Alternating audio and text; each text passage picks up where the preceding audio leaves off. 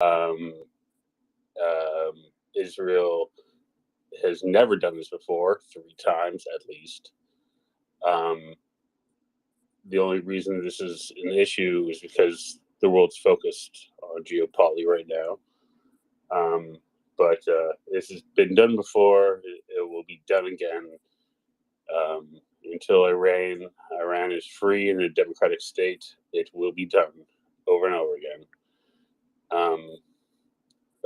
Yeah. What else can I say? Um, uh, um, I'm hopeful for a peaceful and democratic Iranian state. I don't think Israel needs um, uh,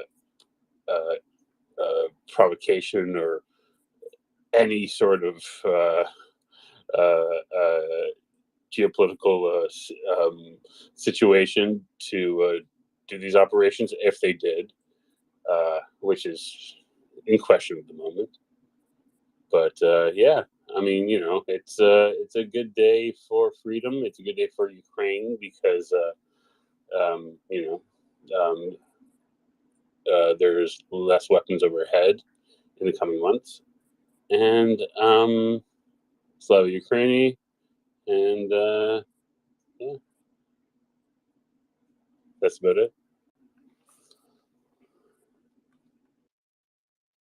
Hello, I'm Slava. Yes, and that's really the most important bit of that summary, right? It means less stuff flying overhead at Ukrainian cities. Easy. Where were we? Let's go to Smurfies and then back to Jonathan. Smurfies. I think Jonathan was first, but Jonathan, it's not. I'll go ahead in a few seconds if you don't speak up. Okay. I think this might be the first ever visualization of the damn old Jewish space laser ever taking effect here. Because, like you were saying, there's no missiles flying towards Israel right now. So clearly, nobody knows who done it. Space lasers, please. Okay. Excuse me. That, or I mean, there's a few logical explanations, but that's one of them. That's all. Jonathan? Oh, sorry. I didn't. I must have cut out for a second. One thing I did forget about is Israel recently did get the F-35s, the stealth aircraft. So, yeah, someone was saying that Israel did it before. They struck the Osirak reactor, and the world's eyes are currently on Russia and Ukraine. So yeah, anything's possible, but no reports from family yet. Sam, boom. I'm going to maintain it's a district heating installation. Finance, morning.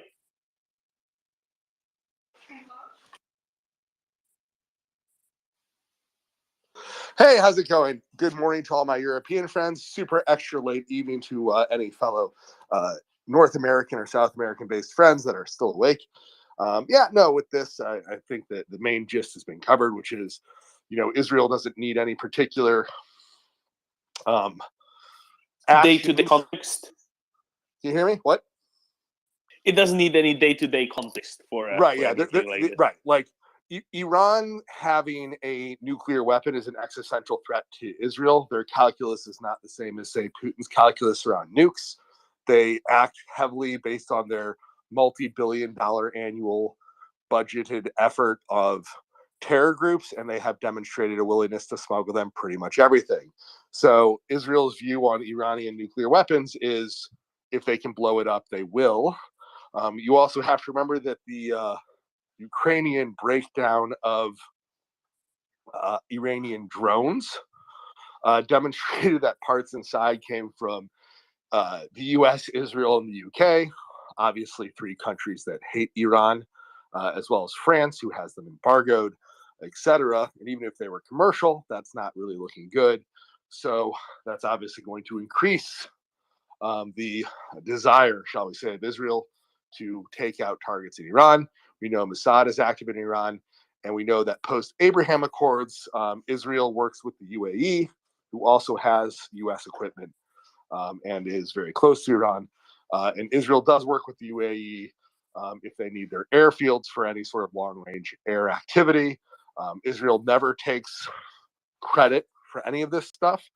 And it's not like Iran doesn't have plenty of other enemies, both external and internal. It could have been any number of Sunni nations would have lots of reason to take out Iranian weapons facilities. Again, the aforementioned UAE, Saudi, etc.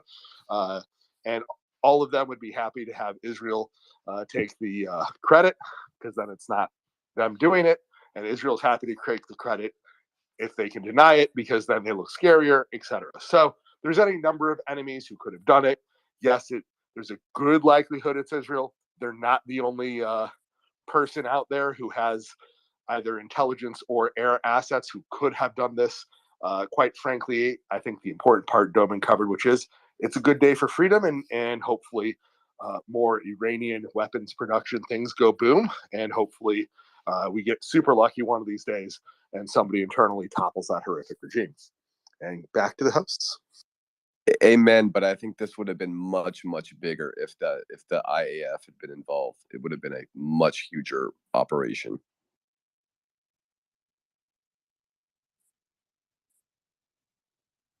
But that's why they did it when they did, or whoever did it. Or yes, do you understand? I'm not someone sure. wake up Yehuda. Wake up I'm Yehuda not- right now. Hey, I'm not entirely sure. I literally have. I'm literally. Yehuda's a Canadian. I'm an Israeli. I'm telling Donnie, you. am I not audible? You are, Okay. sir. Okay, so I don't think that Jonathan was quite correct in saying that. Oh, if this was done by Israel, it would have been bigger. If it's true that it triggered a 5.9 on the Richter scale earthquake, it could hardly be bigger, because that's equivalent to a 15 kiloton of TNT explosion. That is really big. That is like if Kobasna ammo dump went all up in flames all at the same time. Not all blew up, but all blew up simultaneously. That is a huge thing on its own. So don't discount it. If that is actually what happened, that is absolutely massive. Right, but I meant like multi-day. I mean, it always has to be a first day, right?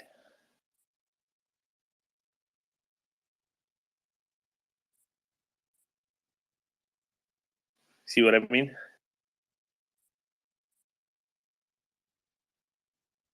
No, this isn't the Super Bowl when you have days scheduled, where you know when the second day is. There's always tomorrow. There's always today. It's a Sunday, though. Isn't Sunday a day of rest? That depends. Well, for us Jews, it would be Saturday is Shabbat, and Sunday's only the day of the rest for Christians, which is definitely not the majority religion of anybody discussed here. So fine. So would you say that then it makes Yeah. then it makes more sense because the strikes happened right after Shabbat was over, and then it gives you extra space and extra consecutive days, the greatest number of consecutive days. The IAF is more than happy to go to strike on Shabbat. So yeah, I have no idea. As I said, there's plenty of choices. The IAF is most likely, but they could have been working in coordination with other of the Sunni armies. Iran has a very wide share of enemies, so let's just hope it keeps happening, right? Hopefully, someone starts hitting some Russian ammo dumps in the same fashion. I want to hear from M. I'm pretty sure this is an Egyptian plot to make the Israelis look good. So if M is in the audience, please. Okay, and let's go to Ivana. Hello, Doman Mockers. So I really like a good causality chain, and I'm passionate about seismology. But I'm sorry, the earthquake took place at 9:44 p.m. local time, and the first explosions were reported after midnight local time. So I do not think there is a link between the explosions and the earthquake by sheer timeline occurrence, let's say. So it would be nice to speculate on this, but I don't think they are. The earthquake was created by the explosions. In theory, it could be, but in this case, I really think it didn't. If you find some other reports about the time of the explosions, please share them. But the earthquake is documented at 9:44 local time. If that's the case, I can posit a hypothesis that earthquake set off alarms in certain areas that took action. If you understand, yeah. So you mean That like makes it. like That them makes a lot of testing sense. something underground or something like this? Yeah, they were testing something. Some sensors went off, and everybody went into their planes and took to the air. That makes a lot of sense. Anyways, Finance? There's always that possibility that there was actually an earthquake that happened to occur on the same day as some strikes were scheduled, right? Because we know, like, because it looks so much like Donnie's explanation, totally valid. I'm not saying it's not, but it's kind of like I pointed out with what happens if Vladimir Putin actually dies of natural causes in his sleep, right? He's old, he has questionable health, for which reason plenty of people speculate, but he's over 70, he's not in good health. It is totally possible that he just dies in his sleep, and not a single one of us would think that it was the natural causes, right? Like, it's totally possible that the Israelis or whoever it was, the Saudis, the UAE, had strikes planned for today, and then actual earthquakes hit. But like, now nobody will believe it's an actual earthquake. But no, I think Donnie's explanation also makes very good sense, and sadly, that is the more frightening one. Was Finance? the penguins? Also, finance, remember, gravity is a natural cause. Eamon, go ahead. Yeah, I have a question. So, for the last year, we've been talking about Ukraine's territorial sovereignty, and how that's been violated by Russia and how they've been attacked ruthlessly from across the borders. But one question I have is, at what point do we ask ourselves, should we be advocating for the violation of other countries' sovereignty? If Iran was attacked, their sovereignty was violated. So, which do we actually believe, that countries should maintain their own sovereignty? Oh, that's easy. So if you're making drones and ballistic missiles, then you send to a different country who then uses them to strike civilian population centers, and somebody takes out the factories or the storage facilities where said weapons are stored. Makes kind of sense, right? Makes sense to do that rather than to wait and see if this loitering munition is going to be launched at Ukraine and flying towards a civilian site, and only then try to take it out of the sky. Best, to do that ahead of time, because it's not exactly a dual use thing, right? It's not like, yes, it's a loitering munition, but it also doubles as a washing machine. So you can't really know which of them they're going to use it as, or which use is intended for which particular one, right? It only really has one purpose. And that purpose is to be launched at various civilian population centers to try to inflict maximum damage. So if it wasn't just an earthquake that set off a series of accidents in poorly run munitions factories, then it's a little bit different, isn't it? Daniel, please. I hear something about, sorry, I hear something about sovereignty of Iran was break by someone. Did you look at Iraq destroyed 10 years by this nice called country mullah regime?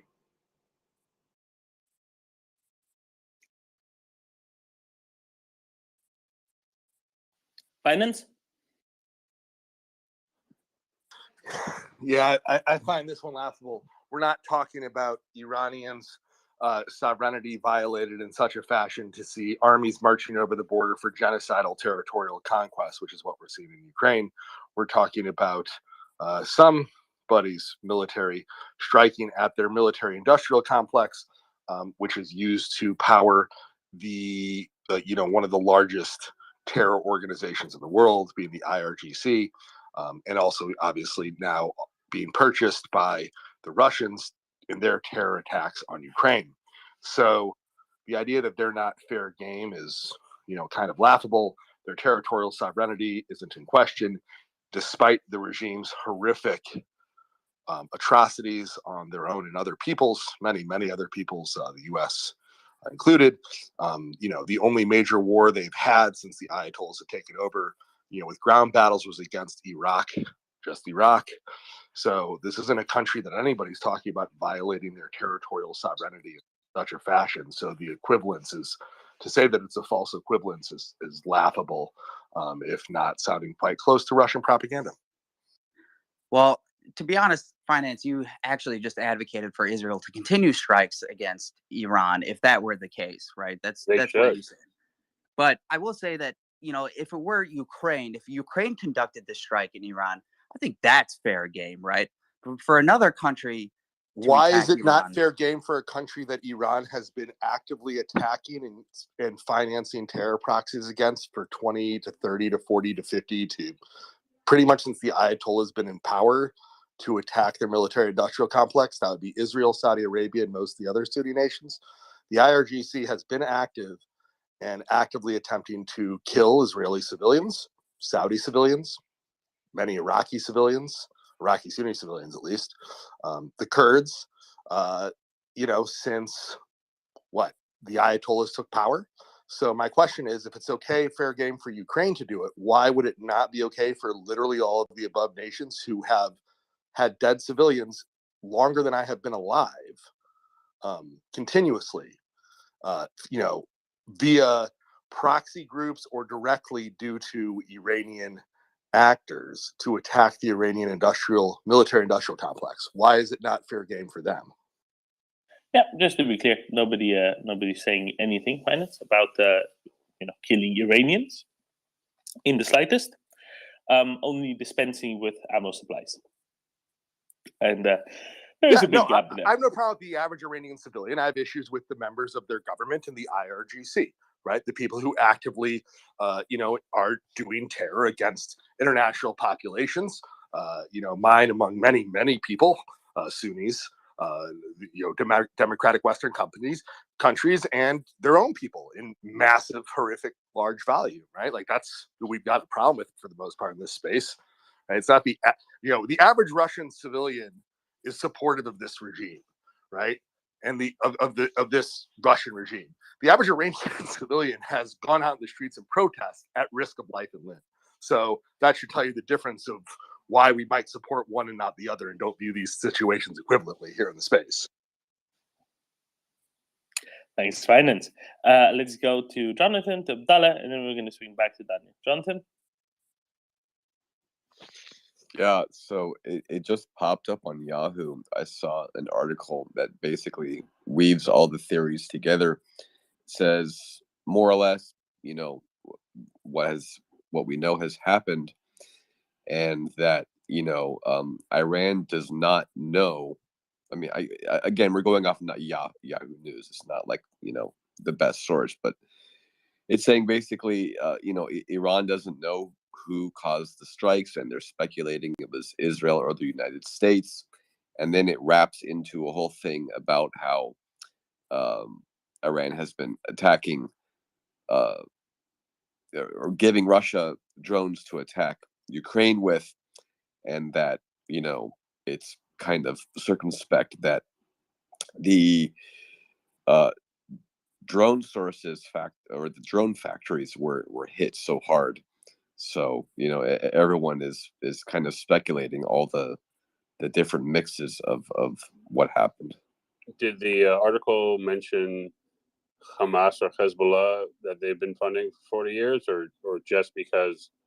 Oh no, this was just like in the moment. Yeah, so it's only it's good. Okay. Jonathan, can you scroll up and tell me who the authors of the article are? Because Yahoo News does have like Michael Weiss write for them sometimes, and he's pretty good. Let me look. It's this one says the new voice of Ukraine. Oh, okay, yeah, fair enough. That's a reasonable outlet, in the sense that I read them quite a lot nowadays. Abdallah, please. Hey, thanks again, Doman. Yeah, sorry, I'm at work, so I couldn't respond to finance when he was talking about nukes. So I just wanted to say that if Iran were to get nukes, if they were allowed to get access to nuclear weapons, I think the major powers in the region, including here in the UAE, will be obliged to respond in kind, and that's why pressure against the mullahs must remain. So the U.S., especially the U.S. and Western powers, they have to keep up the pressure. And the other thing I wanted to say was that finance is right. The Iranian Revolutionary Guard has been a menace in this region with proxy groups, and now they're trying to help the Russian dictator destroy Ukraine as well, which they are very, very up to with it. And finally, Iran is not going to admit who was behind yesterday's attacks. They are currently in the middle of they're trying to crush an uprising, which I think they have accomplished almost 90%. And to admit that someone else was behind, that they weren't able to meet the challenge of yesterday's attacks, they will provide fuel to the fire for these protesters. So they're not going to admit anytime soon. And that's all I wanted to say, Doman. Thank you so much. Thank you, Abdallah. Yeah, that's quite right. But also at the same time, I will say, no, you're looking at kind of an odd case here, where nobody really wants to take responsibility, because what matters is what is done, not who did it. Where were we? Daniel, please. Oh, he put his hand down. Very well.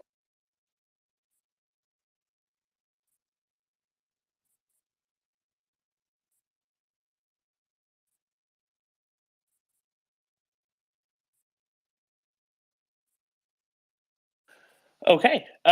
So outside of what's maybe or maybe not been going on in a chunk of Iran. Andy, do you want to carry on with this? If you want to carry on with this, feel free. It is big because it's fewer things that are going to be attempted to be launched at Ukrainian cities. So certainly a worthwhile thing to talk about. Andy? Yeah, very great news. I would just add to what Finance said. The Azeris are a majority Shia country, so it's a co-religionist party for the whole region. Really, nobody likes the mullahs in Iran, and great news. Good to see a lot of my fellow Red Sea pedestrians out here. I don't like people talking about the space lasers. We got to be quiet about that. And remember, as our our fellow Red Sea pedestrians in Israel call it, it's just Liechtenstein attacking, if anyone. It's only Liechtenstein. Although I do like this heating plant scenario. That's new, and I would roll with that too.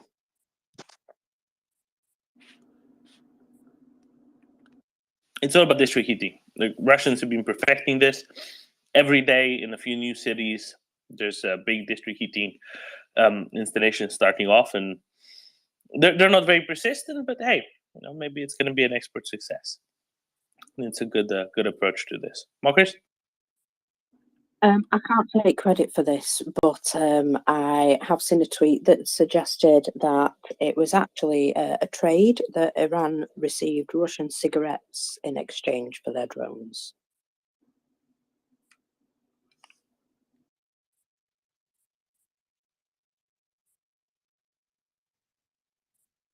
That's almost as good as the district heating one, I think. Jonathan?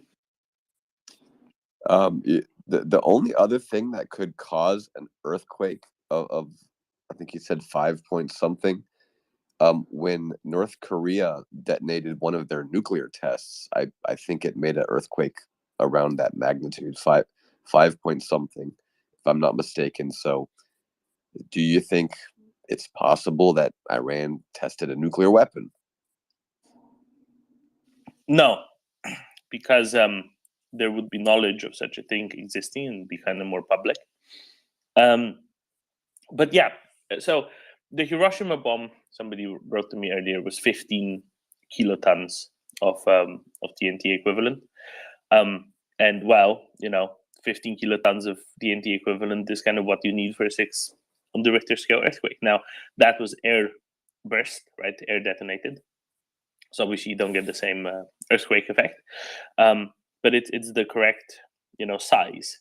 Now, it could be, hypothetically, maybe, but by now, every advanced intelligence service would know this, because there would be sensors and detectors going off in there. I can tell you for a fact there are sensors in the Mediterranean that forget the Mediterranean. The Persian Gulf is full of them. So much closer. They're right? literally in Iraq. We have there's no need for NATO or there's sensors in Iraq that are owned by other people. Anyway, it is how it is. If it were that, now the size matches, but that's about the only thing. Nothing else fits it. So it's fine. It's whatever it is. We'll see eventually. They're going to tell us. Apparently, there's been many earthquake reports in the area on the Iran-Turkey border in the last 5 to 15 hours. Makes sense. Could well actually be, a well-placed earthquake and a poor set of health and safety observations in munitions factories. And frankly, that would make perfect sense. Honestly, that would be fantastic. That would be kind of the best possible of all. It would be very, very Voltaire Candide-like, right? Everything is for the best in this, the best of all possible worlds. Daniel. I want first to tell everybody, don't take Shia Islam, which is not very popular for the Sunnis, like something, is a Iran thing, and Azeri, Alawi, South Iraqians are in the same Can I boat. simplify this, Daniel? Let me simplify this real quick. So the idea is that things just run down ethnic lines, or in this case, denominational lines, is not appropriate anymore. Not even in this context. It's a heuristic which tends to now fail more than it works. So we can just kind of leave it out of analysis a lot of the time, and you'll probably be closer. Carry on, Daniel. First, the Mullah regime in Tehran is duodeciman. Duodeciman is nothing close to Alawi. Azeri are anything but religious. In south of Iraq, the religious leader who, in fact, has in custody the most important places for the Shia Islam is anti-Iranian and is anti-Iranian for decades. His father, I think, was a bit anti-American. We had an insurrection in that city, but he leads a political faction, anti-Iranian, because when you see a tank, he will say to you how much bad Americans did in Iraq, failing to comprehend something very interesting, how much bad pro-Iranian militia founded by Iran, armed by Iran, destroyed Iraq, destroyed the political system, how much Iranians act in Iraq like a disrupting force, similar like Russia in proximity of their countries. Iraq is a victim not of Americans, sorry to tell you that, of Iran. Always Iran and Turkey are the countries who disrupt. And I was very triggered by that idea of we break the territorial integrity, the sovereignty of Iran. Really, when you put a ballistic missile to hit North Iraq, that is break of sovereignty. When you go to the oil tankers in Persian Gulf and you attack them, seize them, what is that? Every country in Middle East is in danger because Iran, not Americans, not Jordanians, not Egyptians, not even Saudis.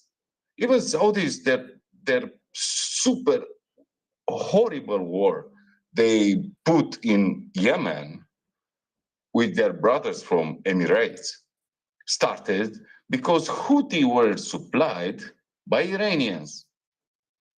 We forgot Chinese sending warships in Yemen to extract their citizens?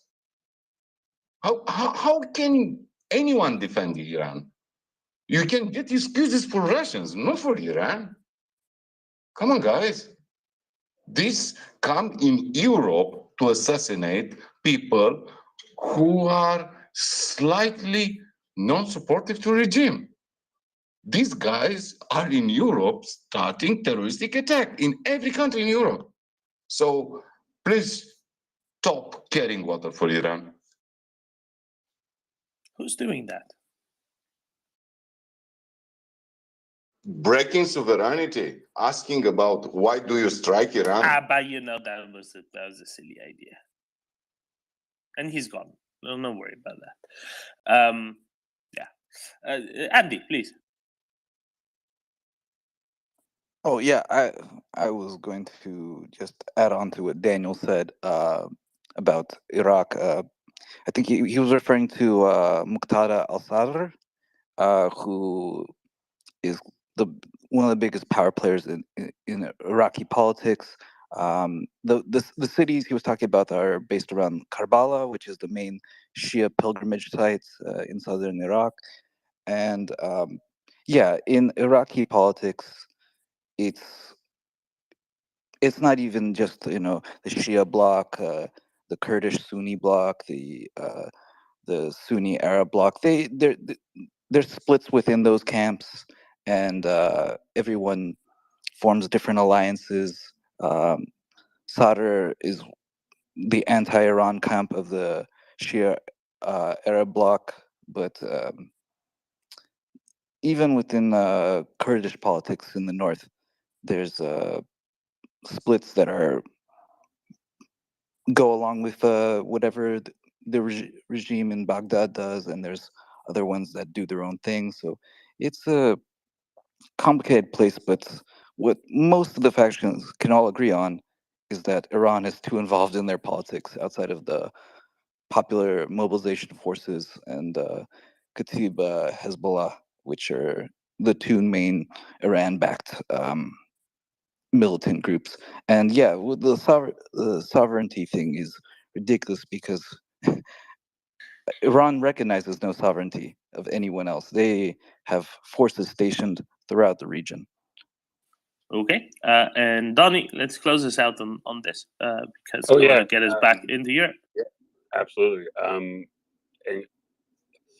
And I will close this out with saying, Andy, I heard your family history yesterday or the day before, and it mirrored it exactly mirrored my family's family history as Soviet Jews. We're Lithuanian, but besides the it was identical. Like the I could have replaced your voice with mine, and it would have been the same story. So I just want to say thank you for telling it, because I thought I had a very unique story in Canada being this escapee of Soviet Russia, yada yada, and or my family, and your story was identical, and it just makes me think that there's so many more stories exactly like ours, and I want to just thank you for telling it.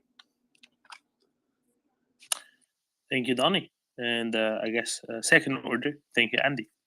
Now, Daniel, I want to ask you about your thoughts on the other big development of yesterday, which got overshadowed by all the other stuff. The Czech presidential elections returned General Pavel as the new president of the Czech Republic. The guy whom Orban was supporting didn't win. Any thoughts? I'm sure you have some, and I think we can maybe glean some other lessons from this going forward. Don't play pro-Russian, please. No, my talk. Easy. And Babiš was a corrupt piece of shit who took money from European Union. And I'm glad Czechians do the right thing. And I hope it will happen similar in Bulgaria. And it's possible Romania to get early election also. And it will be fun. So Babiš, the counter candidate, now lost 3 elections in a row, even though he has the largest party in parliament. They're in opposition because the other ones kind of didn't want to play with him anymore. And ahead of the election, ahead of the presidential election now, he also said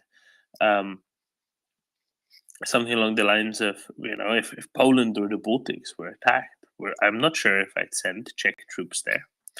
And then in the next TV debate, General Pavel, who used to be the chief of the general staff of the Czech Republic, so the highest ranking officer, and then after that was the chairman of the NATO military committee, brought him a framed text of Article 5, surrounded by all 30 flags of current NATO states, and handed it to him in the final debate as a reminder, just in case he gets elected, of what the rules are. And I think that was particularly interesting. I hope every country in the European Union, and I mean everyone, including Polish, will never forget the values. Stop meddling with justice. Stop supporting corrupt politicians who took the money and say the enemy is there or there, never assessing their populist agenda. I hope everybody wakes up in one day and say, it's a shame the French vote for Le Pen for 40%. It's a shame, like Germans, to vote for Der Linke and AfD. Because Finnish are worried they 4% mad people with affliction pro-Russian. But never forget, democracy is not just about elections. Elections are just a small part in this. If you don't have independent judiciary system and you are not ready to protect and you are not ready to put every politician who is corrupt in jail, if you don't try harder to support independent mass media, even if you don't like it, if people you are not agreeing with, you will not understand what does it mean democracy. If you want to go to women's uterus, you have a problem. That is not a political stand. If you go for somebody what he loves because you are not agree, that is not politics. It's just bullshit. If anything in your impression, partisan position is similar or close with United Russia, Putin, Kadyrov, and Prigozhin, you are a despisable human being. You are not an European. And people who support this agenda must be named and shamed, Americans or Europeans or everybody. Stop supporting these conservative values, religious stance, sexual tensions, all these stupid things. Let's be reasonable. We'll have another things, not just wars. Okay?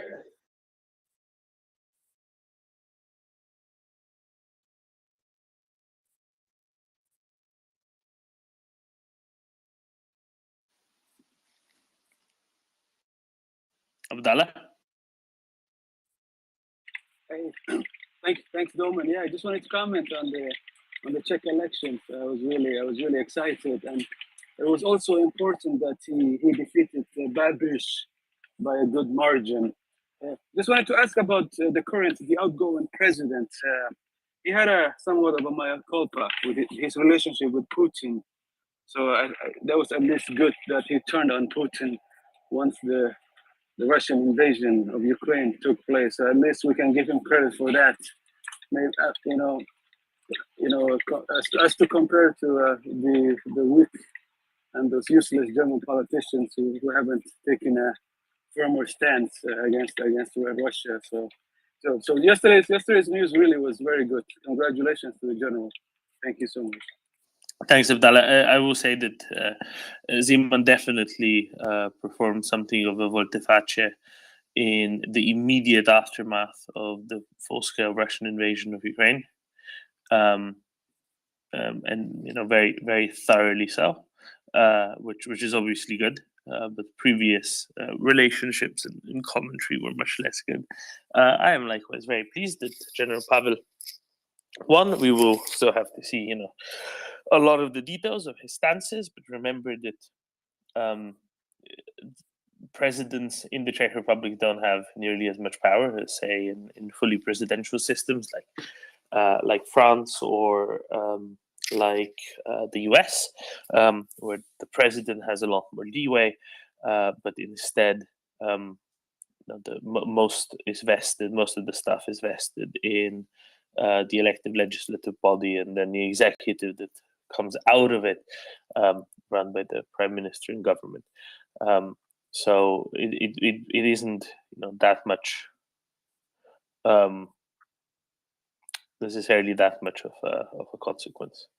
But it's very good, obviously, and the president is seen rather also as a moral leader, and that's a very, very good idea as well. So just wanted to highlight that one. The other thing that I think we've not touched upon enough yet is, of course, the HIMARS that came around to visit Ilovaisk, and especially the Ilovaisk rail yard. Ilovaisk is a major train junction in occupied Donetsk, and of course the history of that and the betrayal in Ilovaisk is known to all, I think, or at least it should be. But yesterday, HIMARS apparently came and visited and rather dispensed with quite a lot of the stuff that was there, which can no longer, going forward, be used by the Russian occupation authorities to harm Ukrainians going forward, which is, kind of went under the radar with events elsewhere going on, eventing quite as much as they did. But I guess it's good to highlight it in that context. And here comes the man allegedly operating the laser we're not supposed to talk about. 1 second, guys. No, just let me turn it down. Put on level 5. Yeah. Oh, sorry. Just with some friends here, and we're lowering the space laser setting from 9 to 5. It looks like our work for the weekend is done. Apparently, there were some serious barbecues in Iran ahead of Nowruz celebrations this spring. We wanted to help out with some fireworks. I shouldn't joke like this because there's probably some interesting individual somewhere listening. I knew it. They have a space laser. And anyway, so see Finance is here. And Danny, oh my God. Donnie, Danny, I mean, uh-oh. I think they're on to us, guys. Yeah. Check it, bro. Shut. We want to let everyone here know that you can mark on your Facebook that your space laser safe coming up. All right. Anyway, I'm just being bad. Wow, so a lot of stuff going on. Shiva Tov, Donnie and Finance. We have definitely get to bed, guys. We have our meeting at 11. It's bring your own shovel day. I was once told that we do have meetings weekly. Take over the world meetings. I don't know what to say to that. Okay. How come you didn't invite me? Let's see, Jonathan. I'm 50-50 on you. You can go either way. Is it Jonathan or is it Jonathan? If I'm in Israel, it's Jonathan, of course. All right. Well, this is getting a little too Jewy even for me. Too many of us were sending the wrong message. The Russians. I've been fighting with one individual. By fighting, I mean just getting angry at my screen. Orthodox canonist. We fear not the tanks of NATO, but we only fear God. I mean, God hates you right now, buddy. He's not your friend. We know he's our relative, according to you. So I think it's time to smarten up. Sorry. Frisky in the morning. Balmy -4 degrees in Toronto. Mild snow. Winds blowing 10 kilometers per hour to the northeast.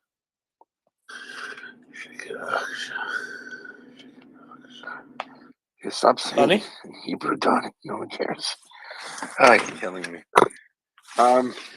So Iran, what are we talking about? This is a lot of stuff going on here. We mentioned the new tanks. We mentioned Iranian drone factories falling by the wayside. So Yehuda, someone brought up that this the earthquake happened before the strikes. So I was positing that it might have been a test, and somebody went to action as soon as they saw it on their scales, and pew pew pew. What do you think? Oh, I think that it's a coincidence. Earthquakes happen a lot in that region. And when it comes to missiles, when Bibi gets, no comment on Bibi. I don't want to get in that conversation. It's too early in the day to be upset. But he'll be pro-Putin. No. I've said it 100 million times. Russia is literally not liked by almost every country on the planet. Israel has a historical legacy of dealing with Russian weapons going to its enemies. If anything, Israel's probably got a green light from the West to ratchet up the notch of pressure on Iran and blowing things up. People say dumb things like they can't reach too far. They went to Iraq. I'll give you a clue. It starts with an A and ends with the A, and in the middle is Arabia. They can go there and refuel and land and do whatever they need to do. No one wants Iran destabilizing the world. Obviously, Iran has been trying to get nuclear things out of Russia, and Israel's not going to let that happen. So, yeah, they'll have to find new places to build their flooring lawnmowers, Donnie. The Iranians, that is. Yep.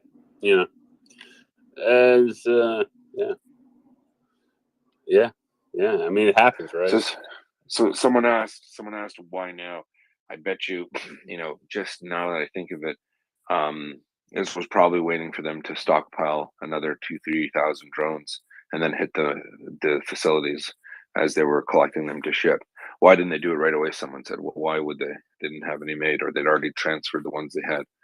So you can let them build up a nice stock, and then pre-deployment, blammo, kabam, like Batman in the 1960s. That's my answer. Yeah, I agree.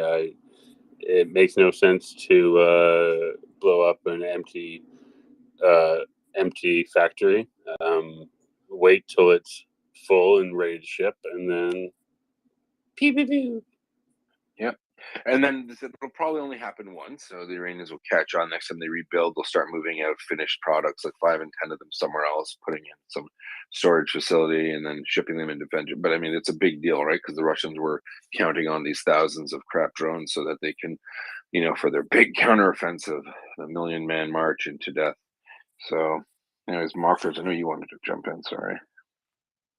Yeah, I was just going to say, I'm pretty sure that the earthquake is just a coincidence, but it may also just be nature having its say as well about the whole situation. I wish, but it's actually not a joke, and I'll tell you why. In parts of the world like that have, let's just say, mega supercharged anti-Semitism, this stuff actually is pretty bad for Israel. Like, they believe it. I mean, there are people in the Middle East that think the Mossad has trained killer sharks, killer dolphins. They can make it rain too much so it floods. It's pretty nuts. So the fact that there was an earthquake around the same time is definitely they have a seismic machine that can and Abdullah knows what I'm talking about because he's heard this all, right? It's absolutely crazy. I mean, it makes me kind of laugh. I feel like, if I ever visited, I would just kind of look at them and pretend to mumble some curse on them and see if they freak out. But yeah. also, it's a very seismic region.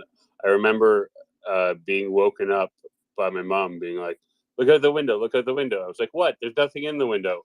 And then I look at the window, and then a whole building comes into view. We were on the 5th floor. We weren't very high, and a whole building comes into view and then goes out of view. It comes into view and goes out of view, and like. Yeah, earthquakes happen. They happen. All right. Jonathan. Yeah, I'm glad you joined, Yehuda. It's nice to talk to you again. We were talking earlier, and first some punk came on and said something about violating Iran's sovereignty, and Daniel Arfire put him down nice and hard because that's kind of BS. Iran is violating everyone's sovereignty. But I was curious about what you thought about IAF involvement in this strike. I mean, the fact that my cousins in Ashkelon aren't reporting rockets coming in, and the fact that ballistic missiles haven't been launched from Iran into Israel proper, that pretty much tells me that it was not the IAF conducting strikes, because that would be huge. But possible, side involvement. What do you think? Well, IAF is subordinate to the IDF, so you can still say the IDF. But I don't. First of all, if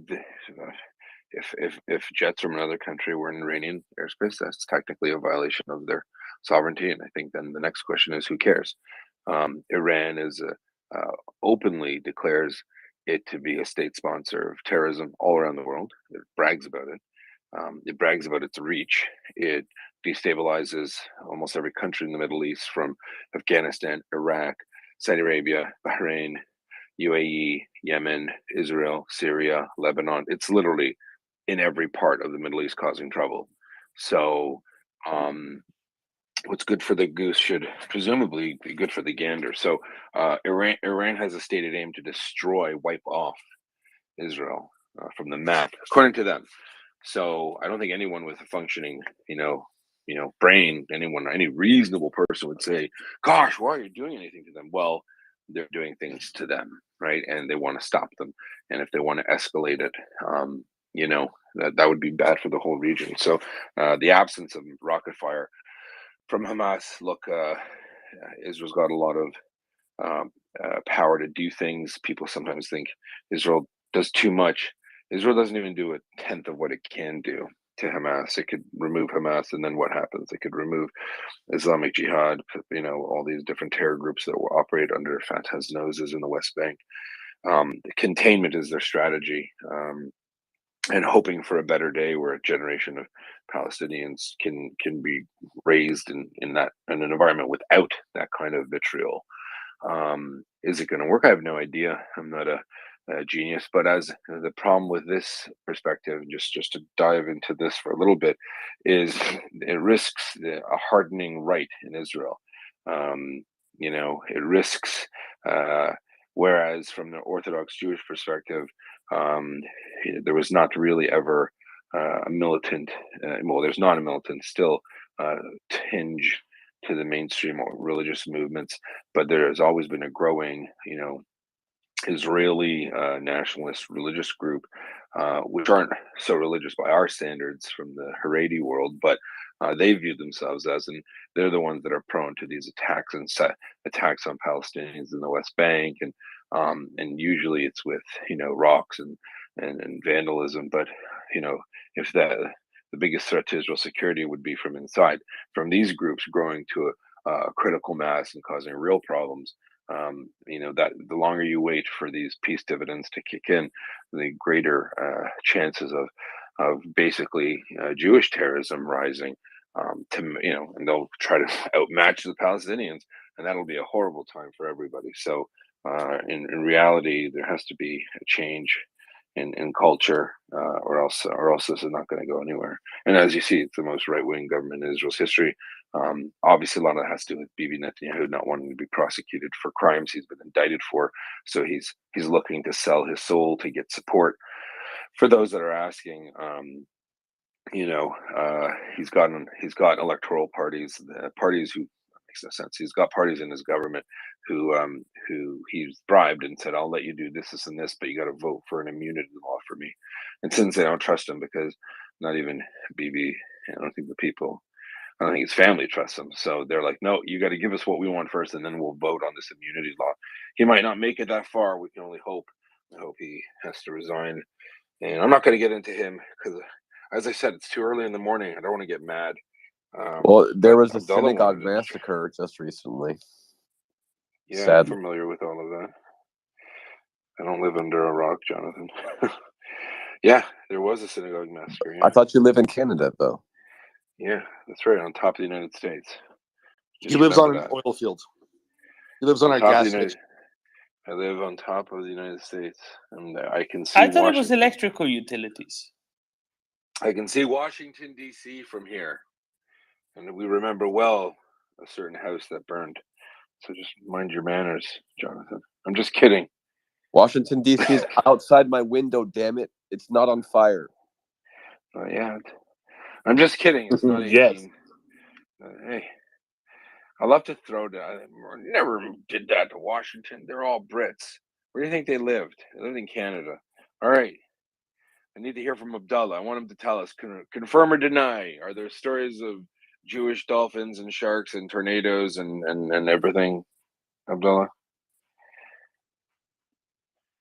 I'll plead the fifth. Abdullah's Yehuda. marked space laser safe. Greetings, Yehuda. Yeah. Speaking of seeing Washington from your window, I can see Bandar Abbas from my window, and it belongs to the UAE. Just wanted to ask Doman, those electric heaters, those district heaters that you were talking about, do they run on gas or electric? Oh, they run on whatever you decide to set on fire. You know, a warehouse, a shopping center, a factory. Apparently, you know, a drone factory qualifies. Beautiful, man. That was great, Doman. You came into it Dude, very Abdullah, we need to inspiring. hear. I need to hear from you. UAE here. Let me ask you. How's the what's the opinion? How do Emiratis feel about what's the news from UAE about this stuff here? What's going on? We're a bit. I said it earlier. We're a bit concerned because we're a bit concerned that the mullahs will lob some rockets at us. The first they'll go. More than likely, they'll try the Saudis first.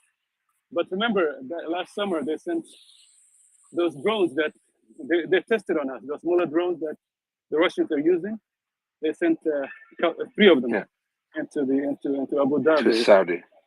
Yeah, and then they sent ballistic missiles to Saudi oil fields. I don't know if you remember, as well. Oh, they sent a lot of them, Endro. Yeah. Yeah, they Of were a course I lot. Yeah, remember. they took out 50% of the capacity. Yeah, that was really something. Well, it was undefended pretty much. It was a pretty ridiculous thing for the Iranians to do. But listen, every time Iran does crazy stuff like that, Abdullah, Gulf states, Israel, the United States, grown-ups say, hey, we're not going to let you are testing our patience. You want to play around. One thing you don't do is upset world oil prices by your little adventures, or your little drone adventures. It's a very dangerous game. I mean, people, the Persian Gulf, as they say. I like to call it the Arabian Gulf in honor of our friends in Arabia. Arabian Gulf. You can't say There Persian you go. Gulf. Never. Okay. Hey, listen. It was called for a good part of a couple centuries, but I think Arabian Gulf sounds better. It starts with an A, so it's alphabetical. I'm going Arabian Gulf. That the Strait of Hormuz is a very small waterway, and with Iranians on one side and the Emiratis on the other. It's a dangerous game they play.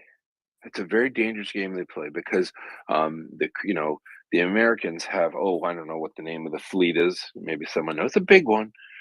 It's got carriers and stuff, and they've got the ability to basically, they can control the entire Gulf. They don't exercise that strength. They don't might as right it. They try to contain Iran, try to be civil, but when Iran gets to the point, there will be no Iranian navy. There will be no little fast boats. There'll be no drones. There'll be none of it. Bandar Abbas doesn't have to exist as a deep water port, and the Iranians need it. It's very strange. Iran is almost like Russia, delusional. We're so strong. We're so powerful. You're not really. You're really not. And guess what? It's not Ukraine you're facing. It's the United States Navy. Probably not a good idea. I'm not a doctor, but I hate to say it, the best thing that could happen for Emirati defense, and I mean the United Arab Emirates, and then Saudis and Bahrainis, and I know you guys don't care too much about Qatar right now, so I won't mention them. But is the Iranians could engage in adventurism in the Arabian Gulf and in the region, and it'll force such a bloody response from Western powers saying, "Hey, we're done. Stop messing around." It's not just you messing around in Yemen. It's you affecting shipping lanes for our industry. And if you mess with our livelihood, we will mess with your lives. It's I hate to say it, that's pragmatic and Machiavellian, but if Iran continues down this route, the warnings they got after what they did to Saudi Arabia were very, very clear. And that shows, I think, a lack of control on the Iranian side, because Supreme Leader made a supremely bad mistake by allowing it to happen or not knowing better, and it happened anyway. So, good points, Abdullah. Thank you so much for saying that. Really, I really appreciate that, because we were a bit worried. I don't remember much, but my father told me that Obama, even though I like Obama was more open to the mullahs, so they felt that they can do whatever they want. That in his time, there was a lot of crazy things going on, and everything that's going on, major fires in the Middle East, Iran has something to do with it, as you know. I don't have to tell you, Yehuda, but thank you so much. Yeah, no worries. And just for those, I mean, listen, people crap on America. Wow, they're a warmonger. They're not a warmonger. They're doing too much. They're not doing too much. If you haven't noticed by now, America is not going to win that public opinion poll in certain countries. The reality is the best case scenario for America is that there's general global peace because they focus on the economy. They want their economy to do well. They need products to run the economy, and things that screw that up are a problem for it. So placating Iran, or giving the illusion that they're placating them is a big deal. Cutting them off at the knees in many other ways, tying them up in diplomatic, mumbo jumbo.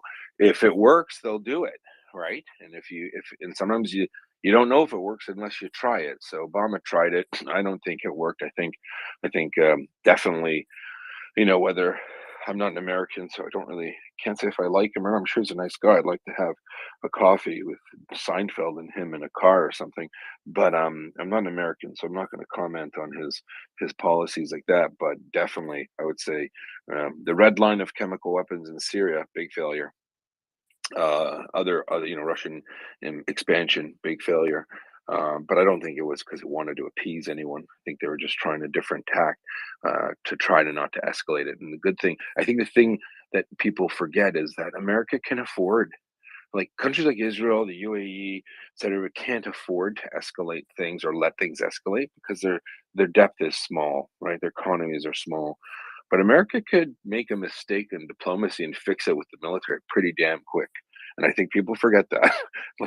It's not like you pulled a fast one over the Americans. No, you've gotten away, Scooby Doo. No, it's the United States Army, United States Navy.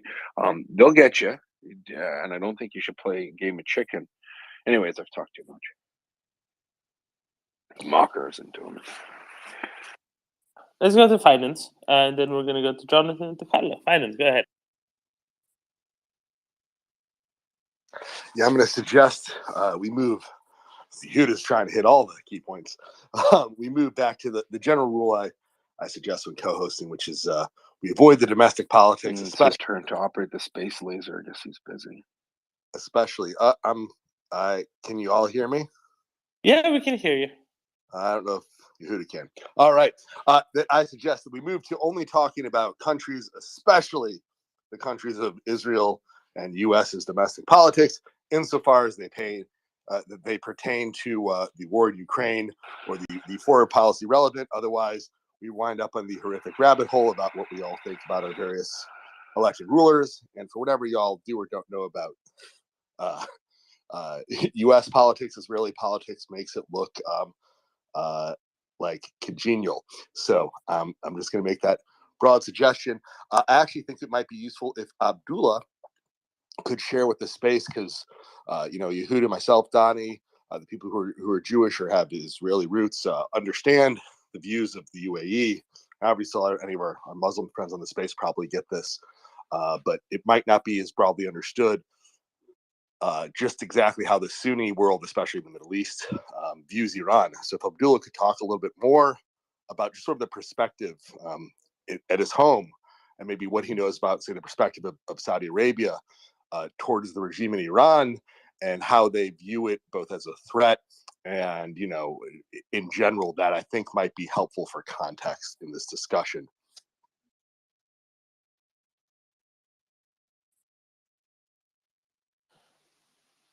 Abdullah, you don't want to pick up on this? A threat, I think that's the principal one, right? A threat to their one really big source of income, and then a threat to the secondary one. Doman, did you ask me something? Sorry, I was reading an X-ray. Sorry about that. Go ahead. Oh, finance was asking you, how did the Gulf states view Iran? What is the political climate attitude to Iran? Let's just say we're not friends. Brother in love. Let's just say we're not friends, to be honest. They are just, they're trying to destabilize our government. They've been, as you know, they've been financing all this renegade terrorist groups in Iraq, the Houthis in Yemen. Look what happened to Yemen. Yeah, in Yemen, and Hezbollah literally, Bahrain. yeah, Bahrain. Remember Bahrain? Yes, Mm-hmm. Hezbollah literally runs the whole country of Lebanon, as state captured by the Hezbollah group. So they're trying to do the same thing with our countries as well. They want regional hegemony. That's the problem. That's the thing. We don't have any problems with the Iranian people. It's just the mullahs. That's their vision for regional domination, and that's why we're pushing back. It's nothing personal, to be honest. It's just that the region, the Gulf region, the countries had enough with the Iranians. We try to placate them, diplomatically, but nothing seems to work. Nothing seems to work. They tend to escalate, just like Vladimir Putin. So that's the main thing. They look at placating and nice behavior as weakness. That's an entry point for them. Like Bahrain has a large Shia population, and Iran focuses a lot even on them. They don't have a lot of power to do anything, but the fact that they're constantly trying to do it, UAE doesn't, and neither does Saudi Arabia. But the Iranians have designs to destabilize the region. A lot of people who aren't from the Middle East don't realize that there is definitely a religious bend, kind of a theocratic fervor in Iran, where for a lot of people who don't know, 10% of Muslims worldwide are of the Shiite movement. What they believe in a different version of Islam, and it goes down to certain religious principles, the infallibility of the family of the Islamic prophet. So they have issues with that, and they very much believe they are the right Muslims and the other ones are the wrong Muslims. So points of contention. Sunnis are quite upset that the Shias cursed the first three Sunni caliphs in the Shiite prayers daily, thrice or 5 times, and there's a lot of enmity between them. Maybe not from the Sunni side to the Shia side so much, but often with Iran, the Iranian regime focus on the differences, and they're very much in belief that their version of Islam should prevail. And how do they do that? Well, they did it in Lebanon. They literally sent Iranian, fundamentalists to live in Lebanon, and thereby destabilizing the country, scaring the Christian and Maronites, the Christian populations of Lebanon out, and causing a lot of problems with the Sunni, the native Sunni population in Lebanon.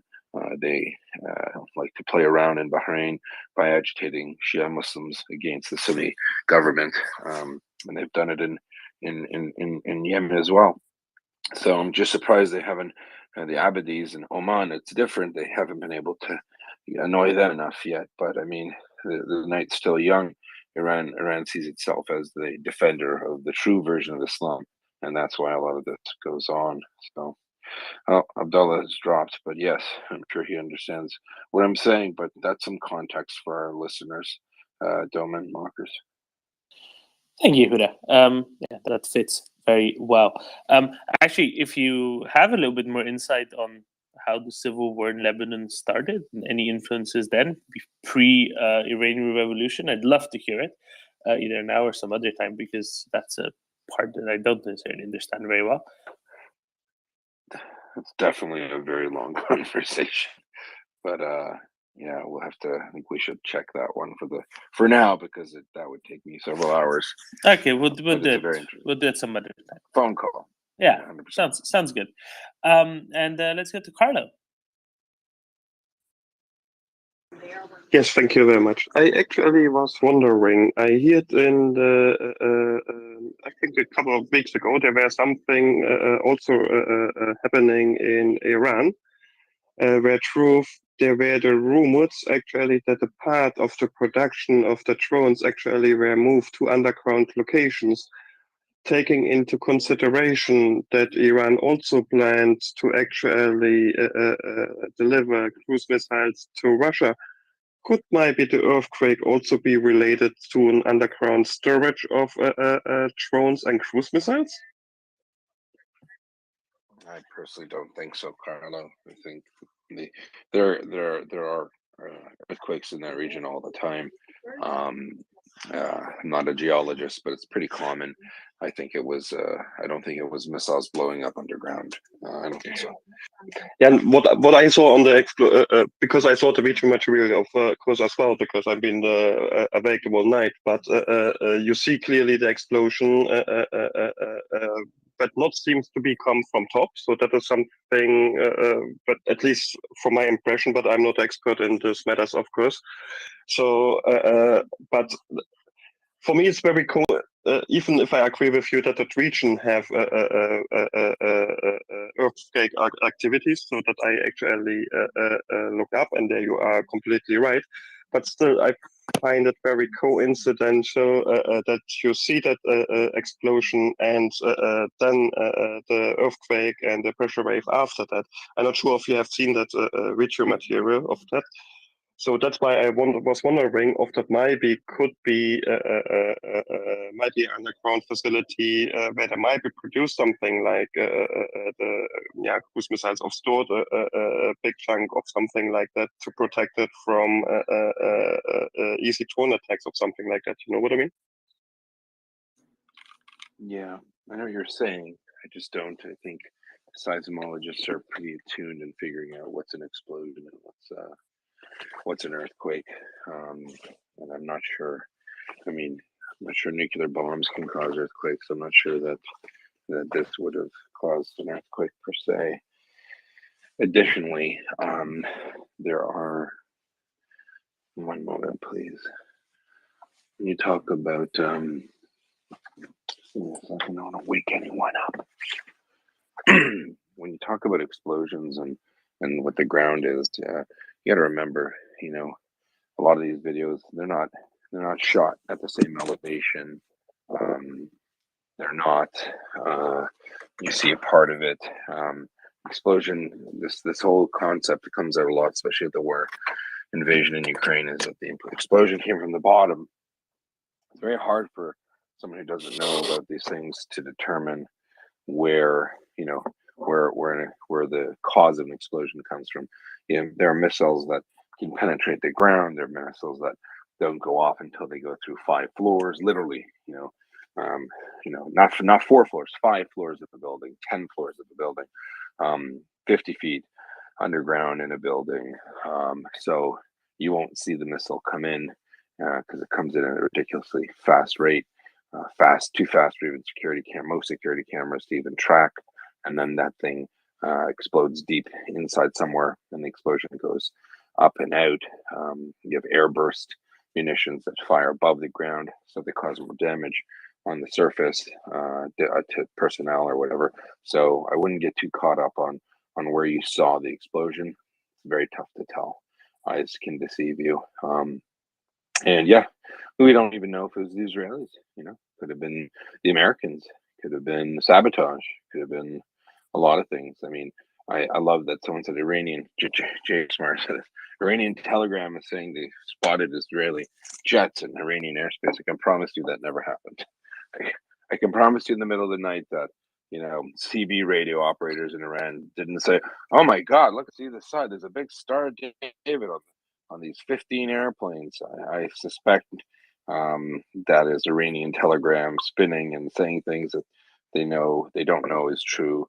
They might have heard their cousin Bob say it, but I doubt it. I doubt that's true. Remember what time it happened.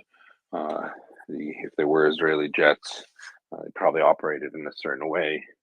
I'm sure they weren't flying clear as day right through. Hi, Iran. They wave their, whatever the pilots do. They wave their tail or they tip their thing and go, "Hello, it's us. We're here from the Jewish state." I don't think that happened. But it helps Israeli deterrence for them to think it did. That's for sure. So I think the Israelis will take it for $1. And just you could have remembered that last time Iranian air defenses thought that there was a Israeli or American or whatnot jet going for Tehran. It was actually a Ukraine International Airlines 737 taking off from Tehran. Yeah, it's a common mistake for very professional militaries and air defense to confuse departing jumbo jets that travel at a certain speed for supersonic Israeli jets. Yeah. I think they got a school. They went to the Russian School of Avionics or something. It was just a question because I think I thought it could be maybe a possible reason because I know that they actually moved something into underground locations a few weeks ago related to drone production. But I also know that. Yeah, indeed. So, but they could have hit the underground facility storing everything. Boom, JDAM. oh, yeah. Well, it's a good point. Yeah, that makes sense The to me. Iranians are so scared that like they literally move everything underground because they're so afraid of the Israelis. Like the Israelis kind of are like the we like to say the movies aren't real, but the Israelis do weird things, right? I mean, there was an entire nuclear archive that the Israelis just stole from Iran. Like we're talking about the Iranian, IRGC going, we will hide all of our nuclear secrets in a nondescript industrial location warehouse in Tabriz, or I forget where it was. They'll never find it. The Israelis not just found it, like they set up fake security cameras. Sorry, correction. They did the same thing they did with the Iranian reactors. They copied security cameras and the feed, and they just kept looping it while their agents went in and stole like the equivalent of like 2,000 square foot of data, and they just shipped it out. People think they shipped it to Azerbaijan, and then from Azerbaijan they flew it to Israel, and that's when the man I don't like, Benjamin Netanyahu, just because I don't think he's a decent person. I don't think he's a good prime minister. That's just me. But I'm not Israeli, so I shouldn't care. But he went to the United Nations and bragged about all the information they got from Iran. That's a true story. They just literally picked it up. Iranians are not like these are kind of like Russian. It's like Russians. I hate to say it, it sounds mean, but the Russians operate like Planet of the Apes, right? Ooh, look at this, and they have sticks and like they see things from the past. They think they're good at it. They're not, and and the Iranians operate the same way. They're horrible. Their security is junk. They're great at beating up 16-year-old girls and killing them.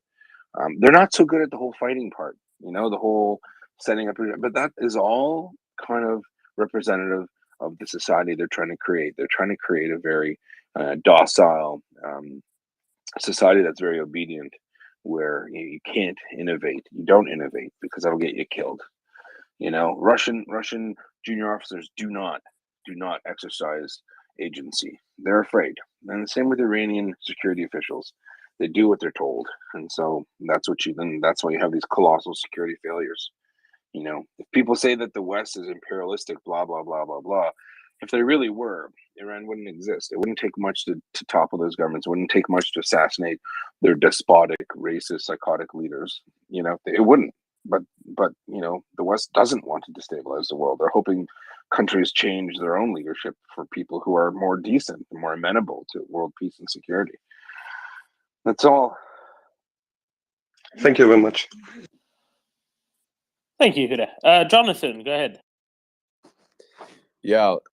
So someone was saying we should link this to Ukraine. I think that Yehuda and I agree. It was not, at least not marked IDF jets above the skies doing anything today.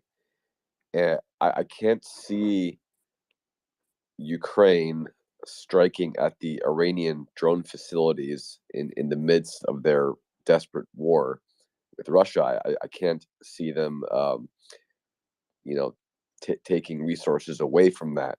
So I have to ask, who else would have skin in the game to want to take out drone facilities in Iran? Are there any other nations that are being terrorized by Iranian drones?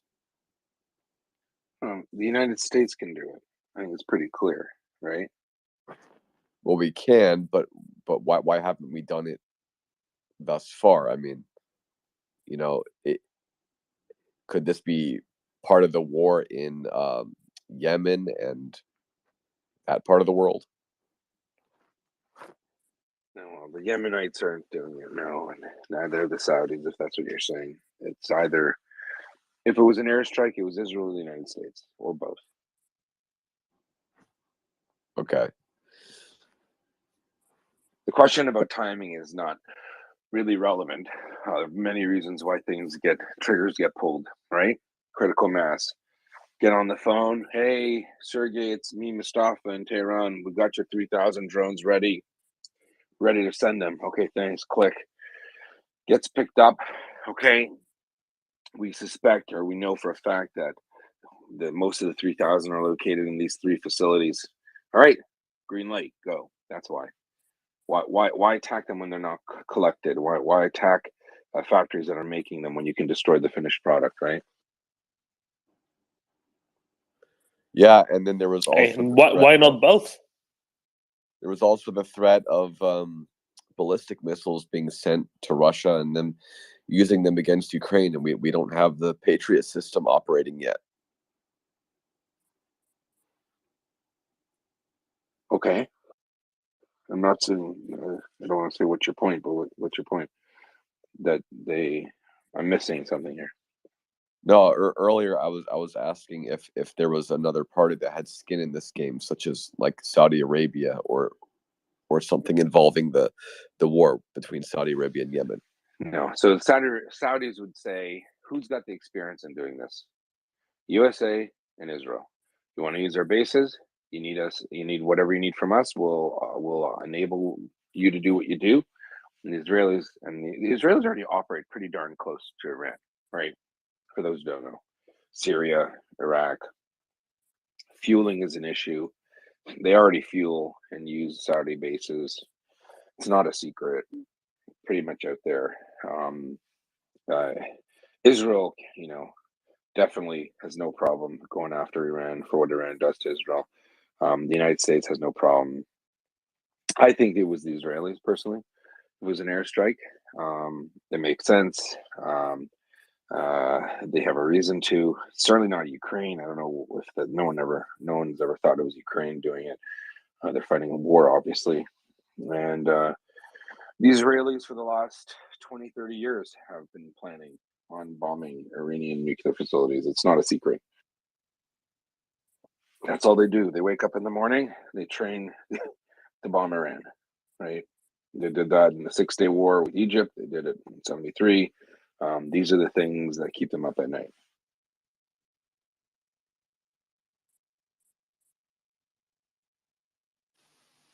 I can't wait for news to come out that actually no, it was just an earthquake and poor management of ammunition depots and factories and whatnot. That there was an earthquake and then stuff blew up because it wasn't stored properly or something. That'll be a wonderful explanation. Igor the Smoker showed up. Yeah, as Mocker said earlier, Iranians gave Russia loitering munitions, and Russia gave the Iranians cigarettes, and things happen. Could be. We will see the calendar boy from Tehran. Yes, the clipboard, the clipboard man. Yehuda? I did not see a clipboard man. What happened? Oh, there's the clipboard guy in occupied Donetsk Oblast, who every time there's a HIMARS strike, goes and poses next to it with the date of the strike on the clipboard, and then publishes pictures from it. And he's like a government employee, and he has a kind of like a self-satisfied smirk on his face most of the time, which is very funny in the context that this was just a rail yard with hundreds of rail cars worth of stuff for the Russian pursuit of war that just got destroyed all at once, and he has kind of a self-satisfied smirk posing with a clipboard and a date on the clipboard. The debut was Antonovsky Bridge, if I remember. It's a different guy. I do know in religious news, an icon stitched by Russian grandmothers and brought to the front were responsible for a miracle last week. A Russian soldier wearing one of these patches was saved after a HIMARS exploded on his head. And it was only through the divine intervention of his Jesus icon patch that saved his life. That was in the Russian news. Good for them. Because HIMARS usually blow up and have patches defend. It's very weird. It's a very weird world, Daniel. Are you scared by that, Daniel? Personal shields of orthodoxy? Yes. No, it's on the shoulder. It didn't just protect his arm though. It saved his whole life from a HIMARS and landed right on him apparently. I read it on Russian Telegram, so it's true. Of course it is. If you are Orthodox and Jesus' mother helped you, you are indestructible. HIMARS to be damned. Might have been a low Mars that got him. Well, it's know, high, and then when it falls down, it's a low Mars, obviously. I can say something about this superstition. I was raised in the summer vacations by my grandmother, and a rural area of Romania, and probably same in Ukraine and Russia, is a mix of Christianity and old habits, old legends, old traditions. And one of the superstitions are things which get you luck, which stop the unluck and stop the curses. You have the priest who comes, in holidays 2 or 3 times per year, but next to you lives the witch of the village, which can heal you. Something similar, and people trust them. And Russians will say, we are Orthodox, leader of Christianity. In fact, is a lot of mysticism and a lot of old superstitions which are more strong than will be the joke of Kirill Moscow Church. The third Rome it is, isn't it, Daniel? Where is the third Rome? It's just justification. That's what Just they call something. it. Yes, I know. After the fall The of Odyssey. Constantinople. Yeah, but Ivan the Terrible is not a good leader, so. Well, you know what? The Russians have rehabilitated. He's now Ivan the Average, so he's working his way up. Goodness. Linda, go ahead, please. Yehuda, I sent you a DM with a picture in it. With regard to the source of the explosions, I got a confession. Wilson, who is the overseer of my Jewish friend Galen, has joined the World National Defense Service, and so he forwarded me a picture, and so I forwarded that to you. All right, I will look at it. Thank you. I have no idea what you just said, but it sounds ominous, and I bet you we have Russian trolls here. They're scooping this up, and they're going to put it on Telegram. They admitted it. They admitted the globalists. It's Wilson. Wilson did it. Wilson. It's called globalism now, not Judaism. Oh, it's is that globalists. What it is? Oh. Yeah, the globalists. Oh, the globalist Bolsheviks is what our friend Orthodox canoeist said. He said the globalist Bolsheviks destroyed Russia. Then there's this other group called Russians with Attitude. He had a meltdown on the interwebs, and he alienated half of his tanky crew because he just went out right into pure racism. Basically said all the irrelevant ethnics of Russia have been using Russia and benefiting from, they've stolen and benefited from the fruits of communism. Interesting. And now they're complaining about being victims. He's referring to how all of the former subjugated people of Russia are sick and tired of them and want nothing to do with them. So he equates Estonians and Latvians and Lithuanians with Kazakhs and Uzbeks and Tajiks and Buryats and all these ungrateful jerks, all the ungrateful ethnic people who just don't appreciate a good time. They just gloss over Stalin as if it wasn't the best time on the planet. I mean, you can't make this stuff up. And these are people that live in the West. I mean, are they nuts? Are they crazy? You know, I have family, friends. I have family who fled Russia to get away, risk their lives, risk being shot in the back by a border guard just to get out of that dump. And then you got these clowns sitting in New Jersey. Well, if only we could go back to the Soviet Union. Oh, how glorious it was! How glorious it was! God, they didn't even put up a fight. They imploded on purpose because it was so crap. Right? Those generals and those leaders in perestroika and glasses, that was 30 years in the making. They knew they were on the back foot since the 60s. But yet it's the West who's at fault, and communism was a great deal, you know? Anyway, it boggles my mind. I'll never understand it. God bless them for being in the United States and being able to spout this nonsense. I think everyone who's ever put on a uniform and signed on the dotted line, you know, to trade their life for their country, just so that people can live and believe the things they want to believe, no matter how idiotic those beliefs may be. At least we live in a society where we support your right to be an idiot. And for that, I guess it's progress of a kind, isn't it, Linda? Of a sort, of a sort, yes. Anyway, that was it. Yeah. So let me know what you think of Wilson. Yeah. Wilson's a cat, isn't he? Yes. That's fine, Domin. Maybe Linda's mic broke.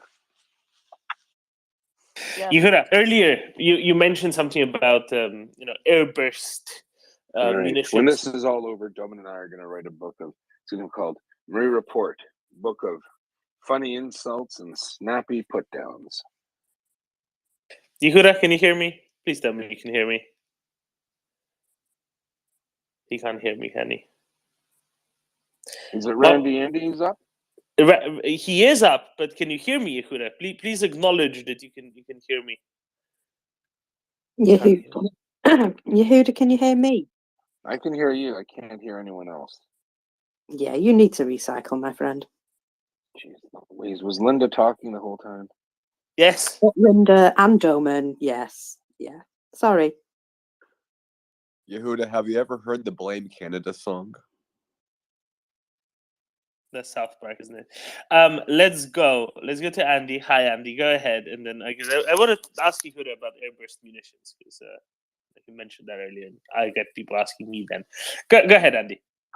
Yeah, I was gonna pitch my thing to Yehuda, but I'll just go with it anyway. Since Yehuda has Tolstoy, I have Russians with Attitude, because He just talked about them. yeah, I listened to him and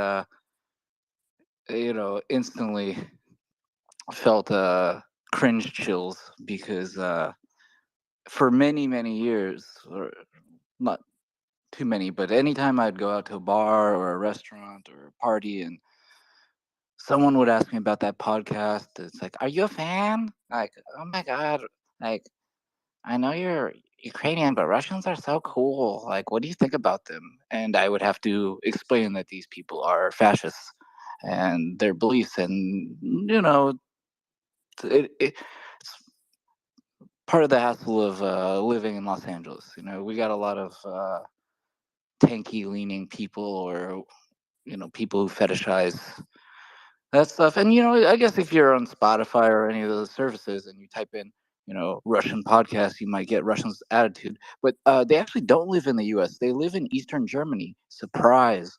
They are Vatniks in East Germany. They've never been to America. They've said that. They've never been to America. That is just their thing.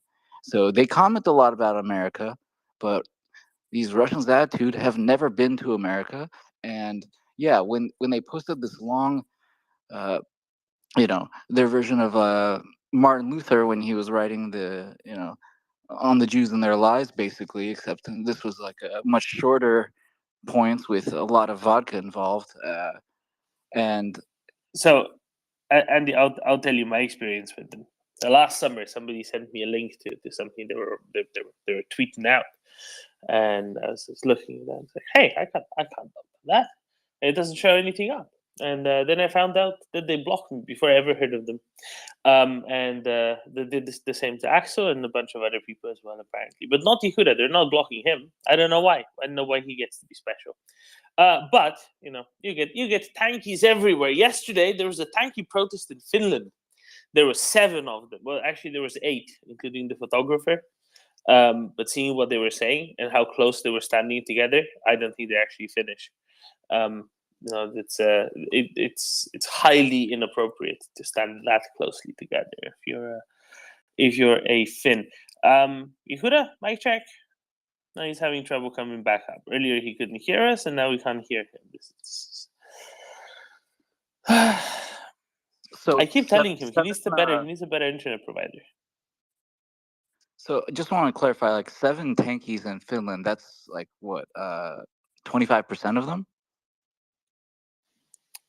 What, of Finns? No, of course not. Or 25% of all the tankies in Finland. Yeah, maybe. Probably. Maybe even more than that. Who knows? But they were saying silly things, and that happens. That happens everywhere. Even nice little places like Finland. Yehuda, please tell me you can hear me now. I can hear you. Oh, I'm bouncing off my Wi-Fi. I'm in the garage. It's -4 degrees. Not a pleasant morning. But anyway, yeah, sorry. What was that? So Blame I had Canada. Blame Canada. Yeah, sure. I'm blaming his internet. Now, earlier you said something that I think was kind of important, and then I got a couple of people messaging me about it. What does that mean? You said something about airburst rounds being used to particularly affect things on the surface that aren't necessarily very well armored. And some people remembered that very recently they heard something about those being in greater use in Ukraine now. Why is that particularly useful for them? Is it going to pockmark the Earth less while delivering more of an effect? Well, no. I'm not a munitions expert, for sure not. But bombs can do different things. They can, they can explode on impact. They can, have a delay fuse.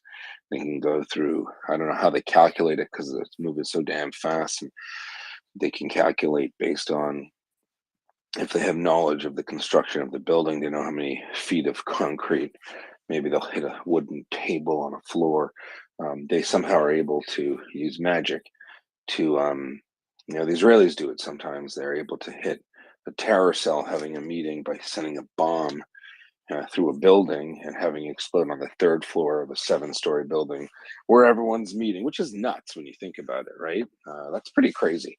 Do they suspect that no one else will get injured? No, but they suspect that a lot less people will get injured if they're able to target the bad guys on a particular floor of a building.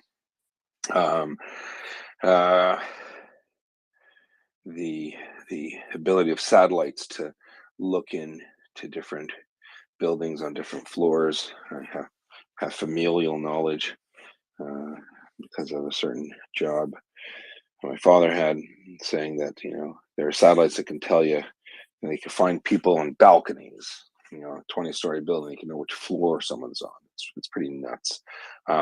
So therefore, you could also target stuff. So munitions are created to do different things. One of the things that some munitions do is they explode above the ground, and the shock wave, or whatever it's called, the aftershock, morning shock, whatever, can do more damage to personnel. So if the Ukrainians are looking to dispatch invading Russians on their territory, a shell that goes into the ground or lands on impact has a certain effect, right? If you're a certain ways away from an explosion that's exploding on impact, a certain amount of people get injured. But if you do it 100 meters, 50 meters above the ground, could be 100 times more people in that area, or it has a larger blast radius, and that can do a lot more damage to personnel and machinery.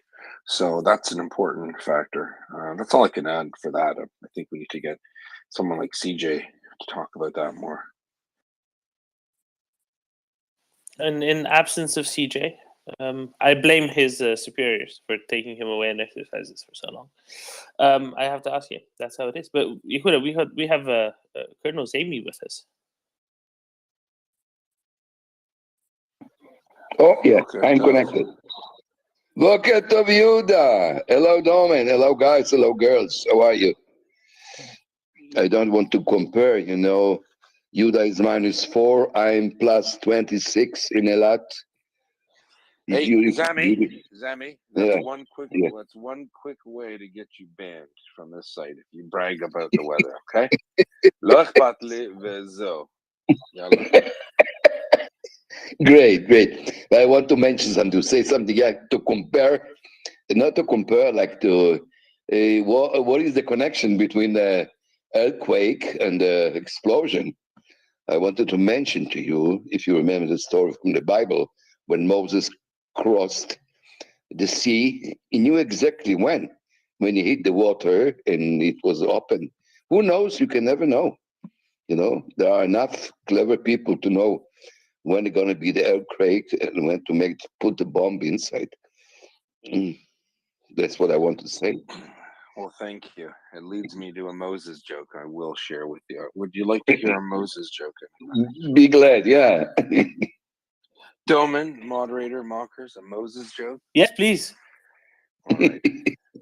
So on top of Mount Sinai, Hashem, God says to Moses, you shall not boil a kid, a young calf, in the milk of its mother. So, as you know, Jewish people don't eat milk and meat, and we wait 6 hours between doing so. And we also don't eat any meat, whether it's beef with milk. So that's the context. So, the story relates that God's telling Moses, and by the way, you can't boil the meat of a young cow in the milk of its mother. So Moses says to God, so you don't want us to eat chicken with dairy. He goes, no, I just said I don't want you to boil the meat of a calf in the milk of its mother. So you want us to wait 6 hours before we eat milk to meat? And he said, no, I don't boil the calf in the milk of its mother. And he said, okay, so you want to make sure that we respect, all, kosher laws. And God says to Moses, whatever, do whatever you guys want. And that is how Judaism started. So it's blasphemous, Yehuda, blasphemous. It is blasphemy, but that's the beauty of our tradition. We like to poke fun at ourselves. The joke is that we're quite legalistic, and we have all these rules. So the one rule gets extrapolated and becomes many. But anyways, it's just a little Jewish joke, little PG humor for an early Sunday morning.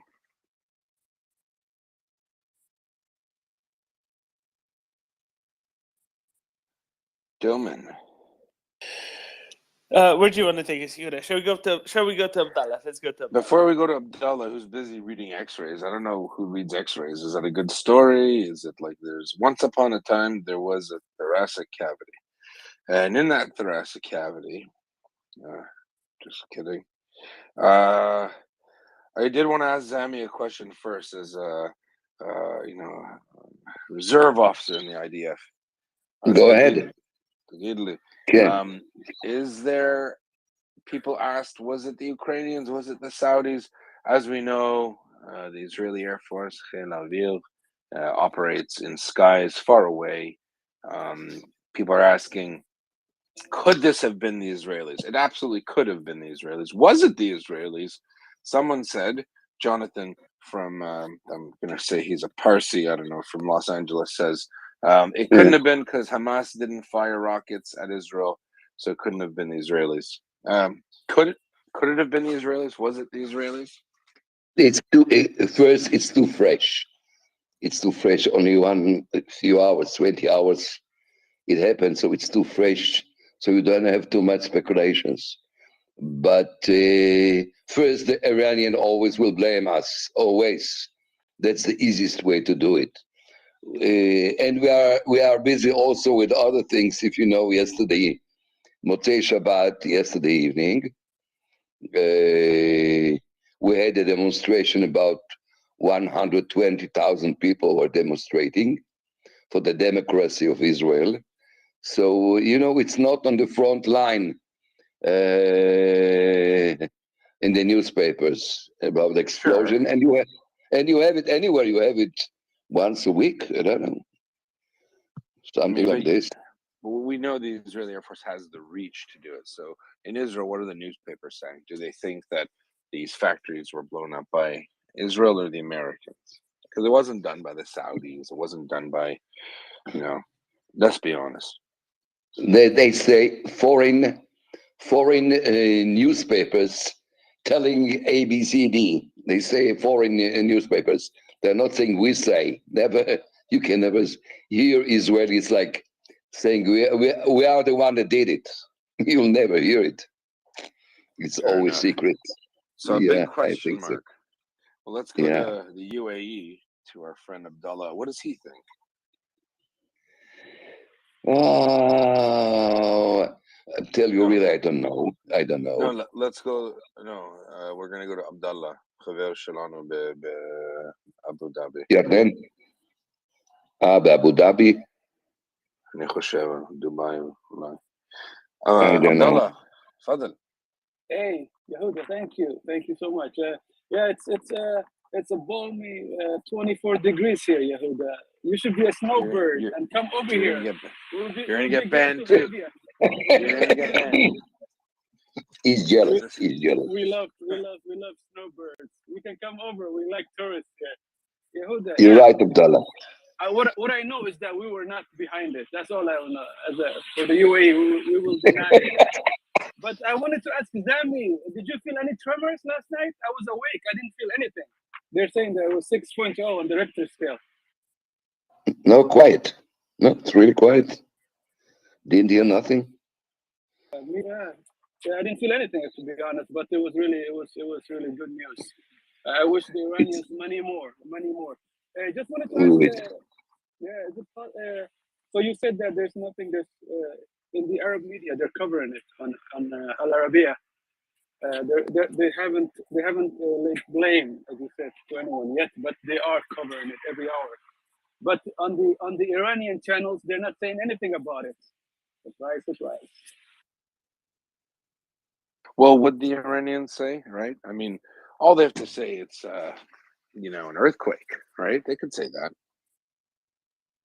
That's true. Iran is prone to earthquakes. That's one thing. That's a fact, right?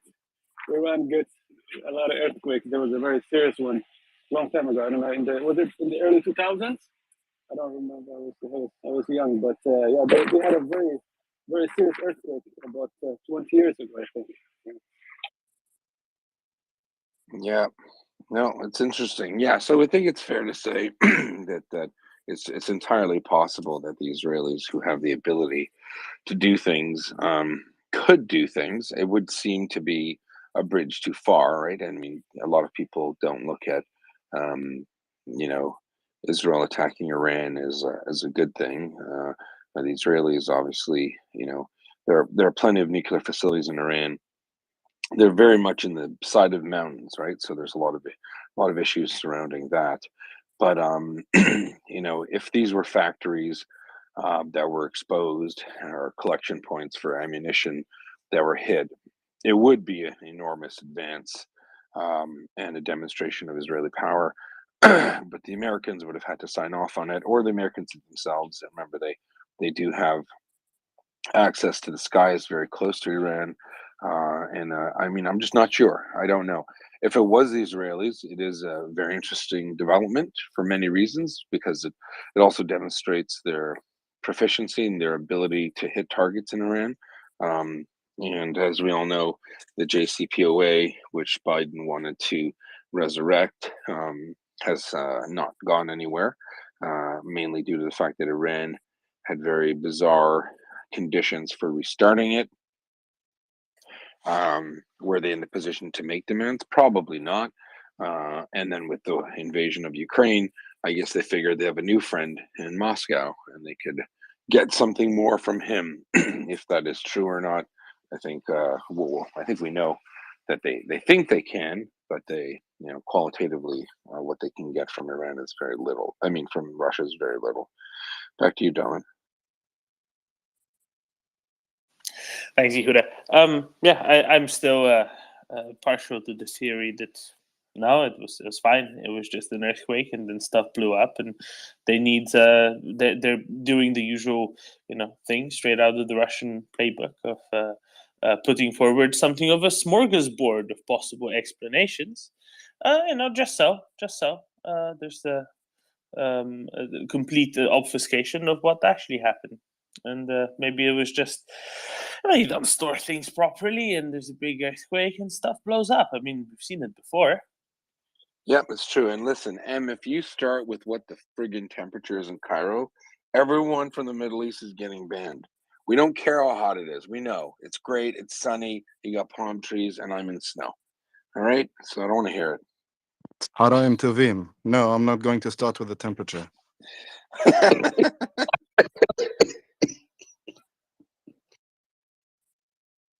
You have an Israeli friend in Eilat, and not so far from you there. Is it 26 degrees where you are?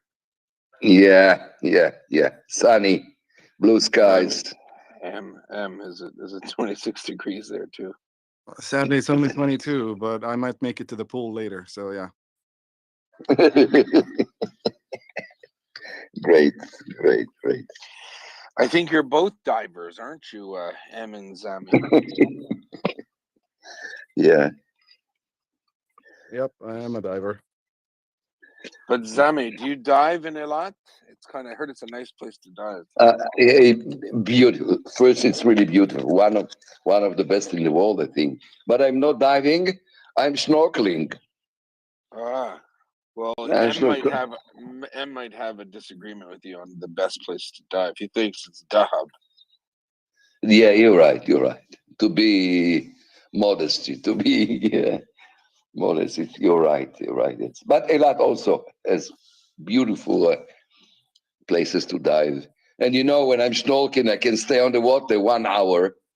So it's also swimming, also snorkeling, a nice view. Beautiful, really beautiful. Yeah. That's where you guys train the dolphins and sharks, or no? For sure. Each one of them, with 2 antennas and a small radar plate on his head. Sure. Anyway, I wanted to tell you something.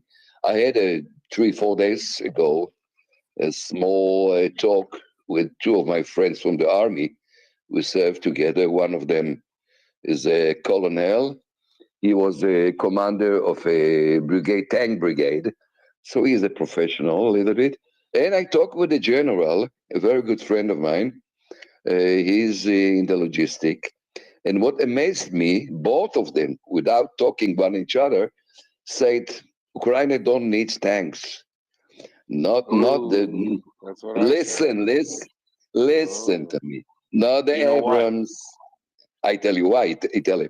It looks more like like a guerrilla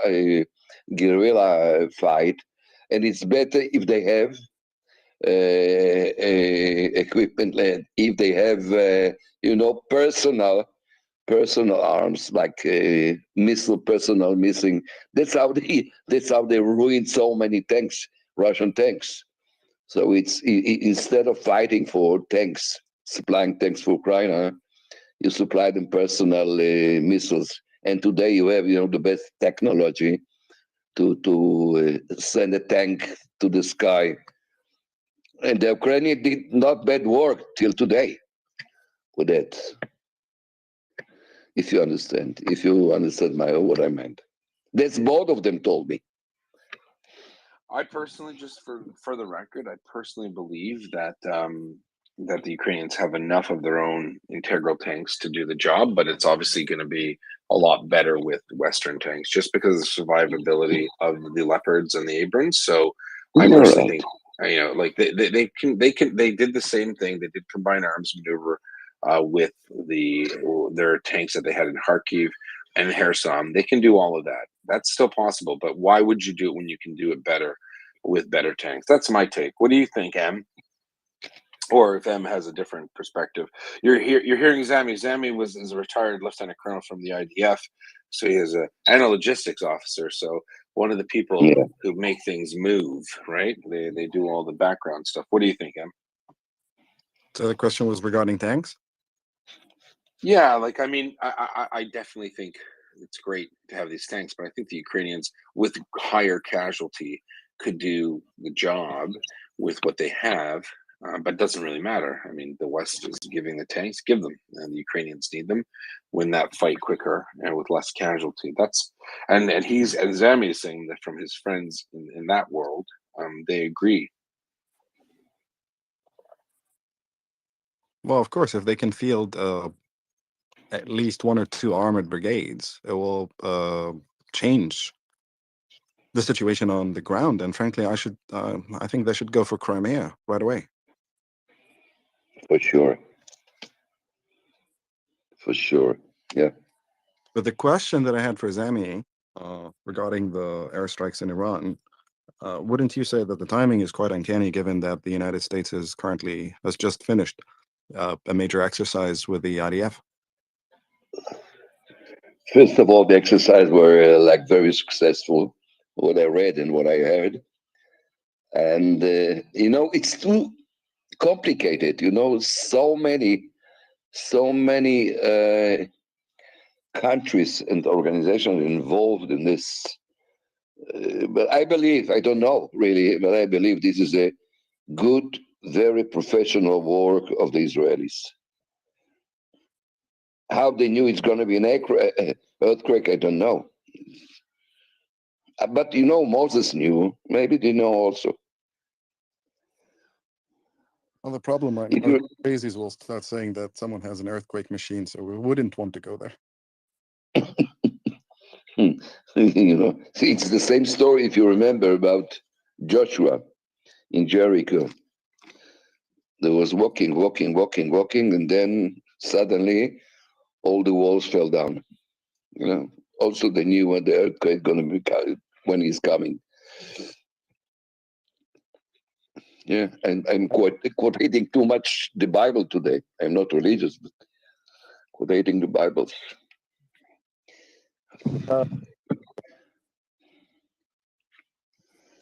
What do you say, Judah? I have to step out for a bit. Sorry, Zami, Doman. All good.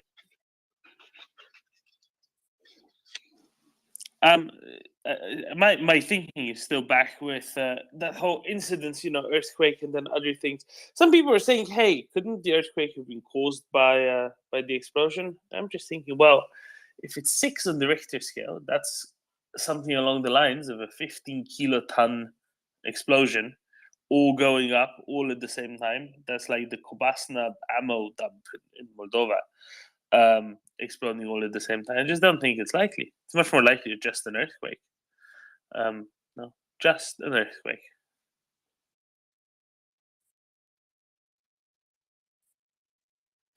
It's a very tectonically active region. Yeah, no, I think we can get off the whole earthquake thing, right? Like it's obviously not not an earthquake. I mean, they could have had an earthquake. I think M wants some inside baseball here. Zami, come on. You obviously talk to your friends. You're a retired colonel. You've got people talking. What are they saying? You can tell us you're retired. We don't even know your real name. You don't live in Eilat. You live in Haifa. So what are they saying? I really live in Eilat for the last 37 years. I'm trying to help you here, Zami. It's not helping. It's not helping. It's not helping.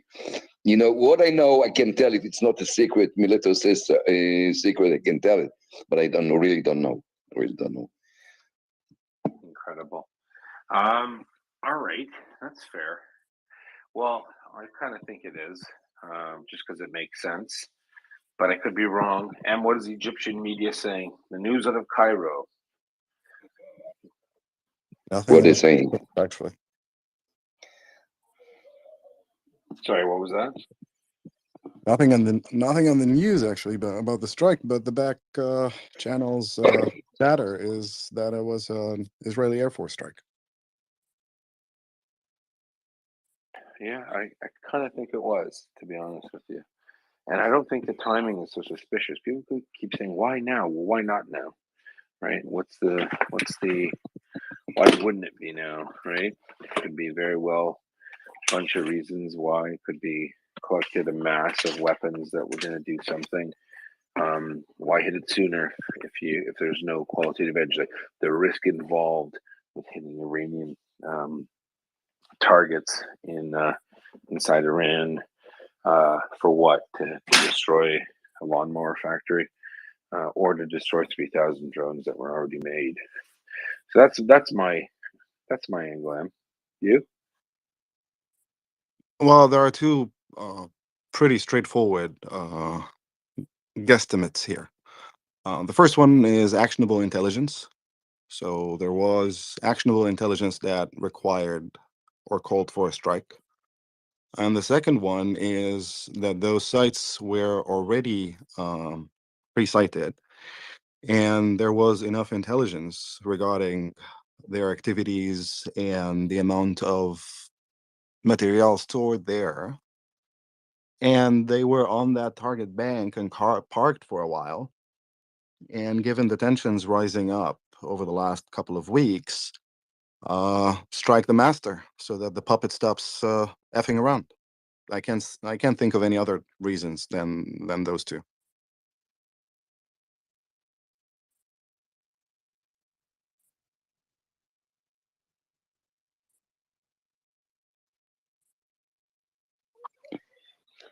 Yuda, what is the time in your home?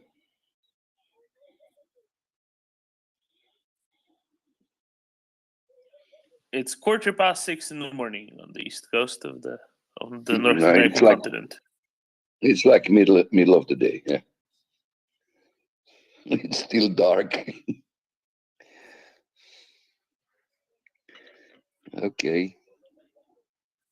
Yehuda's an early riser. He's always up around at 6 a.m. Try 4. Nice try. Kids Well, are you all get up up early. before. God bless me. I'm very. I admire you. Really, really. Really. It's moments like this that I declare publicly my children will have no say in their future, what they do in school. I will tell them. I'll say the amount of tzarat, tzuras you caused me. This isn't your choice anymore, right? I'm recording everything. I'm letting them know. Anyway, Couldn't be. Just kidding. You keep your Hebrew. You remember the language? You try. I learned yeshivish when I grew up. You know what yeshivish is? Of course. I was born in Poland, in Stettin, after the war. No, that's cool. That's in the northwest, right on the border with Germany. Exactly on the border. The city was divided. Once it was German, once it was Polish. Yeah, I was born when it was Poland. Yeah, when I first went to Israel, I think I used the word Beit Shimush, and they were making fun of me. I speak biblical Hebrew. That's what I learned, and then I had to learn Israeli Hebrew. אני רוצה ללכת לבית שימוש. I'm just kidding. It's not that bad. It wasn't that bad. אני רוצה קצת חריף בפלאפל שלי, בבקשה. How good is my Hebrew? It's okay. אז אל תדאג, חביבי, יעני. אל תדאג, חביבי. Yeah. Yalla, yalla. I have a very different mifta. I can do what I want in Hebrew. I sound like Borat. Well, you manage. You manage. Oh, yeah. You manage. היית בצבא, manage. Yeah. היית בצבא? כן. כן, באמת. איפה? סופי הצפון, בסיס מהנן, ברמת הגולן. Is that a yeshiva to you? Yeah, I know where it is. I know exactly where it is. Nice. All right. Enough about my background. Em's recording everything. Okay. kidding. Abdullah, I think he wants to go. This is great. We've got a very Middle Eastern panel on today. Yes, Yehuda. Yehuda was saying Habibi, I think. So we can say to him, Habbak Burs. Great. We wouldn't want to say that because actually there's a story on the BBC about one of them making its way all the way to the UK and invading the environment there and starting an environmental problem. So, nope, we'll skip that. Yeah, Zami, sorry, I wanted to ask you about Poland. Yeah, and my father and I, we went to Poland 2 years ago, I believe. Yeah, we visited Krakow, Zakopane, the Tatra Mountains, beautiful countries. And you said that you were born there. And when we were in Krakow, we were able to visit the Jewish quarter. Very nice, beautiful homes. I was just wondering. I heard. I was wondering, I heard. the owners of those homes, do their ancestors, descendants have rights to get those properties back? How does it work? I tell you a short story. Sorry, a short story. I was in Poland 30, 40, 50 years after I left there as a kid. And I went to visit the apartment. I grew up in Szczecin. The lady opened the door, was very suspicious. She was not happy about it. I said, I want only to look to remembering from my childhood. But I don't know what. I don't think Israeli Jews are claiming the real estate, the apartments, or anything during the war. A few of them only. Yeah, I think I heard it's a beautiful place to visit. I hope I'll do it. We have very, very, very cheap flights from Eilat to Poland, to Krakow, or anywhere to Warsaw, like about $15 to one way. So I 15 $15 no. yes, sir. Yes, sir. Come on. It's cheaper than with a bus inside the city. Yeah, it's right. Yeah. It's If only I can get to Warsaw, I'll fly to Eilat for $15. That seems like that's not true, but okay. No, it's true, really. You can see in the internet. You can finally go on Ryanair.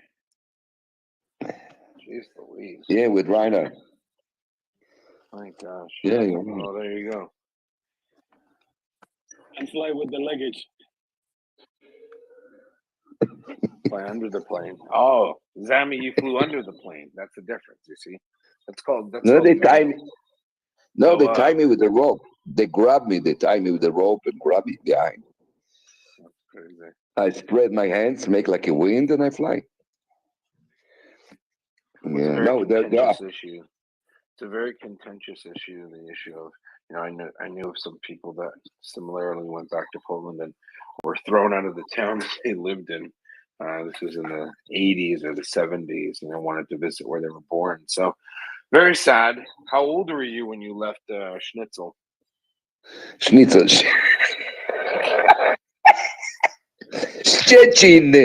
Szczecin, and in German they call it Stettin. I was 10 and a half years old. It was like a very ideological decision of my parents, like a Zionist approach. And we arrived to Dimona. Dimona, almost everybody knows because of the atomic reactor. Did you live in downtown Dimona in the 50s or where? There was no downtown. There were tents. We had tents when we arrived. No water, no electricity. You sound like a complainer, Zami. No, I'm just No, kidding. no. Very happy childhood, really, in the desert. We arrived in 57. My Polish mother, we got from the government like cans of olives. She thought it's plums, so she make a compote, a fruit soup.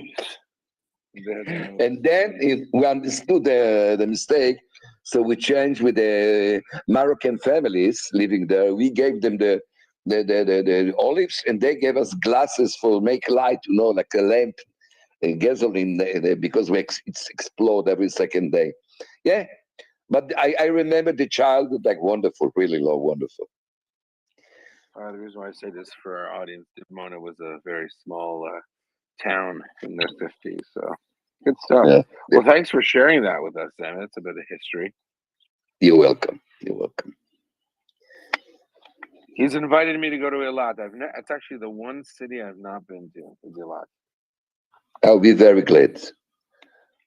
You will be And my we'll- guest. And we'll join us. We'll go scuba diving. Yeah. It's also You the can one come. city I haven't been to in Israel. Really? Because it's one of the few cities I've been to in Israel. I made the mistake of going there in August and it was 47 degrees and never doing that again. Approximately, yes. Yes, you're boiling. But if you are with a hat and you drink enough water, it's no problem. You can go in the sun even, no problem. It sounds like I'm going to start a air conditioner repair service in Eilat. I think that place is too hot. Yeah, but everything is air conditioned. Everything. Yeah, I'll do air condition repair, Sammy. Repair. Really? No, I'm In your going to early- start a business. No. We have a couple of hundreds here, technician, air condition. You have to only to raise your hand and you have 5 in front of you. No problem. The fact that you know that makes me believe that you are in fact a logistics colonel, because there are 307 authorized air conditioner repairmen in the lab. All right. You are invited. Yuda, you are invited. Bekif.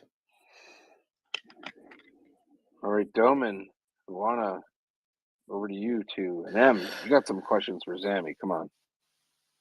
I think we have a Florian with his hand up. Good afternoon, Florian. Yeah, it's already afternoon. Hello. Indirectly, what is the theory what's going on in Iran?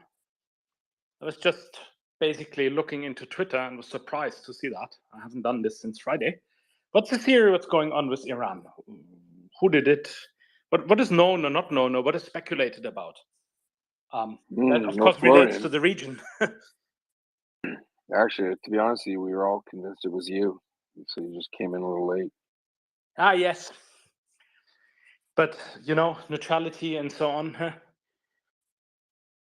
It's actually all we've been talking about for the last hour. So you kind of jumped in a little late. Okay, sorry. I'm not going to do that. Some people think it was the Israelis. Some people think it was the Americans. Some strange people think it was earthquake laser guns from space. No one really knows, but I kind of think it was the Israelis, to be honest with you. I think it was definitely a bit of a staging exercise or operation that might lead to other things. The Israelis are saying nothing. Em has told us the Egyptian back channels say it was the Israelis. And, I personally think it was, if you ask me. But wouldn't the Iranians be on the media and blaming the Israelis, or why would they? No, because they'd be embarrassed that they don't have air defense. They'd be embarrassed that that their big shipment of 3,000 drones to Russia is not going through. Therefore, Russia won't give them the things whatever the things they promised them they'll give them, they're not going to give them, right? So there are many reasons as to why they wouldn't brag about it or wouldn't share. It's embarrassing. I mean, Iran says the same thing that Russia says. We're invincible. We're really strong. We have God on our side. We're kind of a big deal, And how would you say, oh, wow, our air defense was completely, violated and we got caught with our pants down once again. I mean, we all know they do, right? The Israelis operate at will in Iran if they want to. They remove Iranian nuclear scientists. They do weird things in there. They steal nuclear secrets from warehouses in small cities. They do a lot of weird things. So I wouldn't brag about it if I was Iran. What do you think? Raising other Muslims to instigate something against Israel. I'm just questioning you. I don't doubt your logic, but I was wondering. Yeah, I'm sure they'll get there. I mean, the night's still young, right? It's only been a day. Maybe M has something to say on that. M should. Well, Al Hadath is now reporting that, citing unnamed American sources, American officials are saying that it was the American assets in the region and some other country, but they are saying that Israel is not involved. And then the Jerusalem Post is saying that it was a phenomenal success. So you have on one hand Al Hadath, which is based out of Dubai, United Arab Emirates.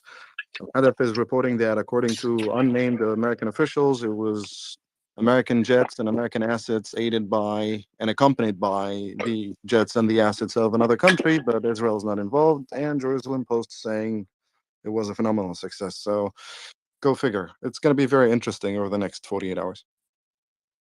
Yeah, and I think it's common practice to kind of obfuscate, spread the risk around. If it was Israeli and American jets, which as I said, it could be Israeli, it could be Americans, or it could be both. They could be doing different things, right? I'm not an Air Force person, so I don't know how they fly. Maybe some are flanking, like just like in the infantry. Some protect, some do the job, some do this, some do that. Who really knows? I think the effect is what counts. So that's an important military distinction to make. What is the effect? What effect was brought to bear, right, Em? Yeah, absolutely. And I'm not believing what Al Hadath is reporting at all. I'm just saying that it just broke 4 minutes ago. And that's an Emirati paper? Yeah, Al Hadath is a bit of a complicated thing. It's not really Al Mayadeen, but it's more like Al Mayadeen. So you get me. Tracking. Florian. But the strikes were quite deep into Iran. So it needs to be somebody with real capabilities to do such thing. And then seem to escape and surprise them and so on and forth. This is really surprising that they don't protect this type of assets. It's clear that there's an interest to render them unusable. I don't know. Yeah, you're right. It was deep in Iran. I mean, if I was someone in power, I would just throw like gaslight them and say it was secret reports have come in. It was the joint operation by Andorra and San Marino. You know, spread the risk around. Just say it was the earthquake. Just say no. Nobody did anything. This was just industrial accidents, natural disaster. Woe to us. In insurance terms, an act of God. Yeah.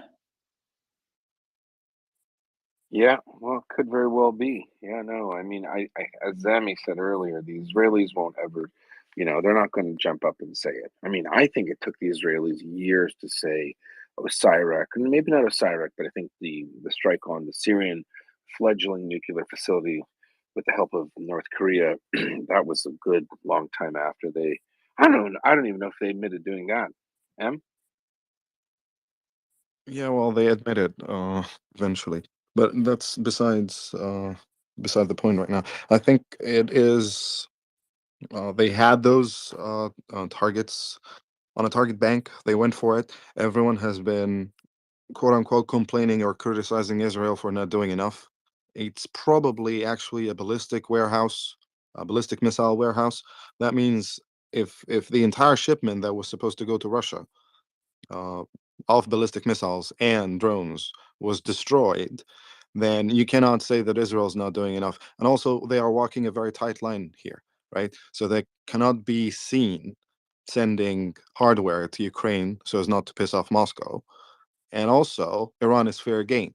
And since some of those Iranian drones make their way to Hezbollah and make their way to Palestinian Islamic Jihad and other Palestinian factions, and they support Hamas and PIJ making missiles that they fire at Israel. So it's fair game, right? It's a very tightrope for them, and this is brilliant and it's good. If the Israelis did it, then no one can blame them, and no one can say, oh, they're not doing enough for Ukraine. Thank you, right? Because by preventing that consignment from being delivered to Russia, they had saved hundreds of Ukrainian lives and saved Ukrainian infrastructure targets. So be it the Americans, be it the Israelis, be it the birds in the sky, well, good riddance and job well done. Amen to that. People ask though, and why now? And the answer is they're probably building a stockpile. So why risk those air assets to take out 100 or 500 when you could take out thousands of something, whether they be drones or whether they be ballistic missiles? I think the Iranians bit off a lot more than they can chew in this one. I think the Russian operational requirements are so great that they have made shortcuts in security. Right, they're usually quite good at filtering out weapons and munitions and spreading them out across Iran, and then flying them to Damascus and then smuggling them into Lebanon, which is usually what they do with Hezbollah, or they do these naval drops with Hamas in Gaza. And this time, I think it was like, you know what, this is for Russia. They're not going to dare go after us. They're not going to go into, our airspace. But I mean, they did. Someone did.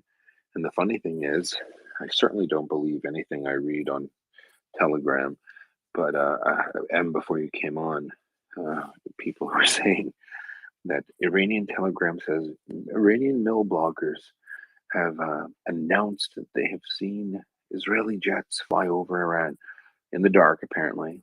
Maybe they have a big light, a big fluorescent light, Star of David on their jets. That obviously didn't happen, but it's a good excuse, isn't it? Yeah, well, it is. A lot of hands, a lot of hands. Florian, close this out, and then we'll go on to our two Gs. Florian. Is there any reaction from the Russians on this? Or is there similar silence? And the last question more to the panel is how much closer brings us this to a real confrontation with Russia against the West? Or is that well enough orchestrated that there's enough plausible deniability by everybody that there's no chance that this leads to a wider conflict? All right, what wider conflict? Well, how wider could the conflict be? Iran's already trying to destroy Israel. Israel is obviously targeting Iranian shipments.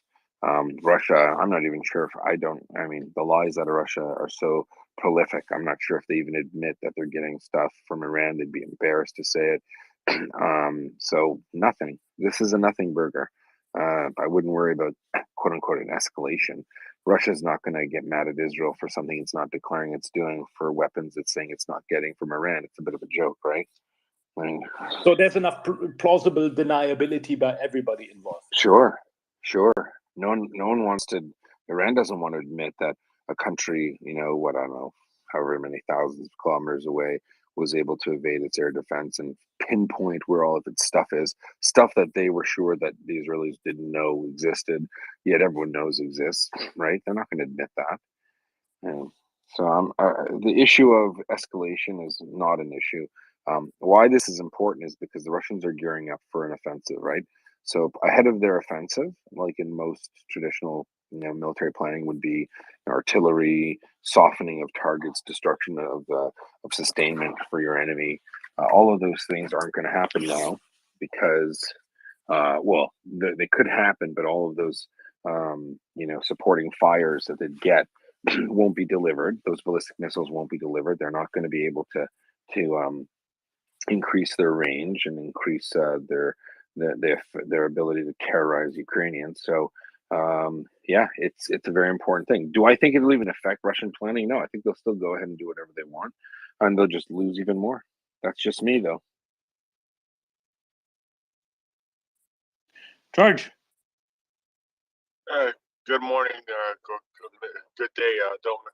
Just really, really quick before I get to my other question on this Iran thing. When you when you kill your own people indiscriminately and start jailing women and hanging people from cranes, they have those people not only have immediate family. Just going with the whole Iranian culture, it's a lot like most cultures in the area, including Greece. They also have extended family. So, you wind up pissing a lot more people than you think you do. And, it wouldn't be beyond the scope of that somebody has an uncle or a cousin or a nephew or whatever, or a sister or whatever that works in one of those factories, right? And maybe that the Defiance is a little bit more organized than we thought, and maybe they're passing intel on to outside sources. So, like Yehuda said, maybe they got good intel that there was a huge shipment getting packaged up, getting ready to go somewhere, and that's why the strikes happened now. But it wouldn't be surprising that they're getting intel from the outside right now, because everybody just wants this regime to end in Iran. I don't know. What is your take on that, Yehuda? Oh, it's too long of a question to answer, man. No, The I'm asking you. evil Do you think six. do you think they're getting intel from Iranians inside Iran that are just fed up with Sure, they their are. brutal? No, they're getting intel from very, very sophisticated people who are trained to do the right thing, and they want to make sure that this regime ends. It's not average. It's not. They're not gonna. Intelligence agencies aren't gonna pick up. Oh, hi, Bob. Oh, you live at the corner of da da da street, and oh, and you want to tell us where the IRGC commander lives? They're not gonna go for that. This isn't a partisan war, right? There are thousands, tens of thousands of very committed Iranians in Iran that want to see the Mullah regime go away. Right? These are people with skin in the game. It's not like a hotline in Ukraine where you have Ukrainians who can't wait for the Russians to be destroyed, who are sharing Russian positions. It's not the same, right? Iran is still, a theocracy. It's still a very repressive, authoritarian regime, right? So you can't compare the two. Whatever was given, you got to remember there are thousands of satellites and ways to glean information from Iran. Okay, and the Americans are number one at it. The Israelis are probably number two, and they're all sharing information. And they have human sources on the ground. They certainly do have a lot of human there, right? And that Yeah, that's what human I'm is talking saying, about. but human isn't random people on the street. No. It's not random people on the street. I'm just saying it's like I'm sure they have contacts within some of those facilities. They don't have to have contact with people in the facilities. They can have contact with people that service things in the facilities. They can have contact from relatives of people who work in the facilities, right? So it doesn't really matter. Satellite technology is pretty special, right? They know where these factories are. They can track where trucks go. They can track where small cars seem to always go in the same path to a certain place because they think they're being clever and they're not moving stuff in small pieces. I mean, all of that. And remember, they believe they exist in a permissive environment. They can do everything and get away with it, and that's not necessarily true. So there's a lot going on. It's not about the human capability is strong, but remember I would even say not tens. There are millions of Iranians that absolutely despise the regime. Millions, tens of millions. Who's brave enough or who's in the position? It's not even about bravery. Sometimes it's like you can say I just have no chance to share information, but there are people that do. You know, I happen to be a person who works in a medical field, and I can go to Europe all the time because I have to go to get information or get new technology for MRIs and go to back and forth from Tehran to Paris.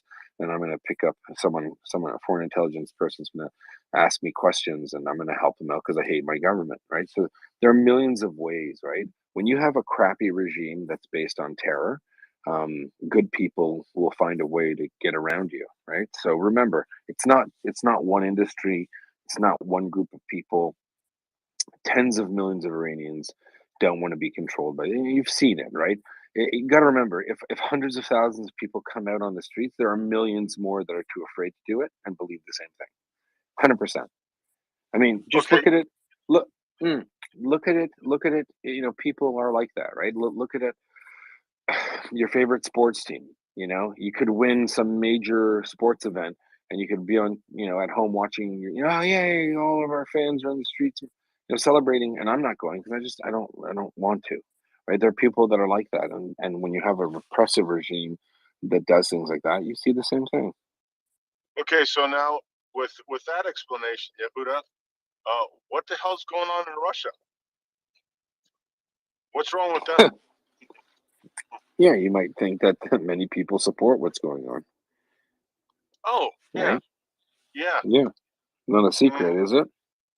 No, it's not, and that's why I just wanted you to make that point, because there's a lot of people that think somehow that the Russians are just too scared to speak out and all this other excuses, and they say that pointing out that they're not demonstrating is Russophobia, and we're painting them in a bad light. They painted themselves in a bad light. Sure, 100% it did.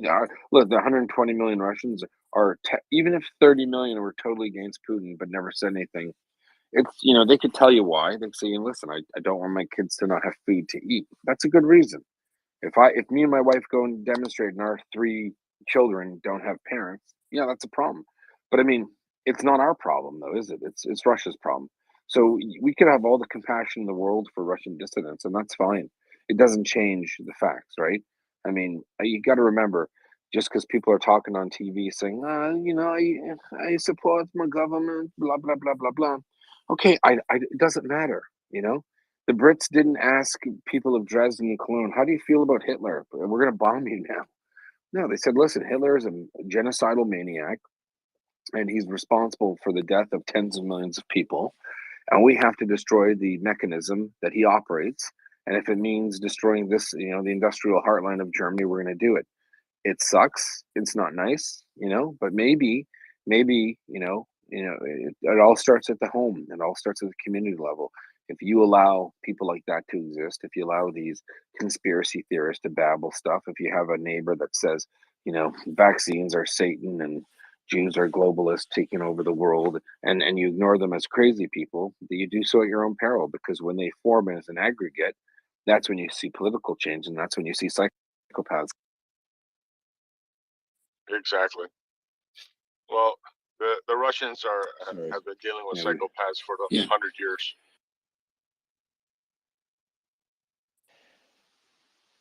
Gee, good morning. Good morning, Doman. I just wanted to add on to the Iran thing. I mean, I think it's mostly been said, but a few months ago when they sort of, publicly got into bed with Russia, I said on here, I think that it was a huge mistake for Iran because it was going to just piss off the Americans. And it looks like what's happened is that the Americans didn't like it and said to the Israelis, go ahead, do what you want. And I think it's not a coincidence that Blinken, I think he's in Israel at the moment, or he just was there a couple of days ago. And obviously the exercise, I think that's America just saying, yeah, go ahead. You can, do what you want now, because Iran's obviously, just doing what it does, just on a bigger scale. It does this in the Middle East all the time, but it's sort of doing it on a more global scale now, and that needs to be stopped.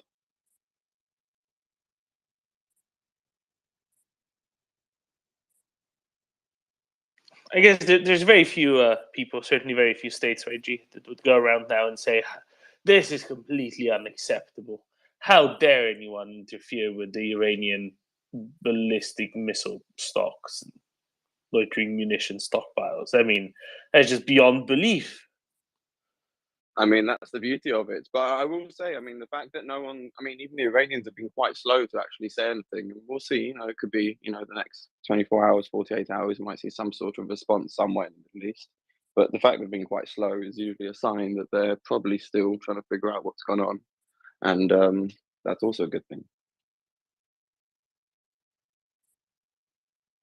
Yeah, we'll see, right? We'll see.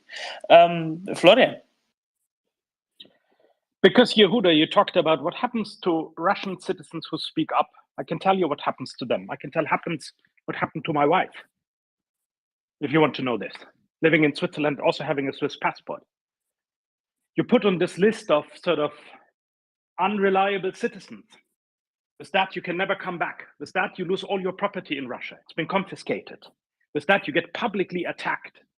If you publicly speak out on Facebook or help Ukrainians, my wife is teaching in the Ukrainian grammar school and is explicit on what's happening, this brings you in a personal situation that is very, very bad. Out of 100 Russians in Switzerland, 20 speak out, 80 keep shut because they fear the consequences. And this is what happens to you. And this is very, very hard. Even being very critical on the whole thing for a long time because of personal things that happened. But if you do this step and speak out on Facebook, or you're being portrayed in the Swiss media as teaching the Ukrainians, then all this comes over you. So the regime goes after you. She can never come back. We will never see, my children will never see their grandparents. They cannot come back. I mean, this is really, really hard if you do that. And it takes enormous courage and real moral clarity. Very few people have that. Very few Russians have that. But they come after you. They come after you in various ways. Sorry, so in Switzerland, so did you say your wife? I didn't want to talk personal stuff. You said your wife? My wife was born in Moscow, lives here for 25 years, is a Swiss Right. citizen. So what does she care about what happens in Russia? 25 Yeah, but years ago? Yes, right. But on the other hand, what happens if nobody talks to you? I mean, there's personal relation. It's very hard to do that. For example, we had property in Moscow, apartments in Moscow. They're gone. They're simply gone. They were confiscated. That's what happened. It's fine. It's not worse anymore. I don't care. We are materially well enough that we don't need to care. But it takes courage to do so. I'm just saying that, and few people have that. Yeah, I don't know. It's a tough conversation. It's like saying in Nazi Germany, if you left and you lost your stuff, at least you have your dignity, maybe. So maybe Yes, exactly. dignity. That was Yeah. I told her you have to take a stand. We had a discussion when it started, and she said I will take a stand. Dignity and living in honesty is more important than the right to return or property or anything else. Yeah. I mean, if I was Russian, and I know a lot of Russians that came from Russia who are so thoroughly disgusted with Putin and Bucha and Irpin Hostomel and just the whole, I mean, what we talk about here is pales in comparison to what Russian propaganda says. You have daily, Russian propaganda saying drown every Ukrainian child, murder them, they're garbage. I wouldn't ever want to go back to Russia. And if I had property there, I'd have to say, too bad, so sad. I'd rather not have property in such a ridiculous place, right? So I think that's slight, your soul, what's the cost of your soul is the question you're asking, if you're a Russian, yeah, it must be sad for you. It's not your fault you were born in Russia, but you have to make these moral decisions sometimes in life. It's not fair. Life isn't fair, right, Florian? And if Yes. her wife was born in Romania or Bulgaria, she wouldn't have that problem, but she wasn't. So it's time, you have to. I mean, I don't know of a list of Russians who have their property taken away.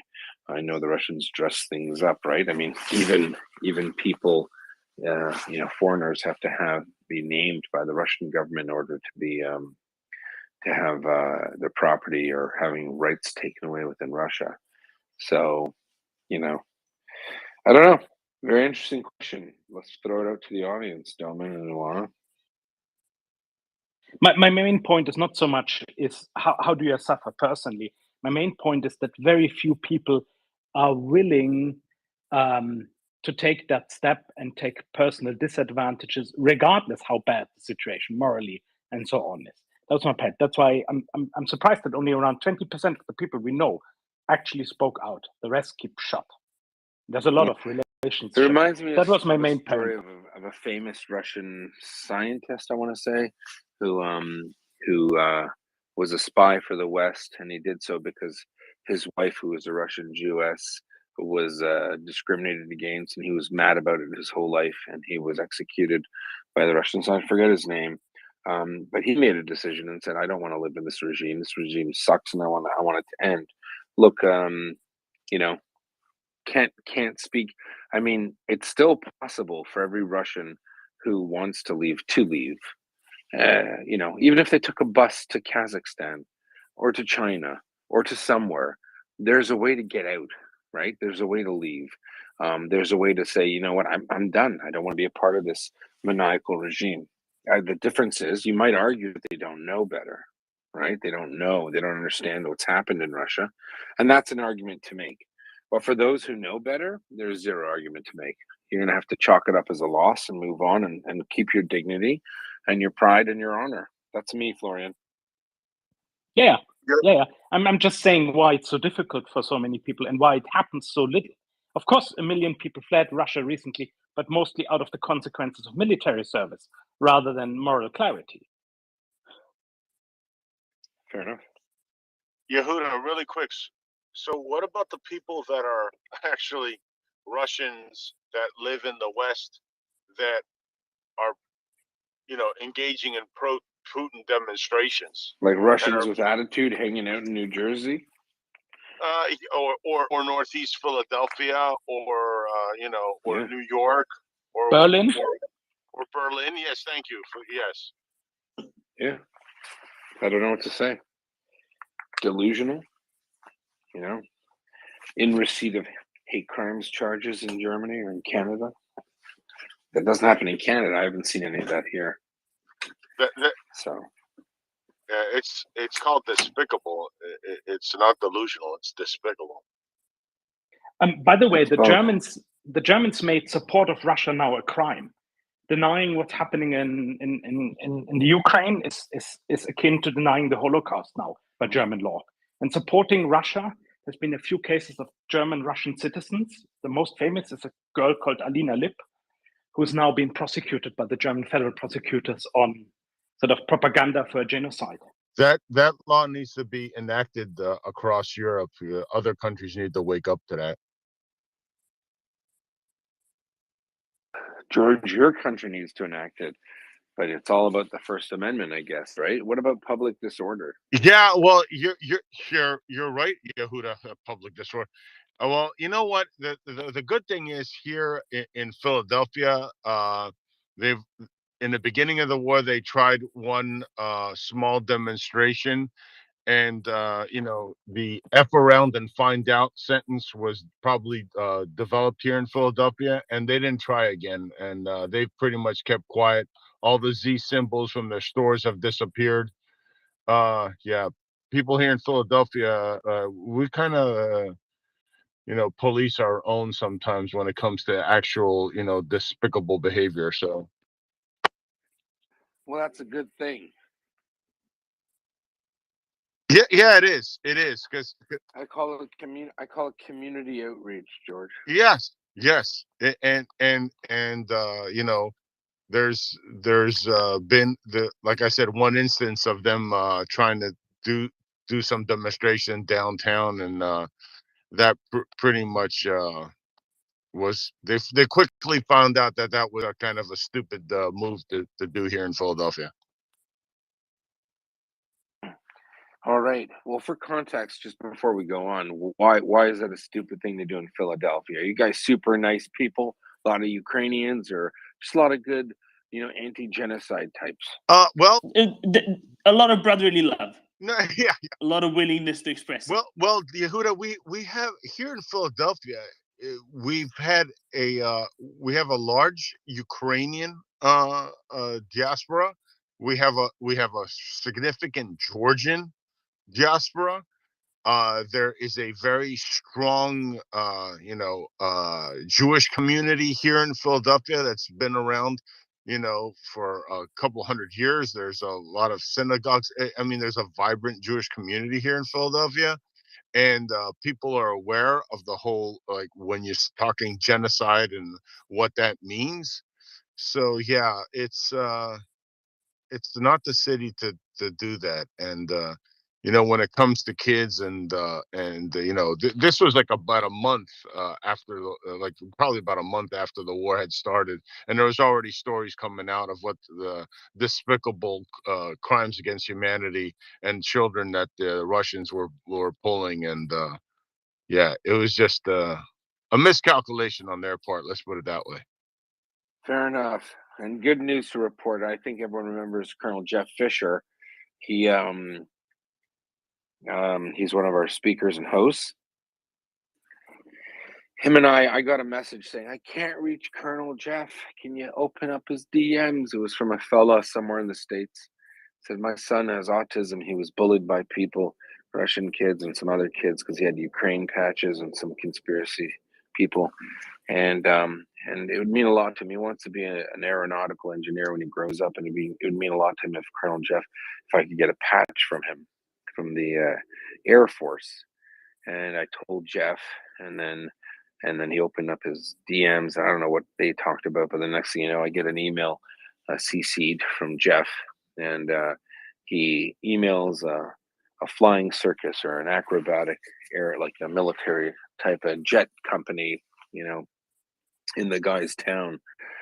And he says, listen, I'm Colonel Jeff Fisher from the MriyaReport. You might have heard of us, Dish with Fish. And yada yada. And he explains the story. I'd like to buy and pay for an hour flight for this child over your city. Can you arrange it? And so the guy replies back. He goes, I've heard of you, Colonel Fisher. No, I will not take any money. I will fly the kid myself, and I will give him my own Navy Air, whatever patches. And they contacted the father and shared that with them, and it brought a tear to my eye. I'm not going to lie. I'm a bit of an emotional person at times, and it's a good feel-good story. This is the power of social media, the goodness that could happen. So that young lad will be flying over the skies in a jet plane. I've still not been allowed into a jet plane. I might be too big for it. The cockpit might hit my head. Who knows? No, I just wanted to mention that because we talk about all the bad things that we see sometimes, but it's important to always remember the good stuff too, because this is what keeps us going. It's the fuel that fires the engine of justice and righteousness, and I think it's the reason we're all here. So, on that note, Doman and George, I think it's Carlo and Jorn. So it is, Carlo. Thank you very much. I actually want to come back to the point out of speaking out against Russians. At least I like to give my 5 cents to it, even if that might be not worth it. Speaking out on Facebook or Twitter, to be honest, I personally experienced these 2 platforms. They are even worse than AIDS. Sorry to say so. And I wouldn't even, Facebook I barely use. So, and I didn't even use Twitter actively until I actually stumbled over you guys. So, but generally spoken, if you can speak out, if you live in Europe, you should be able to speak out independently what you have in Russia. You're living in fucking Europe, so then you should fucking speak out. So if you live in Russia, to be honest, the million people that actually fled to all over the world. So if they would have stand with the 1,200 people in Moscow and St. Petersburg, we might be had a little bit a different story. But no, they chose actually to run away like little. Okay, I'm not allowed to say that. I think on this channel, but just run away like little chickens. You know what I mean? So I just cannot accept the excuse to say, hey, yeah, but then we got in prison. Well, in prison, you're at least alive, right? I mean, if you've been in prison, you're not been on the front. So, I mean, a little bit of common sense of people is needed. And even if you only see the state propaganda, a little bit of brain cells I expect of anyone. So even in Russia.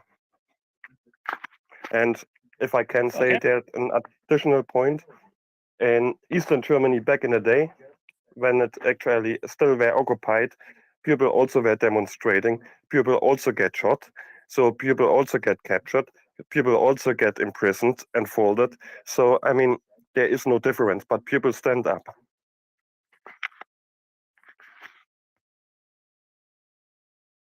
That were my 5 cents.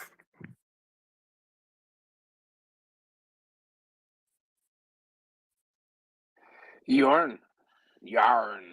Sounds like a pirate's name. Yeah, people yearn for urine. Yeah, on the same topic, there you see people getting hanged in Tehran because they protested pro-women's rights. So there's always someone that's willing to go all the way to protest and to do their job, pushing towards They freedom. call But them Moharebe, so they're corruptors of the earth. yeah, Bandits. but You there know. will the reasons why Russia uses these methods is because they work. If you have 40% of the community that's very anti-Putin, they do this and do this and do this, and they reduce the number that are willing to speak out. And not only property, I know of Russians living here in the West that has been called up and reminded the address of their parents.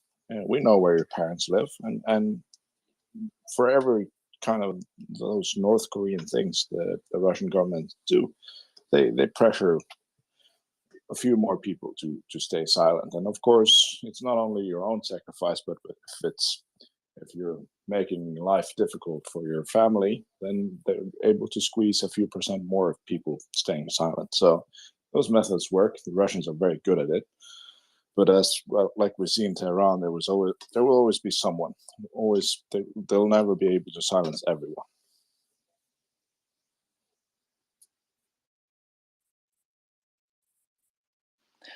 Only very sometimes. Florian, please go ahead. And then I have a question about Turkey for people. What's going on with their flag being a part of the Leopard Coalition? Florian. I mean, I think they work. I mean, look at here in Switzerland. This is a very fair, safe place. Not 20% of the Russians that live here speak out against this. Even there's Russian schools here that still take money from the Russian government and teach. I got to the canton of Zurich to actually remove them from the list of schools that can at least teach foreign languages and foreign culture that goes into your official school grading system, because you can do that. Like there's a system of schools of people from other countries, and I engaged them and said they do that. And then finally, last October, November, they were removed from the list that they can give official school grades. But it took almost half a year to say they're still teaching the Russian curriculum, they're taking money. So there's a full system that goes on with churches, schools, everything. I mean, don't underestimate that. That works. And there is still money flowing into that system of support of people who support the Russian state and have their own institutions here in Zurich, in Bern.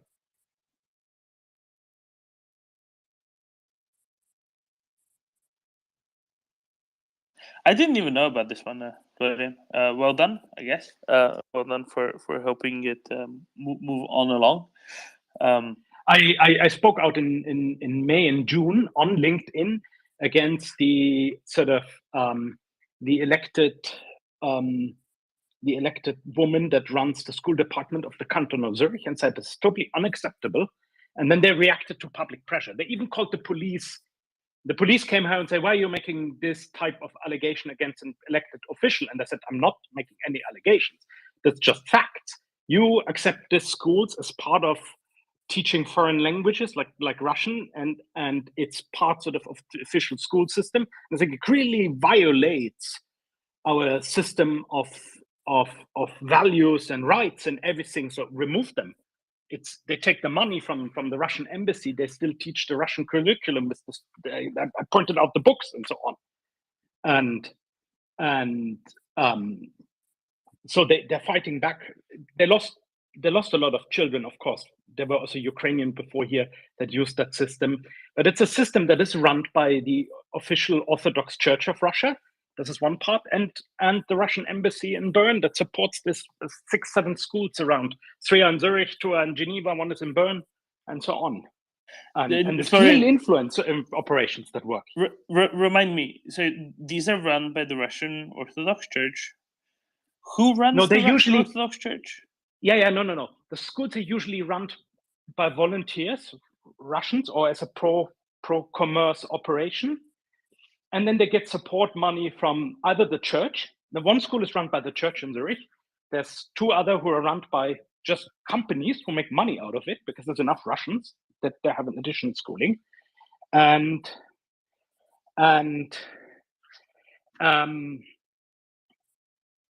they receive money for example, teaching the official line. The Russian Orthodox Church is a part of the Russian state. It's very clear.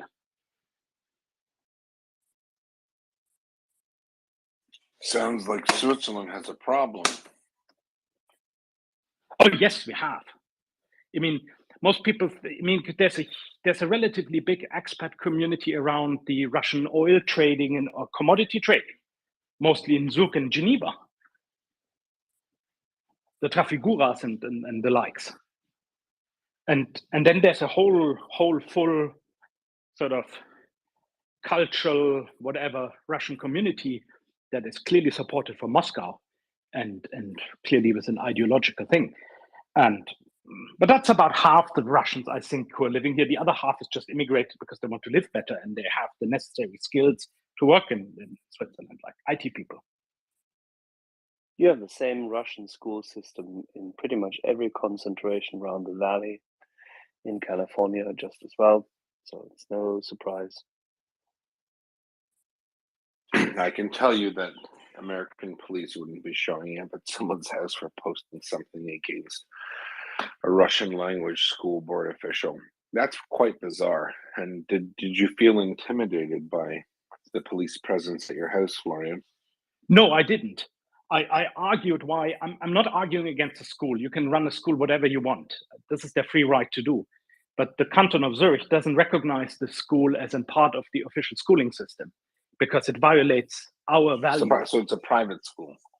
It's a private school, but the state recognized to teach foreign language and foreign cultures. And you can leave the normal school system for 2 or 3 hours and go there and learn Russian language and culture, and you get the courses and the grades in your official grading sheet of the primary school system. And I was simply arguing, it's fine what they do, they can do. That's the freedom. But you should not be recognized by the canton of Zurich as an official primary school for that. And I got that. So did they give you some kind of official police caution or warning? They said delete your tweet, delete your message? Yeah, basically they said I cannot publicly make such a campaign against an elected official. And I showed them, and because some people call them up and say I can't do that, I guess from this community. And I said, no, I can. It doesn't violate the freedom of speech that I say, Mrs. Steiner, please remove them from the official list of recognized primary schools because of this and that, because they violate clearly our values. You cannot teach this stuff, and it's part of the Swiss school system because it's the same way you cannot teach an Islamic school that teaches jihad. There's other precedents that the schools were removed for violating our value system. Did you remove your pronouncement or did you leave it? No, I left it. It's on LinkedIn. I've not removed it. And I've also written them back that this is not, didn't threaten her. I didn't do anything apart from public pressure, which is allowed. And then they stopped it. So they came, they talked to me, there were 2, 3 emails and a phone call. And then they stopped it. Because otherwise it seems excessive, Florian. Is this common in Austria? In Switzerland. Oh, sorry, my apologies. Is this common in Switzerland? No, not that I know of. So would it have been like a call, a favor from some, Russian-backed person that said, this guy is saying things we don't like. We want you to visit him at his house and tell him to take it down. I don't know where it came from. The police didn't tell me. They said there were complaints. There were complaints about the public posts I did. And there were complaints along the line of hate speech. And I said, no, it's not hate speech. And I showed it to them, and and then I said, okay, then if it's true, then indict me, and then I will go to court and fight. But they saw there was too little on it. Oh, Axel, let's get in here. What's with this? What's going on here in the Confédération Helvétique?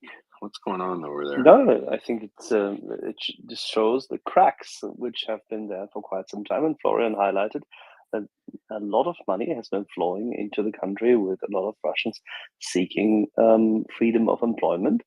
And some of them are very, very nationalist, a large part of them. And the others are passive. I mean, my first reaction is if I had $1 billion, I'd hire a Swiss lawyer for Florian to go after the police officials who came to his house. Literally, that's harassment. I mean, that's if it's not illegal what he did, the fact that they're being stooges for genocide supporters, I think that's shocking. I mean, there's a full sort of lobby organization for it's called for Russian culture and so on, and I think they get a lot of money, and I think they did it because they also lobby that the school gets accepted and so on. Yeah, but Florian, some idiot, some person in the police department, the district or division or precinct that came to your house had to be the one to say, yeah, we're going to send someone to this guy's house because of his LinkedIn post. That is an abuse of power. If it is if you are within your legal rights to do what you did, and I'll believe you on it, and then someone tried to manipulate a government body, namely public safety, interior ministry stuff, to go after a citizen because of speech that someone else didn't like that wasn't illegal, that's an abuse of power. It's a breach of trust, public trust. They should be chasing criminals, not people who stand up against genocide. So I find it very bizarre. I think somebody did. How do you call this in English? Not official complaint, an Anzeige. Yeah. It's an official complaint against hate speech, and I think they have to. At that point, they have to investigate. No. They investigate. They can look at your comment and go, he's making a comment about this, so therefore the complaint is unfounded. We don't even have to reach out to the subject of the complaint. We could just say this is allowed under Swiss law. But you're saying, I mean, how do you know more about Swiss law than people who are charged with investigating infractions of Swiss law? Does that make sense? Yeah. You're not a lawyer. You're not. No, I'm not a lawyer. A police officer. So why would the police even dare? Someone could say anything. I don't like the way Yehuda looks. I'm going to make a police complaint. The police look at me and go, "That man's gorgeous." We're not going to do anything about it, right? And then you move on. But the fact that they came to your house and actually, not only did they say, "Hey, we're here to investigate. Look, we got a Looney Tune complaint. You wrote something. We want to investigate." But to say take it down, it means that they are not doing their job properly. They're not competent enough to do their job properly. Is it the Bern police? Can I send them an email? I'm mad now. I might just do it. It was the Zurich police. All right, I'm going to call the Zurich police. I'm going to say, listen, put your Toblerone down. Put your Toblerone down for a minute, okay? So give your heads a shake, read your own law books, and stop harassing people. But I'm not going to do that, but I'd like to. I'm not going to lie. Actually, before I even posted the LinkedIn thing, I went to call the Department of Education and told them they should stop accepting the schools as official part of the school system. I wrote the woman who runs the department at the Canton Zurich 2 emails on saying you should stop that, and if you don't do anything, I will go public. And another accusation was that I sort of wrongly pressured them in an illegal way. That I said, if you don't do it, I will go public. So that took about, 5-6 emails until the thing moved away. Pressure. Yes, of course, and it's political pressure. I'm not blackmailing them or anything. I'm saying don't do that, and if you don't do it, I have my right to publish what's going on. Very simple, because I think it's wrong. They cannot be part of our school system. But then this luckily died down. They stopped doing it, and then finally in September and October, when the new school year started, they removed them from the list of schools that can teach that. Yeah, that's amazing. Well, the Zurich police get an F, and Florian gets an A+. But there's all this pressure going on. So to the point why Russians don't speak out, a lot of people don't have the courage. A lot of people value other things, and this is just a small thing. It's not. I didn't even talk about it before because I thought it's not too important, because just standing your ground and something you're right, when you know you're in the right, is not so difficult to do. It's cost you time and nerves, but nothing Florian, else. you've been here for months. This is the most important thing you've said, and you've hidden it from us. So shame on you. Yeah, we never came to that point of the discussion, but I think in Switzerland there's something really going wrong on this Russian influence, and I've said it before, and I also had this discussion with Peter Doran. There is this strategic form of bribery going on here. It's crazy. We wouldn't have thunk it with all of Switzerland's amazing decisions the last few months. Yeah, but they came now, and they were long delayed also. I think was by being this influence. sarcastic. Yeah, I was being sarcastic. Now It's pretty obvious. things are moving. Now things moving to the right direction, Yehuda. Now things are moving, but it took way too long. Yeah, definitely. Well, Switzerland has a sordid or confused history with enabling genocidal types, whether it be in World War II or apparently in this war. Well, I'm glad to see that they're getting onto the right side of history today versus 70 years after the Holocaust. Anyway, I mean, I met a Swiss fellow once. We had a talk, a conference I was at, and he was very convinced that the Germans never invaded Switzerland due to the threat of young Swiss men standing shoulder to shoulder in every mountain pass to stop the Nazis, when in fact it had to do more with gold and geld. But anyway, it's a different story for another day. The Nazis didn't invade Switzerland because it was useful in the way it was. Period. Yeah, that's what I'm getting at. But thank you. Oh, this is Doman, Ivana. It's getting out of control. It's such a good conversation. Do you want me to end the conversation and start a different one? I can do that. Please. Okay. Whatever you like. So there's been some talk about Leopard tanks. You've never heard of them before. I trust certainly not on this space. From Switzerland, but also from Turkey. He's talking about Turkey. There was an interesting thing, which was the Polish defense minister did a press conference with a bunch of flags behind him. He said, this is the Leopard coalition. And one of the flags that was in there, there are flags of countries like Norway and Finland and Spain, countries that we all kind of expected, they're probably going to send some Leopards. Cool. But also the flag of Turkey, which made people think, hey, doesn't Turkey have a bunch of Leopards? But would they send some? And so I went and looked it up. They have a bunch of Leopard 2A4s, hundreds of them, 300 odd, I think, something like that. A bunch of Leopard 1s as well, Leopard 1A3s, which are the modernish kind of Leopard, right? And they have hundreds of those as well. So, Axel, do you reckon there's a chance that Turkey might be gently persuaded to part way with some of these, middle-aged leopards, let's call them? Yeah, I don't think that we're going to swap F-16 spare parts and F-16 upgrades for Leopard 1s. And I don't think that he's ever going to get his F-35s anymore. So he can forget that. The Caliph needs to be replaced first, and then that might happen. But that's just my view. Or the person who didn't have a good eye and it was actually the Tunisian flag, and it's Tunisia. What do you think, Tom?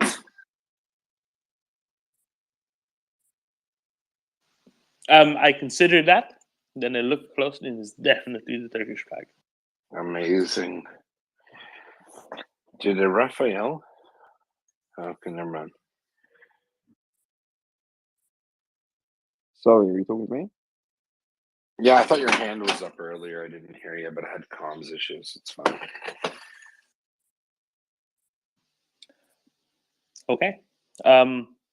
War Dogger. Good afternoon or good morning, depending on which part of the globe you are. I was going to ask what's Iranian air defense doing in the sense of I believe that majority of their air defense systems, they are leveraging on Russian, Soviet technologies. And in fact, the things going recently in Iran shows how Russian air defense overall doing versus civilized technologies. And when it's needed, Russian defense is being smashed hardly. That was something that I would like to ask before Florian start his topic. And for me, with the point that Florian have rose up, is we are actually slightly coming to overall the point of Russian cultural centers in many countries, in particular the countries of the past Warsaw Pact. We are getting to the point of overall that in many, especially neutral countries, Russia is highly leveraging on neutrality, saying that, hey, if you're neutral, it means like it's easier to get from that with our money, left, right, whatever. And they are leveraging a lot on the democracy, so-called, let's give other cultures a chance, let's speak, let's give other languages a chance, let's give other way of living a chance, let us introduce our great culture, Pushkin, Dostoevsky, so far and so on. But in fact, some cultures like Russian, they are genocidal, and they are like leveraging a lot in the free societies, using the, how to call it, the parts of democratic values that they take to be a weak point, that they target a lot, and they manipulate. They use their cultural centers as the, like, if you stick it with the stick, you understand that that's the serpentarium, or how to call it, that's the snake nest. And practically they're using to say culture, they put it equal to propaganda. When they say freedom of speech, they mainly treat it as their intention to manipulate. And that's from where in many countries, from the Russian cultural centers, as they call it, They have the freedom to say good things about Putin. That's their freedom of speech. That's true. You know the joke, right? An American and a Russian are talking, and a Russian back in the Soviet days are talking, and the American says, in America, I can go in front of the White House and shout, "Down with Reagan! Reagan's just the worst," and I'll be perfectly fine. And the Soviet guy says, "Well, I can do that. I can go in front of the Kremlin and say, 'Down with Reagan.' Easy." A classic joke that I've heard many times, Domin. Good try. Yeah, but never set up quite as cleanly and perfectly as this. No, it's actually delivered perfectly. I'm just a little jealous. And now to something completely different. Otter noses. Chris.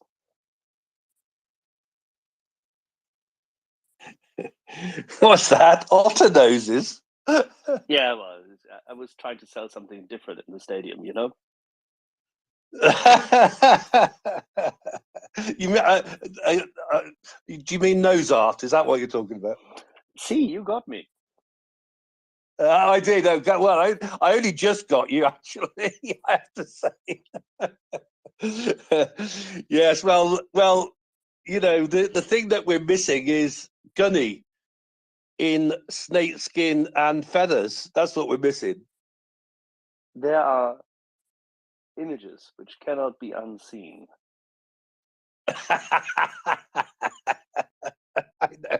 I know. That's precisely why I said it, as you know. So anyway, I don't know where he is, but I'm trying to bring him up in full regalia. I think he might have some feathers lying around, Chris. You know, from that crow that he had to pluck.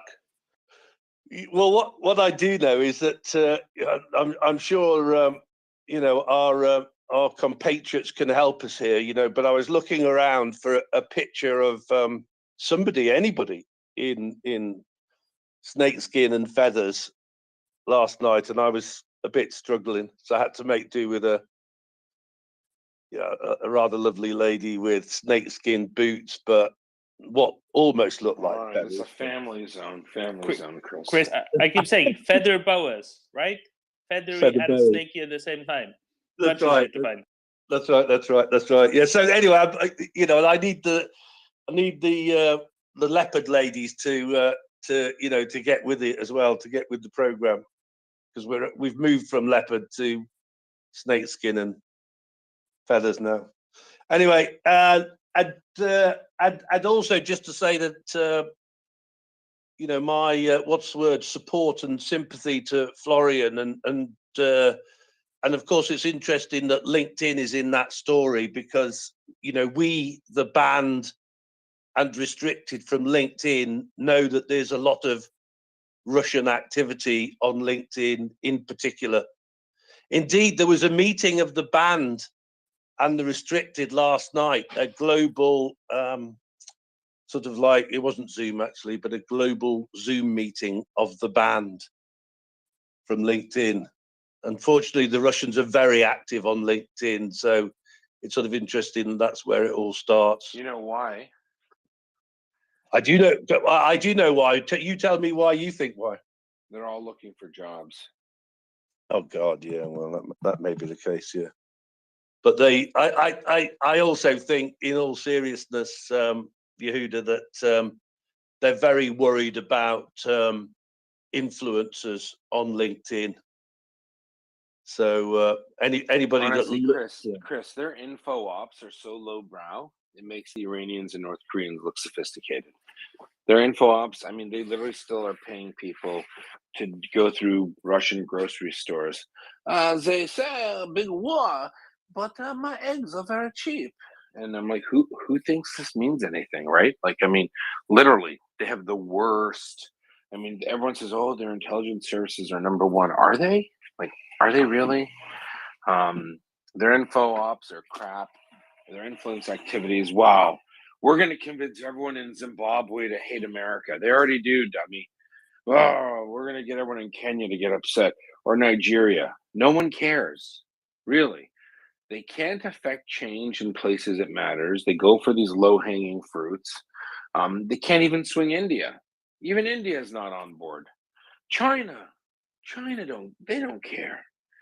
I just don't see the efficacy is not there, right? They're certainly not this great monolith and this powerful, you know, influencer. The influence activities they do run. I mean, I think what's happened is when they had nothing else to worry about, they found success. But now that they're losing and being destroyed by a country they thought they'd take over in 3 days, they're freaking out, right? Worldwide international hacking attempts dropped by like 90% in March, right? So they're behind the eight ball. They're not winning. They're losing. So, I mean, I get it on LinkedIn and whatever. Who uses LinkedIn? I don't even use LinkedIn, which doesn't mean much. But no, good points. I just wanted to throw my 2 cents in there. Doman, back to you. I gotta do something. Yeah, Yehuda, I totally agree with you. You know, I think it's definitely not. I think it's definitely because they are losing, and that, you know, that this is about all that they can do, if you like. And actually, I see my friend Carlo has his hand up, and I'm sure he'll have something to say on this subject. So, did you get banned as well, Carla? Well, I got actually, and that's something very strange. I have in total 30 violations on LinkedIn. According to LinkedIn, I agree with 2 of the 30. I've been 5 times banned. I'm not even sure why Chris isn't reinstated yet, because he had 4 violations. Only one you could maybe discuss, and then I'm not the one who won a church, but there is only one where I would maybe consider to give a warning for, and all the other are actually in context. So I can be gladly say that I've been still on LinkedIn, and the reason why I use LinkedIn, because there we reach professionals. That's why I try to not getting completely banned there. While I still posting the same kind of content, I just formulate it a little bit differently. So, and well, yes, 5 times so far. So, but I've been now on my last straw for my final ban. That is what they already told me. So one minor thing, and I've been gone there. Okay. Wow. I mean, hope you don't, or do, or whatever suits you best. Well, I actually don't hope, and the reason for that is Twitter is very powerful. However, Twitter is also full of bots, and to be honest, all the big CEOs, all the leadership of Europe, they're all on LinkedIn. And I would say, if I have 1 like on LinkedIn, I would need to have thousands on Facebook and maybe 10,000 on Twitter. So their truth, there is a difference in effectiveness, and the same counts for engagements. You have there quite a yeah. Yeah, I think you're going down a rabbit hole. Maybe, but it is still quite effective. Let us say it that way. If you reach out and tag the right groups and people, you have a quite big effect. Okay, thank you, Carlo. Robin, please. Yeah, good morning. Hi, Dylan. I found this a very interesting discussion because I have gotten the feeling that the Vatniks are they're going crazy now as they see they're losing on the battlefield. They're going after Ukraine supporters, and I mean I think they've become much more active. Just last night I saw that. Do you know the Eastern Border, the podcast, Kristaps Anderson from Latvia? Yeah, of course, he's a regular here. I thought so. He just got permanently banned from Twitter. He had been on some of those that other space that was on last week that we've talked so much about, and they really piled on to him, and he was on several others, and he made a rather impolitic tweet, and rather than a slap on the wrist, which is I think the most that they should have gotten, they've permanently banned him now. So I'm hoping that people can. I'm hoping he'll get reinstated, but I hope in the meantime people can reach out to him and make sure that other people know about the podcast, because it's a great podcast. Anyway, that was just what I wanted to say. Thanks. Yeah, he got he was mean to a lot of genocide apologists, I hear. Yeah, which and it's a apparently terrible thing. Isn't just awful. Yeah. I mean, just awful. Yeah. All right. Okay. Take care. Florian. Thank you, Robin. Hopefully, Kristaps gets back in the coming weeks. Yeah, I hope Fingers so. crossed. I hope so. Bye. LinkedIn, just to support what Chris says, LinkedIn is really getting down against all type of political discussions. There are a few other people who are now constantly banned. There's a German guy called Martin Trautmann who published a lot of things against the war initially on LinkedIn. He's gone now. So it's not just that. I got, after this open letter to the because of the school thing I talked about, I got banned for, I don't know, a week or something. They blocked me for a while. Then they opened it up. But they basically said no political discussions on LinkedIn. Otherwise, we throw you out. It's very clear now. They don't want that. You should only post your damn commercial successes, and it's just bragging about how great you are. What's going on LinkedIn? So there's no much real information. This has all been basically stopped now. Thank you, Florian. Ming, please, and please let this not be about LinkedIn. I don't think I've heard the word LinkedIn so many times in an hour ever.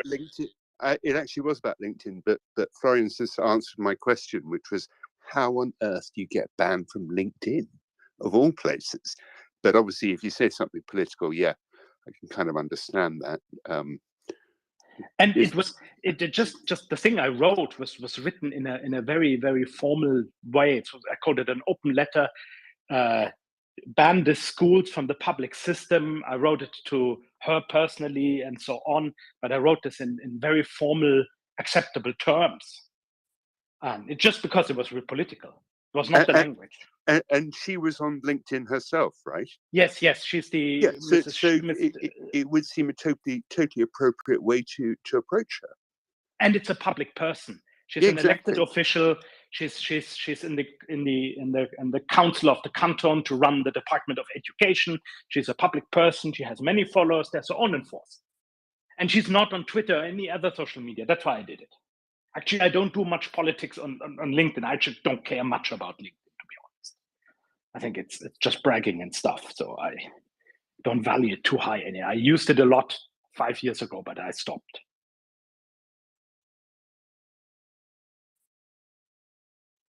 Yeah, LinkedIn has outlived its usefulness.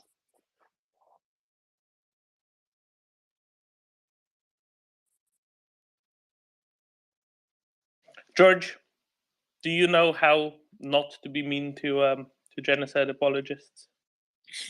I was actually surprised, because if I put on my LinkedIn that I volunteer not for this organization but for another organization with their endpoint to turn Russian orcs into a fine paste, if I were to put that on LinkedIn, would I get banned? Doman, what do you think? 100%. Damn it!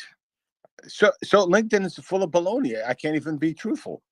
No, you can't. That's exactly the point. Because if you desire the death of a genocidal invader, LinkedIn considers you to be non-pacifist and discontinues with their narrative that everything can be resolved by professionals just engaging in trade. It's like them happy for someone to deliver the screws to the tank which you need to fill the gas in so that you can kill people in Auschwitz. That's exactly what it is. LinkedIn has no morals. Yeah, I find LinkedIn is the Gen X version of Instagram, right? It's to stroke your own ego. Well, it was once essentially a setup where you could post your professional credentials and others could challenge it, and then you could either get in contact or not. It was a curriculum vitae organization, and seemingly everybody has found out that it became, a social media marketing and also hostile marketing and hostile data mining operation by not so subtle authoritarian countries and their intelligence organizations. So I have a question. Maybe this is best for Florian. So when they say no political speech, but do you have like political parties? Because political parties employ people, right? Do you have them advertising for jobs and stuff? And how can that be made apolitical? I don't even know that. And they didn't say that. They said it's an inappropriate post. That's all what they said. They're using very, very vague language. It's my conclusion that you can't do political, because I saw a few other people, like what Chris said. I saw a few people who posted a lot on the Ukraine war, then basically vanishing. They don't even give you clear reasons. At least not in my case. It's, I don't know, maybe there's Carlos who can speak to that, but I was just told it's an unacceptable post. That's all what they said. All right, I see how it is. Okay, thank you, Florian. I want to go to War Doggo, who's having connection issues. Please, War Doggo, before you drop. Yeah, apologize. I'm having some troubles with the internet. No, I was just going to say that a couple of days ago I was looking on video about the mighty Admiral Gorshkov rusty Soviet can. That was exactly the ship that was going to the shores of United States, and that was, I mean, a part of if you watch the video, being like not the one who understands or like can listen Russian and understand Russian, you're watching the video like, oh, okay. And when you understand the Russian language, I mean, it's so goddamn funny. I mean, you see the you see they're like kind of the exercise, and like when you understand that what they call the ship was the name of the guy that translates the peace pod, and when they say like when they're launching the rockets, when they're saying that delete is open, and you understand that peace pod delete is open, mighty ship, and the guy with the commander of the ship with the big badge that he's a commander, like half a meter on his uniform, probably not to forget that he's a commander, when he is waking up in the middle of the night, oh shit, what I'm doing here, yeah, I'm commander. And they are doing some calculation, the guy sitting with the compass, in 21st century, and he's taking the radio control, the one that probably designed somewhere in 60s and still in force. So I was just watching the video and I couldn't hold myself sharing that Admiral Peacepot opened the lid.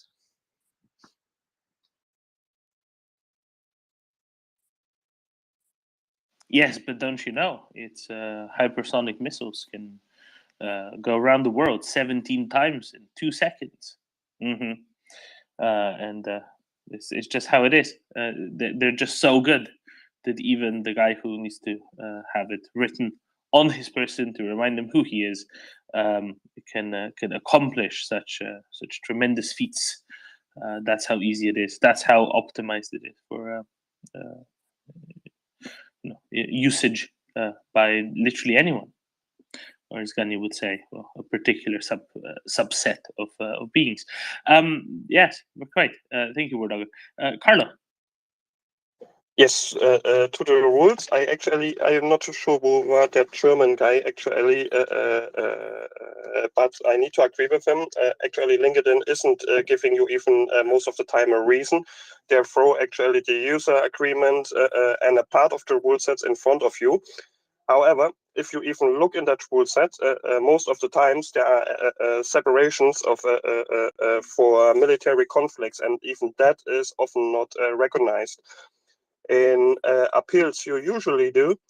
Yeah, you need to open tickets like 2, 3, 4 times until you actually maybe get a reason, so that you actually can argue with them about the context. And I think personal context always matters, because you react to something or you post something in context to something.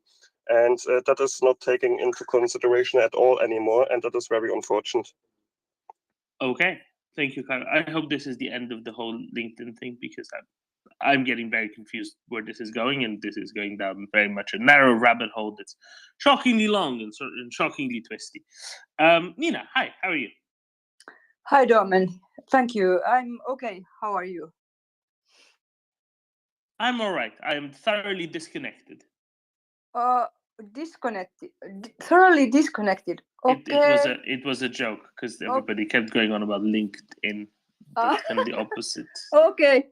Yeah, I don't have anything to add to what you have been discussing here, but and I think because you are always on top of the news, you have probably already discussed this, but for me, I'm a bit slow here. So I've read Mika Aaltola, who is the head of the Finnish Foreign Institute, Mika Aaltola. He said that there was a large-scale attack on Iran, and the targets are apparently the manufacturing facilities of Russian drones used in Ukraine and/or Iran's nuclear program. Probably Israel in the background, but nothing of this magnitude would happen without the contribution of the United States. Did you discuss this? We did a little bit. Clearly, it's not entirely clear what all was that blew up. It's not clear who's behind it, and whomever is behind it isn't going to say anything about it for quite a while still, right? You know how these things go, Nina. It takes a while before anybody says anything. I would just say one thing. There's a lot of focus on there being a 6 on the Richter scale magnitude, so 6 magnitude in the Richter scale earthquake in the area at around the same time. Apparently, the earthquake was a little bit before. So it's probably not connected to it, and it's probably a coincidence. Or my favorite theory still, Nina, is that the earthquake moved some things around, and then because their storage facilities or whatnot weren't properly secured, there was an accident, and maybe nobody did anything, or maybe it was all local Iranians who did things. Who knows? I certainly have no information whatsoever of who might be behind this or who might be capable. Well, we know who might be capable of doing this, but I don't know who's behind it. Could be many people. I mean, many people have a motive, right? Many people have a good motive. A follow-up. Is a follow-up okay? Yes, please. Okay. Yeah, who knows? Is it true that there was an earthquake? This is not like a genuine question. Like a. I think so. Yeah, I'm pretty sure that I'm like 99.99% sure that. Oh, yes. okay. But anyway, there were some pictures I saw on Twitter with some fighter jets above Iran, and I don't know. I haven't seen any confirmation about anything, which country they were from. But my question is actually, well, this is whatever it is. It's good for Ukraine because then Iran cannot deliver these drones and whatever they are planning to deliver. But of course, there can be some in the bigger picture something less nice. So I don't know. What's your take on how it affects Ukraine? Yeah, exactly. So, I mean, I think you got it really there, Nina. If there's a bunch of stuff that got destroyed, well, there's less stuff that Iran can sell to Russia, with which Russia can kill Ukrainians, which is good, right? It's really that simple at some level. Ivana tells me that the fighter jets were all Iranian fighter jets because they were, scrambled or whatnot. There's a particular shape that they look like, and so it's easy to identify that they're indeed definitely flown by Iran.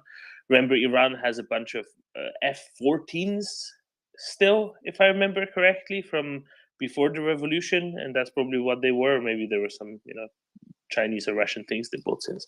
Whatever it was, that's what it was. And I don't really care who it was. I do care about how much got blown up, accidentally or intentionally. But you know how it is with explosives. It's very dangerous. They can just explode sometimes, right? Or there can be a smoking accident. My favorite suggestion, you appreciate this, Nina, actually came from Mocker saying that, well, maybe as Iranians were selling Russians the Shahid munitions, maybe Russians paid them off with cigarettes, the special cigarettes. What do you think, Nina? Yeah, I think it's very dangerous to go and smoke outside those or even inside those places, and it's completely possible that it was a smoking accident. Who knows? But I have another topic, so if George wants to talk about something here, I can wait. Yeah, George, what do you think? You have a good feel for these things. I mean, there's lots of people with a motive, both from inside and outside Iran, right?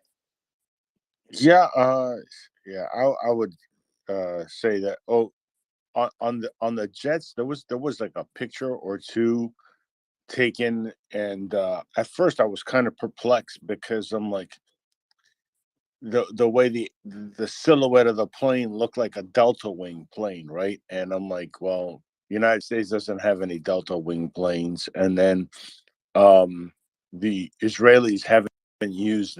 They had a version of the Mirage 3. Mirage, right? Yeah, the Kifir. I think it was a Kifir or something like that. I'm killing the pronunciation. I think, George, kefir is a type of a yogurt. I don't think that's No, it's KFIR. That's the name of the plane. KFIR. I don't know how you pronounce it, but I think it means lion cub or something like that. It's a yogurt gone bad. No. I think it's gone pretty well. It's a Kefir is really good, yogurt. Axel. I know it's a flying yogurt gone bad. Anyway, can you tell how much yogurt is in it?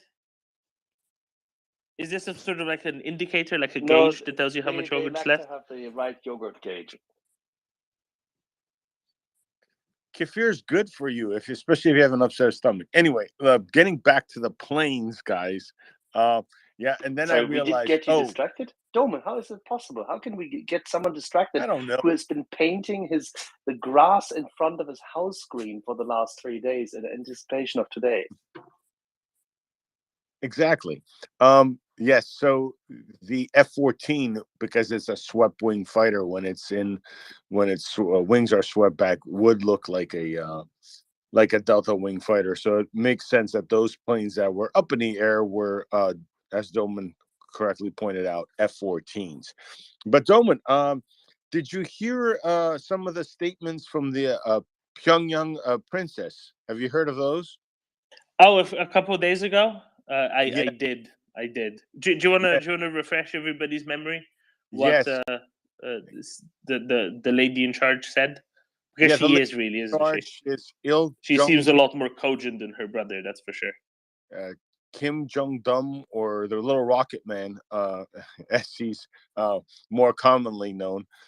His sister said that the Russians would reduce the Western tanks to like scrap metal, and they would be burning in the countrysides of Ukraine, yada yada yada. And the West ending Western main battle tanks would make a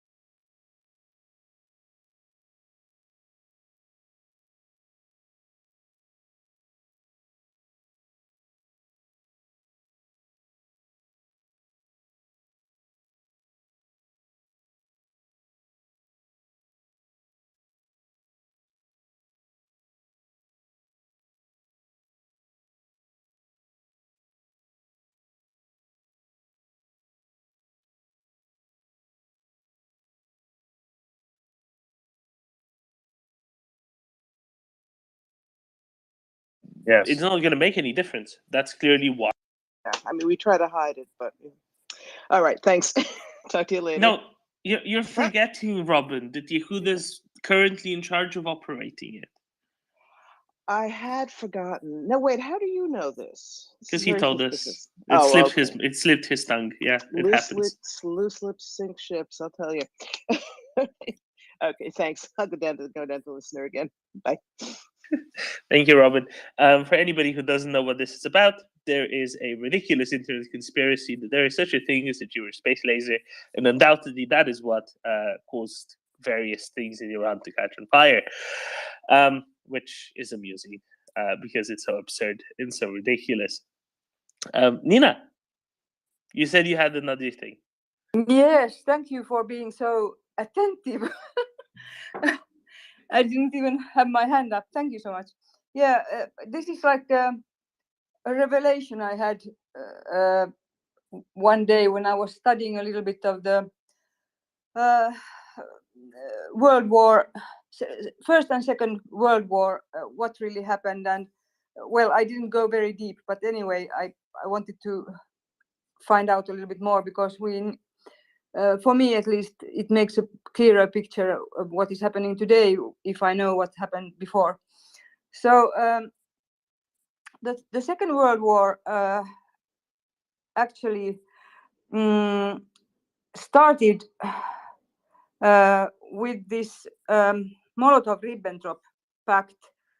I'm sure you know, it was the 23rd, between the night of the 23rd, 24th August 1939, and Germany and Soviet Union signed a non-aggression pact known as the Molotov-Ribbentrop Pact. The countries agreed that they would not attack each other and secretly divided the countries that lay between them. So I started to think, what was this almost 1 year show with Olaf Scholz? And I was thinking, oh, okay, so he has had another Molotov-Ribbentrop Pact going on. But of course, this is like conspiracy theory. But it wasn't a conspiracy theory at the time when it happened in the World War II. So who knows? So the difference is, Nina, the difference is that Olaf Scholz doesn't have pretensions of greatness like that. And he doesn't want more responsibility, such as, you know, having even more territory to govern. It's very different in that sense, and this is where I don't think there was, you know, a division like that. Do not ascribe to imperialist tendencies, but you can what you can adequately explain with paralysis and procrastination, to adapt the saying somewhat. Well, Nina? that kind of procrastination, I have to say, is really deep. I am sometimes procrastinating, but it doesn't go. That's like, yeah, another level.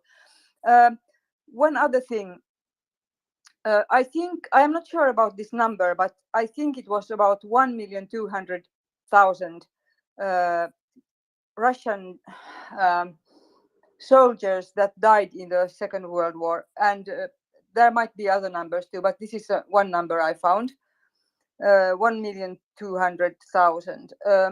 And now we know in Ukraine it's about 120 or 30,000 Russian soldiers that have died, killed in action. So if I think about this, and it's almost 1 year, I'm thinking, okay, is this going to take like 10 years, this war, or what do you think?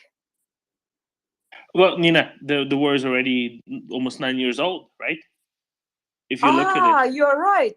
Yes, you're right. Okay, that makes like a better picture. But if I think about the numbers, 1 million, how many Russians have been killed during this 2014-2022? Well, I'll tell you this much. Over 126,000 have been in the last 11 months and a little bit. There weren't nearly as many in all those previous years combined. So you know, maybe 150,000, maybe. But don't focus too much on the numbers. We've made this mistake.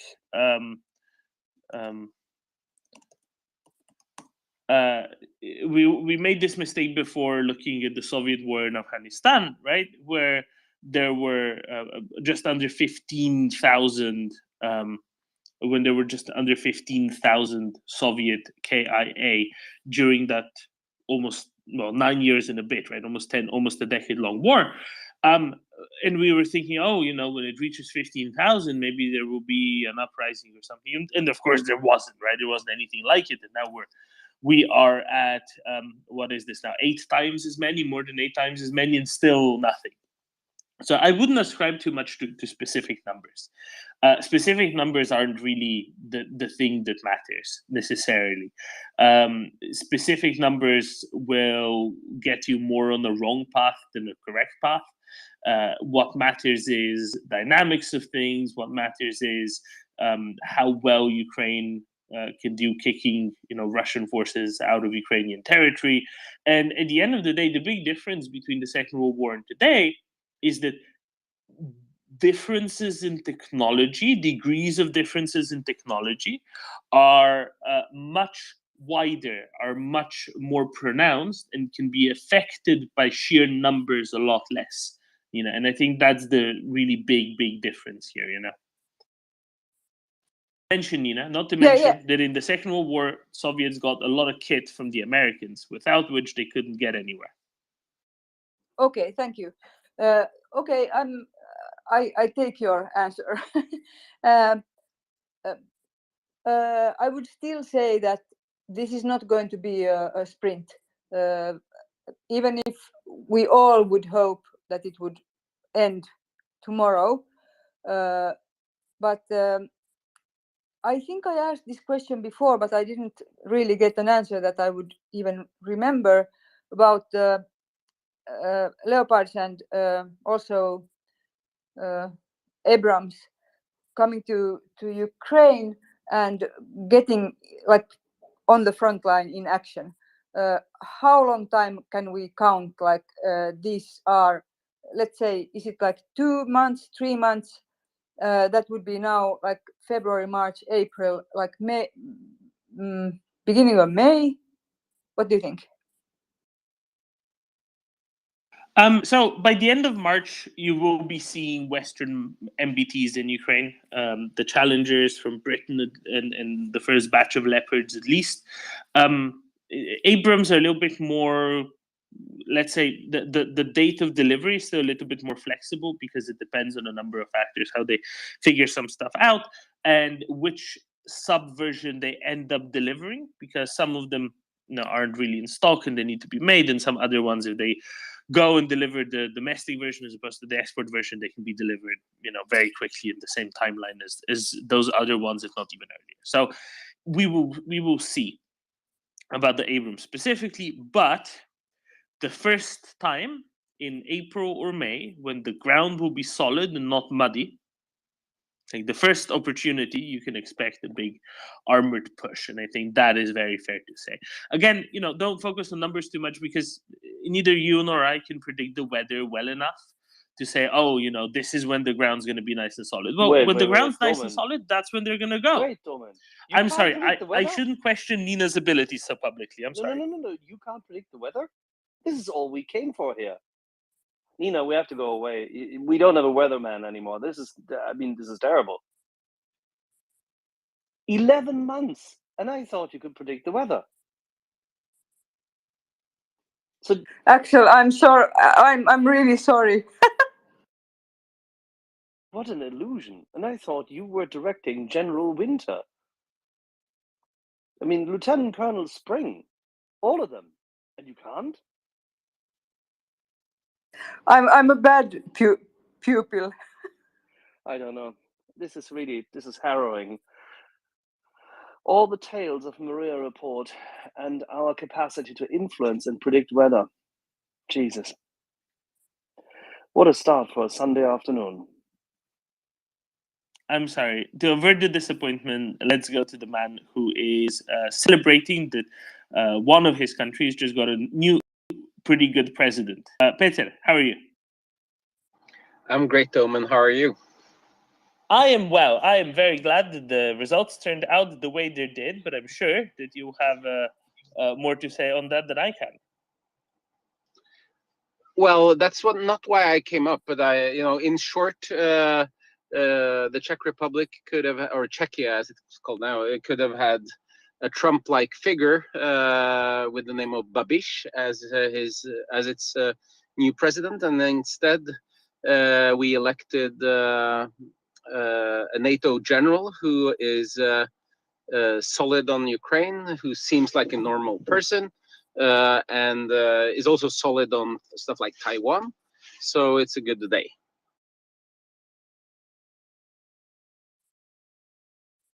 I hear that yesterday some bars in Prague ran dry.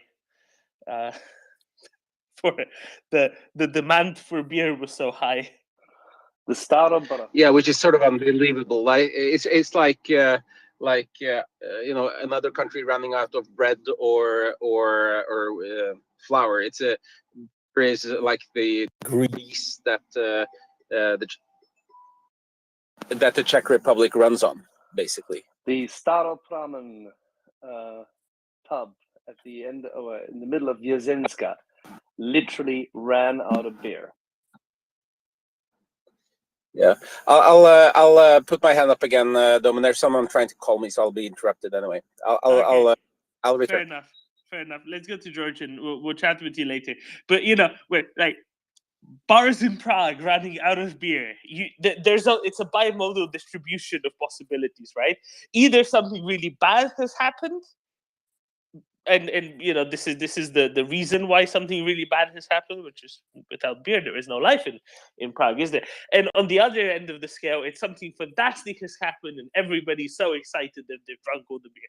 And luckily yesterday was the latter of the two options.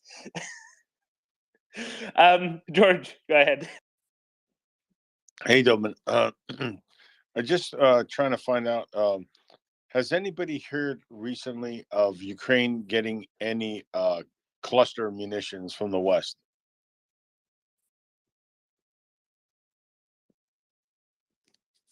Whether artillery shells or... So there was the Estonians were suggesting that they might want to send all that Estonia has, but they need I need to check if Anti's listening, because I can't do this to him. Okay, Anti's not here. A re-export license from Germany in order to send them. Oh, for fuck's sake! Yeah, because Nina had a question on how long this war is going to last.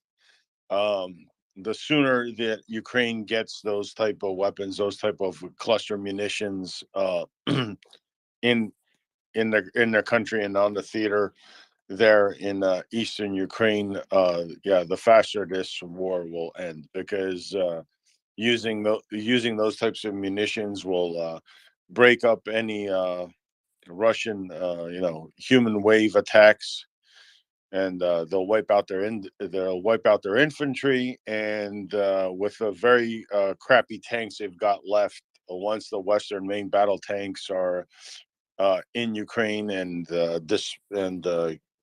assembled in their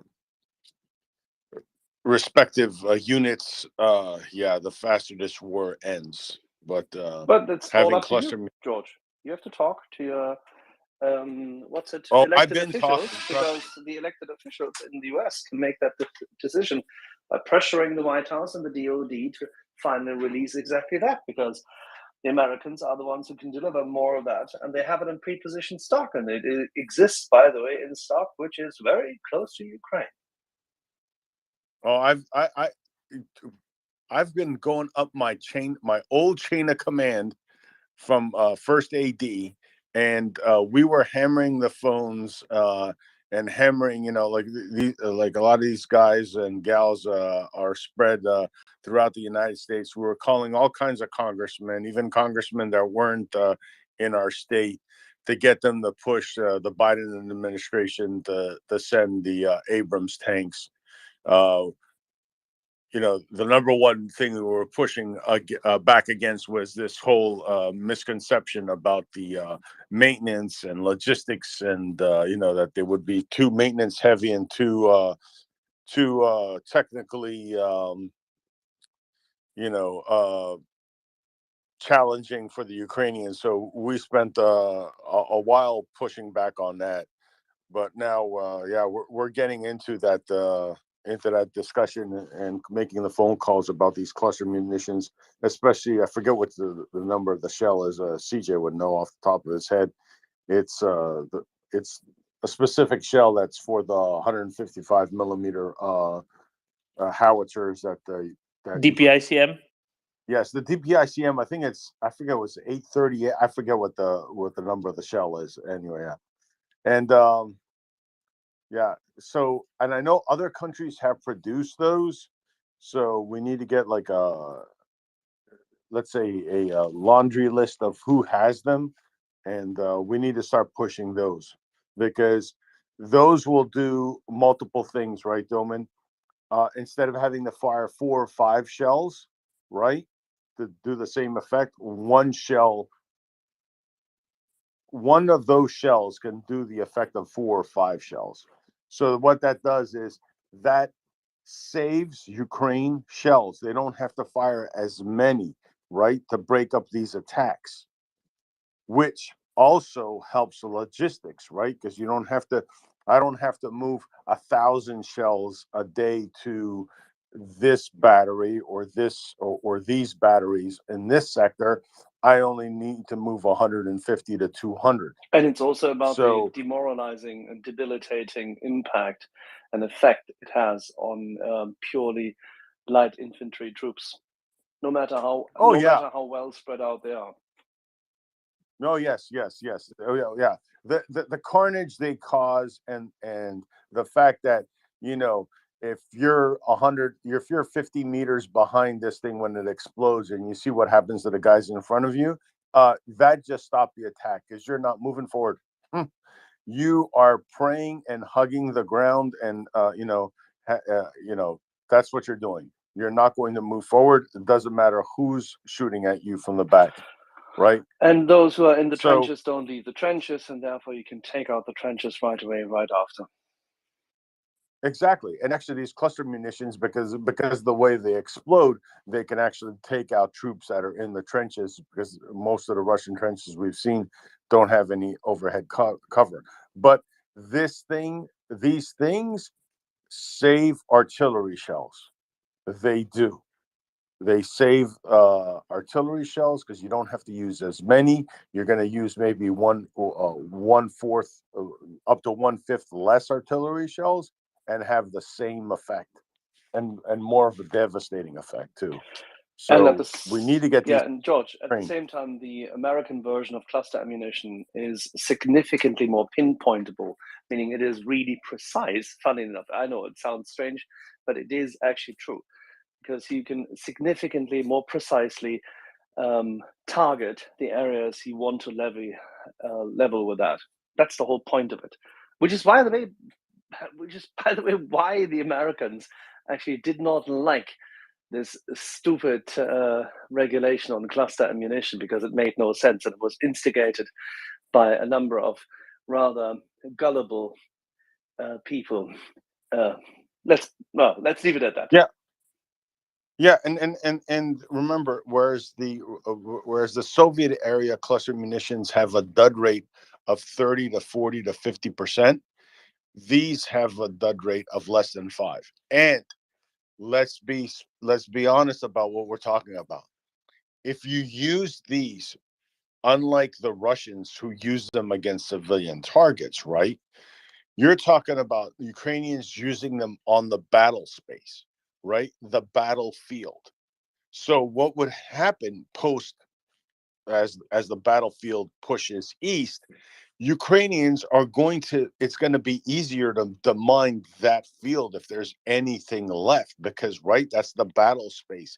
We're not talking about using it in some kind of like urban area like the Russians do, right, on purpose. We've seen the stockpiles of used cluster munition containers that the Ukrainians have captured from the Russians, because they're building their case against their crime against humanity, for post-war. But yes, the fear of these cluster munitions staying there unexploded and killing someone in the future, that really doesn't happen, because it's happening on the battle space, and those battle spaces are the first things to be demined, because, right, you have armies, you have units that are going to move through there, and those things are going to be cleared first. 100%, as a friend of ours tends to say. So people, get a hold of your politicians and say, "Hey, Ukraine needs these, especially for over the next couple of months. It'll do it'll do Ukrainians, you know, if you can break up the attack before that infantry locks with your infantry, you're saving Ukrainian lives.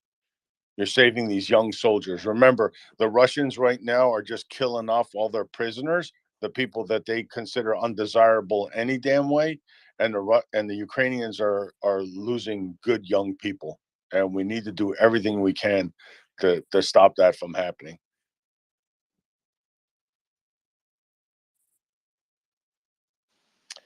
Thank you, George. Also, remember, it's in nobody's interest when designing cluster munitions to have unexploded ones later on, because that just means you've provided less of an effect in the first place. That's why designers of cluster munitions try to make sure that all the submunitions detonate.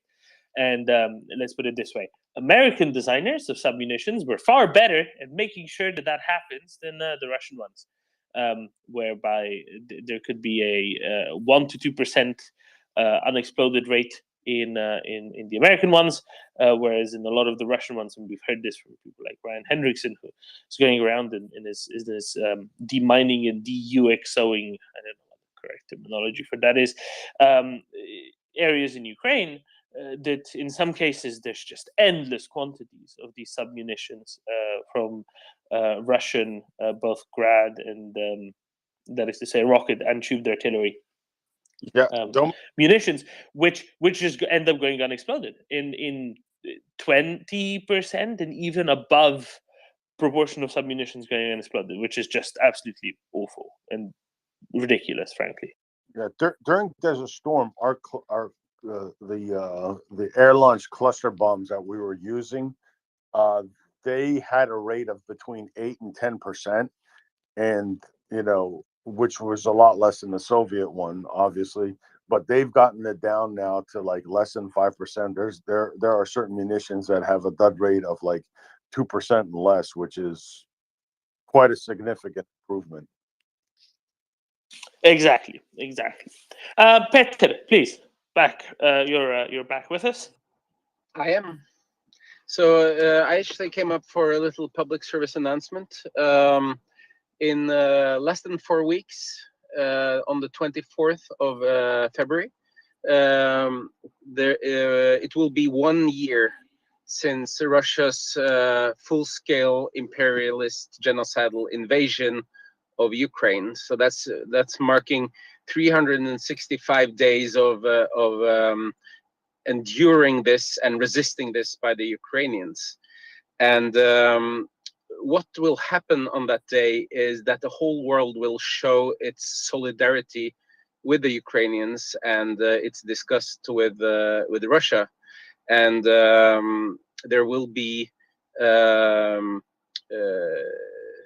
events in many cities and communities all over the world. So everyone mark your calendar for the 24th of February. Don't plan any dinners or other activities. Plan to go and show your solidarity with Ukraine. Find out what your local event is. And if there is no event being planned in your community, go ahead and plan one. Get in touch with the local Ukrainians or whomever can support this and turn out on that day. It's really important. It's going to show Putin that his theory of success, the reason why he's still fighting, is that he thinks that the West will tire of supporting the Ukrainians. We will not, and that those events on the 24th will show him that. It will show our politicians that the people support Ukraine and that the people wants the politicians to provide all the weapons and all other support to Ukraine. So it's super important. Turn out and also make sure that there is an event in your local community on that day. Okay, thank you very much, Peter. That's a wonderful advice and easy for all to remember, obviously, what day that is. Zgolman, very good morning. Hey, good morning. Good morning. Hey, I wanted to say on the cluster munitions, I believe the most urgent need for them right now is because if you look at what's going on in Bakhmut and Soledar and all, the Russians are using their Mobics to kind of expose artillery positions and then using counter artillery to, destroy those, the Ukrainian artillery positions. You know, that's what they're doing now, right? So if you had cluster munitions, you wouldn't necessarily have to expose all your artillery positions to push back on those Mobic charges that are happening. So I think right now the most urgent need, I think, is why they're pushing so hard now, is so that they don't have to fully expose their artillery positions to to counter these onslaughts, and thus open themselves up to counter artillery fire. Because I suspect that's where most of the casualties in the Ukrainian side are coming from, is the artillery being exposed. You know, when the Mobics do the charge, and then the Russian artillery then responds to those positions. So more efficient artillery would allow them to expose less. So I just wanted to point out that I think, the advantages in the ongoing war are kind of different than the advantages at the moment. Cobras. I think the moment is would be good. helpful, right? Absolutely. Anything that mitigates what artillery would be. I mean, I know it's mobile artillery, but you got to be firing to suppress the charge. So you can't. You got to be stationary for some period, but Cobras or Apaches, you're moving the whole time. Artillery has no role. So yep. Which is why we But currently I see all believe this that's dang artillery warfare by the Russians, because the West, Yep. meaning specifically the United States of America, has failed to appreciate in the Pentagon that it needs to provide a strong, solid, and not even modern, but at least modern by Ukrainian standards, helicopter force with appropriate armament. Yep. So they need to become the Ukrainians. I mean, all indications are they're dying, although not in as large numbers, obviously, as the Russians. But there's a lot of casualties happening in Bakhmut, and the tactics that they're using over there. The Ukrainians need something else to help suppress the charges that doesn't expose their positions all the time. And for how long have we been saying this here? Since the first time I saw them doing those pitch up launches of suppression, which are I don't know, April, May, when I started seeing them. There you go. I mean, it's just because that's not killing people. That may be causing them to duck, but that's not actually changing the score, as I say. The score, as we know, in body count. That's just allowing them to duck and allowing Ukraine to advance closer. But at the end of the day, it's not killing people, what they're doing right now, what they're able to do. So our friend Jeff is actually right. What Pentagon, what Milley doing? He doesn't like AirCap, huh? Yeah, I don't know. I mean, I don't know a infantry person that doesn't like AirCap, to be honest with you, that's ever been there. They usually, if they've been in a fight, they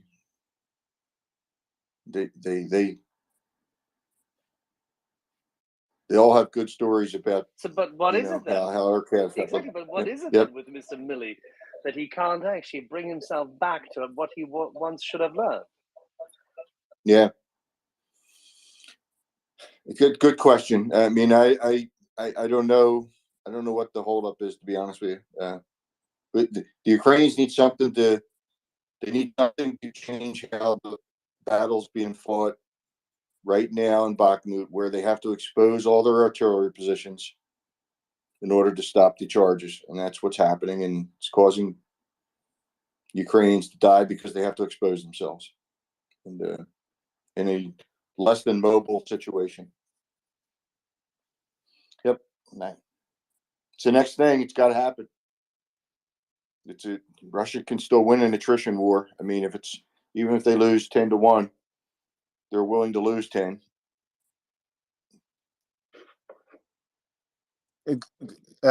Dolman, can I ask Goldman a question? Oh. Hey, Goldman.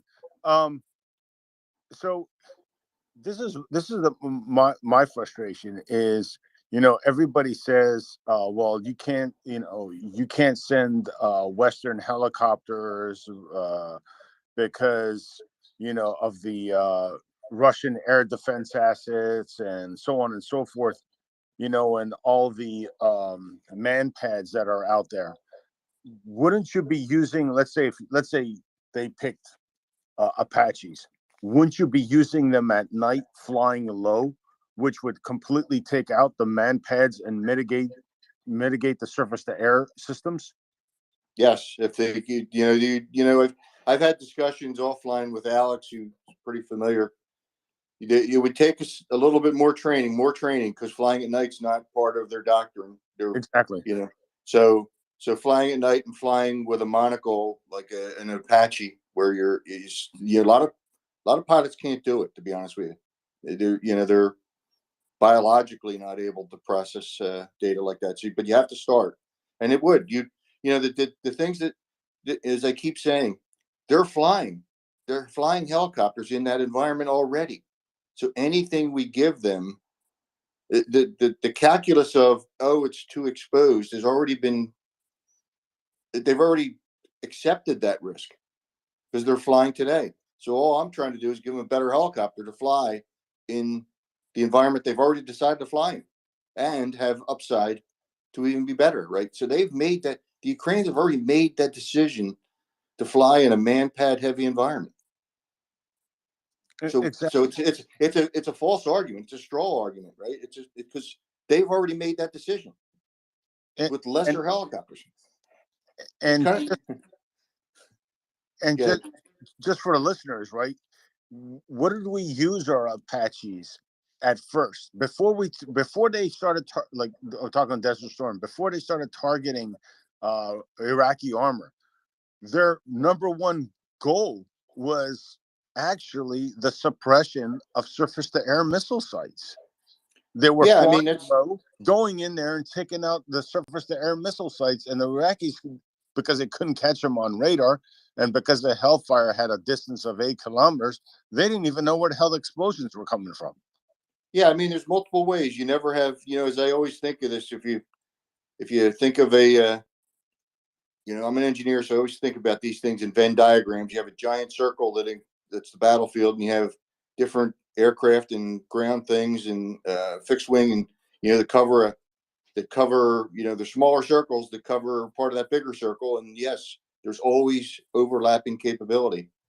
If the enemy's particularly strong at high altitude, then you send your low altitude guys in to do the job, which is the helicopters. I mean, that's you exploit their weakness, right? So if their weakness is low altitude attacks, then that's what you do. Now, let me just say, there are advanced, and I don't know whether the U.S. would ever give them to them, but there are advanced defensive systems over and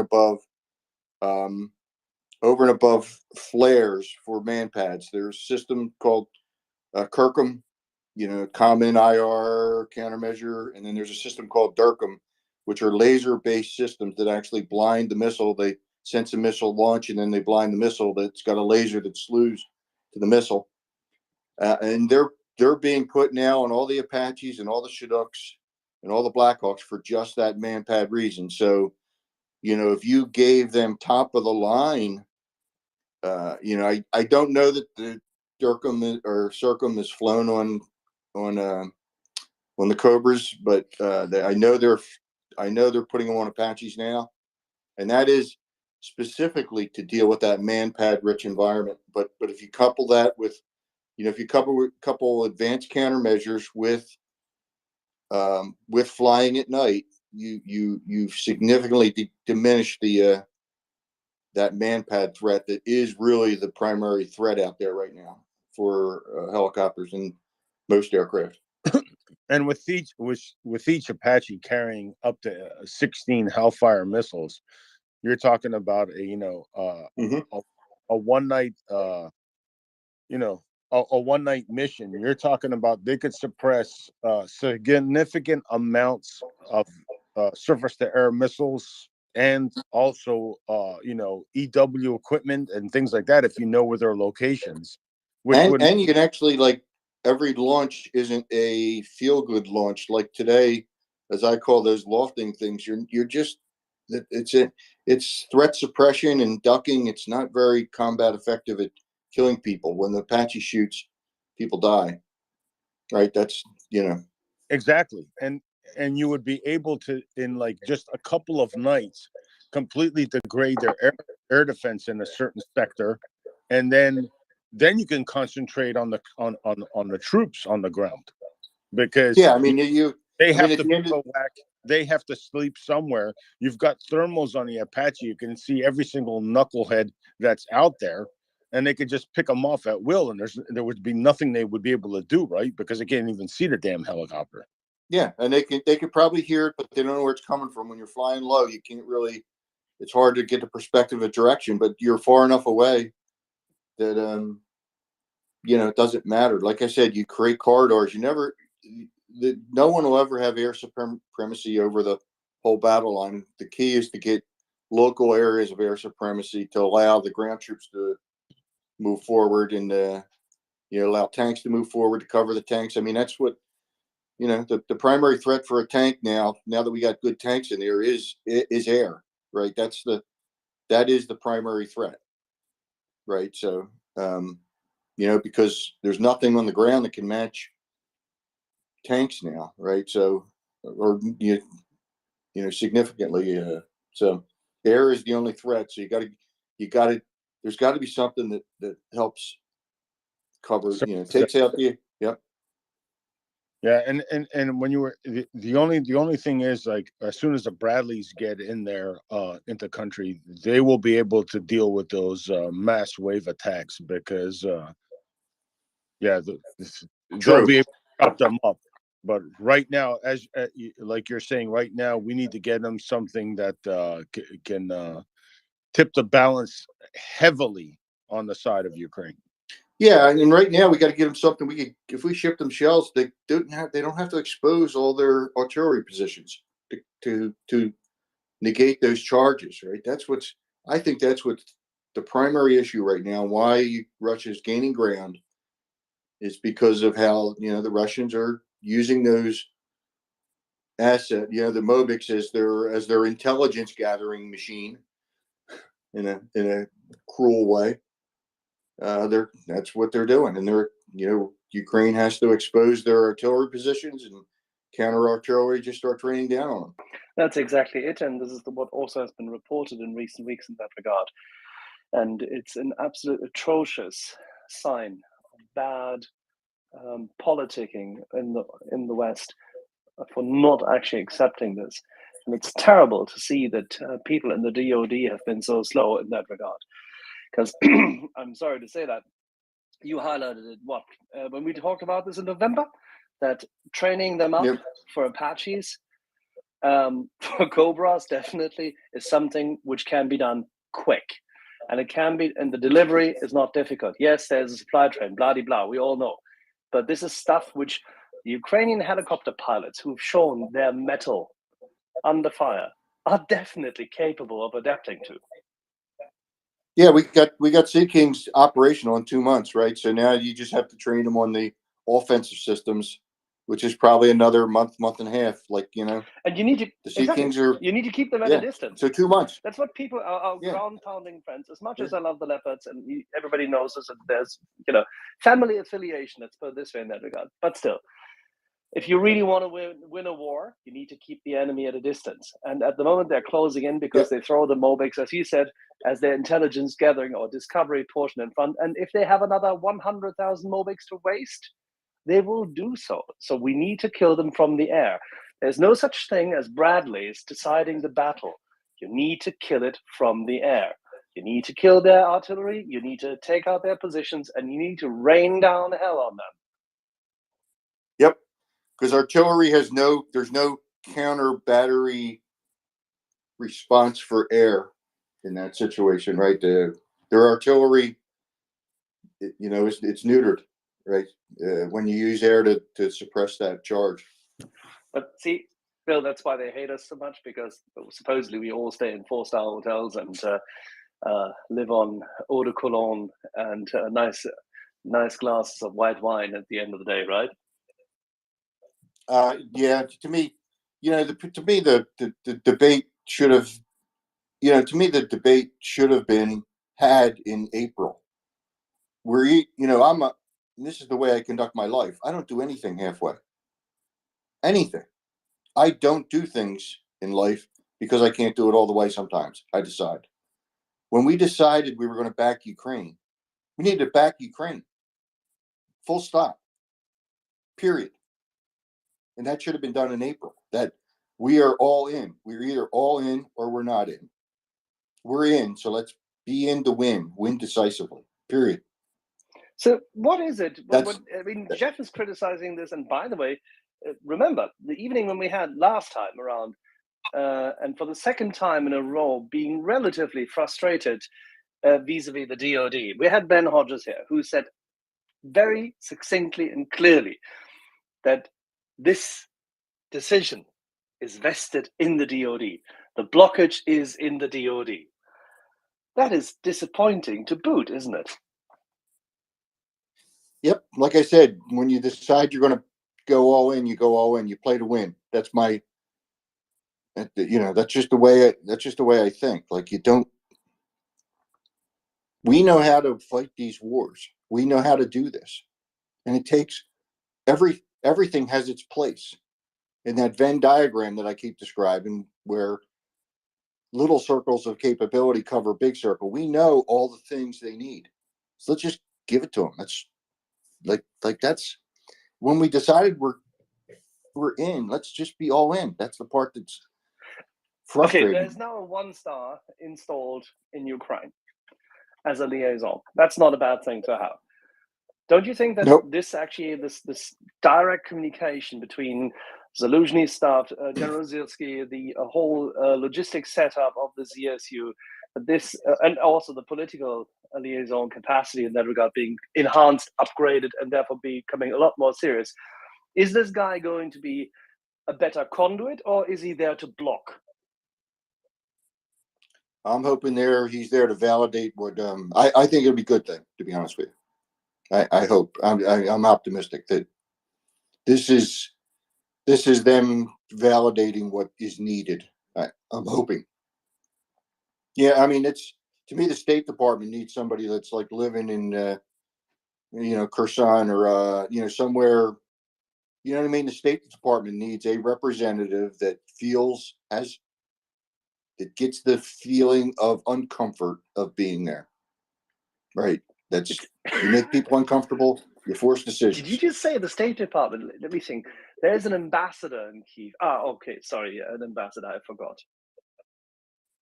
Yeah, no, we need somebody on what's his name staff to be living close enough to the front line to be having to put a jacket on every day, a flak jacket on every day, just to go to work, to get just to get the feel of what it is to live.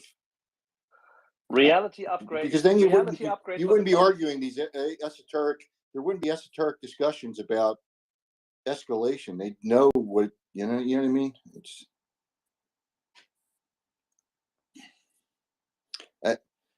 The things that frustrate me is not going all in. I'm 100 or 0 guy. That's just the way I conduct my life. And I think we should be either all in or not in. We're clearly in. And this is people get upset with this, but to me consensus is a desire, not a requirement. Well, we have days. To me, come on, we have days now ahead of us en route to Rammstein 9. Ben Hodges and many people are already campaigning heavily and relentlessly, and fortunately with great support from the Senate Armed Forces Committee and all its friends, as well as House Democrats and House Republicans. You wouldn't believe. We have already a large wave of U.S. Congress members who are very much in favor for this administration to finally find the short and curlies to deliver attackers. Great. So let's push on this one further. We now know already that the overall movement towards F-16s is there. That's grand, but we have to push it further because they need to coordinate the delivery. And by the way, why are they not adding F-15s? And what are they going to do in order to supplement the Ukrainian Air Force, which is depleting its Sukhois? So they'll need something in between.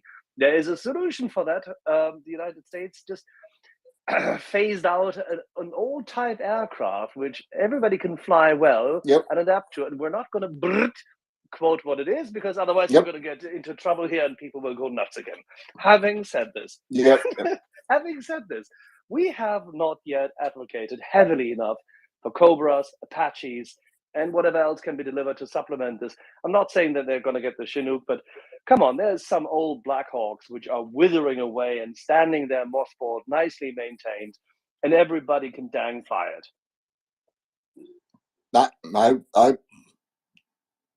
I'm all for Black Hawks, to be honest with you. And, I think that's the right aircraft. I mean, I think it's the right aircraft for some of the missions they're flying right now. I mean, that's, it's again, the Ukrainians have allegedly have asked for I won't mention that aircraft. They've asked for them. They know what that aircraft is. They know what it can do. It's not like they're looking at Google and Wikipedia to understand what it is. They know what the aircraft is, and if they're asking for it, they believe they can use it. I don't understand why we need to be smarter. Right? Why do we need to be smarter than the people that are doing the job? And the U.S. Air Force has phased it out. So they've tried to, So to me, it's incredible that like I said, it's not like we're giving away the secrets. There's none of the other concerns relative to technology transfer exist with that aircraft. And if Ukrainians want it, then let's just give it to them. Like, I don't understand that all the other issues are not there with that aircraft, where you have to when you say that demilitarize that aircraft, you mean the one with the cannon with some jet engines on it, right? Yes, the aircraft, the aircraft that's built around a cannon. If you look at every other fighter in the world, it's a pilot sitting on an engine, right? The only aircraft in the world that it's a pilot sitting on a gun. It's built around a gun,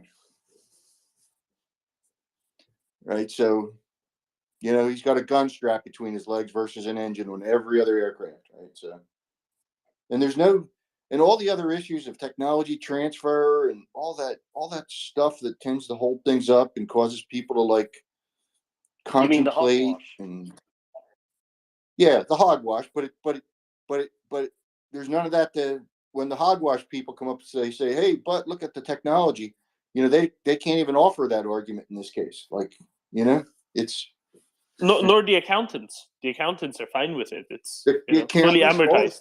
All the other people that think their job is to think, you know what I mean? That, we got to contemplate things. I think that's what the people that get in the way. They just think, well, my job is to think, to game theory every possible negative thing that could happen. So I'll need X amount of time to think of all the potential risks and then put mitigations in place. Well, all that stuff goes away. All those people that like to think that's their job is to think for a living, they don't need to think. They, just give it to them.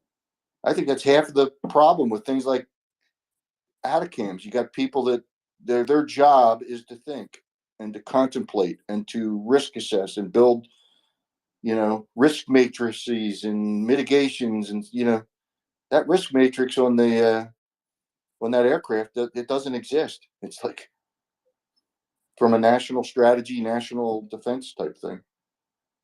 All right. Those are the people that are holding this up, is those people with their risk matrix that need to be properly populated and mitigated. And I can see it now.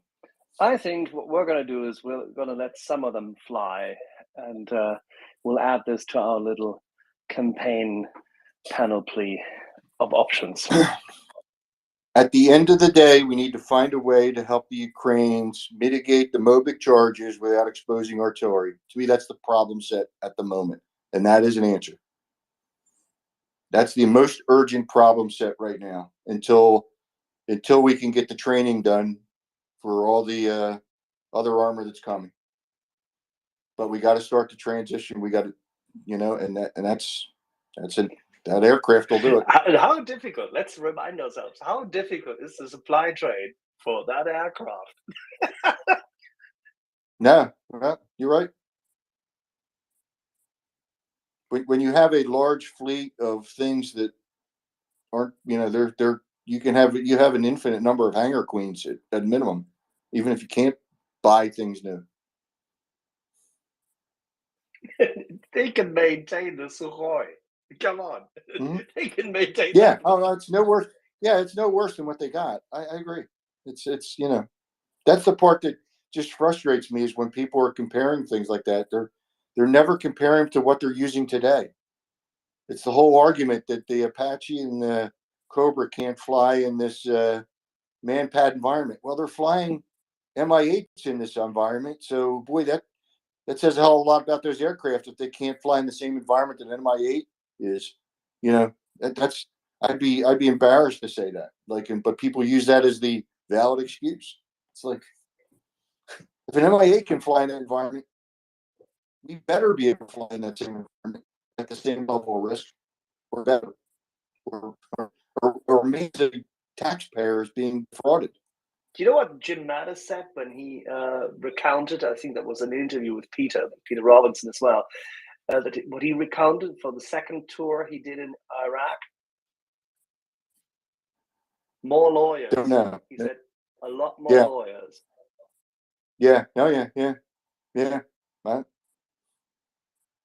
It is surprising. It is eye-opening when you understand how many lawyers are in these processes, embedded in all these processes of war. That was an eye-opening thing to me, to be honest with you. They make a decent submarine fleet. Yeah. Yeah, I don't know. All I know is it's frustrating to see. We need to go all in. And the fact that we're not, the fact that we still aren't all in, and we're still trying to achieve consensus is, I'm a Ronald Reagan kind of guy. I know what Ronald Reagan would be doing right now. He'd be saying, this is what we're going to do. Get on board if you want to look like consensus, right? I mean, consensus is a desire, not a requirement. And right now, we're acting like it's a requirement. Yep. Lead, follow, or get out of the way. Yep.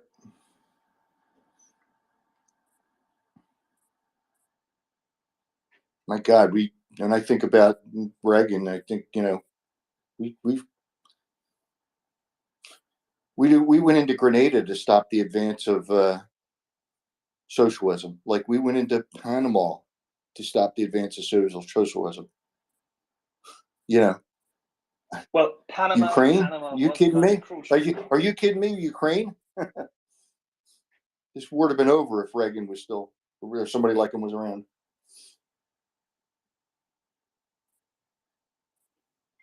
I believe Nino might agree with you, and I'll go to him because he's got his hand up. Yes, I agree. Hello, everybody. So it appears that Axel was right and I was wrong. In Greece, we are reading press releases about Greece sending 14 Leopard 2 tanks to Ukraine to start with. And Paragalo, you're right, man. Bravo. I'm so happy you were right, to tell you the truth. So they say that it's the first batch out of 40 to 80 Leopards that will be sent to Ukraine. I'm pretty sure there's going to be some kind of a trade in the future, as you said, Axel, maybe like Patriots, maybe Abrahams. We don't know. We will read soon. And to close this, I want to say also Greece has 200 or something F-16 airplanes. Some of them are being upgraded to Viper versions, but we are now on talks on getting new deals for the F-35. So maybe, cross fingers, we can send some F-16s and get some F-35s being sent here in the near future. We'll see. That's all from Greece. Slava Ukraini. Hello, I'm Slava. Yes, Athenia and Sparta have come to the rescue.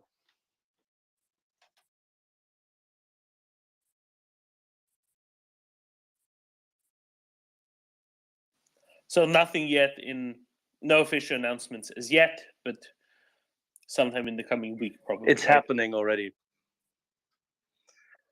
Official announcements? Yeah, well, wait for it's Sunday evening. As Nino knows, there's a lot of television programming to be gotten through this evening. And after that, typically Monday late afternoon, you'll see a press conference. Guys, even on the Martyrs, we heard this first from the Germany side, and then it was announced here. So I'm expected this to work out the same way, because again, we have the opposition here busting our balls about not sending weapons to Ukraine because we have the Turkish, blah, blah, blah, blah, blah, blah. So there's going to be a final deal, and the last you're going to hear is the official government saying, yes, they're being sent.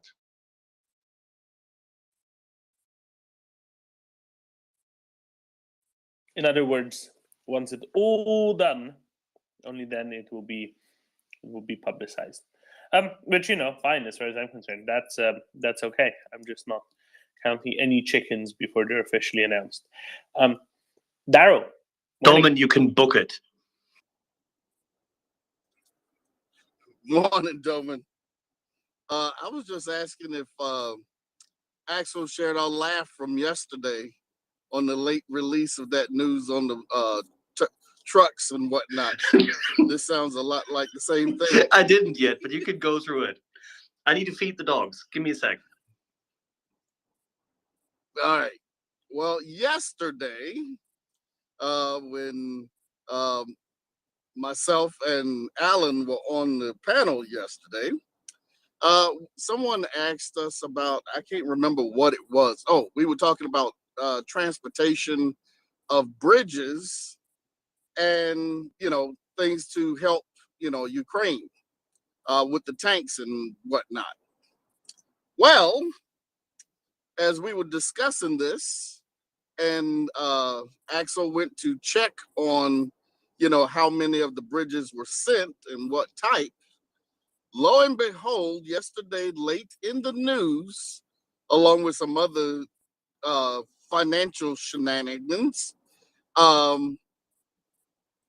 it was found out that Germany was sending 86 heavy hauler trucks, which no one had really said anything about, because when you start talking moving tanks around and getting them to the front, everybody was just talking about the logistics of it all. Well, that logistics issue went to hell when they had enough trucks, heavy haulers, to move almost a brigade of freaking tank. Daryl, I need to admit, I spoke about this, but nobody responded with anything. Just went out into the ether. Nobody cared, and I thought, oh, well, nobody cares then. Yeah, but it was kind of funny. It was in the late night. I mean, it was in the evening news or so in Germany on the German government website, and we just got a big kick, and we've got a about not. It was pretty funny.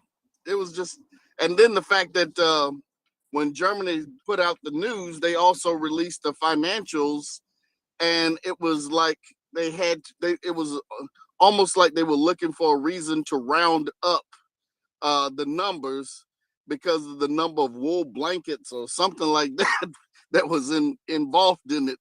to make it seem like it was down to the last cent of the release of the numbers.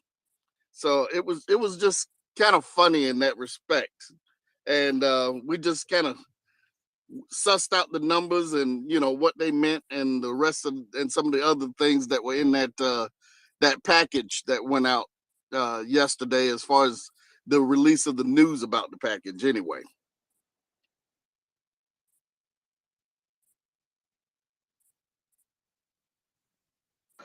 It was take out the trash late Friday that they updated the page a second time. Yep, it's there since Friday on the Bundesregierung website. Yeah, but I think it was the timing of it, though. What time did that get updated, Axel? Late Friday. Friday afternoon. Late Friday, like 6:30 or something, Friday afternoon.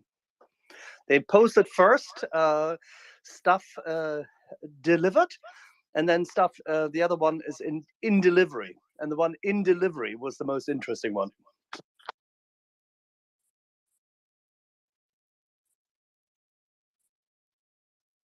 Yeah, So you had a planning. bunch of us. Yeah, so you had a bunch of us get giddy about logistics here, and it just seemed funny. Everybody was, really excited about tanks, but it was like there was this juvenile type excitement over trucks. Yeah, it's also the fact that the Germans are delivering what is needed for a full brigade, meaning in this case 2 full battalions, and therefore 6 companies of tanks, and thus meaning that the coordination effort, which had been talked about, finally comes to bear, because evidently Germany does have the capacity for it.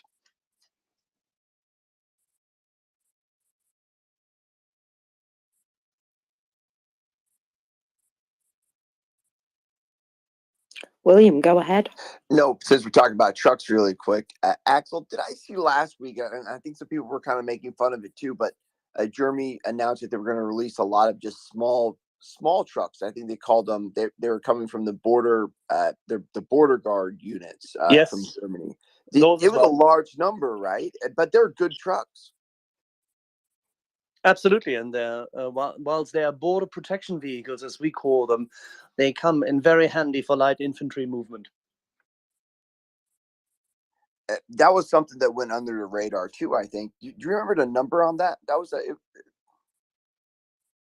It's on the page. Domin, if you can reach into it, I was just feeding the dog, so I don't have the page in front of me. It's at the bottom. But Domin has the page open, I think. I do have the page open, but it's a very long page, so it takes a little while. Border protection vehicles, Domin. Order 107. No, that's a big deal, and that's a lot of times we talk about that last mile, because you can only get so much equipment to the front line. You need vehicles to be able to get from your forward operating bases up to the front lines, and those vehicles look tailor made for that, which I think is really, really critical, and especially along this very drawn out front.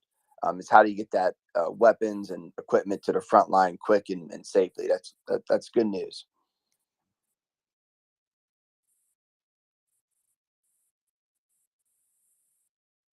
I have a question for you, William, Darrow.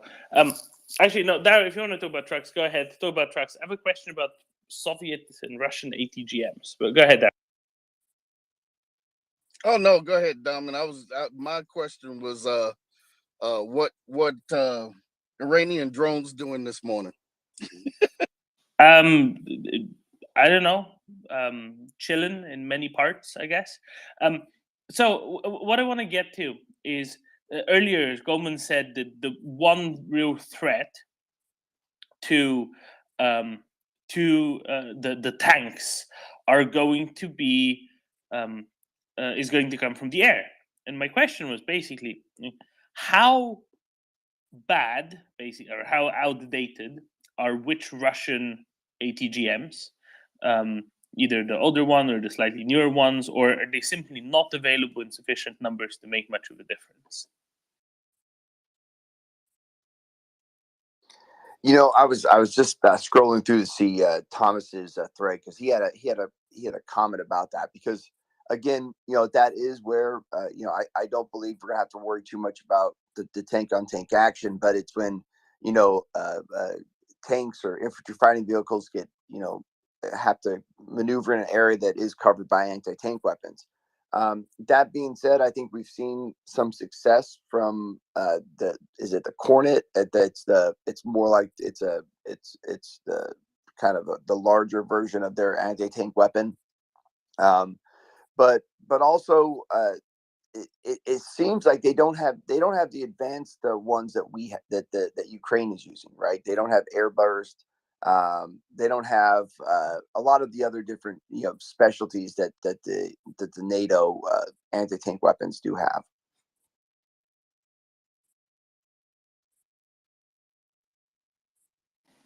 So, in other words, against Soviet-designed trucks, against Soviet-designed tanks, probably pretty good. Against Western tanks, probably not that useful.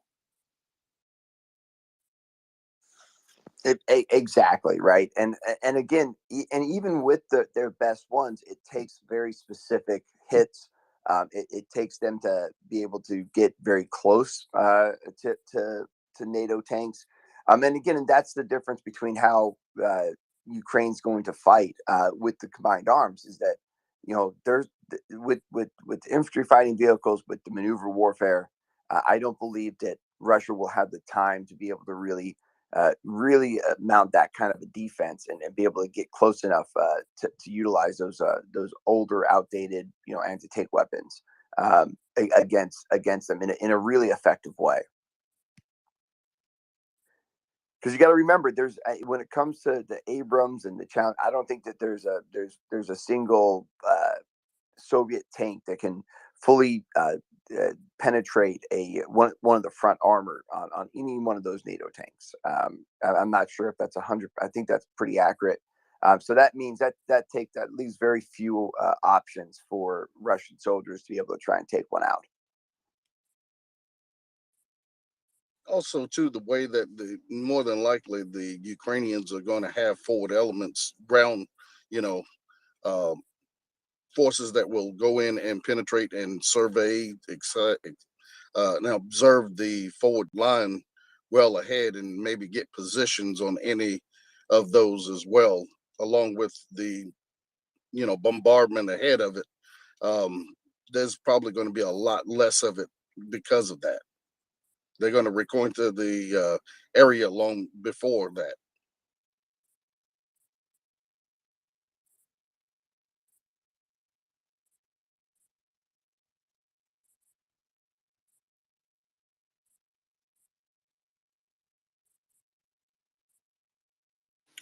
Thank you, gentlemen.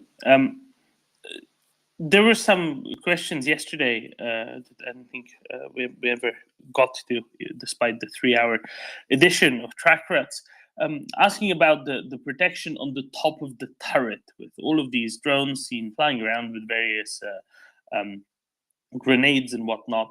Can that be a problem even with the Western designs, even with the newer Western designs like the Leopard 2A6? Or are tops of turrets sufficiently well protected against those, even if not against, say, a Javelin? Yeah, I believe that, you know, I think overall the armor is much more well suited to protect the crew and protect the vehicle for all of these vehicles that are being sent over there. When it comes to the need to have, you know, it's hard to be buttoned up in a tank or a Bradley with everything shut, and not have any airflow or not have any way to get out.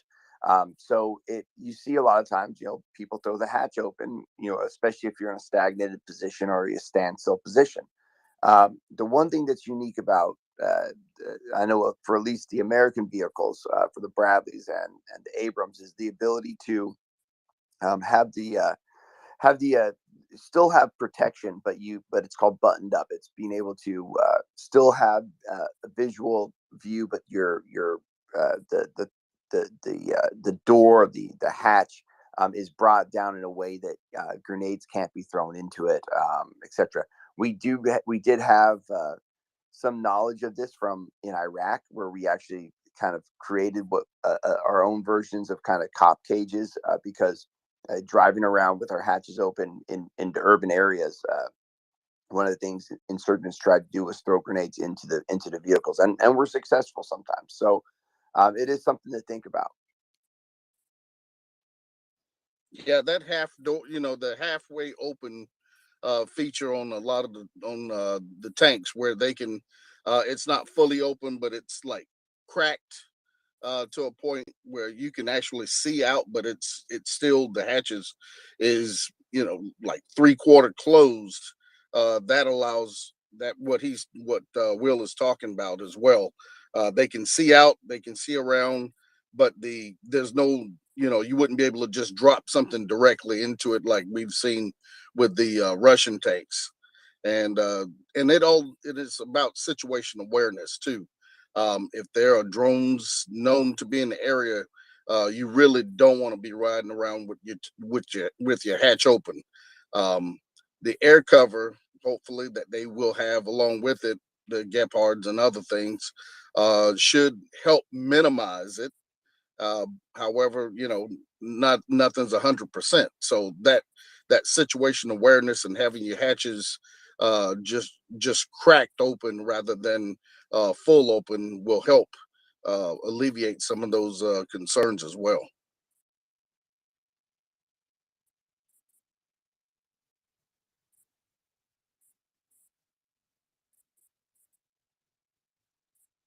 Were Soviet designed ATGMs of various types, like Fagot maybe? Were they ever a problem for the US in Iraq, for example, or in any other theaters?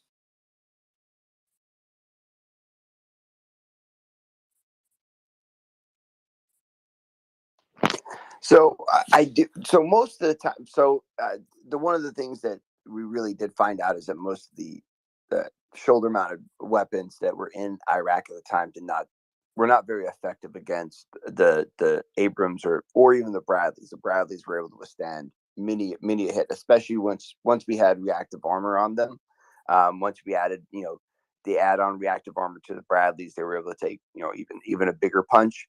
Now I have seen, there is, since then, I think some of the newer, you saw some tanks being taken out in Syria and other places by anti-tank weapons. I think there's one really famous one of an Abrams being hit, and you see the crew being able to get out and a large plume of smoke coming out of the back. But a lot of people are talking about how that makes the Abrams look weak. We always got to remember these vehicles are not indestructible. There are ways for them to be destroyed. Insurgents figured out ways to create big enough IEDs to flip an Abrams upside down. That's these things can happen, right? But the survivability is much better when we look at that one video, and I believe it's from Syria. That gets, an Abrams gets hit directly in the ammunition storage area in the back of the turret.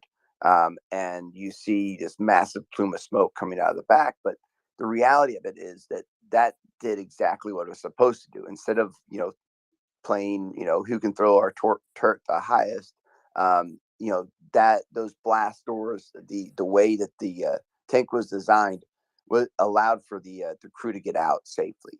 And that's one of the big differences.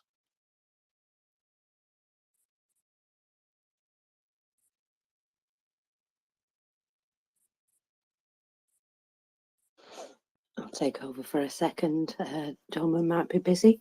And yeah, the survivability of the crew, the fact that they can get out of that shaken but not injured, that's a massive difference to what's currently supplied to the Ukrainian armed forces. And I'm quite sure that their T-72s are probably upgraded and in better condition than the ones that the Russians are fielding. But it's still a T-72 tank, and I suppose it's not perfect. They've even got older models. Is that right? Oh, of course, there's T62s around, including the T62 Classic Edition, which features a sleeker, smoother bodywork that was popular in the early 1960s in the Eastern Bloc. One of the important things we need to remember about the reason for the tank being armored is the fact that it was built for the crews to survive bombardment. And when we talk about the modern tanks, all the armor, that's exactly what it's designed for: survivability. They can get hit, but the idea is for the crews to be able to survive that hit. And everything's about armament, and about the gun and the movement, but the main thing really is all of that armor is to protect the crews.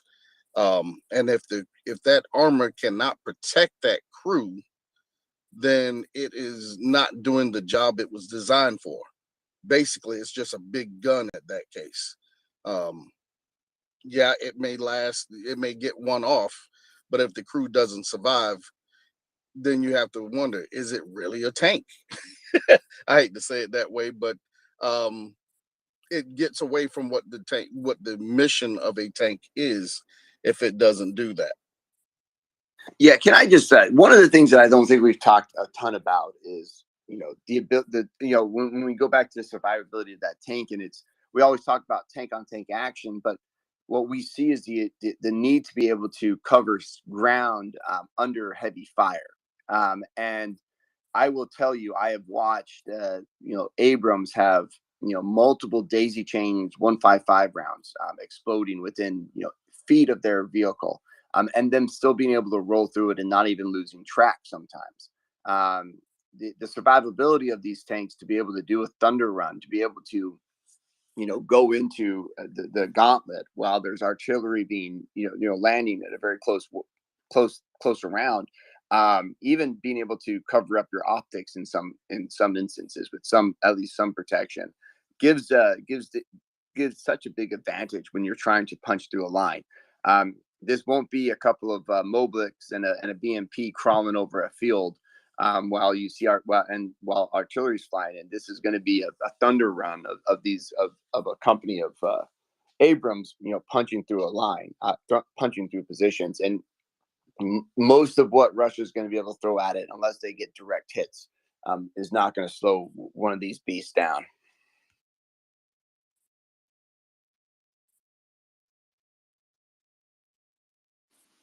There we go. Thank you, William. I've been thinking a little bit more, William, yesterday about the M3 Bradley versus the M2 Bradley. And of course, the difference is really just in how the space is allocated, right? Instead of carrying lots of troops around, more space for other equipment, for more munitions and the like. How common were those M3s? And are there lots around and I've just not been aware of them before, or are they very much a specialist subversion? So from what if I can think about it, so when you think about every battalion has a what's called their scout platoons,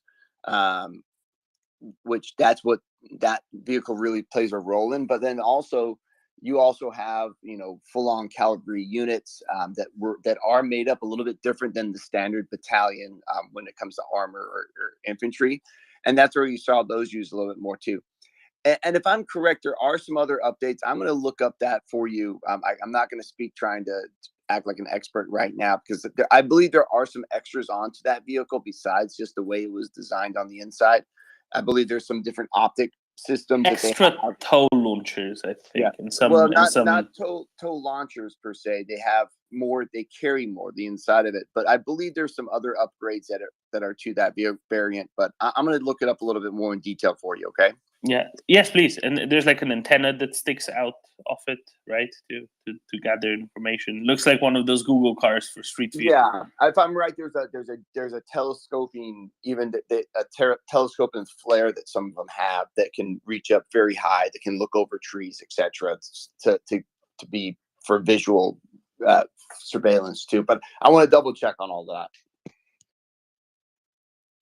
And also, just a shameless plug, if anybody wants to, I retweeted a tweet from an account called Angry Ants, and it went over what we talked about yesterday when it comes to a basic overview of kind of unit size and unit makeup, along with basic maneuver elements of combined arms, how I vision some of these units being used to punch through and take over. It's not a perfect example, but what it is something that for the folks who aren't military planners like Yehuda, or folks who've had to look at battle plans like myself, to have a better understanding of like the basic words we use when we talk about how these units will be used to break through and then take over a large area of ground for the freedom of Ukraine. And as I said, I'm going to do a little bit better job for next week's the next week's segment of track ruts, but I wanted to get that done because I know there was a lot of questions about the actual maneuver elements of it. So with that, I got to jump down for a little while, but it was great talking this morning. Thank you, Will. And it's up in the nest in literally prime position, even though no, is one technically a prime number? Who knows? It's in the leftmost. It's in the leftmost slot, as it should be. These ants, while angry, seem pretty clever, coming up with such detailed plans. I agree, and in Iraq, that's what they call it. And when you're in a Bradley, they used to think we had force fields around their vehicles because their guns their guns couldn't stop us, and then they would make us mad, and they would shit out angry ants to come. That's what the infantry. Excuse my French this morning.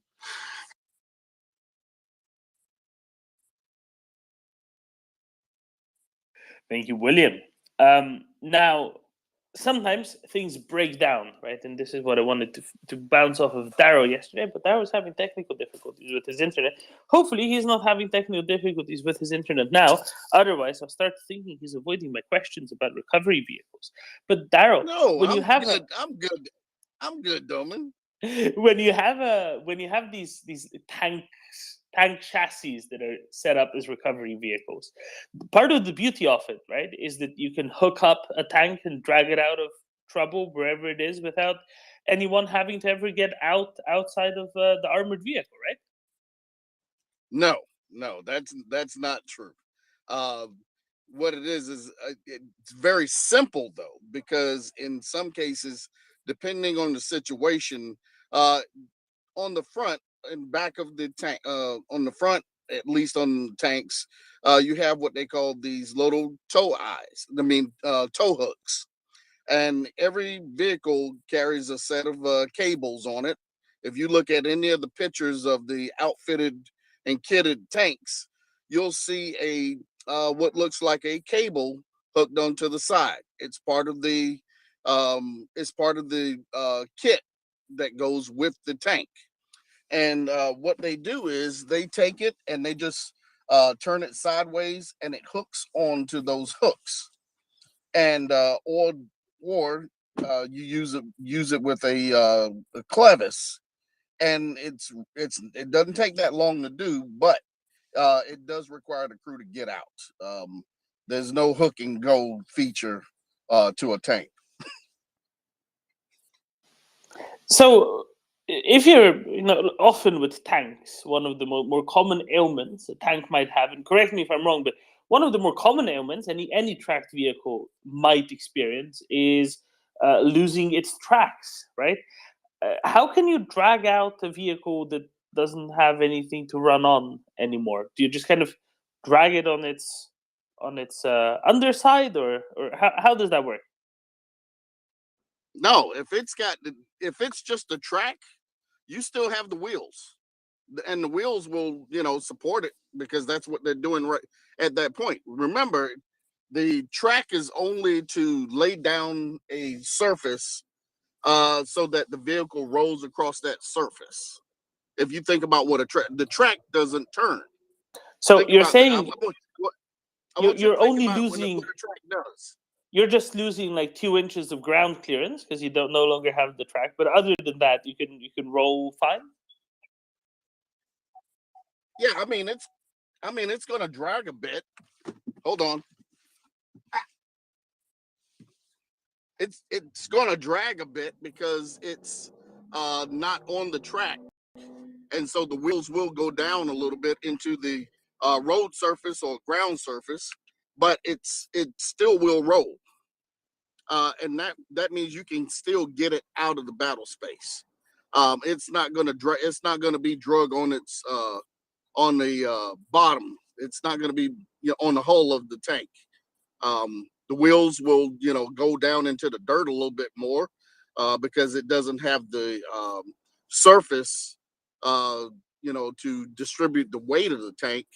But you can get it out depending on the type of surface it is and and that will determine how bad it's going to be. However, if you are not in an active firefight, if you are not in a situation where you don't need that crew getting out of that tank, and that tank is best served as maintaining its operation via moving its turret around and firing, thus still able to provide supporting fires to the infantry. If that crew can get out and there's not active fires, they can repair that track on the ground. What they'll need is there's a thing that we call short tracking, where if you lose the idler or one of the other wheels, you can short track. Um, Basically, you just loop the track around a shorter number of wheels, and you can still get it to roll. That you can do that with just about any track vehicle. It's not optimal. It's not the premium thing to do, but it can be done.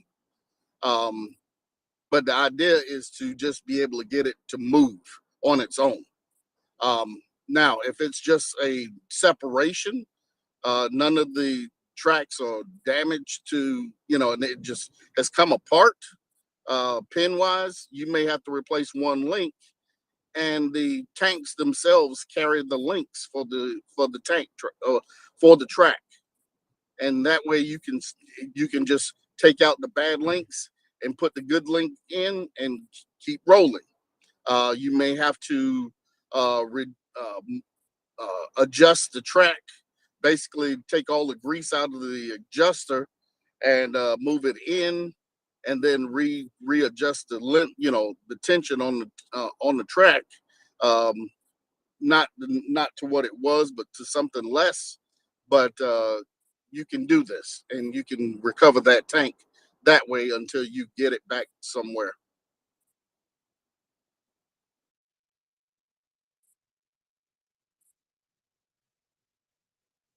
Thank you, Daryl. When if you have to run on the road wheels rather than tracks, do they get kind of ground down? They're just metal, right? There's nothing on the outside of the road wheels, or is there, or is it straight metal? No, those the idler wheels do have rubber. It has a rubber casing around the road wheel, and the reason for that is so that the track, you're not wearing out the inside of the track. That rubber provides a wear surface, something for that wheel to roll without wearing out. Because if you think about that wheel wearing out, then you create another problem where they got to go in and replace them. Now they do carry those wheels on there as well. Um, you can replace those. It's only a few bolts, and you don't have to do much to the track in order to do that. Um, you basically just unbolt and put the idler wheel on, and then bolt it back. It's just like changing a tire.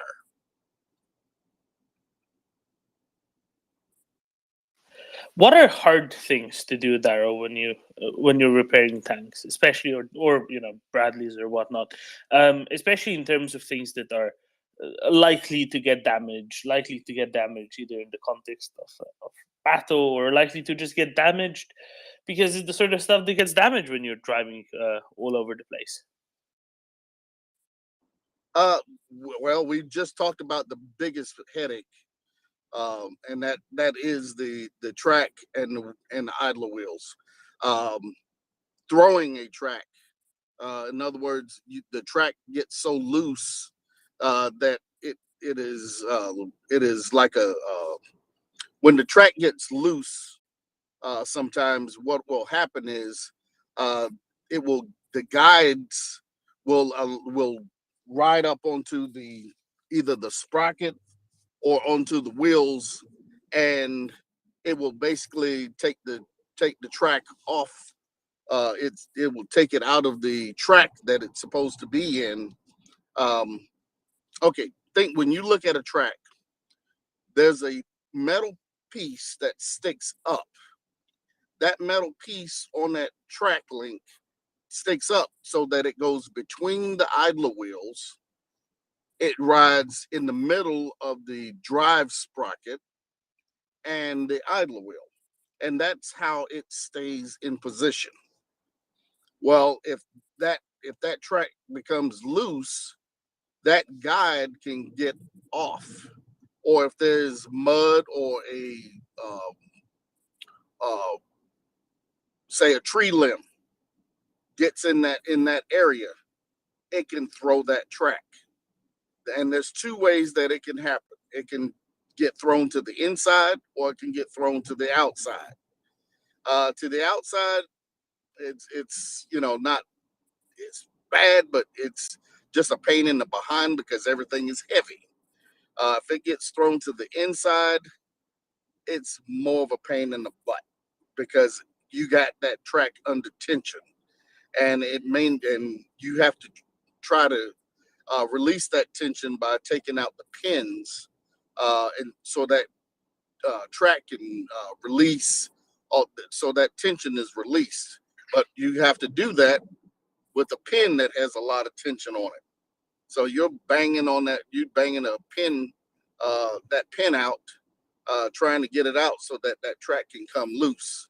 And like I said, there's a lot of tension on it, and it can get a little dangerous because when it comes loose, that track will release suddenly. And the movement on it, you have to be prepared for that movement. And so that's really, and the sprockets themselves getting broke or damaged during a firefight. The sprocket is the piece on the drive axle that actually turns that moves the track and moves the tank forward. And now I said that it moves the tank forward. Everybody thinks that, well, it turns the wheels or it turns the track.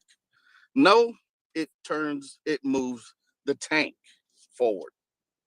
And the only way I want to explain this is when you look at the tank and it's moving, the track does not move. It is the tank that is moving. Now think about it. I'm pretty sure everybody's looking at me like I'm crazy in saying that.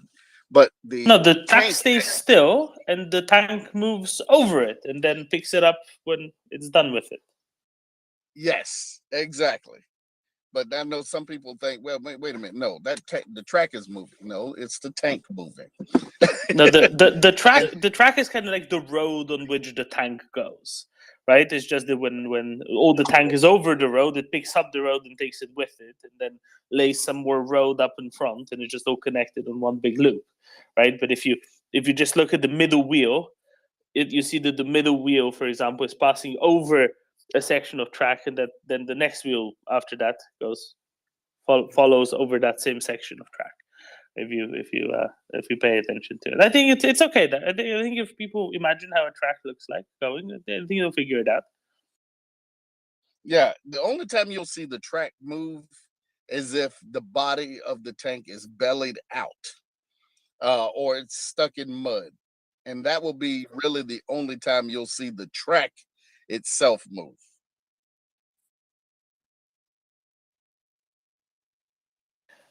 Thank you, Daryl. Pub test adjudicator, go ahead. Yeah, g'day, someone. G'day, Daryl. Hi, listeners. We were talking the other day there, Daryl, about I was in an excavator and I had the Abrams go past me. A thing I've been thinking about was you said the noise. I didn't hear it coming, as you said. I saw it coming, but I didn't hear it coming. But when it went past me, I was shocked by the noise. Well, so a couple of questions. How do you think this is going to affect, say, the Russian infantry? And what's it like noise-wise when you're in a tank? Thanks, and I'll listen. Inside the tank, you really want to have your hearing protection on. And the reason is because the whine of a turbine engine, the pitches of the noise of a turbine engine are so high that you won't notice your hearing loss. So tank operators really protect their hearing because of that. If you working around or you near one, you really want to have hearing protection on. And that's only to save your really high pitch tone. The decibels that it operates in are so high that some of them you really won't hear. That's just the elements of a jet engine. It turns at high pitches. On the battlefield, you really will not hear it per se. You will hear that track. You will hear the actual tracks, but you will barely be able to hear the engine.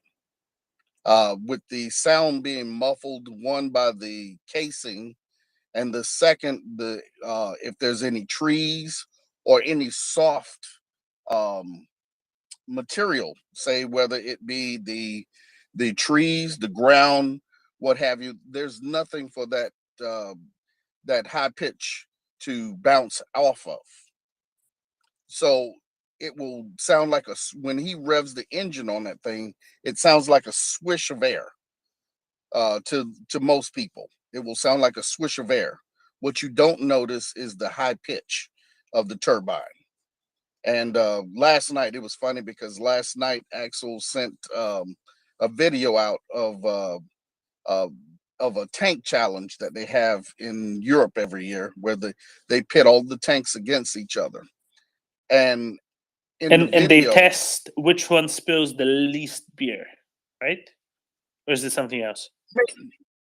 It may have that in it just for jokes, but the idea for the tank challenge is for the different armies to test out the tanks and the gunnery of the crews and other things. It's to see which tank is best and which country has the best team.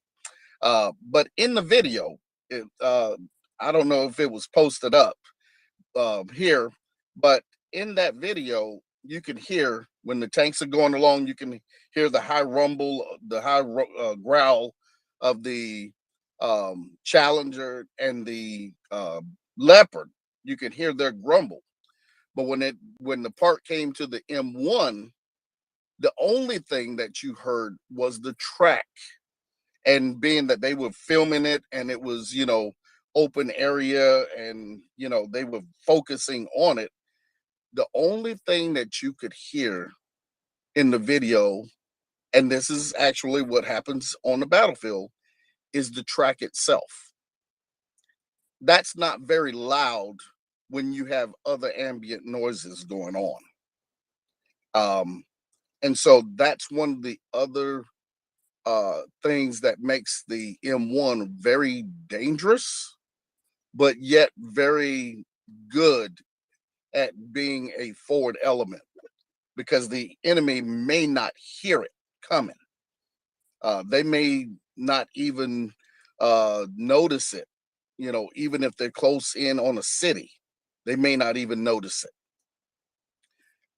On the battle space, the reason I say it's dangerous is if you have um, your own troops on the battle space, they're dug in, they're on the ground, and the tanks come rolling in and they don't know it. Those infantry troops may not even know that it's coming, and we've had instances where men have gotten ran over by our own tanks because they did not hear the tank coming, and the tank did not know that they were coming through an area where there were embedded troops. So it's very dangerous for your own troops, but it's very deadly for enemy troops because it is so silent. That's really interesting, though, actually, because we've had people say, "Oh, you know, they'll just hear the tanks from miles away." So, you know, Ryan's glow-in-the-dark googly eyes would be no problem. So you're saying I was right, saying that don't put glow-in-the-dark googly eyes on because it'll be easier for the Russians to hit them. Yeah, I mean, you basically you're taking away its stealth and its ability to get into places, you know, without being seen if they're not looking for it. If I may, can I jump in and ask another question? Sure, go ahead. Yes, thanks, Daryl. That's really interesting, and that sound coming up on you, and you're not hearing it till it's past you. That would be really scary if you're an enemy troop. So I did go and have a look at a few YouTube videos on the Abrams. I suggest anyone who hasn't had a look, go out and have a look at it. Seeing them the other thing that I noticed when this tank went past me was the speed. They are fast. So when you can't hear a tank coming and they're so fast that they're on top of you, that's going to give you a huge advantage on the space. But what surprised me the most was, I don't know if everyone recalls that horrible incident where the Russian tank hit the civilian in the car earlier on. Well, these Abrams tanks were hitting wrecked cars at full speed, 60, 70 kilometers an hour, I guess. They weren't even, there wasn't much left of the car, but the tanks were barely budged. They barely, like hitting a matchbox on the road in your car, I guess. So I guess with the sound and the speed, these things are going to be a severe spearhead force, are they? Or, you know, I'd hate to be a Russian soldier, and I'll listen. Thank you. When you have almost 70 tons going, 80 kilometers or 100 kilometers an hour, it doesn't tend to move. And I'm serious about that. It doesn't tend to move. The M1 from the factory was designed to do 60 miles per hour. Again, 60 miles per hour. That's from the factory. Now, take into account terrain and additional weight. It's slowed down a little bit, but it's not slowing down that much. The power coming out of that turbine, it's able to take that. They actually derated the power on those tanks because they were too powerful initially.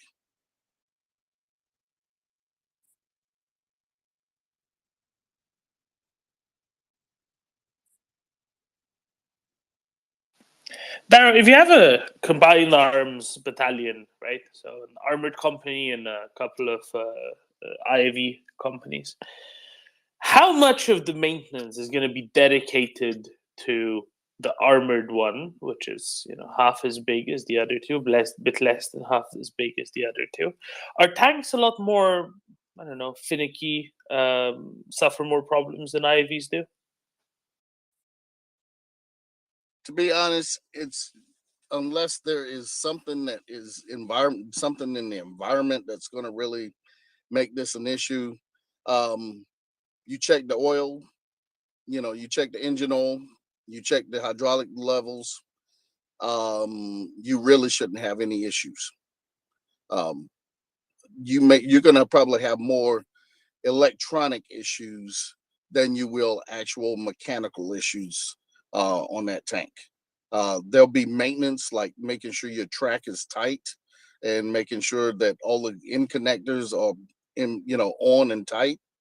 But as far as going around it, you just want to make sure that it's cleaned up.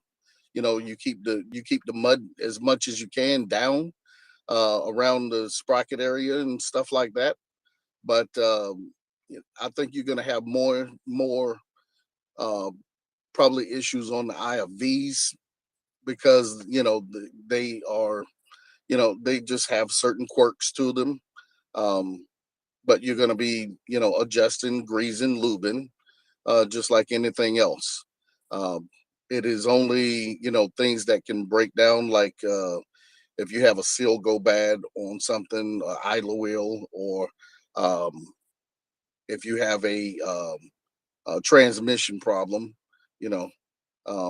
things of that nature. But if you're not having if you're not having anything that's going wrong with them,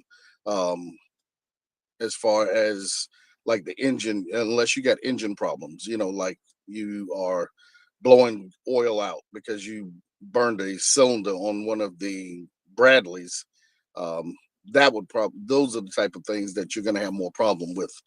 The difference between the AGM, the gas turbine, and a regular engine, the maintenance on them are totally different, and you'll have way more maintenance on a regular engine than you will on that turbine.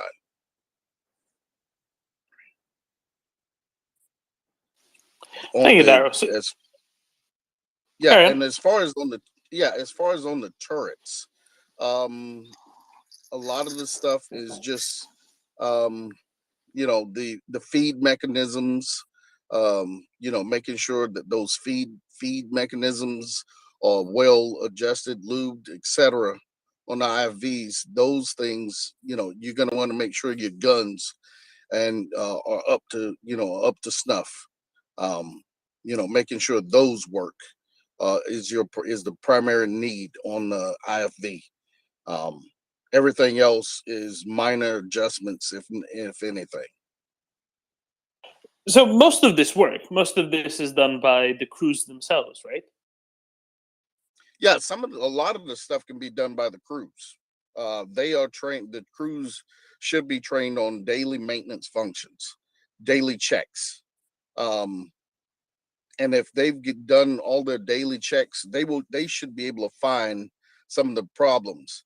Now, it may be something like a brake adjustment. Somebody has to come in and do the brake adjustment on it, which doesn't take a long time. On the M1, it's not, there's a thing where you just tighten a worm screw down somewhat, and that adjusts the brakes, and something similar to that on the IFV. But adjusting the brakes is probably the most common thing that they'll do right off the bat, and just making sure that they got oil in it, and making sure that they don't have any leaks. You want to try to keep leaks down to a minimum. So, Darryl, these are all basically almost everything that you spoke to were to do with the feed mechanism for the gun, but pretty much everything else was to do with just the automotive parts, really. So, are you saying the weapon systems, the electronic stuff, they tend to be fine, and if they're not, you just kind of take it out, put a new one in? Yeah, pretty much. It's pretty much plug and play on a lot of things on the especially on the M1 because you're not going in uh because of the way the system is set up. Um there's a lot of electronic controls on the say the turret and the and some of the controls on the engine itself. They're electronic. So if there's a problem, you're going to replace a subsystem, and if there's a secondary or higher level maintenance, they can go in and actually replace the card that's wrong with it. So it's easier to replace the uh, subsystem in the field, get it back to somewhere else, and then replace the card. Um, and then, of course, the only other thing you got to worry about in the cold weather is making sure your batteries. I forgot battery maintenance. Make sure they do the battery maintenance to ensure the batteries stay up to snuff.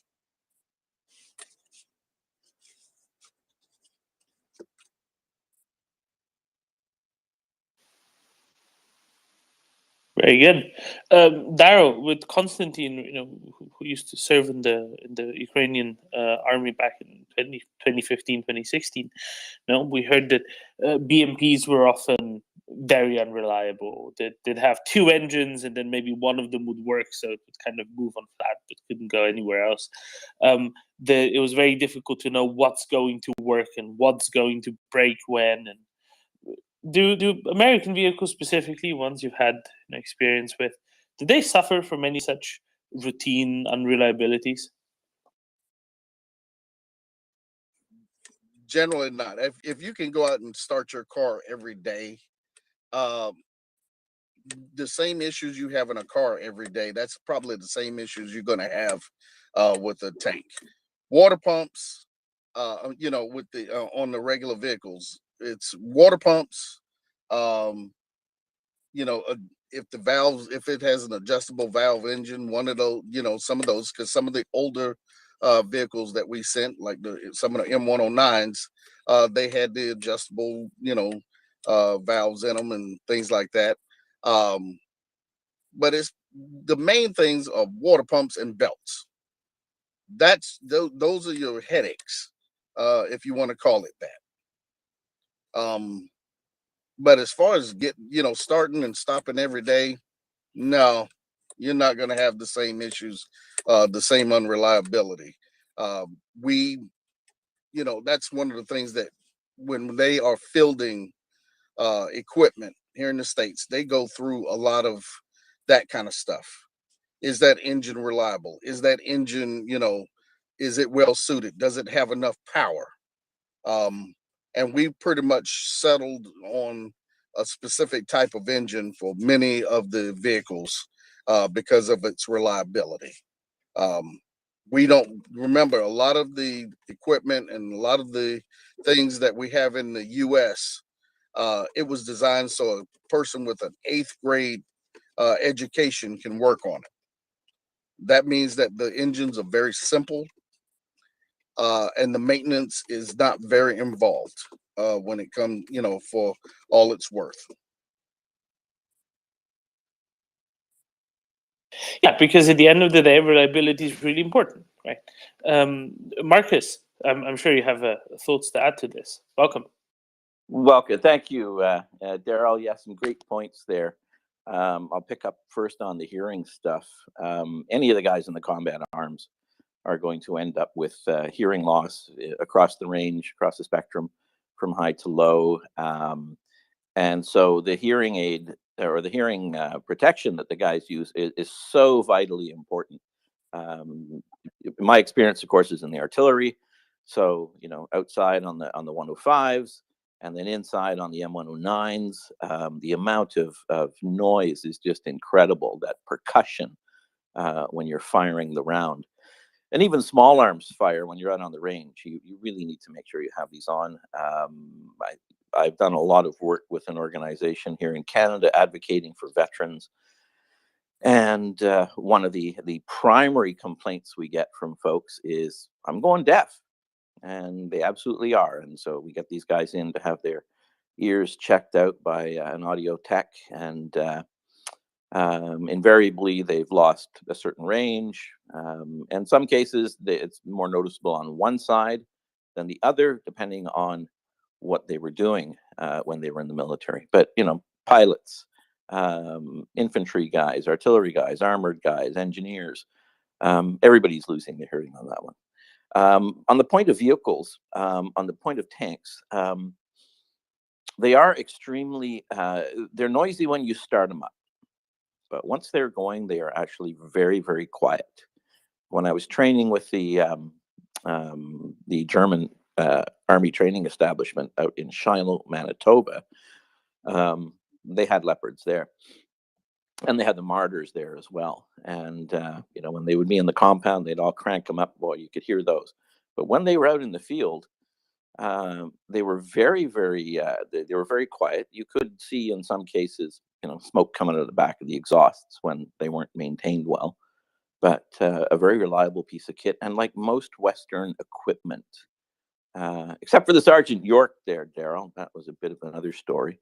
But most of these are, as you said, designed so that you can train somebody who's got a grade 8 education to maintain these things. And all of the crews are trained in that way. I have some manuals here from the, I'm dating some of these from the 50s, 60s, and 70s in my house on some of the vehicles that were being used in the U.S. Army.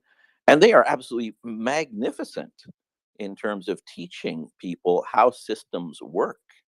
And I swear that these are the sort of things that any, garage mechanic should be getting their hands on to explain how things work and how to actually repair them. The nice part about things nowadays is it's modularized. You can just take the module out, put a module in. Especially when we're looking at the engine on the Leopard tanks and on the Abrams, just hoist it out, put a new one in, and make the connections, and you're good to go. So they are more reliable. They're designed that way, and they're idiot-proofed so that anybody can work on it. The notion of cars and tanks meeting, tanks they have the ability, so does an engineer vehicle with a dozer to push things out of the way. But with a tracked vehicle, you still have to be so careful that you don't slip a track as you're doing that, which basically knocks you out, except for your turret to move, but you're not going to go anywhere. So it's not something that, we all like to watch it in movies and on the television, but it's not something that the armored boys really try to do that much when they're actually out in there in the field. And Doman, I did get your beer reference. It was a wonderful ad by Krauss on the Leopard, showing the gun stability when they taped or when they put the beer right on the edge, right on the very end of the gun barrel. It was a brilliant, brilliant ad. So I'll leave it at that for now, but I'll listen. Thank you, Marcus. I think a lot of people did, because Axel posted it a couple of days ago somewhere, and it made the rounds a little bit, and some of the German tank Twitter did likewise. But I think you set it up really perfectly for Goldman here. You said designed modularly, designed a way that can be that's A, reliable, and B, can be maintained relatively straightforwardly. And Goldman is someone who made those design decisions. Jump right in. No, he's exactly right. When we're designing a military system, at least in the rotorcraft, I'm sure it's in every other type of vehicle. When we have users embedded with us during the design process, and just by virtue of numbers, for every pilot that's embedded with us, there are 5 maintainers somewhere in the supply chain and logistics and training world that's embedded with the design teams, making sure that those considerations are made. So typically the guys on the back end of the system, and the guys, to be honest with you, I always tried to protect those guys, because sometimes the designers will say, hey, this is the best design, but if it can't be supported, then it's not the best design. But they're typically embedded with us, and there's usually like a 5-to-1 ratio of maintainers and logistics folks to pilots. So the pilots don't necessarily rule the day during the design process. So they're very well represented. Virtually every fielded system will have a reliability growth curve that's associated with design, where you actually have to pass the criteria, have to demonstrate how you're going to mature the reliability. And there will be reliability maturation programs that need to be funded and and staffed during the design process. And most of the contracts will have like what's called a fix-all failure clause in the contract that says, hey, during development, when you're flight testing, if things break, you can't just replace that part, to keep flying in development. You need to replace the part. And oh, by the way, you need to do the appropriate, fault failure analysis and then architect a solution. And that's part of the contract. And if you look at the criteria, so if anybody's interested, if you're really geeky about this, DoD 5000 is the document, the regulation that the DoD uses to field new systems, new military systems. And DoD 5000 says here are all the things that need to be considered at PDR, CDR, and IOC. And in IOC, those reliability and maintainability criteria become more dominant in your ability to pass in, and declare yourself, at IOC to be initial capability to be fielded. So, sometimes you'll see aircraft build up and IOC will be late, and it's usually because those things haven't been done. It's not that the design doesn't work; it's just not reliable enough to field. But if anybody's interested, DoD 5000 is the baseline document that defines criteria to pass through every milestone in the development and fielding of a new system. And those criteria are, you need to negotiate them out of a contract. They are the baseline usually in the contract. And obviously, the government's not interested in deleting criteria. So DoD 5000 is the process we use, and I can assure you, reliability, maintainability. Those folks, like I said, they're 5 to 1 when you do the ratio of pilots to maintainers and logistics folks that are supporting the design during the design process. And Goldman, let me bounce this off of Darrow. Darrow, what were you the most frustrated with designers about when you had to fix tanks and IAVs and other vehicles? Well, it's not something that they could actually do something with. Sometimes it was just space limitations. You're working in cramped areas to do certain things. And in some cases, they created special tools to alleviate some of those items. So it's really, when you accept the job, you accept some of those conditions. If you're going to be a mechanic, you're going to know that not everything is going to be perfect. You will be upside down. You will be, sideways. You will be carrying heavy things. And so it's not something that's necessarily difficult. It's just that they're just uncomfortable at times. But it's uncomfortable. But when you're looking at what it does, my worries as a mechanic are negligible, because it's all about that crew and making sure that crew is safe and they have something reliable and it meets the mission.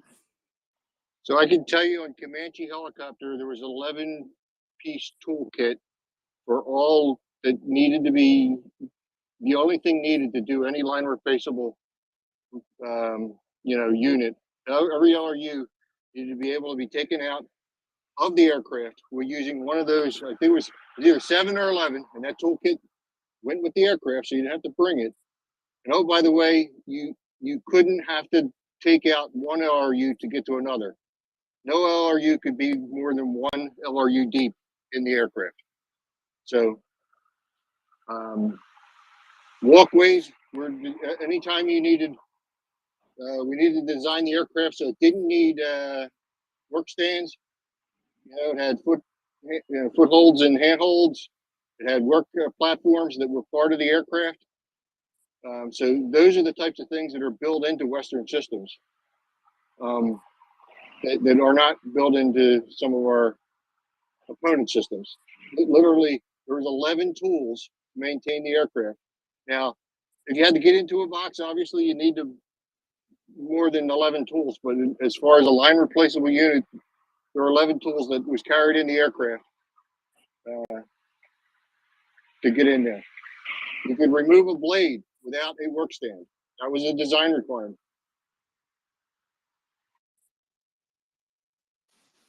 That sounds very thoroughly impressive. Unless when you say 11 tools, you mean like 11 boxes of tools. No, 11 tools day one. The maintainers gave us the 11 tools they wanted to use, and that was the design requirement. Period. Okay. Daryl? You know, going back to what he's saying, yeah, there are on a lot of equipment, the bolt sizes were pretty standard. 9/16, 3/4 for most of your most of your American style built, prior to going to NATO standards. 3/4, half inch, 9/16, maybe a 7/16. But whether it's a box wrench or a or a socket, those were the pretty common sizes for the smaller stuff. And then when you got to the major assemblies, that's when they would actually have the wrench for you to use there that would go with the piece of equipment, like the track adjustment tools or things of that nature. If you needed something big, then those wrenches would be there. But there's certain things that you would need bigger wrenches for, bigger sockets for, but it was very, very few. Everything was of a common size. One thing I wanted to ask Goldman about was with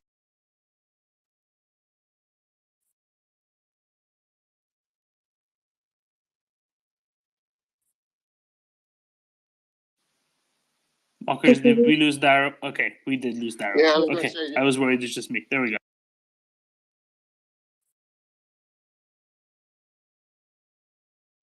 Yeah, Daryl? that was a perfect time to cut out. Yeah, the anticipation. I'm like, I mean, government, this wouldn't have fulfilled the design requirements, would it have? Shall we? I think Thanos might have a separate train of thought here. Let's go to Thanos, morning Thanos, and we'll go back to Daryl when his connection recovers, rather.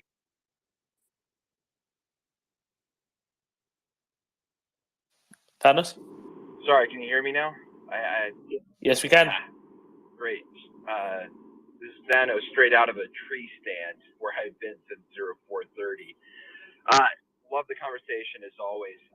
So these design imperatives that are built in terms of ease of maintenance, whether it's line maintenance, routine preventative, it gets a lot harder when you start looking at what we call intermediate level maintenance or depot level maintenance. And this is why I think that you've seen a lot of our allies be very hesitant about which systems they've been sending down the line to our friends in Ukraine. For example, the F-35, extremely capable platform. I'm sure a lot of people would love to see it in action. However, you are not going to get that same one box of tools to, overcome any kind of basic maintenance. It is exceedingly complex. It's mechanically complex. The software is complex.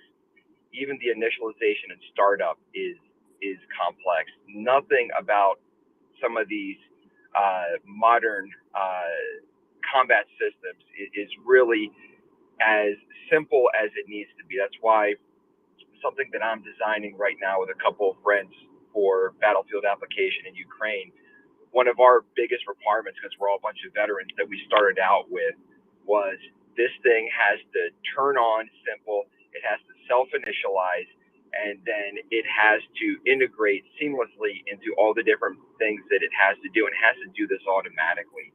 And when we're looking down the road at supporting militaries, it's not just something that we need to be thinking about, hey, can the United States Armed Forces use this piece of kit, and will we have all the classic first world infrastructure backing us up at all times to be able to accomplish this maintenance or even to execute a startup?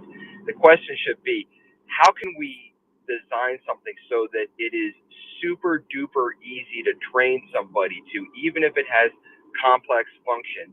How can we make it easy to change out the parts for modernization or obsolescence replacement? And then how do we ensure that in order to accomplish a basic line maintenance, we're not having to spend 6 years training a mechanic on some unique tools? And while I think that the Comanche has made a lot of progress on that, even though they didn't end up building the system, I think that a lot of times what we end up doing is we do something called CAVE, which is cost as an independent variable. And that's basically, we look at the top line of a system and say, this thing is really expensive. Let's go ahead and get rid of some requirements. And they get rid of those, elegant requirements for simplicity, because believe it or not, sometimes it's cheaper to go with a super duper complex solution because that complex solution is old or it's been done before. So I just leave it at that. I agree 100%, and it can go overboard. I can tell you, our requirement was to be able to do fault detection and fault isolation down to the LRU level. And, that says that, you just plug your computer in and then, it tells you what parts need to be replaced. Now, on many parts, on probably 85% of the parts in a complex system, that's relatively easy to do. But in some cases, like the one that's always been the challenge is like a wire harness. Okay, now when something's not working, one of the potential LRUs that needs to be replaced is a wire harness. Now, to identify it down to the wire harness, you have to put like more wire in the aircraft, so you end up reducing your reliability to increase your isolation capability, and that's where if you don't like inject yourself early enough in the design process, you can get into this design loop where you're actually adding, you're decreasing reliability so that you increase isolation and the other requirements, and that's where the CAVE process, that's where it should be used. But then sometimes when things go awry, then you start caving out. Obviously, it's easy to cave out things that aren't done already. So if it's not already implemented, it's easy to say, okay, we won't do that because it's not implemented. But it's hard to kind of cave out things, if you know what I mean, that are already implemented. Absolutely. So for those of you who might not be tracking 100% of what is being said here, and obviously I'm talking to a fellow veteran of the Pentagon Wars and definitely also an fellow engineer. When we have problems with electrical and electronic systems, when we're trying to figure out where those faults are, we have to go through a process of seeking and isolating all the different circuits to be able to localize it and then to identify exactly what component has failed us. We call it seeking and isolating. And it can be as complex or as simple as your original design lends itself to. In the case of an old ship that I was on that was 40 years old at the time that I was serving on it, it was an extremely complex process because we had 40 years worth of technology that was never intended for that ship slapped on top of it. So if you had an A phase or a C phase ground, you were throwing everything into standby and working your way all the way down that switchboard until you found out what was wrong. So being able to have an elegant design that allows you to identify these things easier, maybe even on the fly without even having to land an aircraft or something, is extremely important. And then if you have the ease, as the gentleman was just mentioning, of being able to replace an LRU without disturbing the rest of the system, that is a less mean time between repair, less time of me time between failure, and also it'll be quicker that you can get that needed asset back out there on the line doing what God intended it to do, which is namely blow up Russian stuff and kill Russian bad guys. Yep, our requirement was to communicate back on the inbound part of the mission what was wrong with the helicopter, so the parts were there ready to go when it landed. And we also had the training side. The aircraft was designed to have embedded training in it called Miles Aegis. So every piece of training that could be implemented in the aircraft was implemented. Everything to laser tag, and it was embedded training embedded into the aircraft.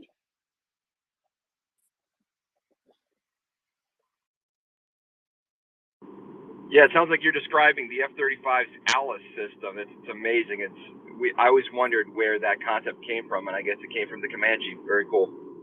Yeah, Miles Aegis was the system that it was called. Yep, and that.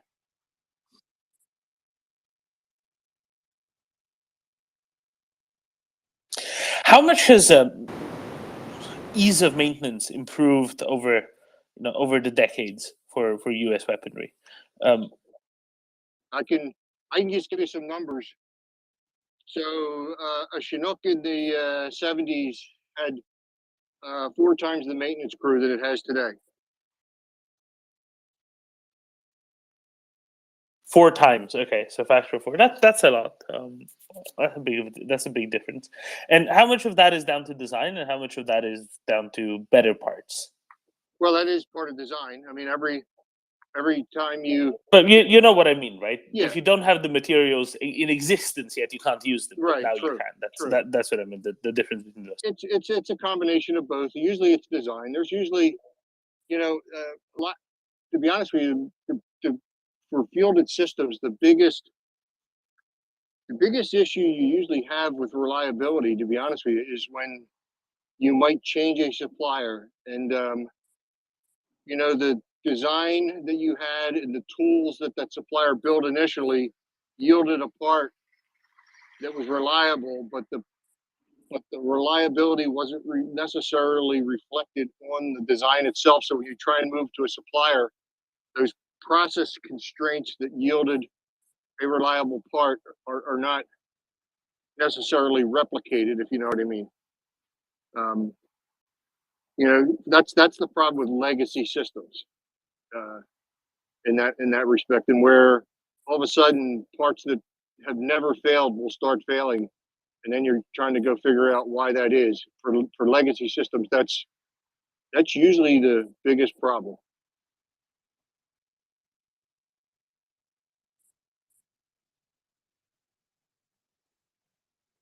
Thank you, Colin. Yehuda, we've just been running through some bits of comparison and lessons to be learned on the maintenance side, on the maintenance and sustainment side, the various systems, especially now as Ukraine is going to be getting just so many things, and how many things are designed in a way that can be easily fixed by those who operate them without separate maintenance, separate maintainers, separate mechanics, even having to touch them. Just one other. Definitely. Oh, sorry. I was going to say I definitely don't know the answer. Maybe other people who worked on them know, but what Zed Goldman there was saying about Chinooks, I mean, it's the same for a lot of helicopters. I didn't hear the word age in there because age has a lot to do with it. A lot of these older airframes, they only can last so long, especially when it comes to, for example, our Sea Kings in Canada out on the ocean there that do search and rescue, that do, they land on boats. There's a ton of wear and tear on these things. I don't know the number. I once think I heard a number, 10 hours of maintenance for every 1 hour of flight time.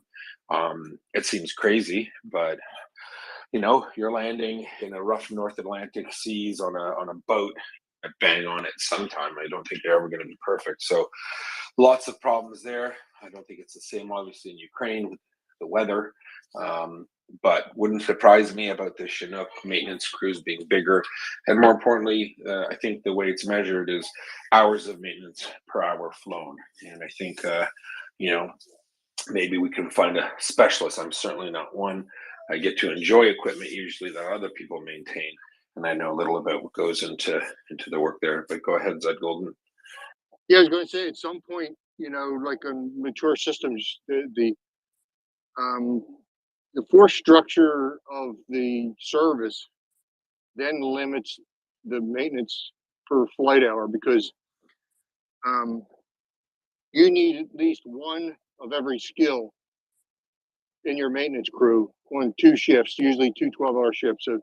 So I think there are 6 different skill codes, kind of like a union in most services. So you need at least one of everything all the time. And if you have over a 50-pound lift, then you need 2 of those all the time.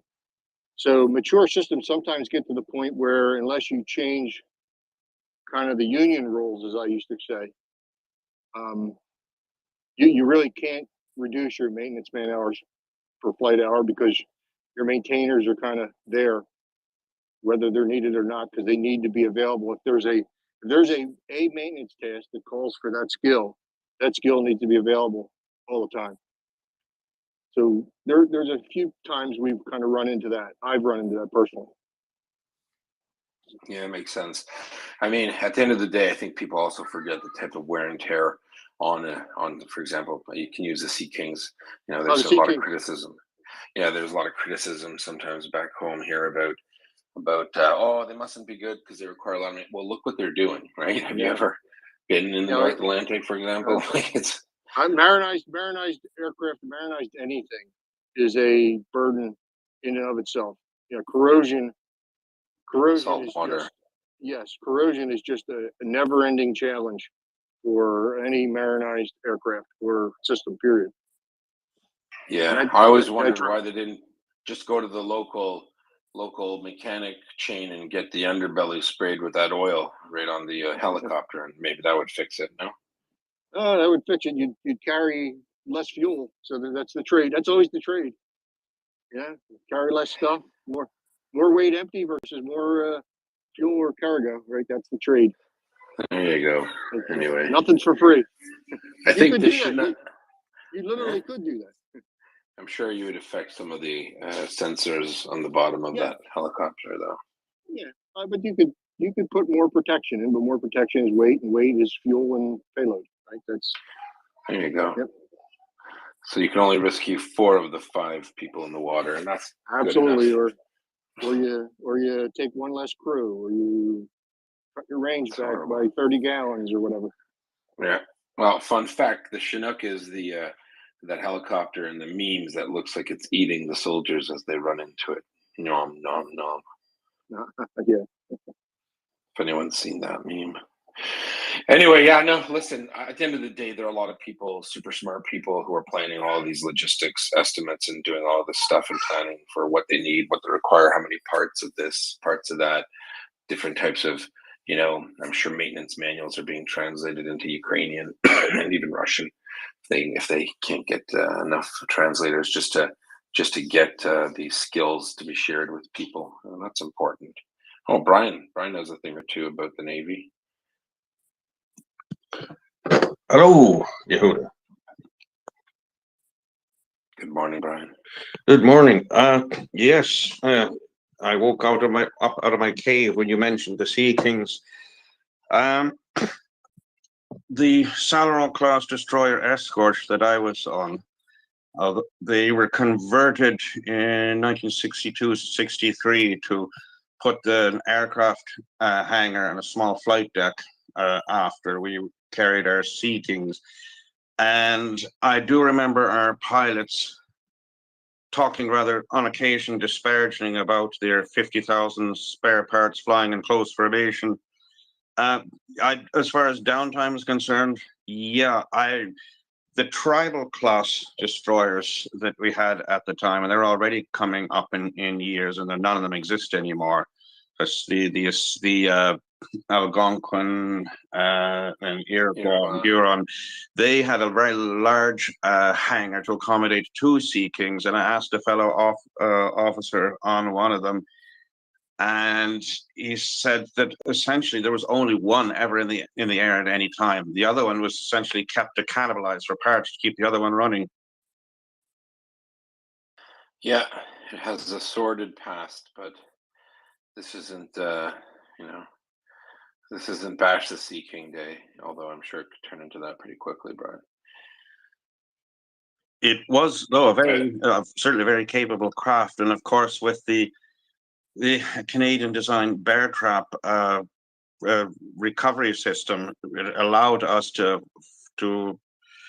go to a flight operations and fly that aircraft in sea conditions where it would have been very difficult for any other comparable size vessel. And we were one of the smallest vessels within NATO to actually carry and operate a Sea King.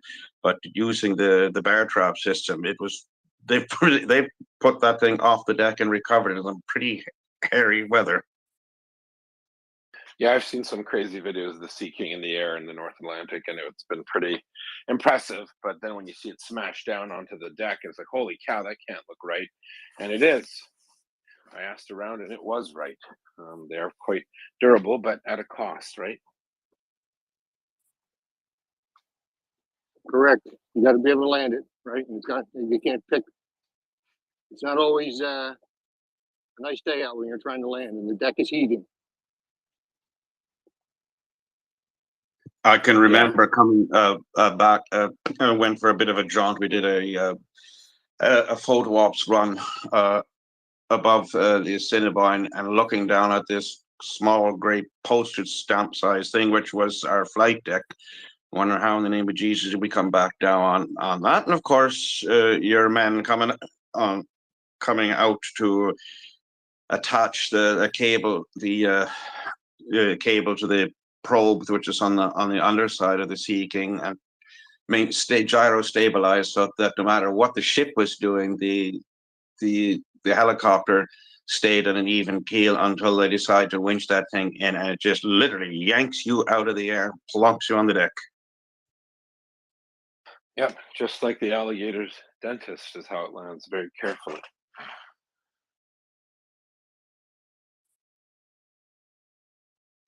Alrighty. A lot more news coming out of the Mayan Orient over there, talking about Iranian depots being hit. A lot of questions being asked. Who done it? No one will Who ever knows? know. Who knows? Who cares, really, as long as it was done? Maybe it was just, maybe it was an earthquake that caused the explosion. I think that's sounds- quite likely. I mean, their Oh. standards of storing munitions aren't exactly, It could have detonated one, which detonated all of them. Oh well. My favorite explanation here is still that the Russians paid for the initial batches of loitering munitions with cigarettes. Yes, we've discussed the cigarette one. I think the act of God earthquake is a little more ominous for the Iranians. So I think that's the story that will probably end up being pushed out. Earthquake, doesn't matter if they're properly stored or improperly stored. Could have collapsed one of their caves and blew something up, and then there you go. I wonder how long.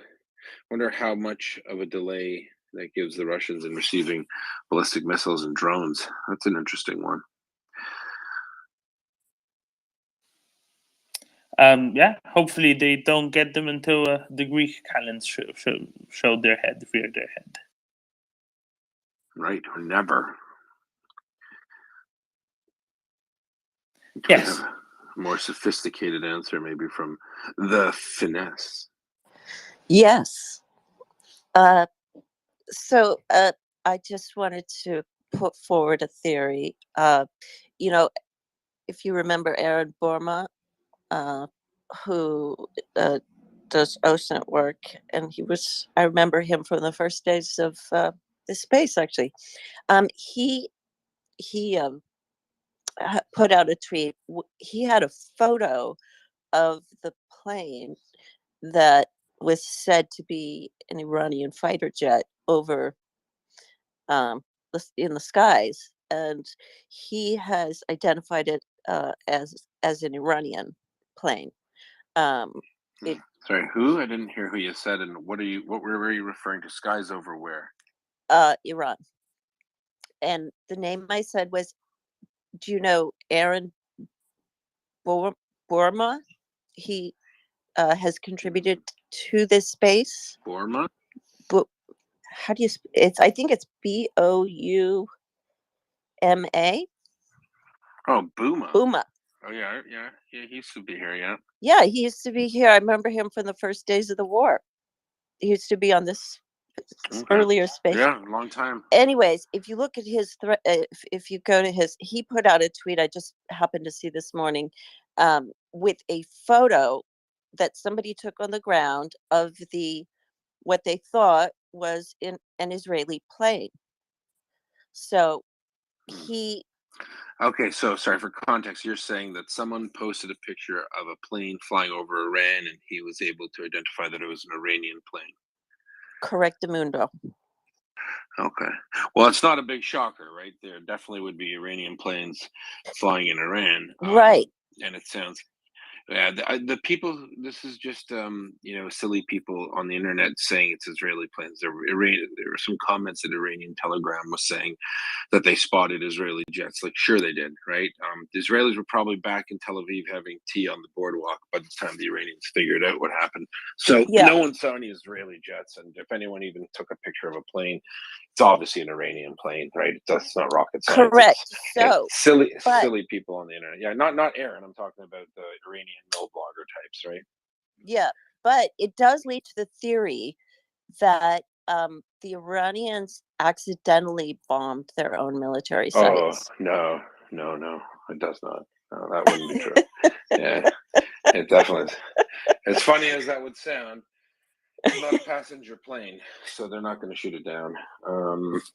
Yeah, this was whatever it was. If it was a foreign air force, it was most likely either a combination of the Americans and the Israelis, or one or the other. And it would have been the Iranians found out when they got a phone call and said, "Our building is on fire. What to do? What to do?" Right? So, yeah, definitely. Unless that's a joke that the Iranians bombed their own, but no, I don't It think was they a would. joke. It was a Oh, joke. okay. Yeah, okay. Yeah, By the no. way, Don't if you take me too notice, seriously all the time. I won't. No. The finesse, according to the AP style book, your name is a little bigoted. You should change it to the finesse. You should change it to finesseness, because the finesse is dehumanizing, according to the associate. I don't know if anyone saw the Brainiac article tweet from I guess it's the Associated Press style book, how to refer to things in articles, and they said in this very same article, you can't refer to people in dehumanizing terms, such as the poor, the mentally ill, or the French. And it was a very, very horrible. They actually deleted it and then explained why they said it. Oh, I was Much better. wondering. I was wondering what that was about. Thank you for explaining it. Oh, they added the tweet underneath that it was inappropriate of them to say the French.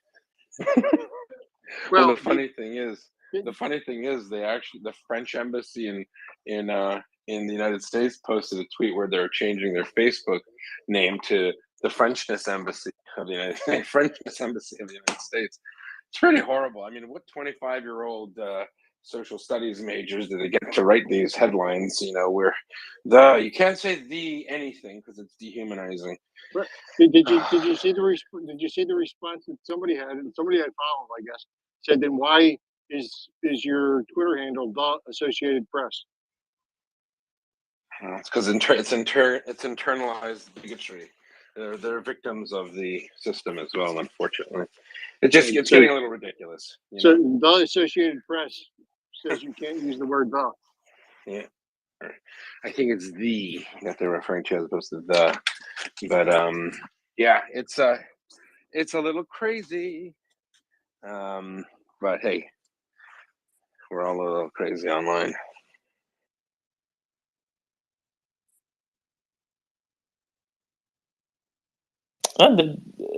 The Associated Press clearly have a desire to restructure the English language so as to remove the definite article, which is fine at the end of the day. Most languages don't have definite articles. Indeed, many languages don't have definite articles. Some don't even have articles at all. Get by perfectly fine. Well, my name came from a term that was coined by Steve Bannon, who I study his propaganda sometimes because it's very similar to Russian propaganda, and I studied rhetoric at university, so that sort of interests me, and Russian disinformation. Anyways, it was a term he coined for one of his techniques. So, but I thought it was an interesting little handle. So I may change it at some point, but it works for now. Well, don't change it to finesse-ness. I'm not sure that would make sense. Anywho, off we go. Yehuda, there is urgent news, breaking news out of North Korea. They are formally denying all accusations of supplying weapons to the Russian Federation. Warning that these might lead to, that saying such things might lead to undesirable results if such rumors are continued to be spread. They are a strange lot. They are a strange lot, the North Koreans. They recently had a spokesperson say that any Western tanks will only end up becoming a pile of iron due to the mighty nature of the Russian army. And just, you can't make it up. Back to you, Domin or Aggie. I don't know who's next. Yeah, it is just fantastic, and now we know they're definitely doing it. Otherwise, they wouldn't be officially denying it. Aggie fella, go ahead. Yeah, thank you. I just had one comment on the conversation, and I agree, 90% of that is just ridiculous. But I had it explained to me this way, that when you are talking about a group of people who have let's say, a history of subjugation, that it can be demeaning. The examples that were given to me were, like, particularly in the US, if you say the blacks, that nobody has a problem with it, other than the bit where they said the French. Okay, so the French was the funny the bit. French. Okay, gotcha. I just what was told to me, this was years ago, was, for example, the blacks, or for example, the Jews. That would be better to say black people or say Jewish people. That was just the only thing that was given to me. The stuff with the French is hilarious, but it's the French. So what do we expect? Oh, yeah, and even that, I'm not gonna. I mean, not to get into the weeds, but there is, language does evolve for sure. And I grew up learning English, I would say, a proper Queen's English. To say, if you're writing an essay and you said the Jews, it was completely acceptable. That's how you talked, because it is an identifiable group. The blacks I wouldn't use, because black people are from so many different places, and it's not really a fair representation, especially considering African black people and American black people. But I think there is a culture of oversensitivity. Yeah. I've referred to my wife as a Jewess just because I like to be funny, and I like to use proper English, right? So it depends on the person, I guess. And I guess some people like to err on the side of caution. The other thing that was told to me, and then I'll let this die, I'm not trying to beat the dead horse here, was that if you're in the group, like if I were Jewish and I said the Jews, that would be okay. Or if I were black and I said the blacks, that would be okay. If you're not in the group, that was the issue. Again, I'm not trying to argue it, just putting something out there that somebody who is in one of those two groups of people, as they identify, said to me, just throwing it out there. But yeah, I'm all good. Everyone's different, and it's language. I try not, people, here's a tip I learned growing up. You could generally tell if someone was being mean or rude by the tone of how they use certain words, right? So It really. I've met a guy from very rural, an older gentleman who, whose daughter married a China, didn't have a problem with anyone, but he used the word Chinaman, and he thought that was like a word that people used to call Chinese people. And his daughter was married, but that's just how, to a Chinese fella. And he goes, oh, he's a great guy. He's a Chinaman. I'm like, whoa, slow there down there. But in his mind, that was just terminology, right? So, and it changes. So you can't get stuck in the past for sure. Like the NAACP, CP stands for colored persons, right? So if you use that word today, some people would get really mad. In South Africa, they use blacks, coloreds, and whites, and that's still a word that really lasted up until the 90s. And I knew some South Africans who were, what they would say colored. When they came to Canada, they were really Indian South Africans, and the people would freak out on them for saying colored, because that's just not a term that we use here. So people adapt and language evolves, but when it comes to I think tone and meaning, context is super important too. But good points. We're all I agree. Okay, I agree. Maybe I hope that has brought me some grace, because if I get brave enough to speak again when you're on Yehuda, just because it makes me nervous, I might occasionally slip and say y'all, which it's okay. in East Texas, in East Texas where I grew up, I mean that's 100% a word. So, but I'll try to do my best. But if I'm tired, don't say it. I was just teasing Ryan. Okay. On this space, Okay. I grew up. Contractions were inappropriate way to speak, and that's just a joke I have. I really don't care, and don't be nervous. No. I think the key of the Associated Press style book article was, you mentioned disadvantaged groups. So some people would argue that the quote unquote poor and mentally ill are disadvantaged groups, and then they threw the French in there. So that was hilarious. I mean, having traveled a lot in France, certain parts, I would say that is completely hilarious. And I'm going to step down, but just wanted to say one more thing. I am huge fan of MriyaReport, huge fan of the space. I talk about it so much to one friend of mine that she said to me, I think you may need to investigate a 12-step program. And I said, well, a 12-step program is if you want to quit doing what you're doing, and I don't intend to quit listening. So anyway, great job to all the hosts and co-hosts and participants and everybody. It's just fantastic. Thanks, Aggie. And please come up and speak anytime. I'll try to be nicer, less intimidating then. I'll thicken my skin and I'll come back. Okay, No you can step me down now. Thank you. No worries. Pleasure to have you. And yeah, we're not going to stop until the Russians are where they belong. I'm pretty sure that's Russia. And it's we have a lot of sophisticated discussion here. Sometimes we go into tangents, but it's important because communication and the style and the way you communicate is important. I personally have zero problem with saying the phrase "the Ukraine." The Ukraine is not an insult to me. It was never an insult, and neither is the Lebanon or the Sudan or the Congo.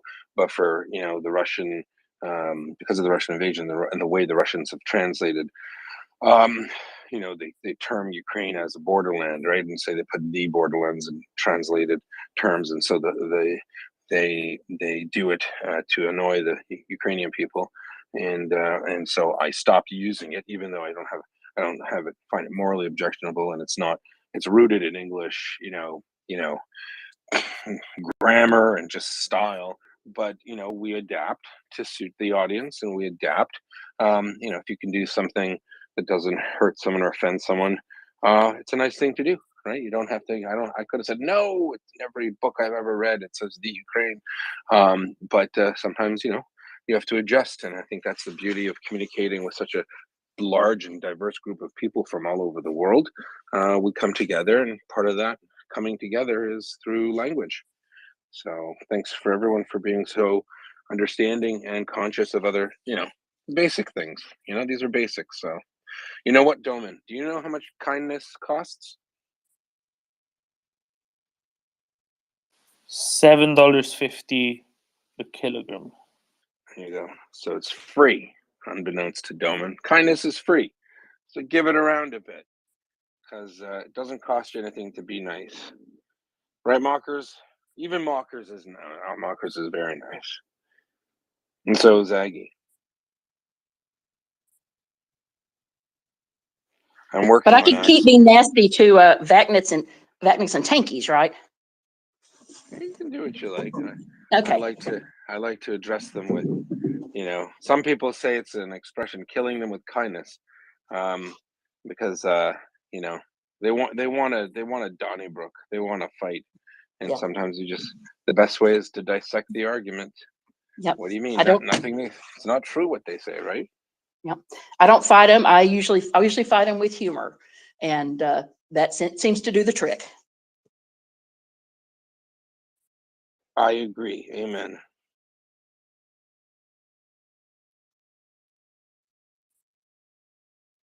On the point of tankies, George Galloway and his bunch are in search of the third venue that probably won't have them. They can do it in Iran, I think. Yeah, actually, why haven't they thought of that? No, because that's where Galloway and Corbyn go on television all the time anyway. Why don't they just have it there? Or, Russia They maybe. they can afford the flight. They've made tens of thousands of pounds. Working for Press TV, the premier news channel of choice of the Iranian regime, in English, of course. Press TV is not a real news channel. It is a very, very lowbrow propaganda arm of the IRGC, and a man who wanted to be the Prime Minister of the United Kingdom. What a strange day that was. Twice even. Thought that it would be good to have on his resume for his future run at the premiership by being a paid stooge for Press TV. One where they publicize, the hanging of horribly gay 16-year-olds in Iran for being themselves. And so it's not funny, actually. It's actually disgusting. And the man to this day will defend his behaviors and actions. And there will be supporters of this man who will say, he's the prime minister we never had. Thank God you didn't have him. My word. Many people from the UK want to tell me about that. That's interesting. And they're still on about it. Jeez. Time to go. Him and what's his toots there? George Galloway and Chris Williamson. And then they have a bunch of other strange ones. Well, things have changed for the better. David knows what I'm talking about. He's here. Doesn't want to come up and help. But Doman, I don't want to turn this into a Corbynista barbecue. Oh, I think they can afford it. With both St. Pancras Church and what was now Conway Hall both kicking them out over their odd stances and things. I guess odd is an understatement by a lot, but hey, we can leave it at that. Now, they tried to have a similar congress in Finland, except only 8 of them turned out, and most of them were standing awfully close together. So I, for one, wonder whether they were even Finnish in the first place.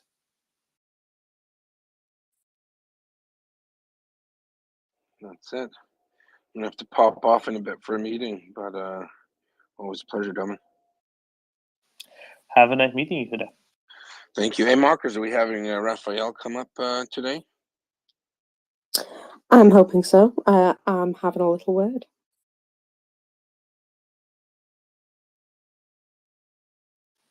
Very good.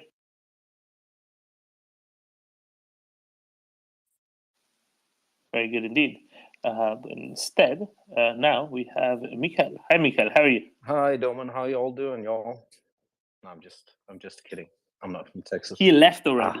Damn it. I'll do it the next time around. I'm good. How are you? No, we're doing quite all right. What would you like to touch upon? Would it be what Danish government doing with respect to new procurements or deliveries of things to Ukraine, or something else? Well, I think two things. As for the new procurements, we've bought a lot of Israeli-produced a batch of, it's not a lot, but a batch of Israeli-produced self-propelled howitzers to replace all of the Caesars that we are going to send to Ukraine as soon as they are done. And the good news, I think, is that in Denmark, people are now talking about procuring stuff for the defense, which is something that has not been happening for the last 2 decades, I would say. So at least people are talking about it, and the government has been wanting to cancel a very dearly beloved day off that everybody gets in the spring to make up more money, or to ramp up productivity to make money for the armed forces. And I don't know where that will end, but there's a lot of protest. Danes like their days off. But the good thing is, no one is arguing that we shouldn't ramp up spending for defense, and that's about time, I think. So the Atmos self-propelled guns, that has been booked already, right? Yeah. There was a little bit of talk about the Israeli sort of M270 equivalent. Yeah. Was that actually ordered in the Yeah, end, or is that just under consideration? As far as I've understood it, we'll get a small batch of those, 4, maybe 6. I think Jakob Korsbo will know this better. I can't remember how many, but sort of we will get them. We used to have the M270s, and as far as I know, the army guys really liked them, and liked having that capacity. But we sold them off quite a few years ago to Finland. But yeah, we will have rocket launchers, the Atmos rocket launchers as well. So something is coming, but the new defense minister is sort of facing some criticism, because I think at the end of the day, everyone would just like them to have a deep look at what we really need, and what does NATO want Denmark to have, and basically probably get more Caesars, and that'll take a while. All the archers, I think a lot of the artillery guys in the army are sort of confused. We're not getting archers from what I hear, at least. So yeah, I was kind of confused about that as well. And basically, the conclusion I came to was, look, the Atmos are probably quick to produce, quick to deliver, whereas whatever else you got, whether the Caesars or the Archers or whatnot, especially with how long it took to get the 8x8 Caesars in the first place, maybe that's why. Maybe they just wanted something for now, immediately. I think so, and I think there might be an idea that I hope that we'll see some quicker ramping up of our defense budget. Plus, the Atmos systems were, well, that's what they've been going around saying. The Atmos systems were a part of they were a contender back when they ended up choosing the Caesar system. So it was easier for them to just do it, and as far as I understand, procurement of those units is not that crazy expensive. So they just went ahead and pulled the trigger. But again, people are talking about artillery and tanks, and getting more people for the army. And getting help to Ukraine at the end of the day. So that's a good thing. Has there been any chatter though about either the Danish F-16s, which are soon going to be being replaced by newly delivered 35s, or anything at all about helping out with the Leopards, even if not delivering the Danish A7s themselves, maybe something else?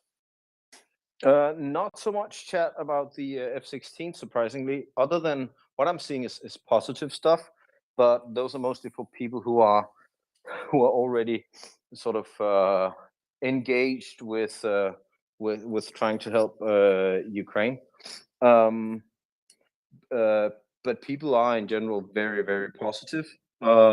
And there's been quite a lot of talk about at least 6 of the Leopards now. They have just finished some of the training rounds for the new crews on the new Leopard 2 A7s. And they've been, I mean, the tank people are really, really stressed out about losing their brand new equipment. But as far as I know, I don't know whether any decisions have been made. I still really, really like your idea, Doman, about sending off or stationing a squadron of Leopards in Poland to enable the Poles or anyone else to send more right now. Maybe an issue that they are brand spanking new, the A7s we just got. Yeah, exactly. Or Finland, right? For example, if you want to keep it within the Nordics, that works as well. Or somewhere in where the German station Lithuania, right? Where the Sure, A6s are. Sorry. Plus how many? I mean, a squadron of A7s. How many squadrons of A5s or A4s are they worth? Could we trade something, make an upsell in some way to give the Ukrainians some more firepower? That wouldn't be too bad though. Yeah, exactly, right. And even if it's just a kind of a 1-for-1, right? If it only unlocks an extra squadron, but there's a few countries that can do this, 3 of them, and there's an extra battalion worth of things. If Denmark says, okay, well, really, practically speaking, no one is going to either attack us by land or come on the high seas that we would need to defend ourselves directly on Danish territory using said Leopards, then there's no reason why you couldn't have them stationed somewhere else. The cavalry keep their capacities, retain their capabilities, and they're actually doing kind of what they were intended to do, deterrence, right?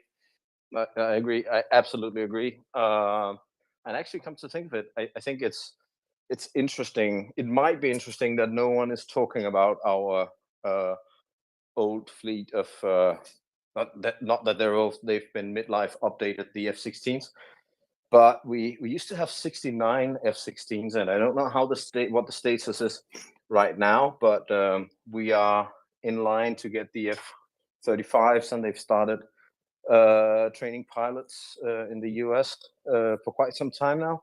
So we're still waiting for the F-35s. We haven't gotten any quite yet, but we do have I would think a sizable fleet of F-16s that need to go somewhere else. And as far as I know, they've been upgraded all along the way. They've flown soldiers over Afghanistan and Libya and maybe even Iraq. I can't recall that, but so I mean, they of course they've seen some action and some combat, but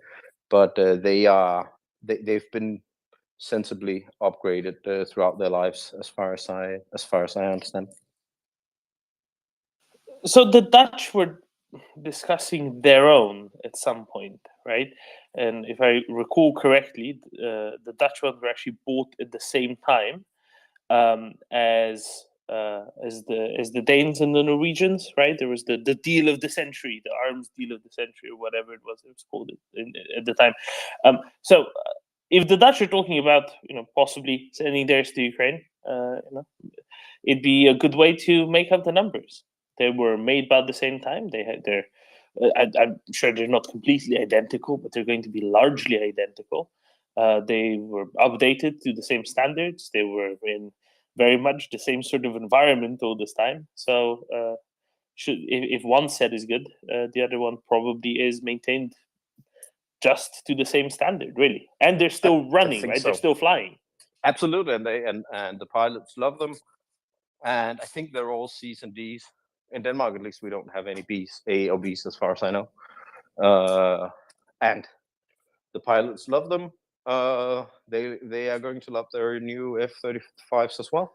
But no, I would suggest. I think it, and it's been said for a number of years that, of course, not of all of the fleet total of 69 is operational, and nowhere near that. But still, I mean, those air crew, those maintenance guys, they run a tight and very clean garage, don't they? So when you look, when you visit those guys, everything looks nice and tip top and up to shape. I haven't had any complaints from any of the fly guys as to the quality of that airframe. On the other hand, they seem to just love it. Actually, I think they were ABs. I think they were A's. Because They I were think they were the initial batch. the initial batch was ABs, and I don't know whether the midlife update would convert them to C or Ds. But as far as I understand, they are C and Ds now. Oh, maybe they're up to the standard of it, but I think the blocks specify, age effectively as well, like production batch. Either way, whatever it is, they are perfectly flyable. They're currently operational in the Western European Air Force. And normally, such planes go on to live for another 10, 15, 20 years in an air force of a country that's a little bit less well off, right? So it's not like they're going to be scrapped imminently, but they are going to be replaced. And normally, they'd be sold off for relatively little money. And now there's kind of this really good use case for them. The same goes for the Dutch one. The same goes for the Norwegian ones, to the extent that they're not already spoken for by.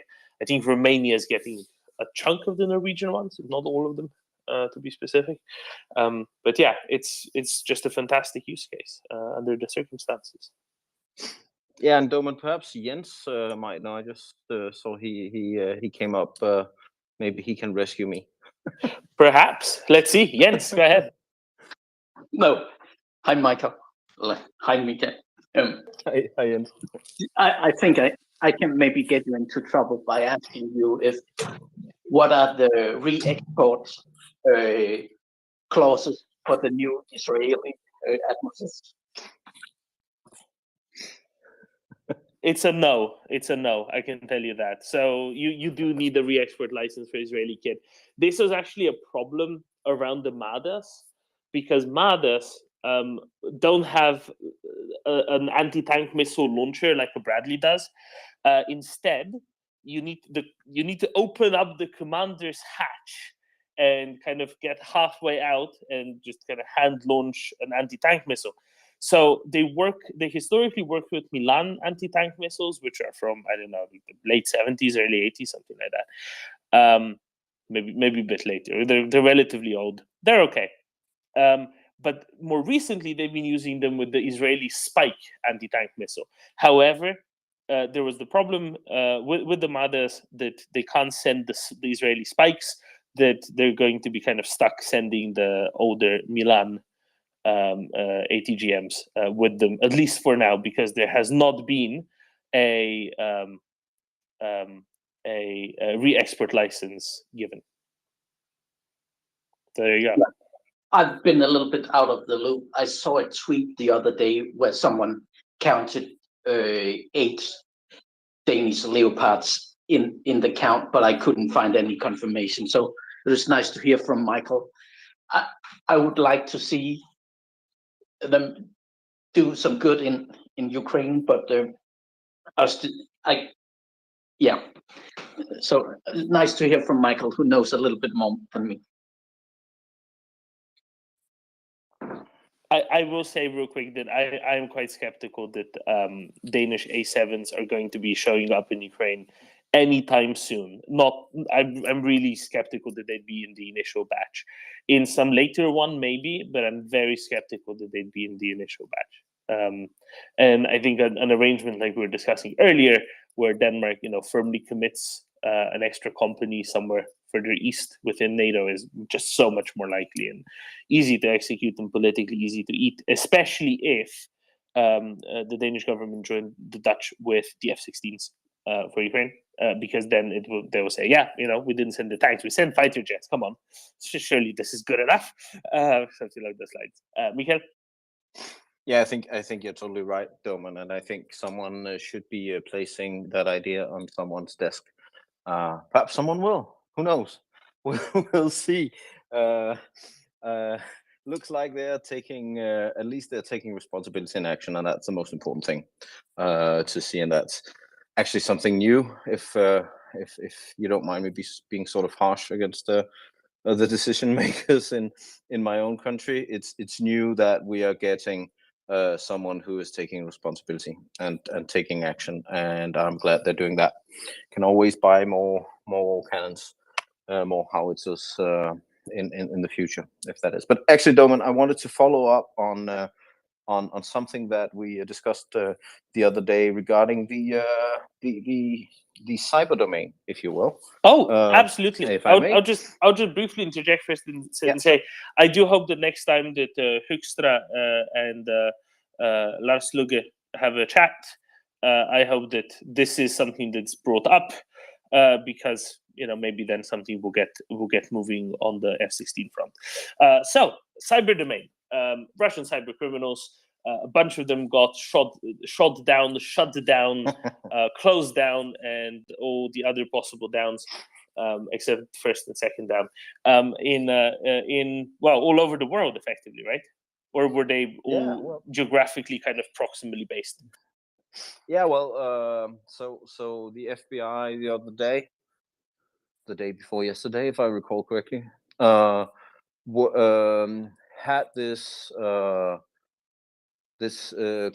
carried out this big shutdown of one of the most problematic ransomware criminal gangs working out of Russia. The group is called Hive, and I've dealt with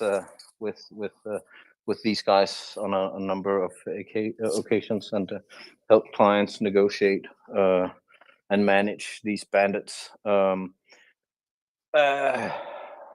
I even have some clients who I think they owe money.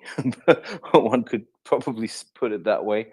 But these Hive guys were shut down, and as I understand it, they had servers physically located in Los Angeles, which may have been a trick on part of the cyber criminals to sort of hide where their stuff was located and coming from. The interesting thing, and now this was a joint sort of effort between the FBI and a number of European law enforcement agencies.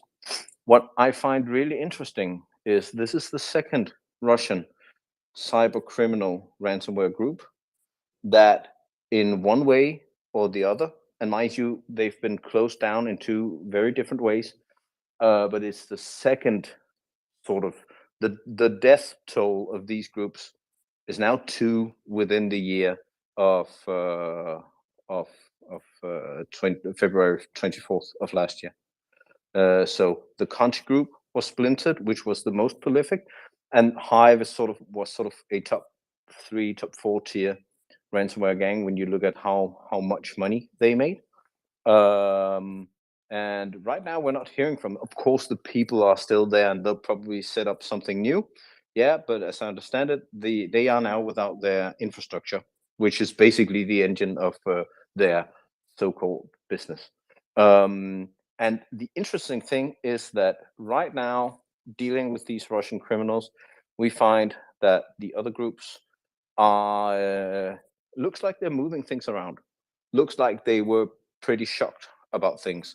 So these groups have all these sites on the dark web where if you are a victim of their crimes, you can get in contact with them in an encrypted, safe way, so to speak. Their sites keep going down all the time, and it looks like to me and my colleagues at least that someone is being a tad more stressed out at the moment, and those who are stressed out are all the Russian criminal cyber gangs. They'll never admit this. They think they are the kings of the world, but they're really just sort of basic criminals with high technological capabilities. Yeah, but it's stressed out. Is sort of where I'm getting at. It's stressed out these Putin servant criminals, and I really, really like that.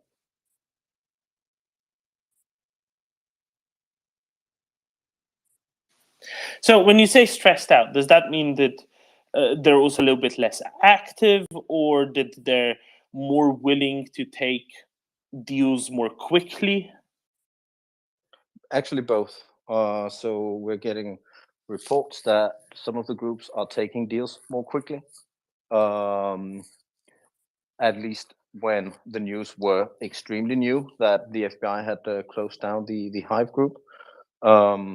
So that has been that has been the case with some of the threat actors or some of the criminals. Others are others we just find they have basically what they typically have. They have two types of sites on the dark web. So they have this portal site where you can chat with them, where you can sort of talk to them or negotiate with them, if you will. And then they have leak sites where they put up sort of compromising or personally sensitive information that they've stolen before they encrypted all the data on the victim's servers.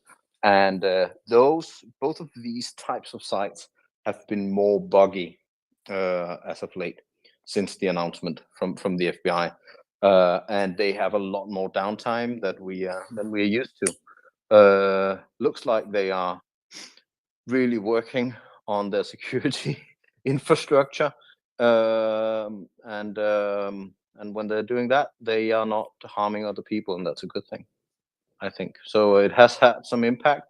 They'll probably get up to 100% again, but we need to keep hunting these bastards.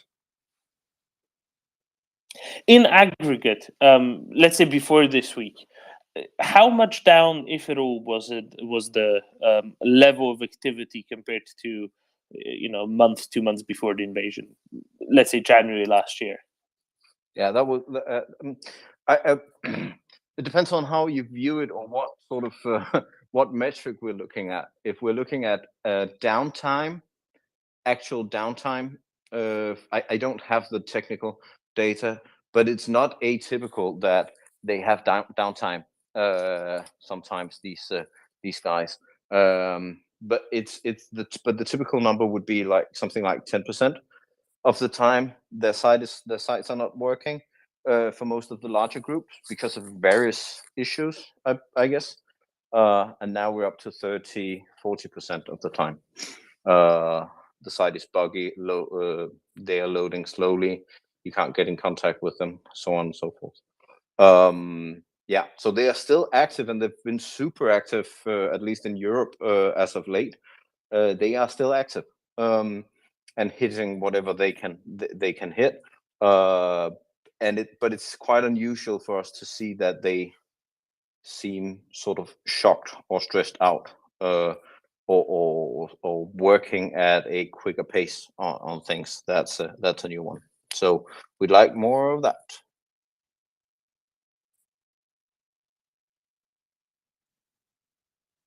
Excellent. Now, the other thing I kind of wanted to maybe touch upon a little bit is how much does the stuff that they can pick up on? Do you have any guess at how useful that is to the Russian government? Because one of the agreements, right, one of the rules under which they operate is anything they find in their exploratory hackings or whatnot, I don't know how to term it very well, but when they go around stealing people's data, anything they find that could be of interest to the Russian government, that they have to hand over, right? And apparently they're quite diligent at that because this allows them to work. Do you have any guess at how much of the stuff actually gets handed over, or what kinds of things? Any cases of things that are publicly known to have been useful to the Russian government that have been found and, let's say, accidentally come across by these groups? Well, I mean, in terms of using those attacks for collecting intelligence, in most cases, you would, as a Russian intelligence agency, you would absolutely prefer to stay under the radar. So if you actively seek answers to your intelligence question, so if you have something that you need to sort of where you need to collect intelligence or information on a subject or on a person, you would then, as the intelligence agency, ask if that would be sort of a way to go about it. You would ask the cyber criminals to try and hack or gain access to that individual's organization. Yeah, I don't know the scale on what that happens. The European or the Western intelligence agencies will absolutely not say that. They probably have a better idea than I have. But I do think that they may sometimes stumble upon stuff that can be useful for the Russian intelligence and security services. How often that is and what the use of those documents or those data or intel will be is sort of, I mean, the thing is you need access, yeah? And the criminals, they use exploits that is typical. I mean, they break into the car that's easiest to break into. They need some kind of weakness in most cases in order to be able to break in, because if they don't, not that they can't, of course they can break into even the very secure servers. Problem is it takes a lot of time and effort, and they need volume. So I think what is going on is that they may, as you say, Doman, stumble upon information that can be used to form a better intelligence picture for the enemy's intelligence services. That would be the Russians.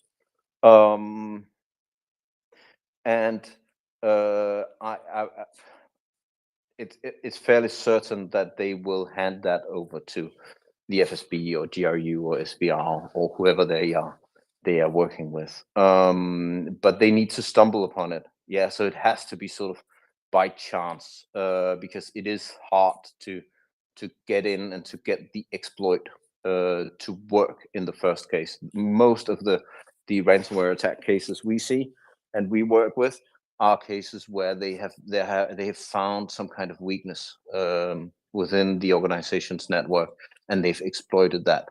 That needs to happen first. Yeah, so it's not that. I'm quite sure they do targeted attacks as well, but the majority of the stuff they will handle or pass on to the intelligence services would be something they'd found by chance. Because the interesting thing is here, you're looking at, on the one hand, personal data, right? Of course, always, but also things like operational data, and for anything that has to do with utilities, anything that has security concerns, either obvious ones or maybe slightly less obvious ones, security strategic concerns, obviously could be interesting, right, to someone like people in the GRU especially, but also the FSB and the SVR. So I guess it's kind of hard to tell. Does there seem to be a preference for what sectors companies are in that get hit, or is it kind of evenly distributed across all?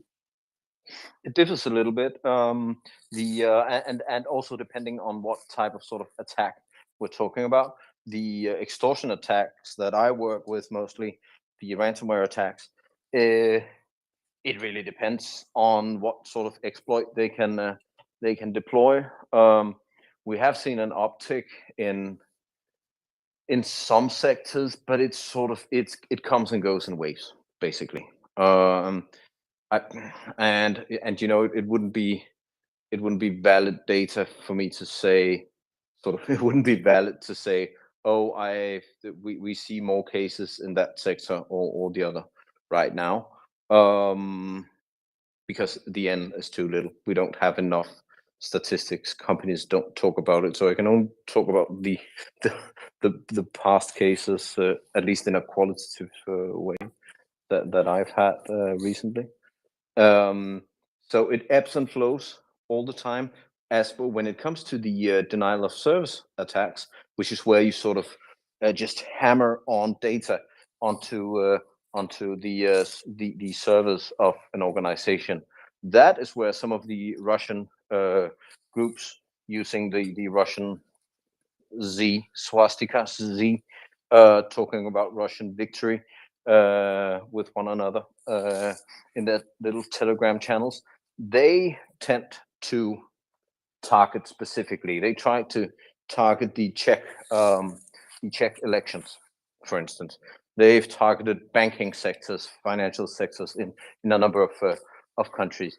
and they'll just go about when it's morning Moscow time. They'll go about and say, "Okay, friends, now we will be hitting the parliamentary election side of the Czech Republic. Now we've uploaded the data. You can go and have a look." And then they hold these competitions over who will sort of be able to be of most nuisance or bring on most data packages, if I've understood how they do that correctly,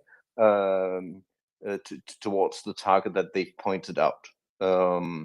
Yeah, so that's different, and they are probably talking to someone who are directing them in one direction or another, or indeed sort of the lead hacker or motivator might as well be an FSB guy or something like that. And yesterday, I guess, they were doing that with a large healthcare provider in Finland. The same sort of thing. You mentioned the Czech election. Have you heard anything specific out of the Czech election that has been going on or possibly been going on?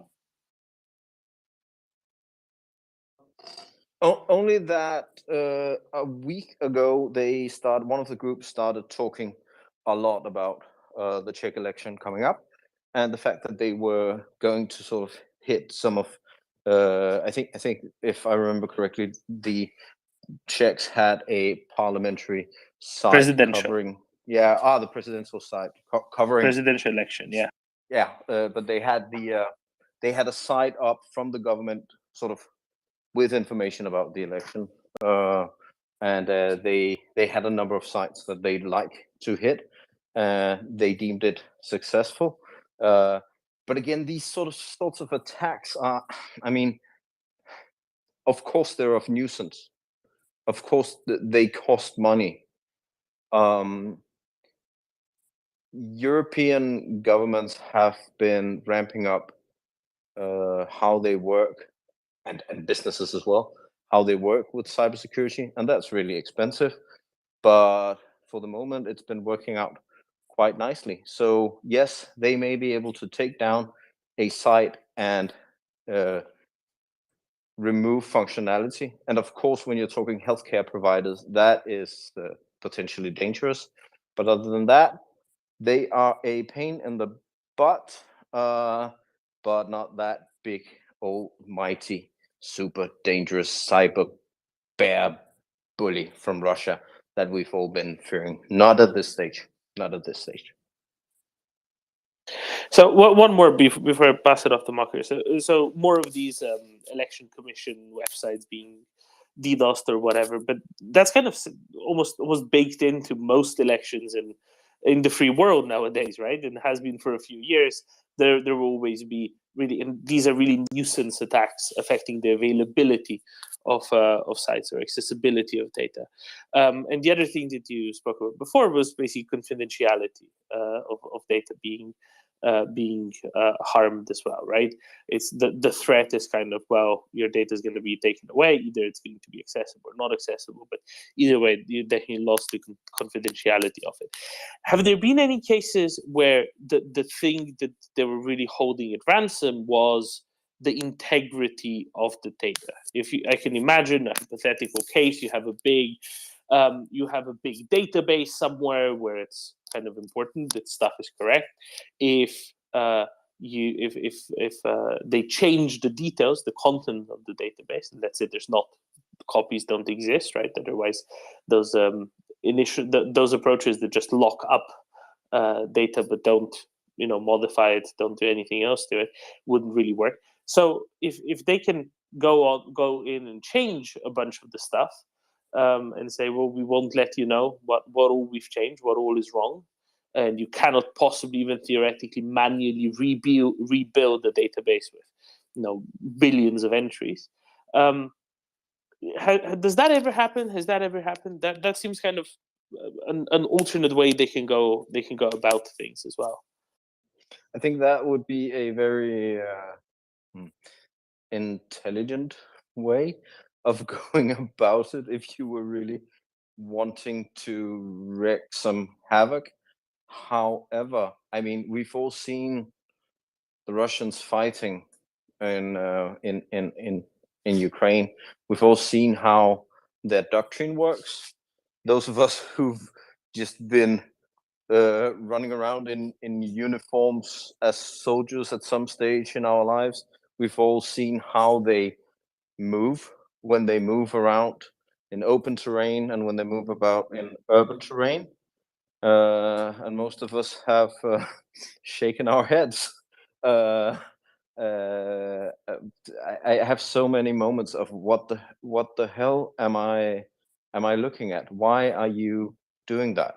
And I think it sort of goes, and I mean, they are technically sophisticated. These groups are technically sophisticated, but they are criminals first. And that is how most of this stuff seems to be working with Putin's sort of under Putin's rules. Yeah, so they are criminals. They're there to make money, and they have to obey the overlord in the Kremlin and his minions in the intelligence services.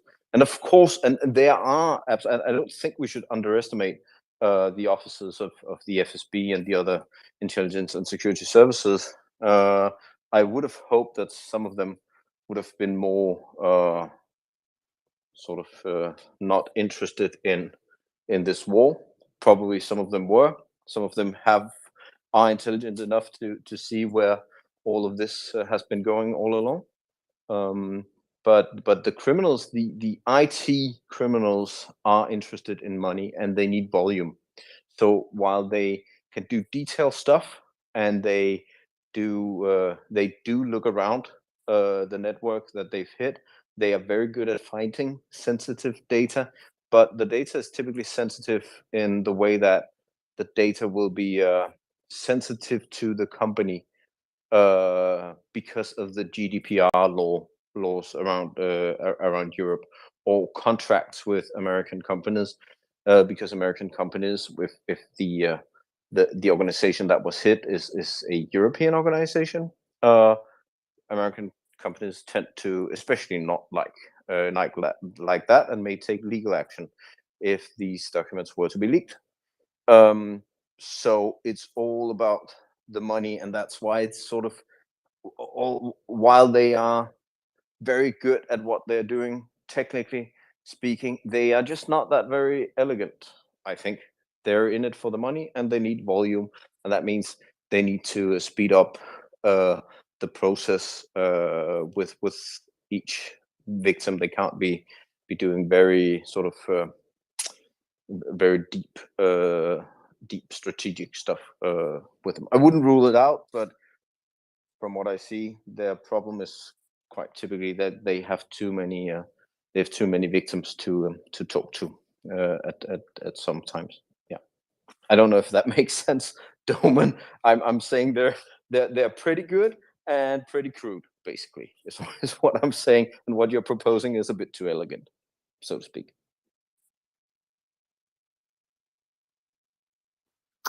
Well, now we know that Doman is obviously a master strategist, and we should never let him learn hacking.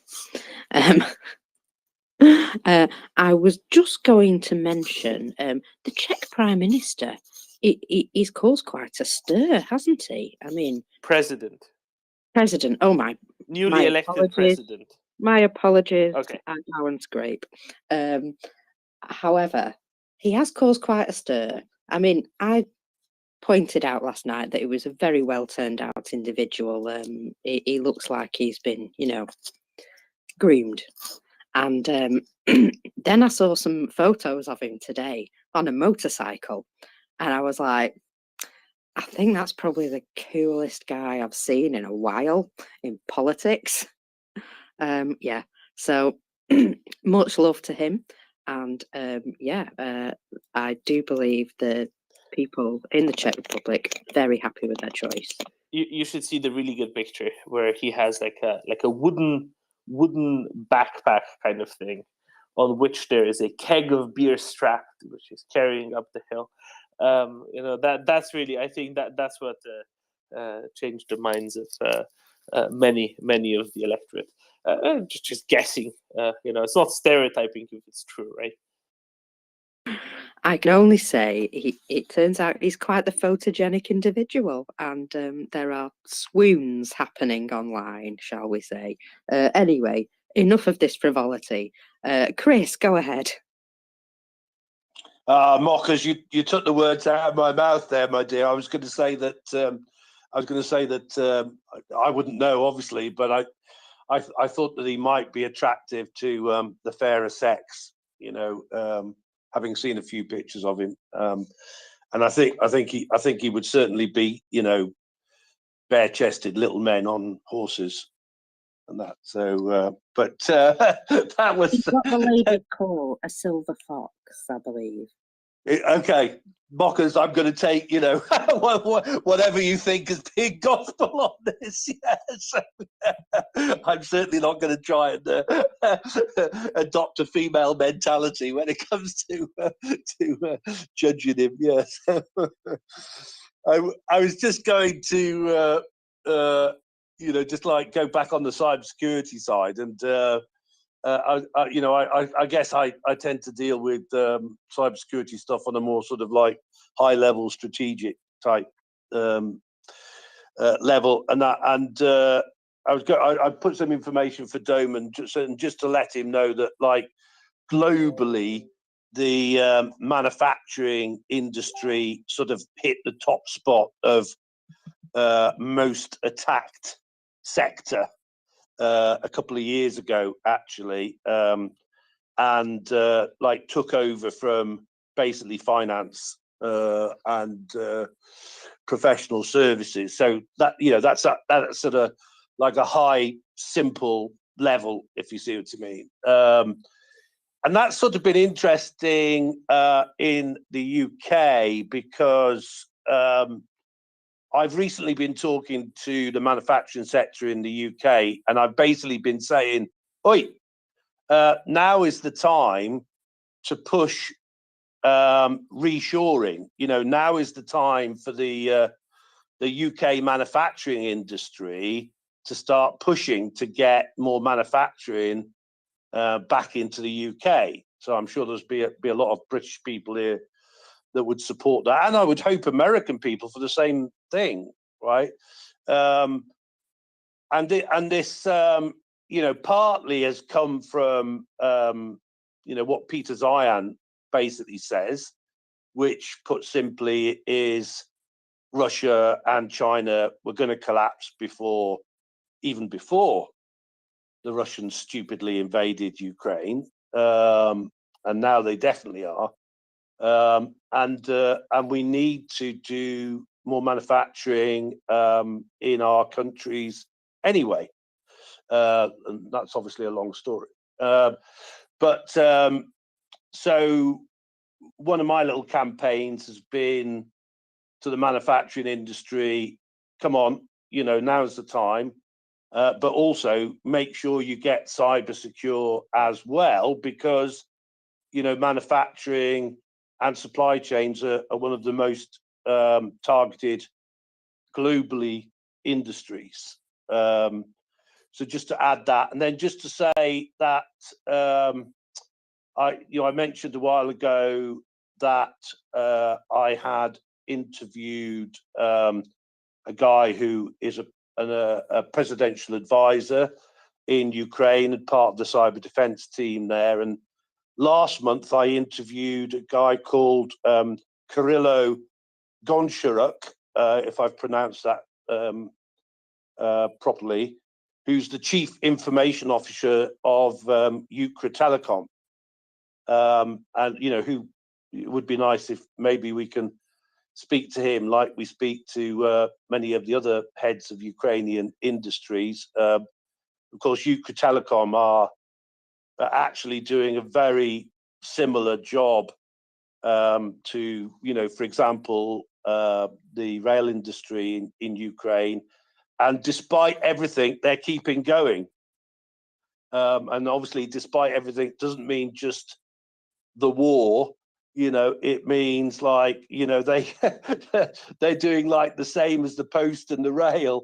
They are, as soon as they can get back into a place, they're back in there with the telecoms infrastructure. And of course, they've been cyber attacked, since 2014, like all of the other industries have in Ukraine.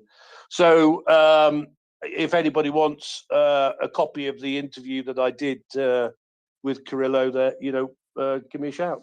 Yeah. Excellent, thank you, Chris. I think that'd be very interesting, especially the cyber side of it for people like Mikhail as well, and then also just the resilience that needs to be maintained on a day-to-day basis in free territories, as well as on the other hand, of course, the repair work that needs to be done as soon as they go into freshly liberated ones. Now, I do wonder how the infrastructure is set up, because, of course, Ukr isn't the only provider anymore like it was some decades ago. So how, especially, say, cell towers, internet, and so on, how the infrastructure is built out in the first place and who maintains what, that'd be quite interesting to hear as well. Yeah, absolutely, Doman. Right, it is actually very, very interesting, and you can find out, again, prior to last February, I confess I didn't really know that much about the telecoms infrastructure in Ukraine, but it is actually a fascinating story, Doman. It's very, very distributed. There are something like 3 or 4 main telco players, right? But actually, internet-wise, it's extremely regionally distributed.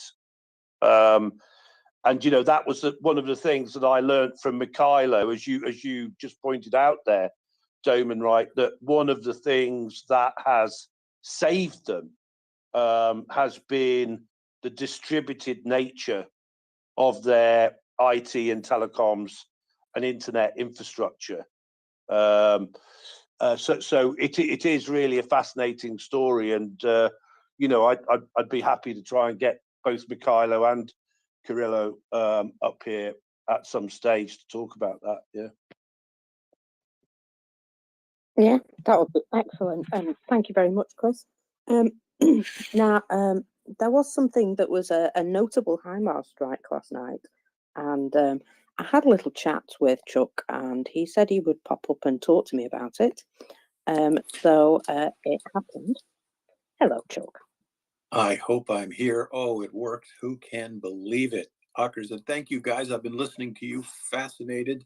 Wonderful, terrific discussions. And good morning, everybody, at least for where I am, where it's snowing hard. Good morning. And we are looking at Ilovaisk, I believe it's called. Between us, we'll pronounce it wrong, I'm sure, at some point, Chuck. Yes, absolutely.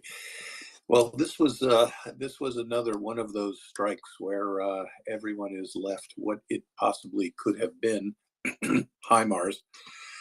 This particular target is about 60 kilometers from the forward edge of the battle area. It's in Donetsk.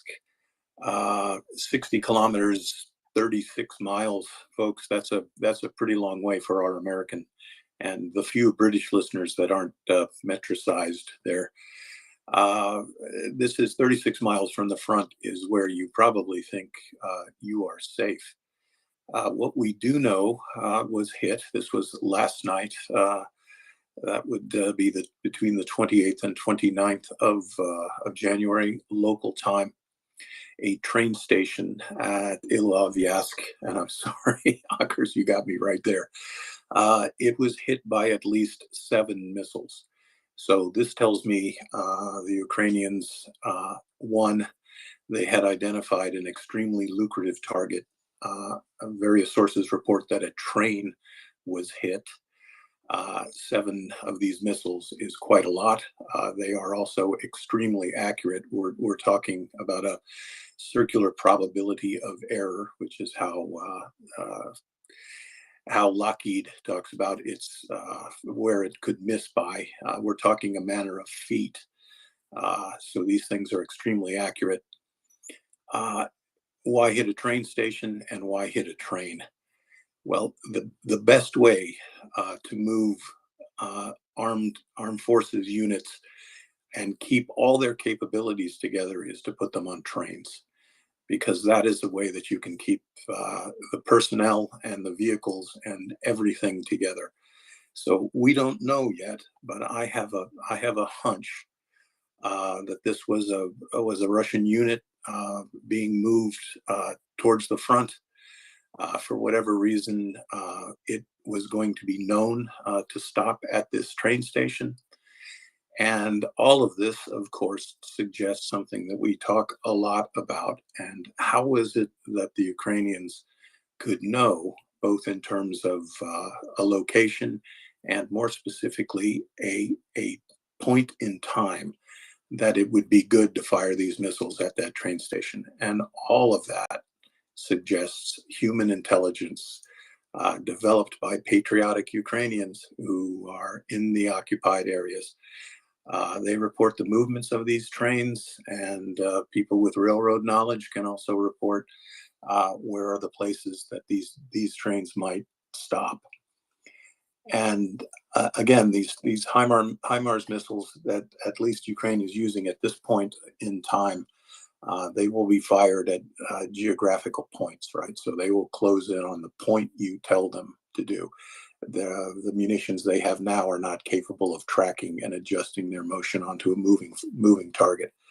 But this is just peeking in the news right now. But I think it was probably a lot more important than a lot of people know right now. Thank you, Chuck. And I believe Iwana had another incident that she wanted to mention. Was it a bridge on the way to Melitopol? Yes, Margaret. Apparently, another bridge was struck, a bridge over Molokna River in the way to Melitopol. And apparently this is the supply route for Zaporozhye. And it also seems to be a HIMARS truck. And it was hit as a military convoy was passing on it, apparently. As well as in Ilovaisk, where a train was being unloaded when the HIMARS struck. Thank you. And so, Chuck, that's going back to that human intelligence. The fact that the bridge was struck, that's fair enough. Take out the bridge, that doesn't move. But that it's being reported that there was possibly a convoy around that area at the time, that really does lead to the possibility of human intervention with intelligence there. Yeah, it really does. And it's the next time anyone you're sitting in the Starbucks parking lot and drinking your coffee, just look out on the road outside. And as you're sipping your coffee, tell yourself that the next time a big truck comes by, like a moving van or something, you're going to pretend to make a phone call to alert somebody to hit the stoplight out in front of you. Okay, just even conceptualizing it that way. Wow. What has to go into that? There has to be a person who can observe the convoy. They have to have a secure means of communication, because you don't want to burn yourself every time you report a target. You've also got to have a pretty good idea of where this convoy is coming from, right? Because you've got to be able to anticipate its arrival. Then you've got to make sure your information gets to the right people, i.e., Ukrainian artillery commanders who have those weapons ready to go, who can get the geographical coordinates put into them. You call for the strike, completely anticipating the flight time of the weapon, so that by the time this thing gets to that stoplight, your missiles are coming in. So, and again, just putting it like that, this all shows that the people who are in the occupied area, operating as partisans and target spotters. This isn't a casual ad hoc kind of effort. These people really know what they're doing, and they've been trained. Chuck, what else do they have to know? What's an important thing? I mean, you said a truck. What if it's just a truck of water? Water is important, but is it as important as, say, ammunition? Or is it as important as, I don't know, a bunch of troops on it, right? That's important too, no? Yeah. Good morning, bud. And you're right. So you've got the kind of people, and they are from all walks of life. They are young, they are old, they are infirm, they are in perfect health. But these are the kind of people that they look at a Russian military vehicle going by. My always good rule of thumb is how many antennas does that vehicle have? Does it have a lot of antennas? Does it have some weird antennas? Are there a lot of them together? These are the kind of partisans. They're trained. Here come 2 Russian infantry fighting vehicles. You know what that tells me? Maybe they're a point element for a larger convoy. And you've also got, not only is secure communication needed to the top, meaning to the Ukrainian battery commanders that can bring the fire down on these targets. Let's call that the vertical communication. You need the lateral communication too, so these partisan spotters can all talk to each other. And these aren't insurmountable problems to put together and to make your partisan network work like this, but it shows how much effort and how much good effort and how much compartmentalization, training, and interoperability that the Ukrainians are bringing to the resistance movement in the occupied territories. 100%. Just some housekeeping. We do call outs for volunteers a lot. Boy, do we have an inbox of hundreds of amazing requests for help, to help. We haven't forgotten you. We will go through each and every one. We are actually onboarding volunteers, and that means also doing, vetting of volunteers and doing NDAs. We just don't want to let everyone's personal information be around. So the reason why is we just have so many, and we have some that are just, I'm not saying some are better than others, but some specific skills to help wounded people, medical professionals, retired. So obviously, we're going to prioritize. We have people for IT help. We haven't forgotten you. I have looked in some of these, emails go back a couple months, actually. Unfortunately, we dropped the ball. We didn't have all the people to do it. So we are organizing that. So I just want you to know, if you're listening and you sent an email about helping out, we haven't forgotten you, and we're certainly not ignoring you. We will reply to every last email. We are just actually in the process of onboarding an HR / IT person who can go through all of the emails, categorize them in terms of the type of help. And I'm not referring to co-hosting help. I'm talking about people who've offered like professional services, especially. That's important because we have needs for that, and we have people that you can work with. So we will get to you. Please be patient. Continue to be patient. We will get to it. Thanks. I just wanted to interrupt there, Mockers and Doman, with that. And it's a pleasure to see you, Chuck. We've got George with his hand up here, so I'll go to George. All right, sorry, Marcus, you came over muffled for a second there. I was going to ask you guys, did anybody hear any news on what caused the earthquake last night in Iran? The Earth. No, not exactly. I read something on the BBC a little later, and I think it was a coincidental earthquake. I also saw a video that was obviously somebody trying to make it look like an earthquake by jiggling their phone. But I do think that some of the munitions were used were what are called bunker busters, which is a warhead that hits the ground. The fuse does not act, it penetrates the ground and then it goes off. if you have one of those sort of munitions target a facility that will then in its turn go off at secondary explosion, it'll definitely shake the ground. But from what I was reading, hearing on the BBC, that the earthquake was too big, although it was a minor earthquake as earthquakes go. The earthquake was too big to have been the product of an underground explosion. And that's all I know right now. Obviously, this is an evolving story. Yeah, the reason I'm asking is they said 5.9 on the Richter scale, but the location of it is a location of a large underground bunker complex where Iran stores a lot of their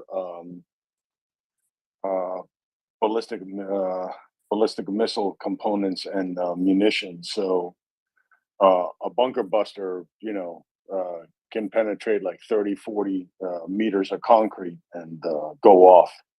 And if that complex were to go off, you would get something similar. But some earthquake geek is going to figure it out, whether it was a man-made or detonation or an actual natural earthquake. George, it's 15 kilotons, 15,000 tons of TNT equivalent you need to do a 6 on the Richter scale earthquake. So if it is, I mean, that there goes their ammunition depot, right? They're the mother of the ammunition depots in Iran. So that's a good thing That's also. what they're talking about. This thing would be this area is where they store. They spent once again, Serbian contractors built this complex years ago, and that's what we're talking about. Something that would yield that. George, but it would all have to go off simultaneously for something like that, rather than, we've seen lots of ammo depots blow apart over the summer, George, remember? And they don't go in just one giant boom, right? So there's a lot of ifs there. And I mean, if it is, I'm happy with it. But we have Chuck, who's have to have blown up some stuff over the course of not that big, obviously, right? No 15 kiloton explosions, I don't think. No, nothing that big. But I only blew up things that absolutely, positively had it coming, Doman. So what do you think? Could it be even conceivably be something like this, or most probably not?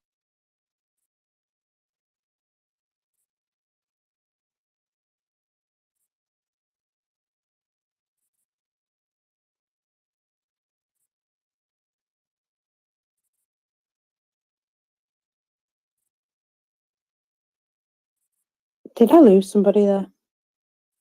I thought I cut out.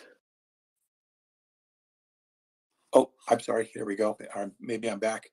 The U.S. Geological Survey has certainly already registered the earthquake, and we could look at the earthquake's duration and figure out whether this was a natural geological occurrence.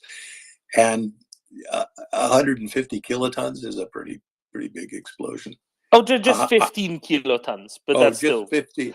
That's kind of a mid-sized tactical nuclear weapon. So that's not yeah, bad. that's like the Kobasna ammo dump in Transnistria, right? That's about 15 kilotons.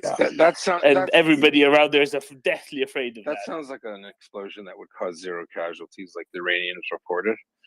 Makes sense, right? Yeah, I think one guy was injured in an accident, is what. Yeah, Press TV website today. Often 50 kiloton explosions go barely noticed. Good for them. By the way, he hasn't just blown up a lot of things. He's broken a few hearts. Poor Chuck. Mostly my own, folks. Still counts. Sorry, I had lost comms there. I don't know what's going on with Twitter. I got to pay my phone bill. I get the finest dial-up that Rogers has to offer, or is it Bell Mobility, or is it Fido? Who knows? It's all one big smorgasbord of poor service. And especially if you have a satellite internet link, folks, like I do, and it's snowing. So if I disappear, you'll probably know where I went. Aliens took them. Anywho, Again, so Chuck, a lot of people are talking about Iran. I think you talked about it a bit. I wasn't here, maybe, but no one is rushing to admit anything. That seems suspicious. It could have been maybe it was the earthquake that blew it up. Then, after all, it does seem suspicious, and there are a handful of countries that don't admit things. I'll start from the north: Finland, Norway, Denmark. I'll go a little farther south. Let's just say it's an American ally in the Middle East. But what's interesting to me, though, is there were likely a combination of remotely piloted vehicles, drones, and interestingly enough, when we talk about bunker busters, those munitions are large. And when something's large and flying, it takes a lot of power. And I think, Yehuda, I saw one or two pictures, but these are from Iranian sources, so I have to kind of dismiss them. But they did appear to show aircraft. But again, don't make your assessments based on an Iranian source, I think, at this point.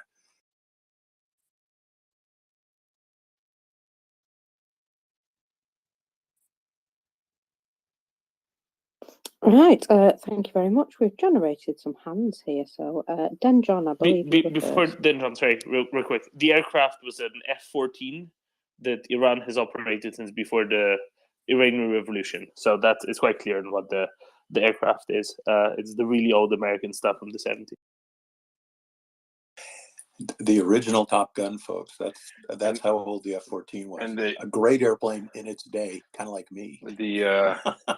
The Iranians can barely fly them. They don't have the parts. So when they go up, it's literally on a wing in a prayer, if you know the reference. So definitely wasn't doing anything strategic, tactical. I think if they can fly them up and fly them down, they're quite happy.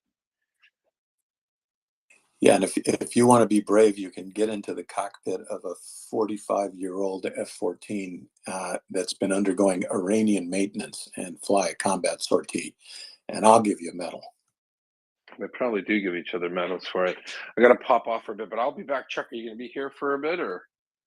Yeah, absolutely. I'm hanging around as long as Okers and the men will have me, and I'm happy to be here on a beautiful Sunday. That's it. All right. Cheers.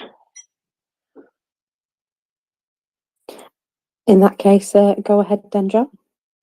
Yeah, thanks.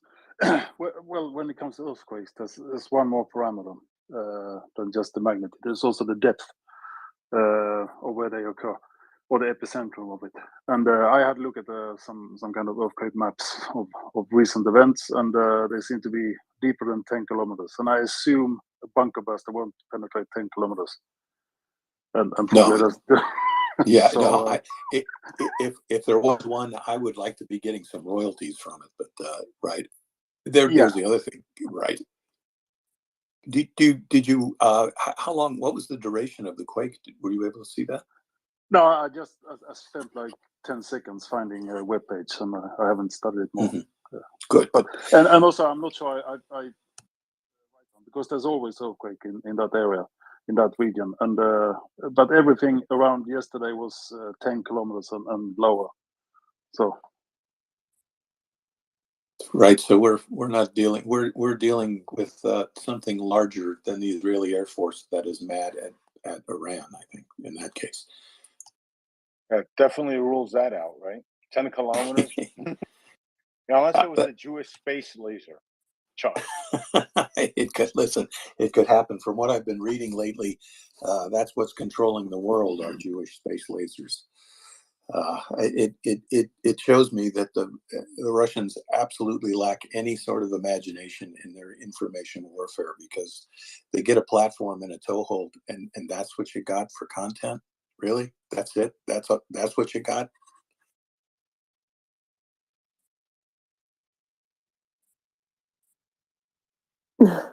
Right, I'm going to go to Termafella. Go ahead, Termafella. Hi, yeah, just a little bit of colour on this earthquake.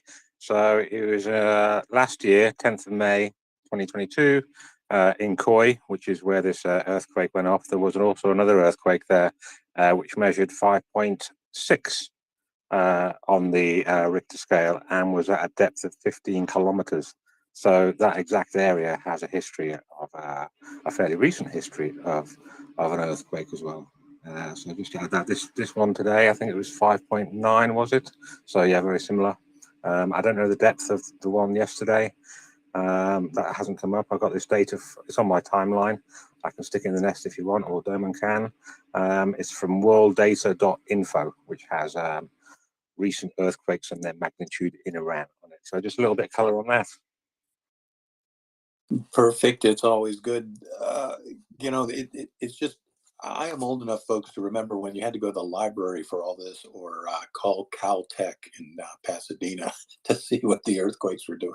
It's great. We can use all this stuff as we do every day to triangulate information. And if we're talking about Ukraine and the war and national security developments worldwide, this is a pretty good place to get your stuff. Smart listeners, smart guests, and the most amazing co-hosts in the world, of which I'm not yet one. So I'm just I'm kind of a roadie on this carnival. Hey man, I'll put you on my development program if you'll like. Yeah, I wouldn't mind being over. I don't know if you know this, but I went to the University of Bath. I actually did. I love the UK and I love the city of Bath, one of my favorite places in the whole world. You don't need to suck up to me, Chuck. I'll sort you out. Don't you worry. I'm just trying to get to be employee of the month, or what am I? Volunteer of the month. That's right. I believe Iwana has some information on the depth of that particular earthquake. Yes, it was confirmed by several seismographs. It was a 10-kilometer deep depth, which is normal for that fault line because there is a fault line there in that northwestern corner of Iran, and also about the earthquake being generated by the explosions. Well, the timeline is not really right because the earthquake was on at 9:44 p.m. Local time, confirmed by several sources, while the explosions were confirmed right after midnight. The first reports came right after midnight. So I didn't see any report of explosions and any confirmation before midnight this night. So basically the earthquake preceded the explosions, as far as I've seen. I may be wrong, but yeah, that's all. Thank you. Thank you, Iwana. And yeah, she has been doing some cracking research in the background, and we believe that the timeline there is correct. So earthquake, absolutely nothing to do with the attack, but maybe nature's way of just saying hello. Alex Kelly, go ahead. Thank you. There is a Telegram channel. The name of the guy is Yigal Levin. He's from Israel. He covers Ukraine. But also he covers a lot Iran. And I don't know if you have discussed it yet, but looks like there were not one, but just series of explosions in different parts of Iran, like Hamadan, Hoy, Garach, Tabriz, Kerech. One of the targets was the drone factory, so Shahid drone factory. And yeah, there are a bunch of Telegram channels here about Iran. So I don't know if you have discussed it yet, but it looks like there are some strikes on Iran. Could be done by drones or yeah, apparently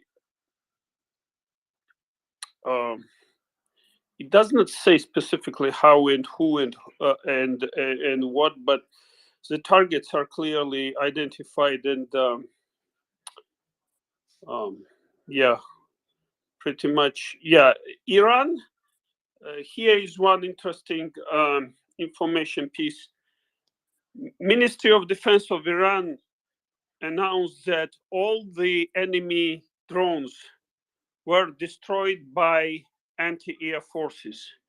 So they are very similar to Russian news, but apparently there are some coordinated strikes on Iran's drone making infrastructure. Yeah, I was going through this morning with somebody, and I think we have a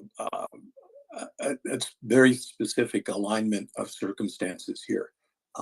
Israel has a much closer relationship with Russia than a lot of other Western powers. There are reasons of culture.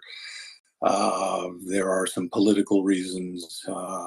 There are the fact that still a great number of the Jewish people are in Russia and under the thumb of Mr. Putin. And the Israeli people and the Israeli government, of course, they have to be conscious of that. I think that one of the reasons that if it was the Israelis, and I'm not saying it was or saying it wasn't actually, but I think this strike was probably inevitable from the moment that Putin announced that he would be purchasing more Shaheeds and ballistic missiles from Iran.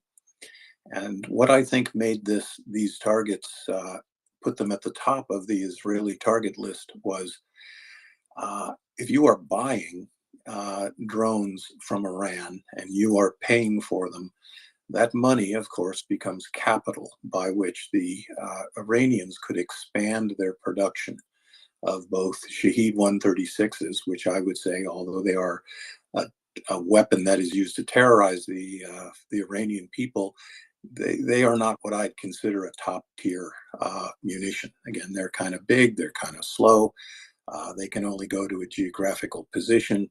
The Ukrainians have shown that they have some electronic warfare solutions for a Shaheed 136.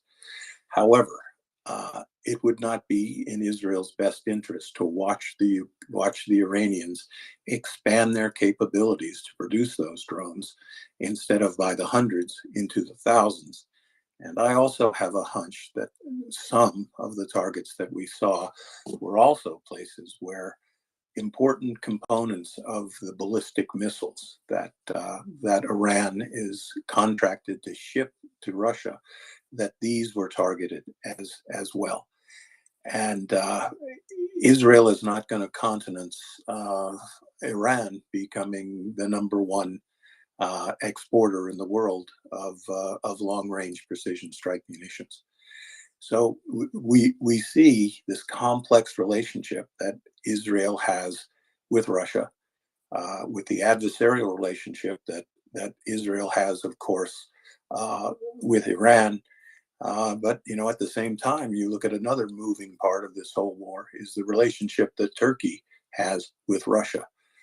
A fraught relationship. Remember, it's only a couple of years ago that the Turkish Air Force shot down Russian planes over Syria.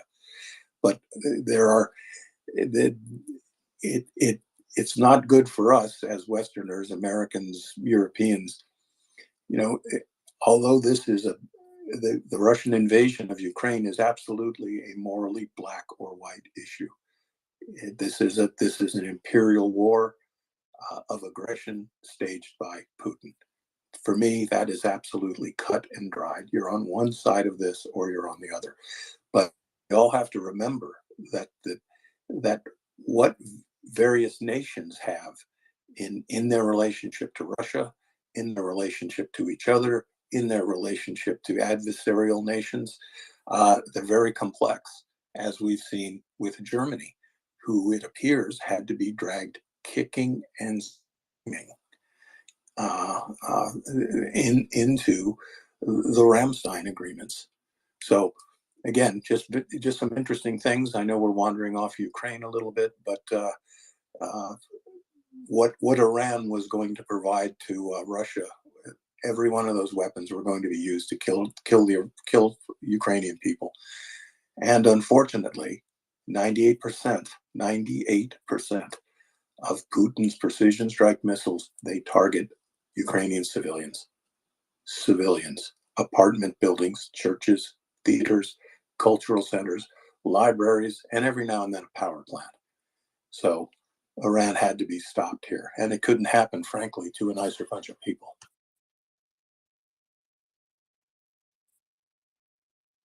I've got a tiny bit of housekeeping. Axel, if you are requesting, please recycle, because I can't bring you up. And thank you very much for that, Chuck.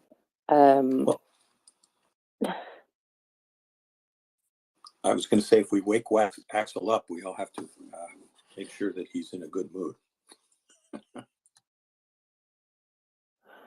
Yeah, I don't know how long he's been sat there waiting, but bless him, yeah. If he's still awake waiting, then he needs to let him move. There we go. He's heard us. Axel, are you there, my brother from another mother? I'm here. I just have a lot of background noise for the moment. That'll change in a minute. You're in a car wash again. Axel, where I am, this could easily be mistaken for, let's just say, a Baltic country. It is winter here quite a bit, and I will snowboarding, but there's too many yahoos on the slope on Sundays. So I am here doing my bit for God and country and Ukraine. I like to hear that. As you can hear, I'm evidently in a tank wash facility.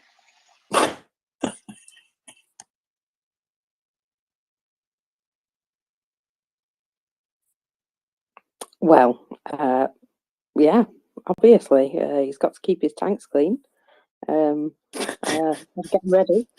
You are killing me. So while I'm here and we've got a moment, I'm going to introduce you to my new and shiny co-host, G. Say hello, G. Hello, everyone. Hi, G. How are you? Very good, thanks, Chuck. How are you? Good, sir. I'm glad to be here. Fellow Brit on the panel, so you never know. We might just start, making tea and making sure that everybody's, up to date on the lingo. I am more Israeli than I am Brit, so I won't be drinking any tea, unfortunately. More of a coffee man myself. Oh, thank goodness! I hate tea. I burn both fuels, actually. I few Americans that actually likes some Thai food in the morning. I know a few.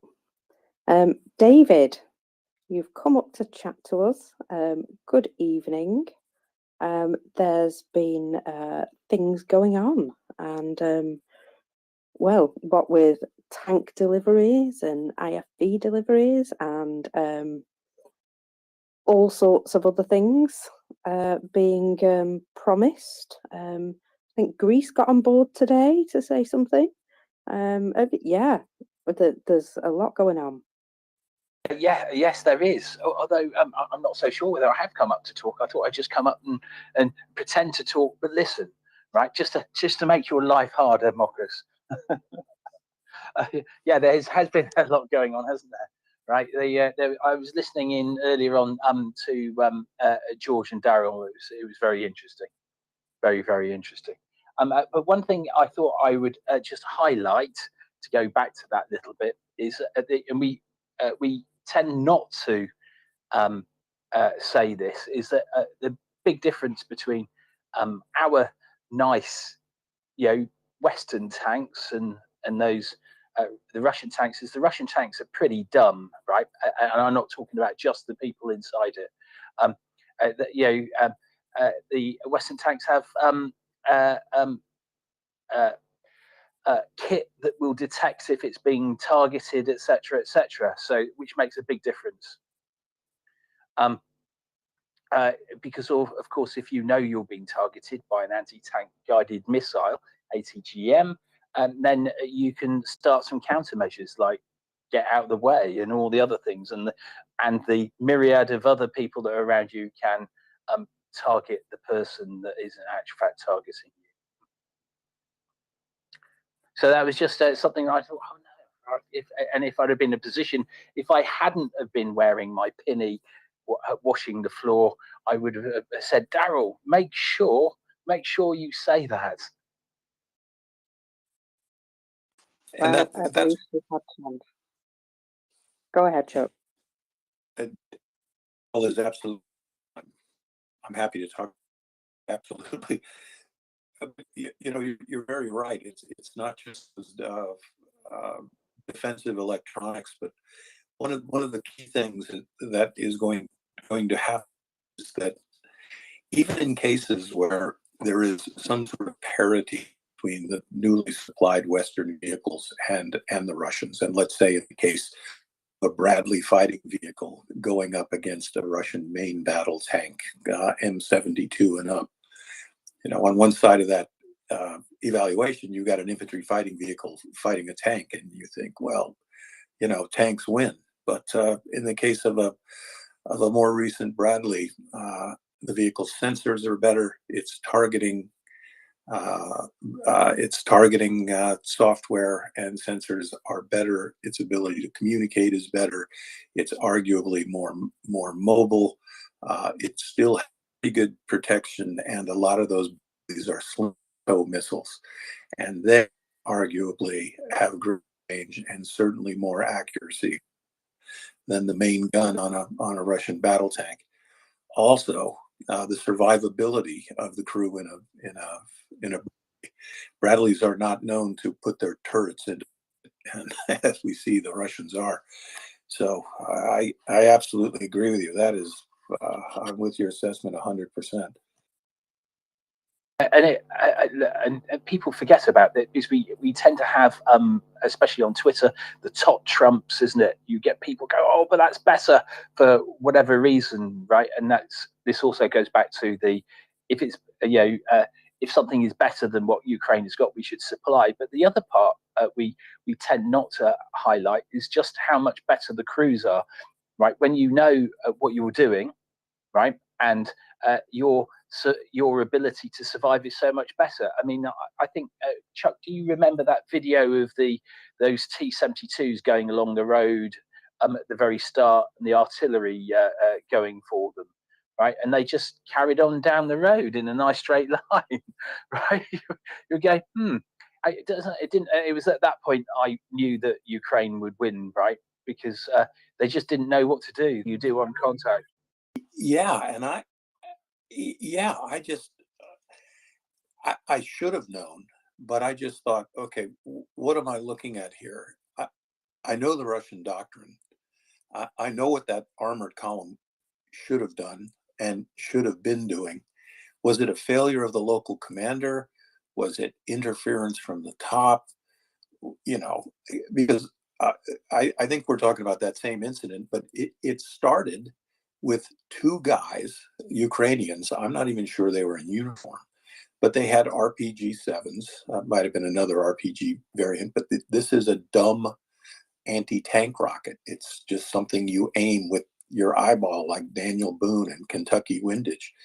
But they got up and hit the first two vehicles of this giant column, which then stopped in the road. And again, this road was as we say, perpendicular to the line of contact, meaning it met the front line at a right angle. So then over the next 30 to 90 seconds, we watched the Russians just do one incredibly stupid thing after another. First of all, these two guys got up to the column because there was no flank security, right? There was nobody to the right and left of the road making sure that two clowns with RPGs didn't get up close enough to take a shot. There was no dismounted infantry. So you're driving down the road, you're a Russian, you got all your hatches closed. You don't have the greatest sensors and television cameras and low light and communications. So you can only see out of your little armored glass and your little armored bubble. And then we watched a couple of the Russian vehicles. They just decided that, this was enough for them. they peeled out of the column and started running back for Moscow. But the rest of them, and I assume they were ordered, they just stopped in the road. And within, as long as it's taken to tell this story, Ukrainian artillery started falling on them. And because they were perpendicular to the line of battle, all the Ukrainians had to do is, they didn't have to change the bearing of their shooting. All they had to do is lift their muzzles a little bit and change the range, so that shells started falling on the road at the front of the column, and then they started whacking backwards and destroying more and more vehicles. And I'm with you. It was one of those hands on your forehead moments, like you can't be doing this. This isn't the way it's done. And to put pudding on top of the ice cream here, the whole column turned around. You know, two guys with two rocket-propelled grenades and a couple of artillery shells should not have stopped that armored column. They should have all kept going, but they didn't. And you're right. Could that have summed up the whole war right there 6 months ago in that video? Maybe it did. What do you think? Oh, I think so. I mean, the thing that astonished me, so I knew that they could do it, but this is the thing that cemented it in my mind, right?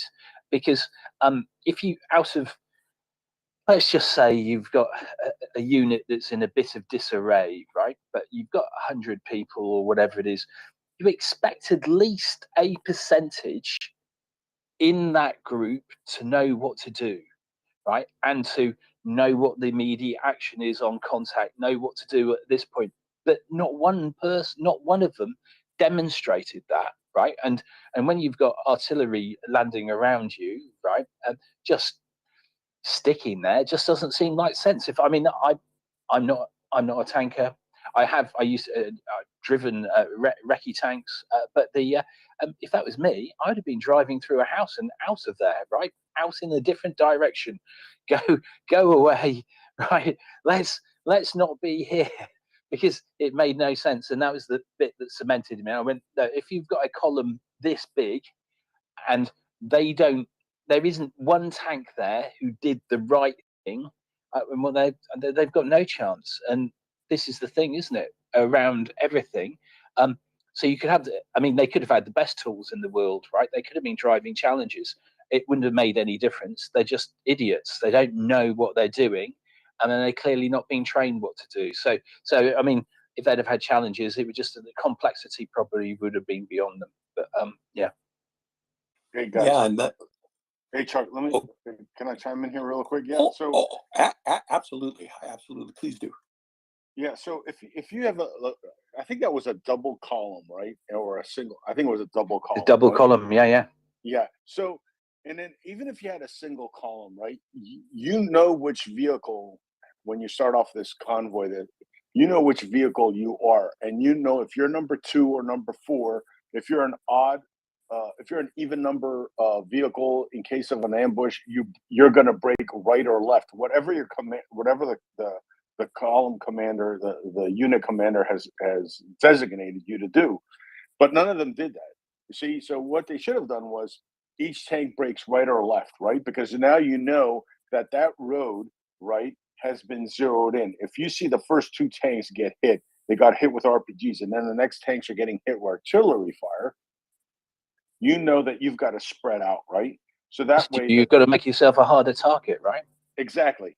So that way that the Ukrainians can't walk, as Chuck said, walk the artillery from front to back. And that's what they did. They just, the guy was getting, fire for effect from that drone, because that's what videotaped this, or videoed it, and then recorded it. And then you're the artillery guys, and you're getting fire for effect, walk it back, and they know how much to increase or decrease the elevation, and they know how to bring the rounds 2-3 meters apart each time. So they walked it right down the column.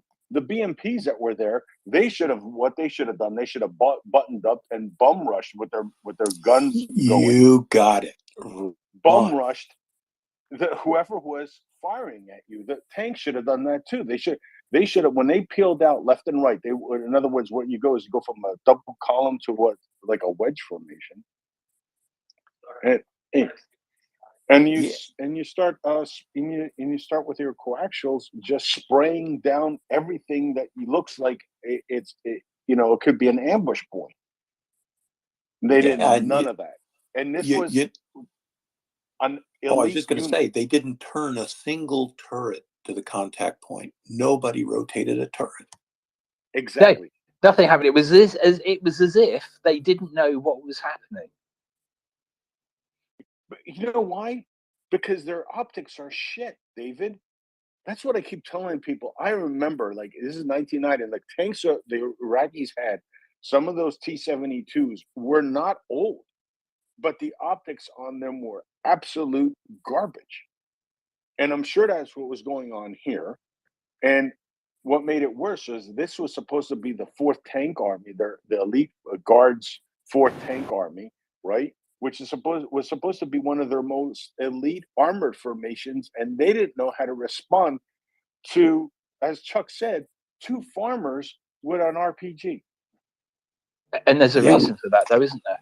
Right? If we think it through, when you analyze any situation, because they've spent the last 30 years just bullying farmers, as you said, right? So they've not come across very often anyone who's a professional army who do these things. So look, it's really simple, isn't it? You could drive a T-34 into a village somewhere and bully everyone.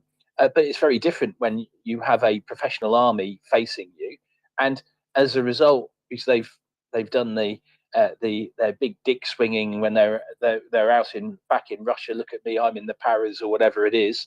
But they haven't actual fact taking any account of what they're supposed to do. I mean, it was just, as I said, that was the moment that cemented it for me that Ukraine was always going to win. And the question always goes back to the only real question is when, right? And that's why we've got better weapons, better things, is because it keeps Ukrainians alive and it means they win earlier. Now, there's a knock-on effect for that. Europe becomes a much better economical place afterwards. I mean, I'm astonished at these delays, because the amount that we're spending on equipment is nothing in comparison to the damage that's being done to the economies. It's astonishing. Exactly, David. And you know what was crazy? And I don't care what Western tank you would have had, whether you had a Leo 2, a Challenger, or an M1. I don't care what you had. If you had one of those come up on that column, you would have recreated the scene. Going back in history for those who can look it up. Michael Whitman, who was a tank commander, during World War II in Normandy, and he caught, unfortunately, a British column by surprise and destroyed over 20 armored vehicles because they let their guard down, literally, and were in a column, ass to front of for several kilometers, and he just drove down the column, destroying one after the other. Before they were able to knock out his tank. He survived, and he was killed later on in the war. But you could have recreated that scene with just one Western tank, because these guys had no idea what the hell they were doing. Nothing, zero. No, exactly. And they had exactly the tools to deal with it. Those Russian infantry fighting vehicles have 20 and 30 millimeter auto cannons, and they could hose that building. They could have kept going through the barrage, because one of the first things you do when you get ambushed, and I'm happy to say that I've been ambushed a couple of times, ouch, you've got to get out of the kill zone, folks. And there's 2 ways to get out of the kill zone: through the people who are ambushing you, and just like you said, hose them down and bum rush them. That is the best solution to getting out of an ambush, is turn the people who started it inside out. But the next best thing to do is run like hell. And you got a couple of choices in running like hell. One of them I like to do is run like hell for the place I'm supposed to go to instead of turning around and go home. And the Russians, in this case, did everything wrong that they possibly could. They went in blind. They went in without flank security. They had no plan when they were contacted. There was no individual initiative on the part of any vehicle commander, except the two guys that turned tail and ran. The rest of them stood there sucking their thumbs and watched the artillery come in. And then whoever was in command turned them all around. And I had forgotten. You guys said this was a Guards tank unit. Is that right? That's right. That was the mind blowing thing. Was these were the I think the Guards, the 4th Tank Army. It's a Guards unit. It was supposed to be their elite armored units, and they got decimated in ambushes all north of Kyiv. They just got wiped the hell out. They ceased to exist as a unit anymore. Yeah, and we talked about there were, and this may be one of the cases that really illustrates it. Early in the war, folks, round one of this fight went Russians, despite this contact. But this sort of points out the thing that the Ukrainians were able to do. The Ukrainians did not early in the war try to meet the Russians head to head with analogous force units anywhere. So here comes this Russian Guards tank unit, and Guards being, as you pointed out, this is their elite units. There's nothing analogous in a Western army for this. It's something like the presidential unit citation. It means that you are the best quality unit there is. Interestingly, in this battle we're discussing, it wasn't really a battle. I think this is incidental contact. But the Ukrainians were very smart to meet these onrushing Russian units, these juggernauts, and they met them with asymmetrical contact. And that means they did not try to meet them with the equal or appropriate force. This whole contact was started by two guys with RPGs. And I am willing to bet you $50 and a cheeseburger. They showed up in an automobile with 2 RPG launchers and 5 rounds each. And the fact that those two guys could do this to that column, and importantly, look, it was all filmed by drone, right? And there was a local artillery commander who, guys, correct me if I'm not remembering this right, the first round of incoming artillery was right on the money. So, this had to be a little bit of a staged ambush. Do you think? Maybe. I mean, the thing that I saw is I was thinking, so those two people who turned up fully expecting to die, right? The incredible bravery by them, because they wouldn't know that the Russians were so inept not to do the things you would expect. Yeah.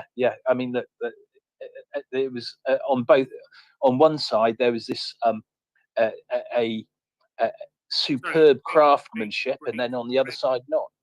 Hold on a second, guys. Host connection issues. Axel, if you're listening, host connection issues. Anybody else with a host phone? Host connection issues. Host connection issues. Sorry about that. David, carry on. So that's like a contact ways house, isn't it? Right. Yeah, but I'm glad you pointed out the bravery of those guys. Because folks, those two guys with those RPGs, what was to be expected after they fired was an absolute tornado of 30 millimeter automatic cannon fire, tearing the buildings around them to pieces. But nobody could have expected that not one Russian turret turned to the right. You can't imagine that.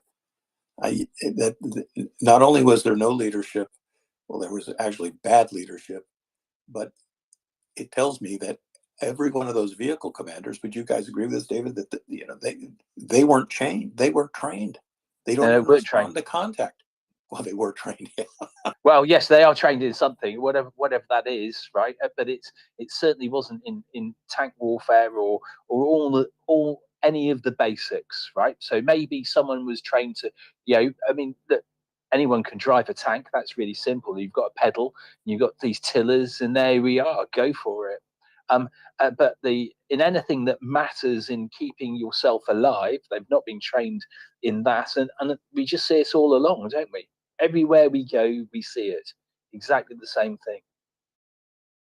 So those are now analysts, those Cold War, and by the way, Chuck, I'm the same sort of time period as you. Right. Those Cold War analysts who've been talking about, oh, this is what the Russians will do, really need to take a big, deep think about how they do their analysis, right? And what they were doing and how did they get that information. I mean, I was in Berlin in 1980. And at that time, and in Germany, through the early 80s, we expected the Russians to probably roll through, and it was at the point people would thought they would roll through. But clearly, someone has been very wrong about the abilities of these troops. Yeah, and we've talked about this before. I know that the way American Special Operations Forces were being trained to fight in Europe during the Cold War, we were being trained to be deeply inserted. We were being trained to be absolutely overrun by the Russians and to operate as independently as possible in their rear. We had very, very little training in cooperating with the maneuver elements of the NATO armies, because we were all so convinced, look, I was a very junior officer at the time. I wasn't going to argue with colonels and generals and the Secretary of Defense, but even the force postures, everyone expected that the Russians were going to basically push us all into the English Channel. Do you remember that? Oh, I very much remember it. I became a diver a little bit later, just like your good self there, Chuck. Not like good yourself, because you were slightly different. But yeah, we just thought it was going to be a case of, well, we need to try and blow some bridges as quickly as we can, Right. whatever we can, and the whole aspect we thought we would be going back very, very quickly, and people saying that actual fact the Russians would be getting ahead of us. That's how much, and they got it wrong, really. I mean, maybe they were better, but we just don't know, do we? That's the thing.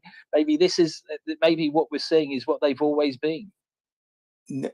You're right, and right. So some of our targeting folks, you're taking a SEAL team, we're going in to blow a bridge, but it isn't to hurt the enemy per se. It's to prevent the enemy from overrunning us. Those are the sort of right. Those are the kind of missions, and I saw that evolve, and we had no reason to doubt. I mean, garbage in, garbage. This is what we were being told. But I agree with you. The analysts, I don't know. There's still something in me that wants to think, and this is a bias as well, that somehow the Soviet army was better than the Russians are now. But I don't know. I don't know. Oh, sorry, keep talking. I'm going to break in here, guys, because you've generated a flurry of hands. So I thought we might do some questions, if that's okay. No. And I'm going to disappear for 30. Let's see. Let's give me 90 seconds, but fire it up. Okay, we'll go to the finesse. Hi, I have a question for Chuck about a different special ops operation, if he's available. Oh, we'll give him a moment. While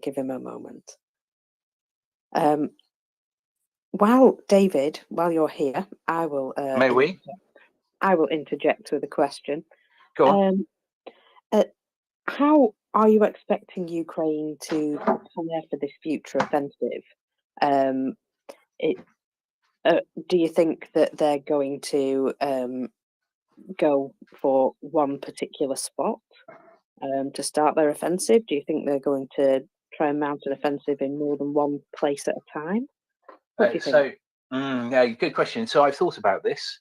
I fully expect them to move where they are. At the moment, you've got all the Russians. They've did what they did before. They're all congregated up in the sort of the north and the east.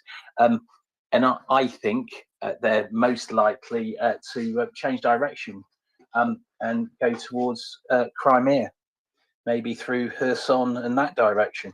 Because look, so what happens, or the Russians, because they're short of forces, right?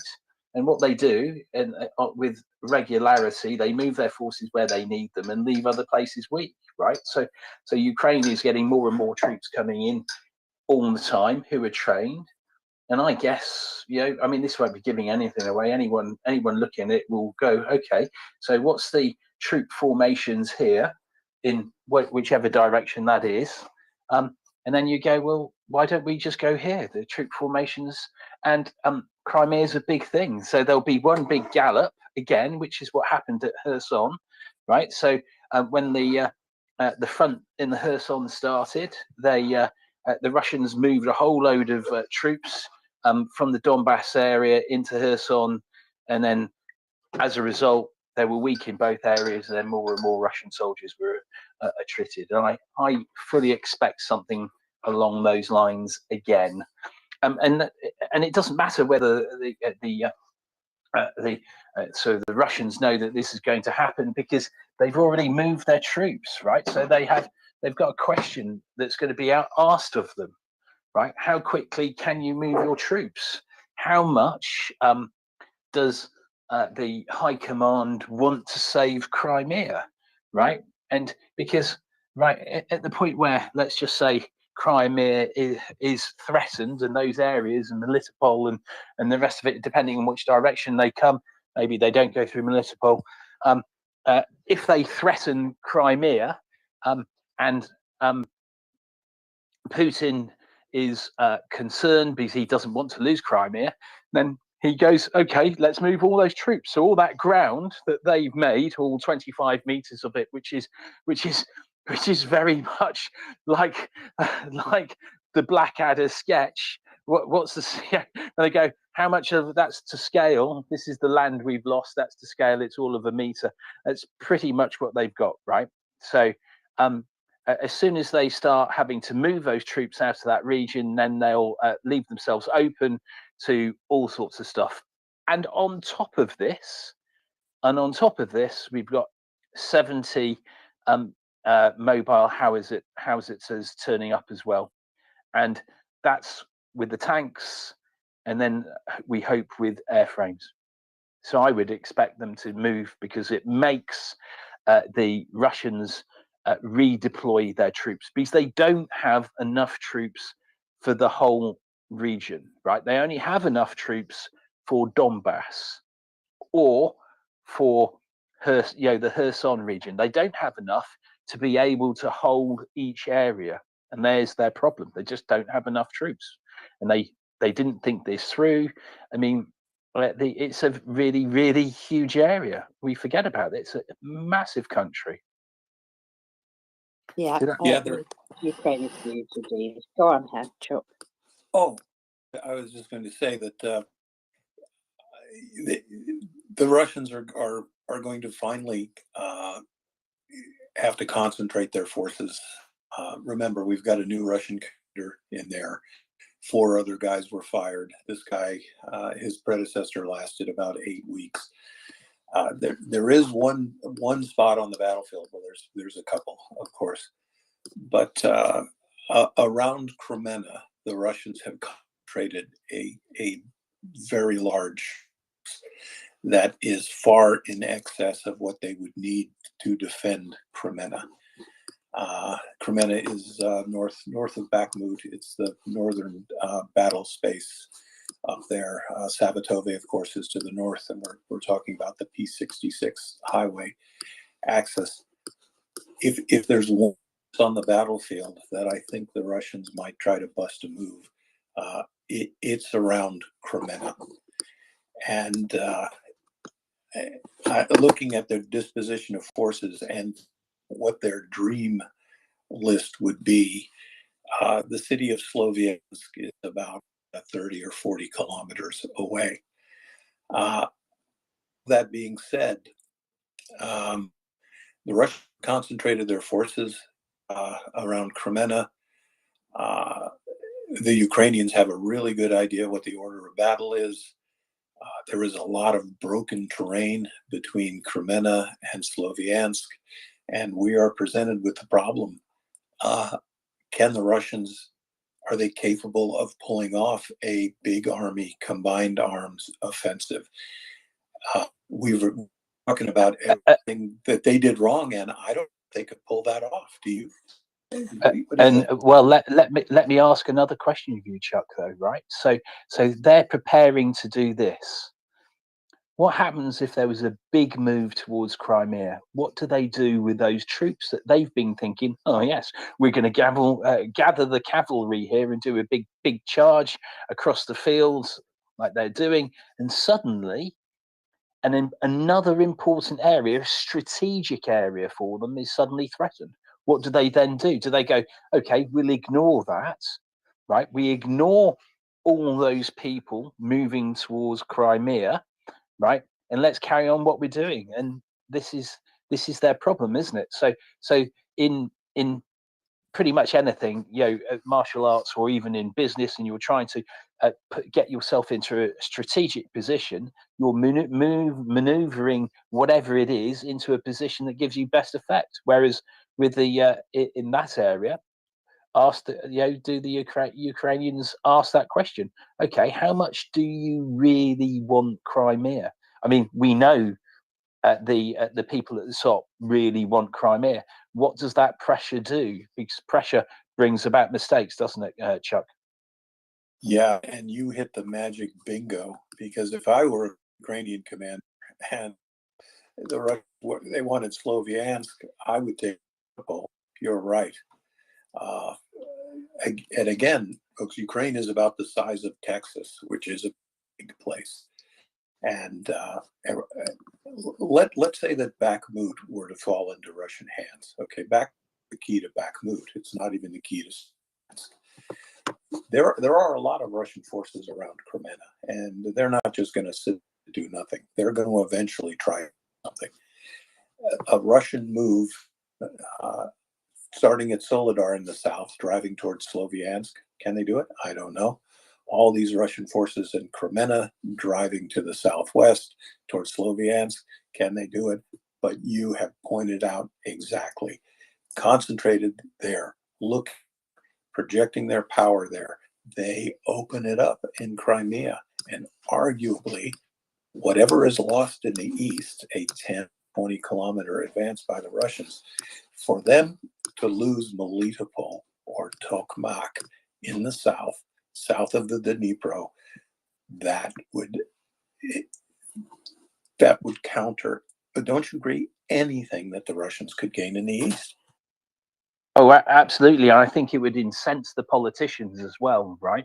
Because suddenly, because without a doubt, they'll have those little drawings on the map, and the red area is ours or whatever it is. Suddenly, huge swathe of land isn't that color that they wanted it to be, right? And it will be changed. I mean, I have to go. I'm not even, if I was coming from Kherson, I'm not even sure if I would go to Melitopol.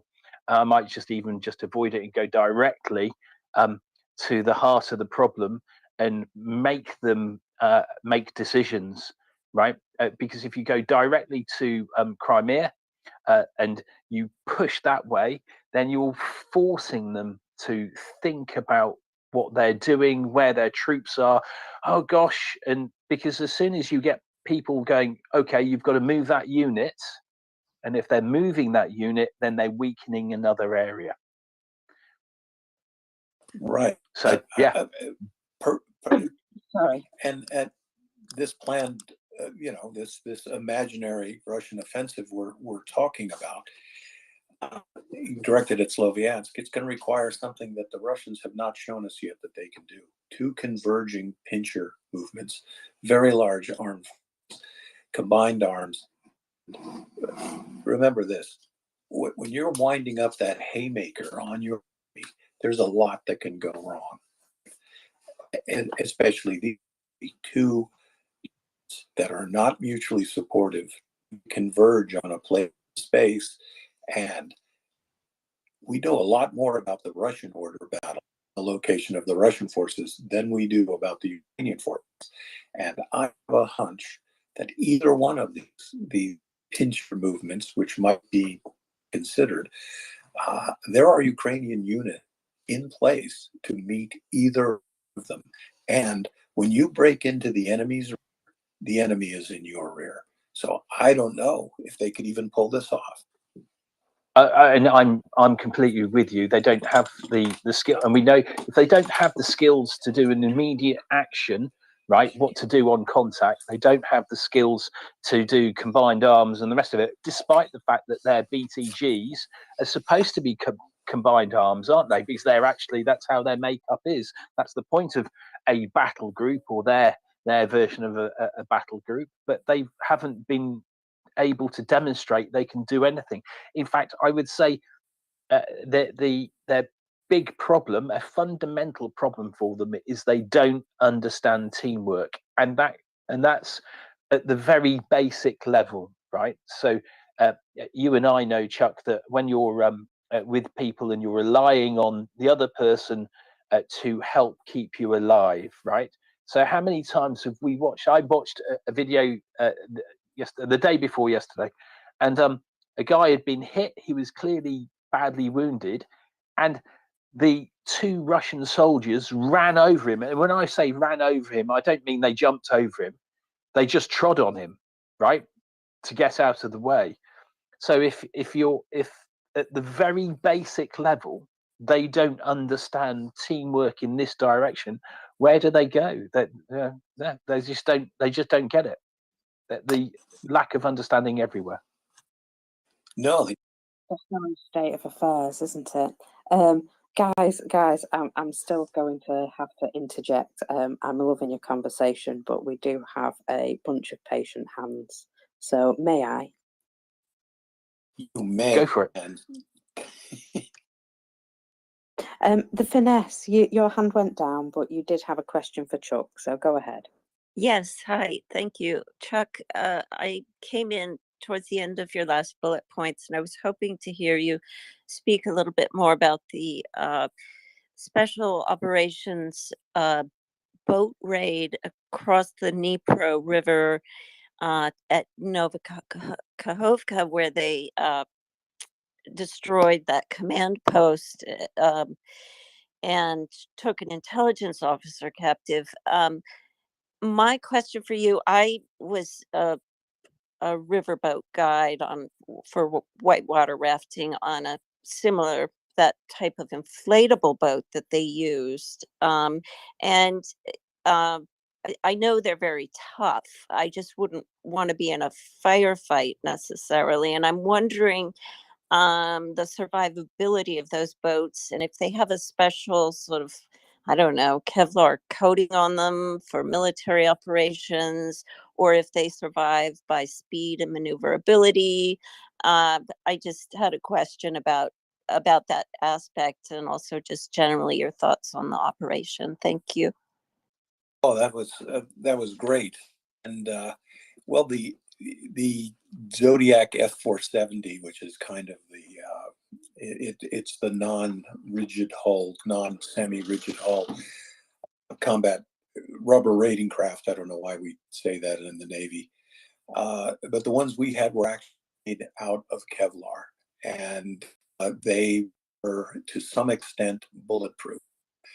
They wouldn't stand up to a heavy caliber machine gun round, but given that they were Kevlar and they were essentially gas bladders, bullets would, in some cases, and certainly 9mm bullets would bounce off. There are other boats now that rib boats, and they are semi-inflatable. There is an inflatable cover, and underneath it is a rigid hull. Those are made of Kevlar, so they are not impervious to small arms fire, but they are kind of tough. They're also pretty fast. I won't go into how this is done, but things are quieted, so they can be extremely silent. as far as the cross Dnipro raids, these go on quite a lot, and a raid on a command center with a personnel interdiction, as we used to say. This is an absolute bread and butter mission of naval special warfare. The Ukrainians are very good at what they do. And this is the kind of operation that depends almost completely on stealth. You also don't sort of cross the river and blunder onto an enemy command center. The target is located by various intelligence inputs, and those can be human intelligence, those can be signals intelligence, those can be overhead imagery, all sorts of things located that Russian command center. Then a Ukrainian commander is going to assess the risks of the mission. If you know where that command center is, a great rule about special warfare is never send a man where you can send a hand grenade, right? So if you want to take out that command center, all you got to do is hit it with a HIMARS. All you got to do is light it up with a laser, and bang, you got it taken care of.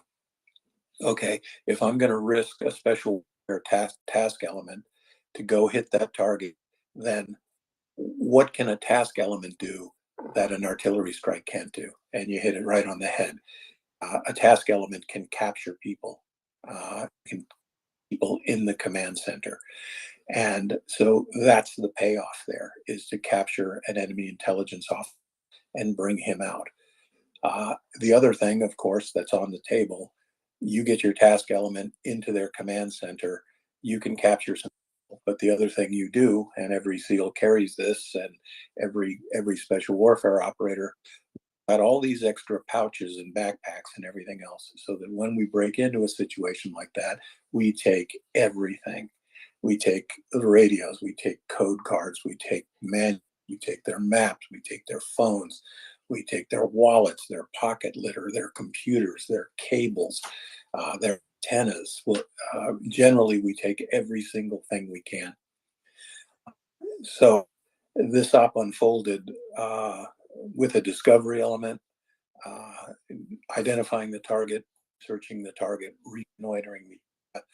I can't rule out the fact that local partisans almost certainly help either identifying the target, or I won't go into this too much either, but there are various capacities during the mission that partisan forces can help facilitate the raid, the insertion of the naval special warfare element, the infiltration of the naval special warfare element, the actions at the objective, then of course the exfiltration of the element, now with prisoners in tow, and then the extraction back across the river.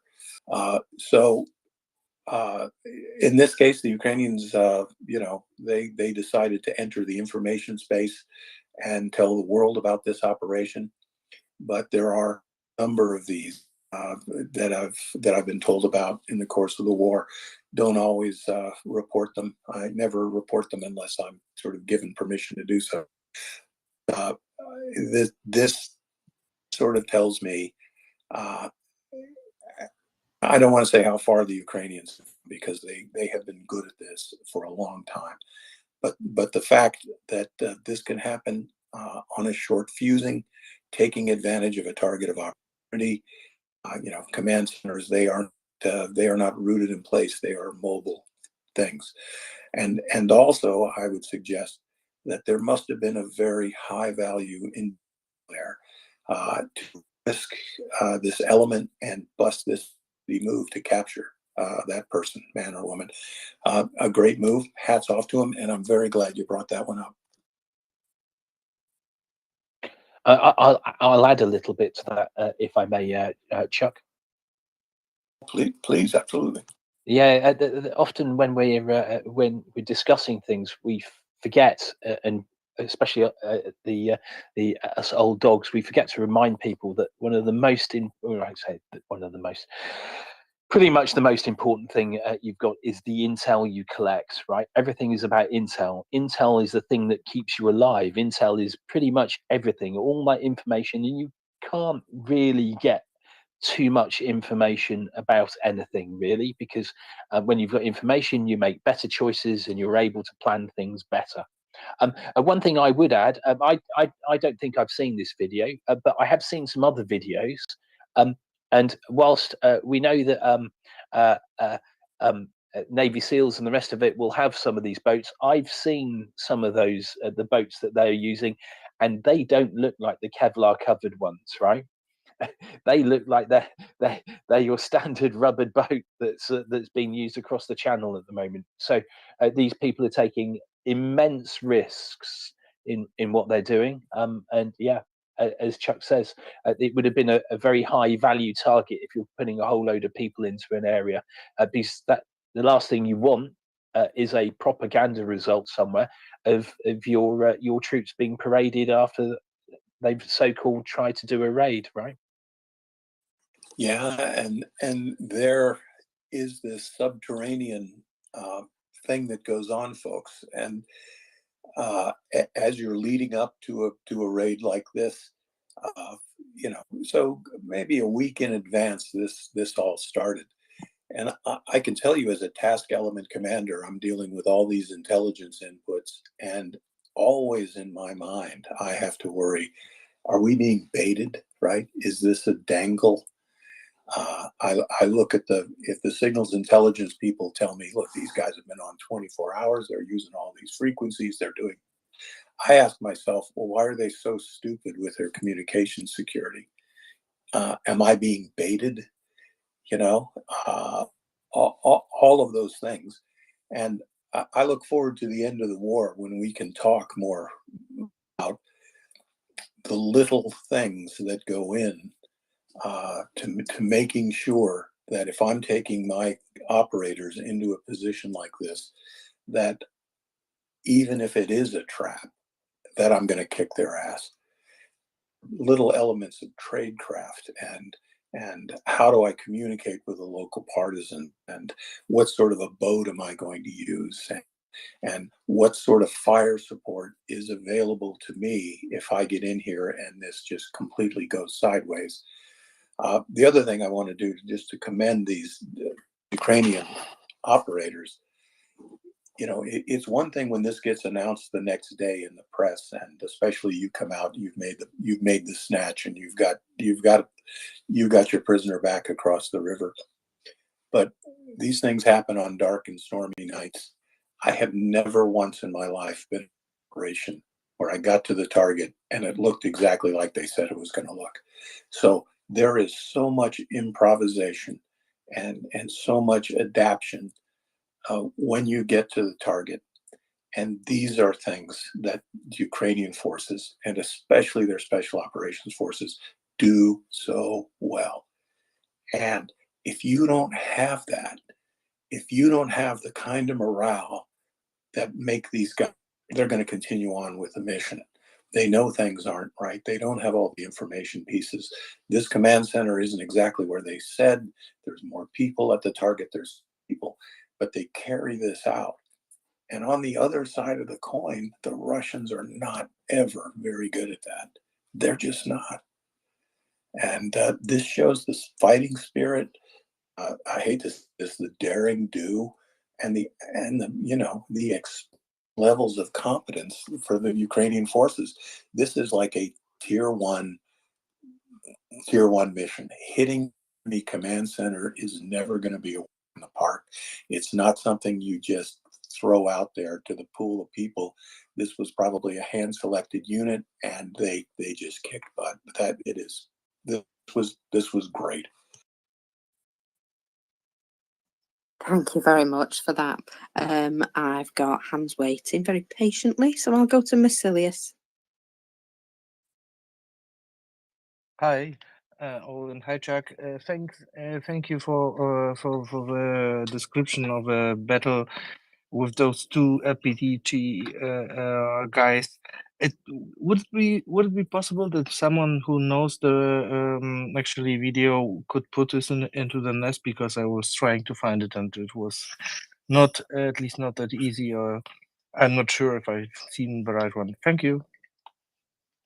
Thanks. Sure, we'll look for that. I'm one of those guys. If I get on and look for it, I'll crash the internet. But we'll we'll see if we can get it. Absolutely.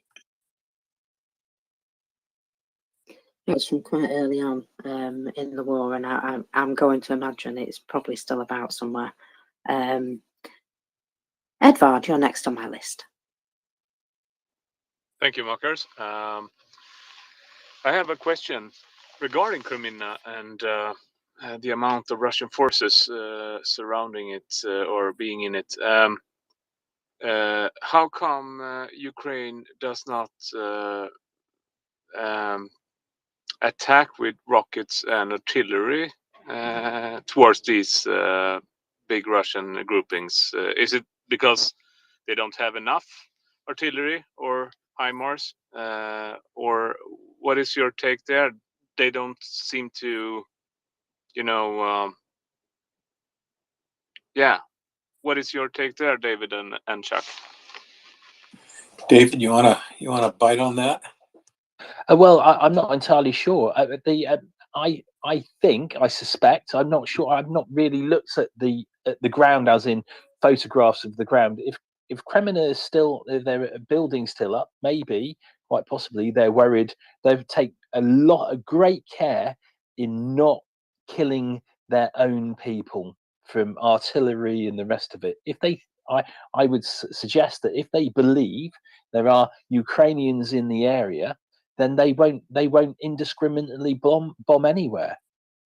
So that's at a guess. I've not where Kremlin is and the rest of these. I look at photos. I've not really looked at how badly damaged is it. Is it something that's completely leveled? Because if it's been completely leveled, that obviously wouldn't be a reason, right? Because there wouldn't be any civilians in that area. But I'm just taking a guess. If they think that they might be in the point where they might be hitting their own people, they won't be doing it, or that's what they haven't done previously. Yeah, there'll be another report out here from the General Staff at 6 p.m. tonight, Ukraine time. They don't always make the 12-hour reporting window. But they did report missile and artillery forces in the last 24 hours targeted 6 concentrations of Russian troops. Now, that implies that there were 6 fire missions conducted against Russian troop concentration. One of them we know was in Donbass, a HIMARS attack that struck the rail station. We've reported, not we, I've seen reports from friendly Ukrainian sources report 7 missiles struck that train. The Ukrainians don't always report where they hit, but it just breaking that. So let's subtract 1 for the train strike. The 2 principal areas of contact right now, the most fighting is going around in Bakhmut, and we'll touch on that later. The situation is not rosy in Bakhmut, but I would suspect that out of those 6 - 1 raids, I would guess, and again, fire missions against troop concentrations. I have a hunch. I can't prove it, but sort of preponderance of evidence would tell me that four missile strikes were carried out about troop concentrations around Crimea. So what would it look like? It isn't a really good use of Ukrainian resources to, you think there's a Russian brigade task group in this certain area. In the U.S. military, we talk about squares, and our maps are generally broken up. It's semi-arbitrary, but there is a grid pattern that are broken up 1-kilometer boxes. And sometimes you hear the term kill box, and that comes from that. So just knowing that a brigade task group was in a 1-kilometer box, and that's generally about as good as ongoing tactical intelligence gets for you. It doesn't make sense to just shell that 1-kilometer. First of all, 1 kilometer is pretty big. It's basically half a mile. So we're talking about a very big area. But what the Ukrainians are very good about doing is, okay, so I know there's a brigade task group, and they are in this 1-kilometer box. They are arrayed in there somewhere. The Ukrainians have got the luxury of combining good signals intelligence, and they've penetrated much of the Russian communication. They have great on-the-ground human intelligence, and they also have the luxury of first-rate NATO overhead imagery, and everything from orbital platforms to everything else that is in the intelligence source collection. So given that Ukraine is the underdog in terms of both artillery tubes and basically numbers of shells, what the Ukrainians choose to do is, what is the maximum damage that, say, 12 shells could do to that Russian task element, right? So I would tick it down like this. I'd be looking at their command and control, right? I want to kill their leaders. I want to make sure their weapons don't have anything to shoot. So I'm going to be targeting their ammunition storage. And then, nearly as important, I want to make sure that they don't have fuel to. So now we talk about, okay, I had 20 shells for this fire mission.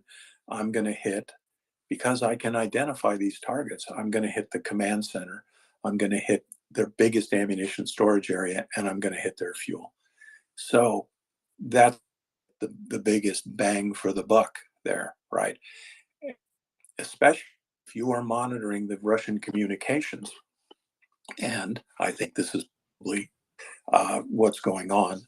I that the Ukrainians are not going to be surprised if there is an offensive undertaken by the Russians.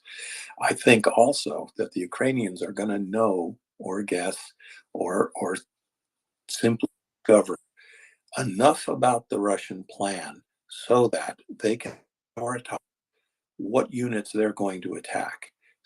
For example, if it's discovered of the Russian plan that a particular Russian task group is going to be tasked with flank security for the movement, right? It's going to be very important to the Russian plan that they put security out to the north and the south, major thrust, so that their major thrust not be taken in the flanks by Ukrainian counterattacks. So prioritizing these targets, I know of a dozen Russians here. I know one unit's particular task, and I know if I take that unit out, if I make it so when a comes for them, that Russian commander has to report, look, I'm really happy to do my job, but I don't have any fuel. I don't have any ammunition. And by the way, I just had to change company commanders because they all got killed at the headquarters last night. So there can never be enough Russian, there can never be enough Ukrainian strikes on these forces, and especially around Crimea, because something's going to happen. But I think a lot of times the Ukrainians have to be forced with prioritizing their targets and not just pumping shells at the enemy. And unfortunately, the Russians have so many artillery pieces, so much ammunition, and so little scruple that is what the Russians do all day, fire thousands and thousands and tens of thousands of shells into the Ukrainian lines, not really hitting anything. Thank you. Jorn, you are next on my list. Hello. Hi, Chuck. I'm really interested in this raid across the Dnieper, since I'm have an above average interest in small boat operations. they took someone prisoner and gathered a lot of intelligence. But isn't there another thing that's very different from an operation like this and an artillery strike? And if you look at it from the defender side, to defend against artillery strikes, it's all about operational security and camouflage.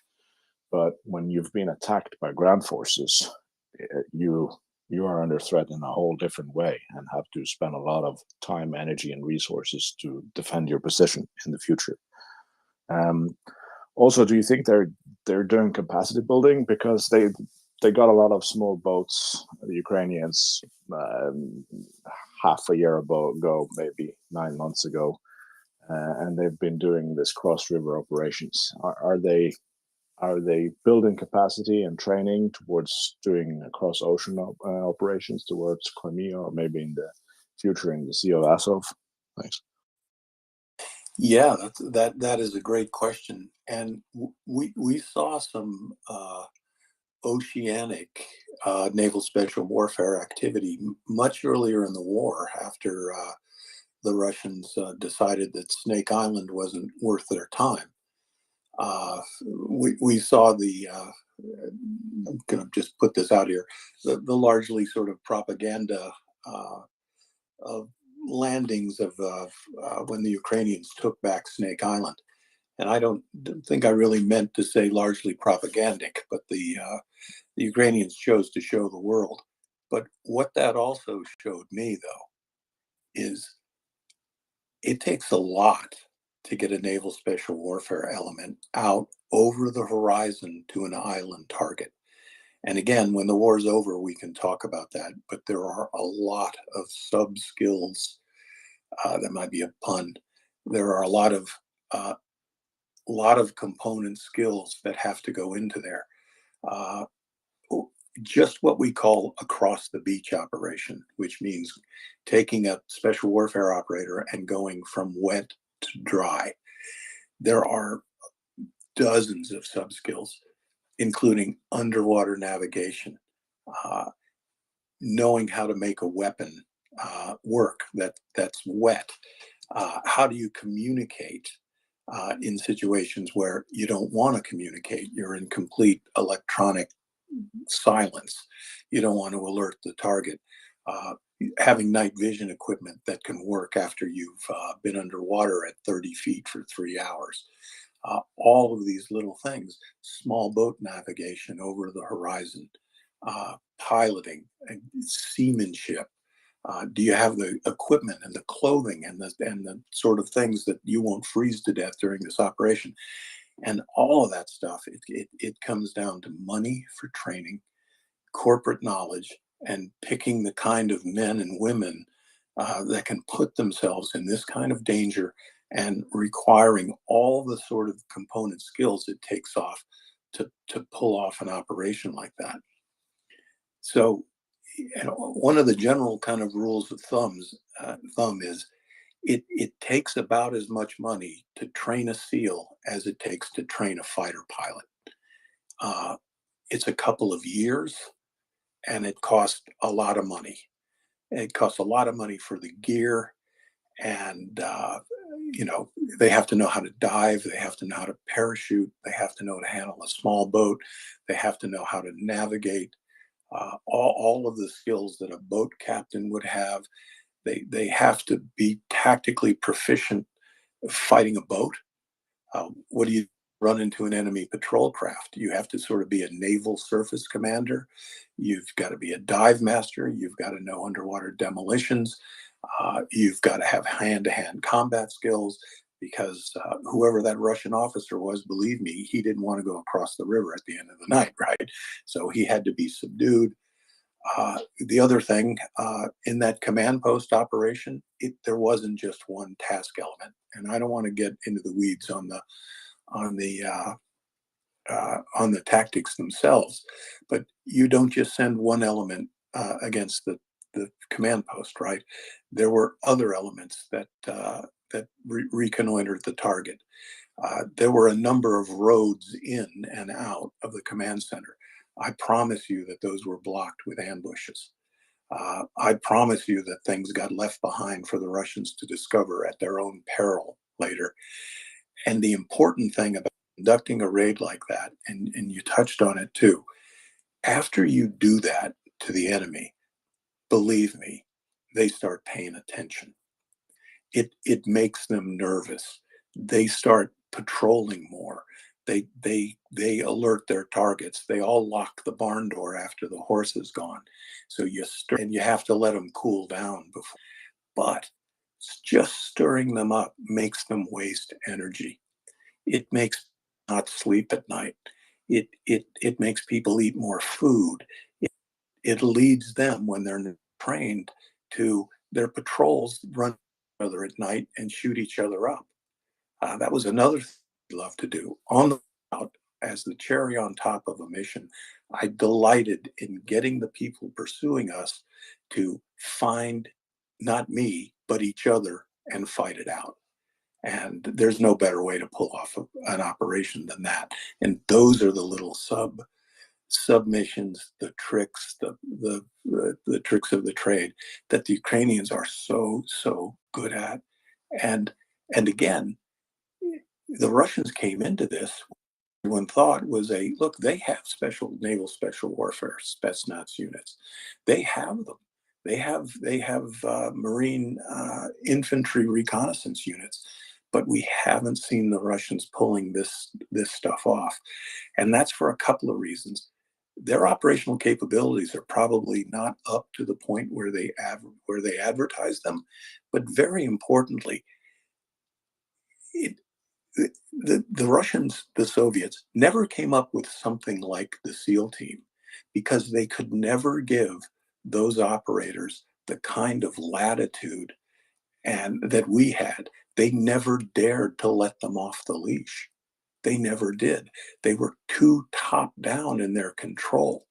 They couldn't trust their squadron leaders, their platoon commanders, their task element commanders.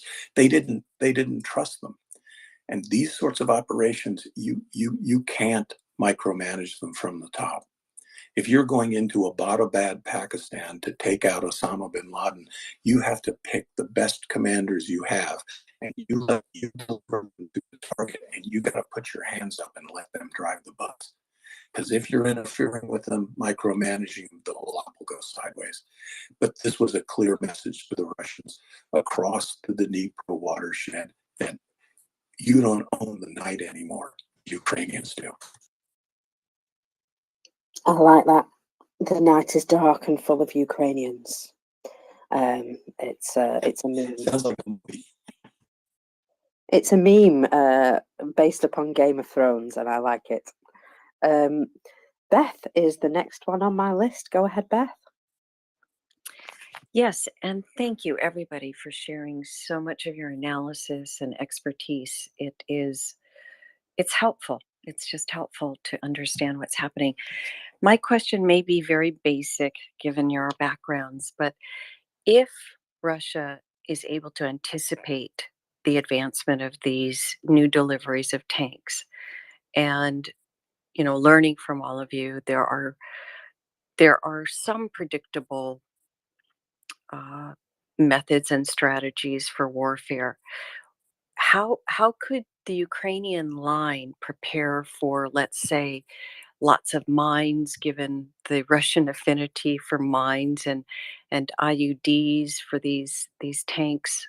We can all remember in Iraq the numerous IUDs that were targeted on the tanks there, and so because everything is out in the open generally, except for that which isn't, classified. Doesn't it seem like the Russians will have ample time to fully prepare for a tank line? Thank you.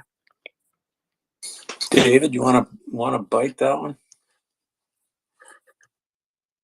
I'd like to just say, look at their preparations right now. We've seen those triangles, or whatever you want to call them. We've seen that they're not really up to snuff. We've seen them digging trenches, which are static targets and may indeed find themselves under fire or even rolled over when the tanks start coming. So from what they've prepared so far, I think the most awful thing they can do is indeed mine. But I believe that mine clearing and mine clearing vehicles are part of your battle group, I would expect. What do you say, David? I bet we caught him. Yes, making some tea. I'm. Yes, no, exactly. I'm currently indisposed. Give me 2 minutes, and I can answer that question. So you keep waffling, not waffling, talking. I'll cover. Just as Akers pointed out, absolutely mine clearing equipment and sophisticated mine clearing equipment is absolutely part of it. Among other great gizmos are it's an armed vehicle. It fires 2 rockets, and they fly into the sky and they trail behind them what in the Navy we called Mark 8 hose. And it's literally a small fire hose. The rockets fly up, they trail this hose behind them. The hose is full of plastic explosives.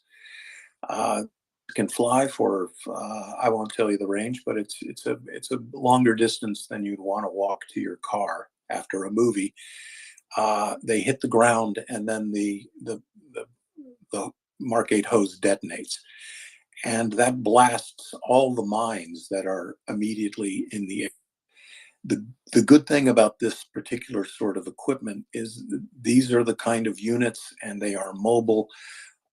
Naturally, if you are a Russian soldier standing around in the vicinity of that minefield, you're going to get blown up as well. But these are used to quickly neutralize mines right at the point of assault. These things can also be reloaded, so they can fire again. The Russians have similar weapons. The Russians notably use them in Syria, but they weren't cleaning mines with them. They were firing them in urban situations to damage buildings and kill people.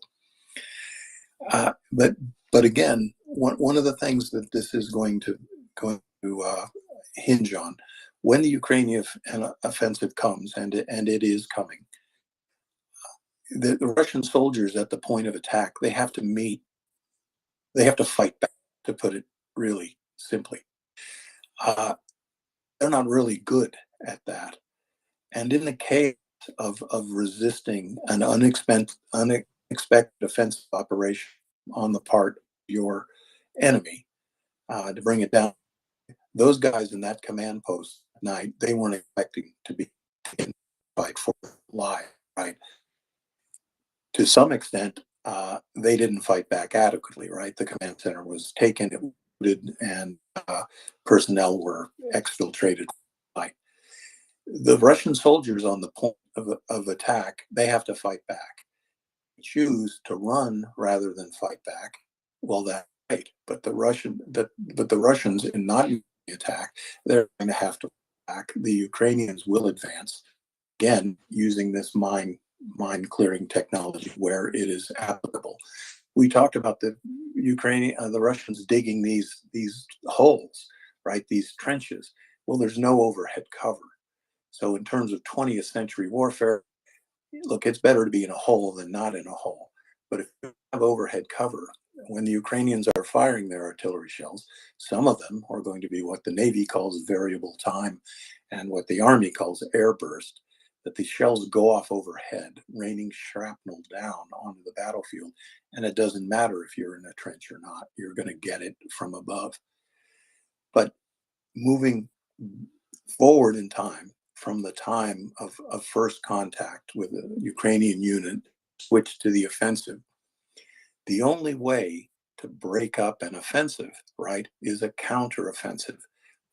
Take away the word counter, it means you have to launch an offensive operation against the Ukrainians who are now beyond your lines.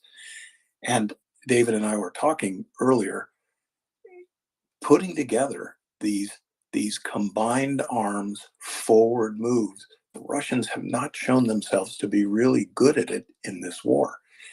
Tried it against Kyiv in the Kyiv salient. That went extremely badly.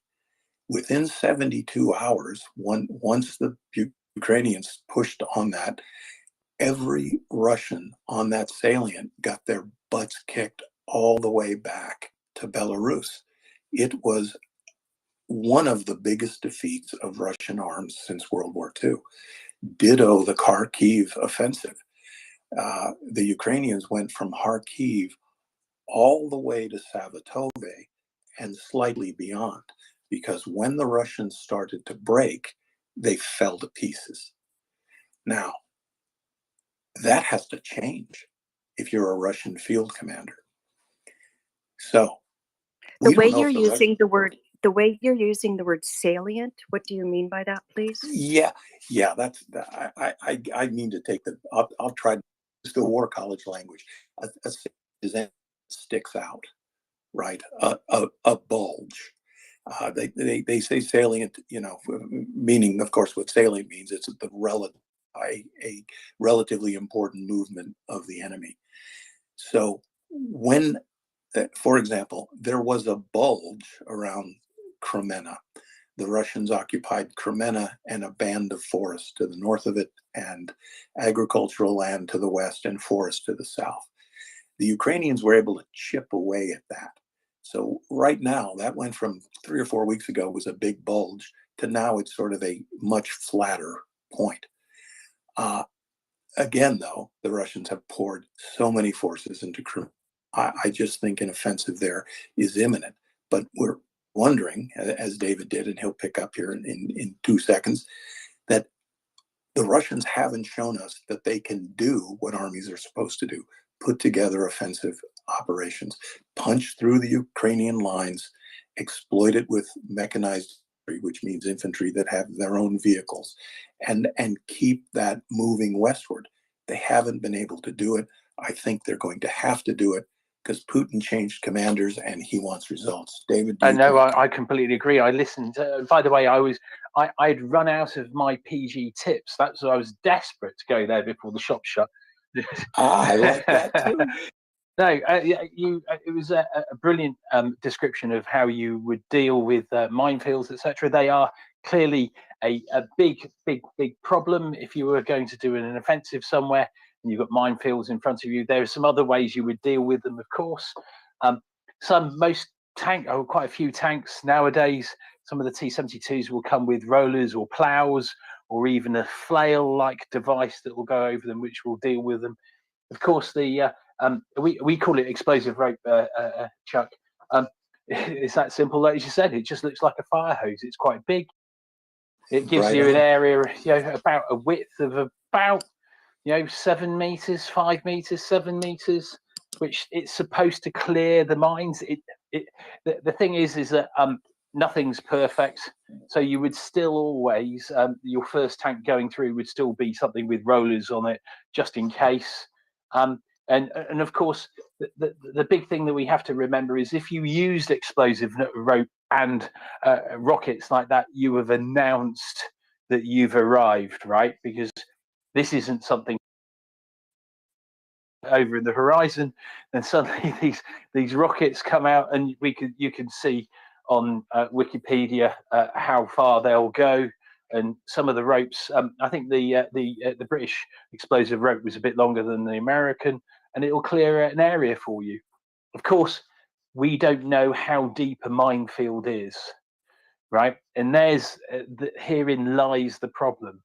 So some instances we'll have people, if depending on what you're doing, you may have people who just sappers out on their stomachs, clearing that minefield for you. They've got a prodder, and you're not standing up. You're doing this on your stomach because obviously you don't want to be seen, right? And you'll have a little prodder that you prod in front of you, and you're trying to find said said, anti-tank mines, and in actual fact, the anti-personnel mines that go around it as well.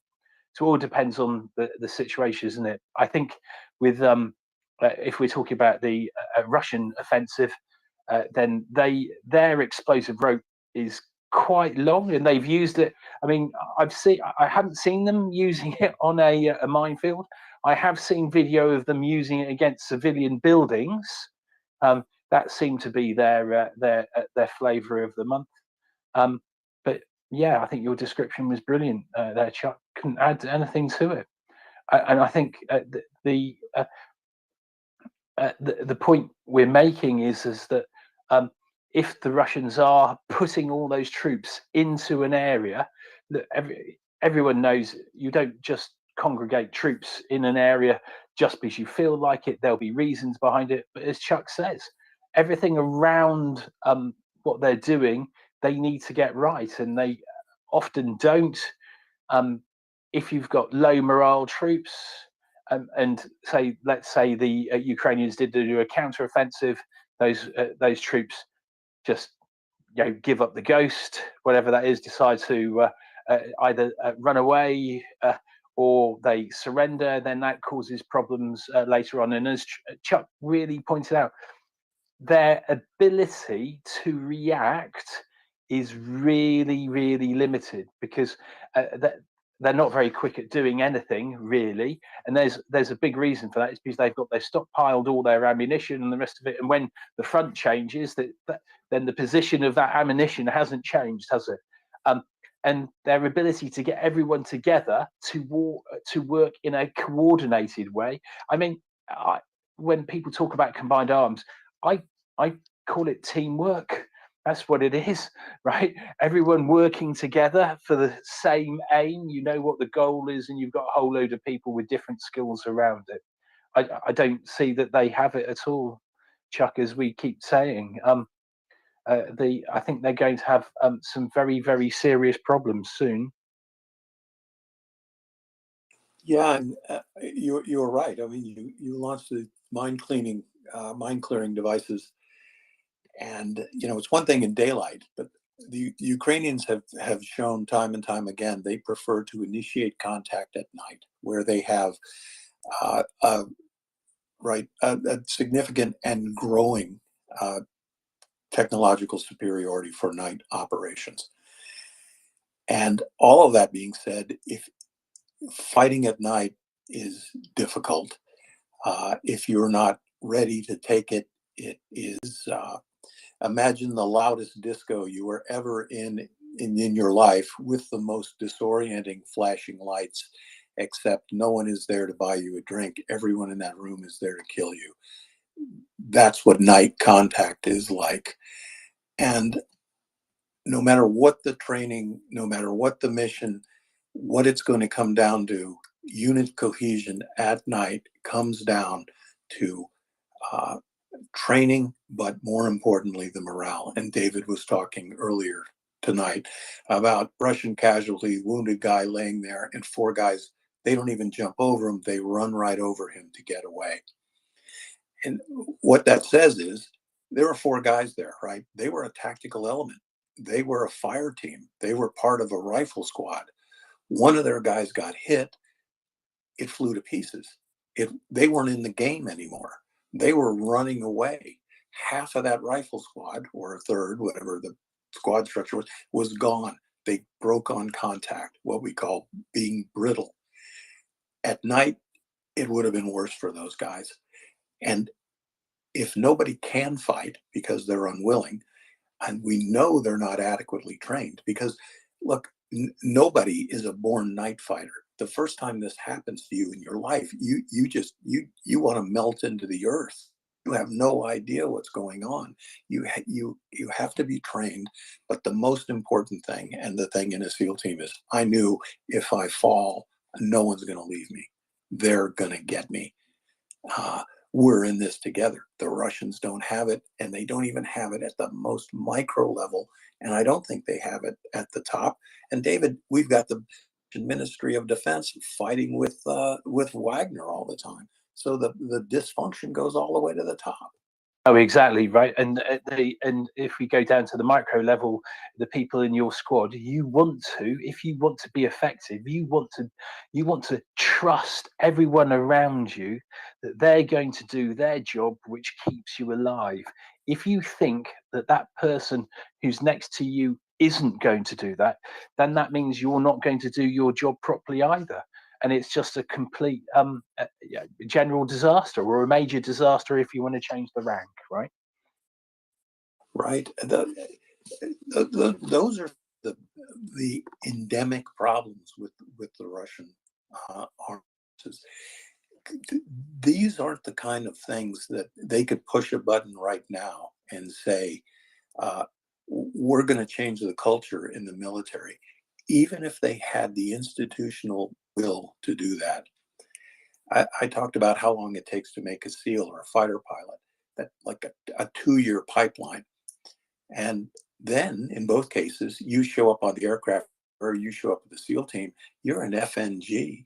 You are not a master practitioner, right?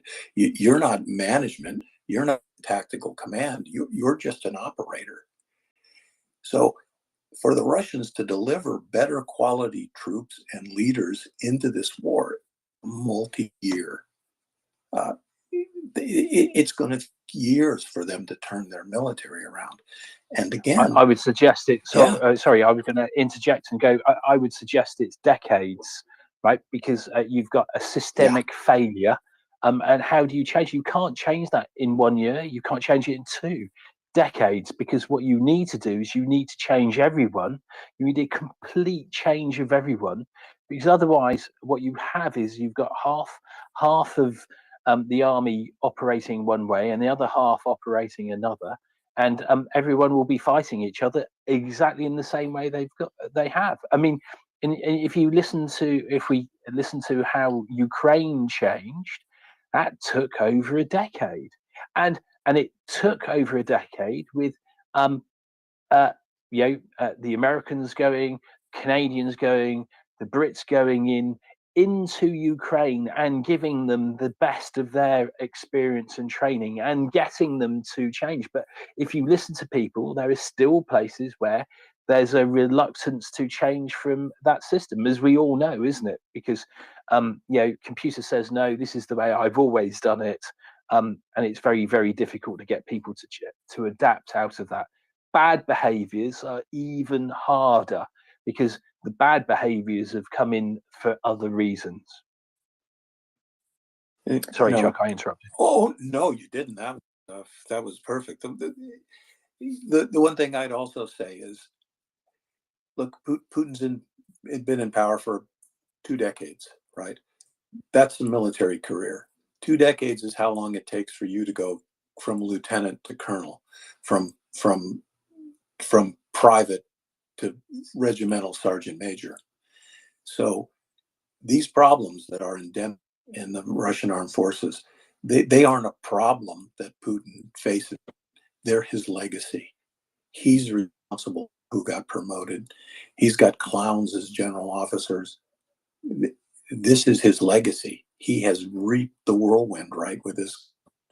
And, this war's going on, folks, and it's a couple more years.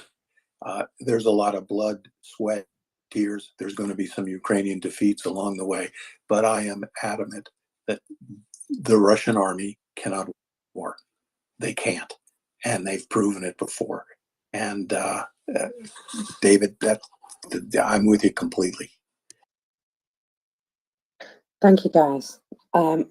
Christopher has been patiently waiting with his little yellow hand up there, so I'm going to let Christopher go. Thank you, Markers. Good afternoon from New York City. Quick mic check, please. Perfect. Loud and clear. Thank you. Chuck, thanks for, and David, thanks for popping in on a Sunday. If I could I switch to a bit of soft power talk, please?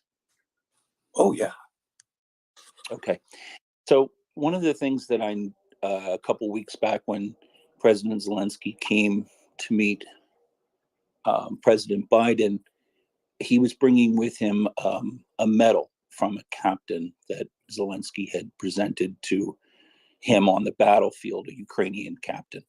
And the Ukrainian captain said, no, please take this to President Biden, and which Zelensky did. And I thought that that was very, very touching. But then President Biden handed him back to get back to the captain a challenge coin. And I wanted to get your thoughts on this interaction. And I think it was not at all staged. I think it was genuine from the heart of the Ukrainian captain. And so I wanted to ask you if you could opine a little bit on what that means, what that kind of recognition, especially at the highest levels, and also if you could, Chuck, please, could you give us what your favorite challenge coin that you received was? Thanks. Wow, good points. I don't want this to sound cynical, so don't take it this way. And I'm not cynically reacting to the question, just to remind everybody, there are things that happen on the battlefield, and there are things that happen on the battlefield at the squad level. There are things that happen at the international level, at the level of commanders in chiefs and heads of state and everything else. And most of the time, what happens both on the battlefield and in the doors of power, we don't see what happens. It doesn't enter what is cynically called in my former trade the information space, right? So you want to make an impression, and you want to influence people by showing them things. It was extremely touching that this commander would send his to the United States. It was equally impressive and touching that the president would return a challenge coin to this officer. Challenge coins are things that a lot of people. I actually wasn't really a challenge coin guy myself, but there are coins that are specially made, either for your own unit, you've worked, that are given to you as an honor. It's an honor to get a challenge coin, and you carry this in your pocket. And it's a little thing. In the bar, someone else will reach into their pocket, slap their coin on the bar, and if you don't have yours, you're buying. Receiving one, and actually from a unit that you're not really a member of, perhaps, but it's given as a token of esteem. And it was important to me that medal was given to the president, because it conceptualized everything that was really going on. We're talking about soft power. What does it mean for a captain to give his decoration away? Well, that medal is given for sacrifice. It's given for bravery. It's given for success on the battlefield. Napoleon said, if you can get a man to charge a cannon by giving him a piece of ribbon, you should give him the ribbon. Medals mean a lot to most people who get them. And there is another thing.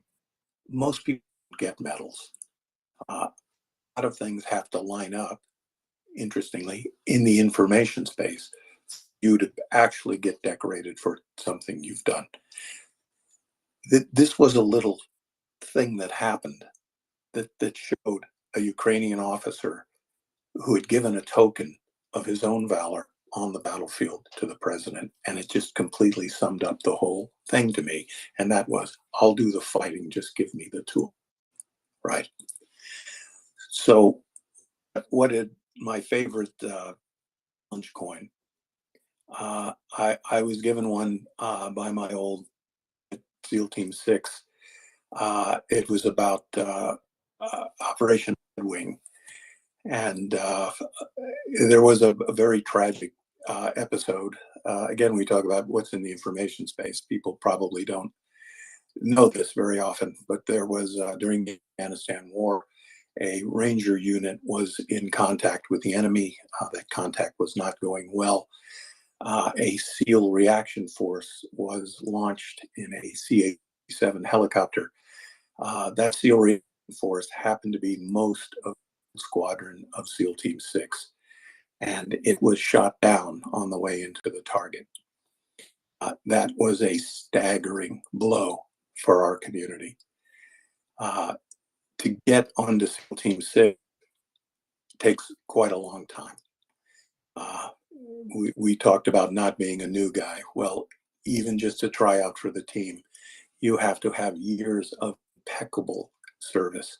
You have to have shown in your career that you are one of the best naval special warfare operators.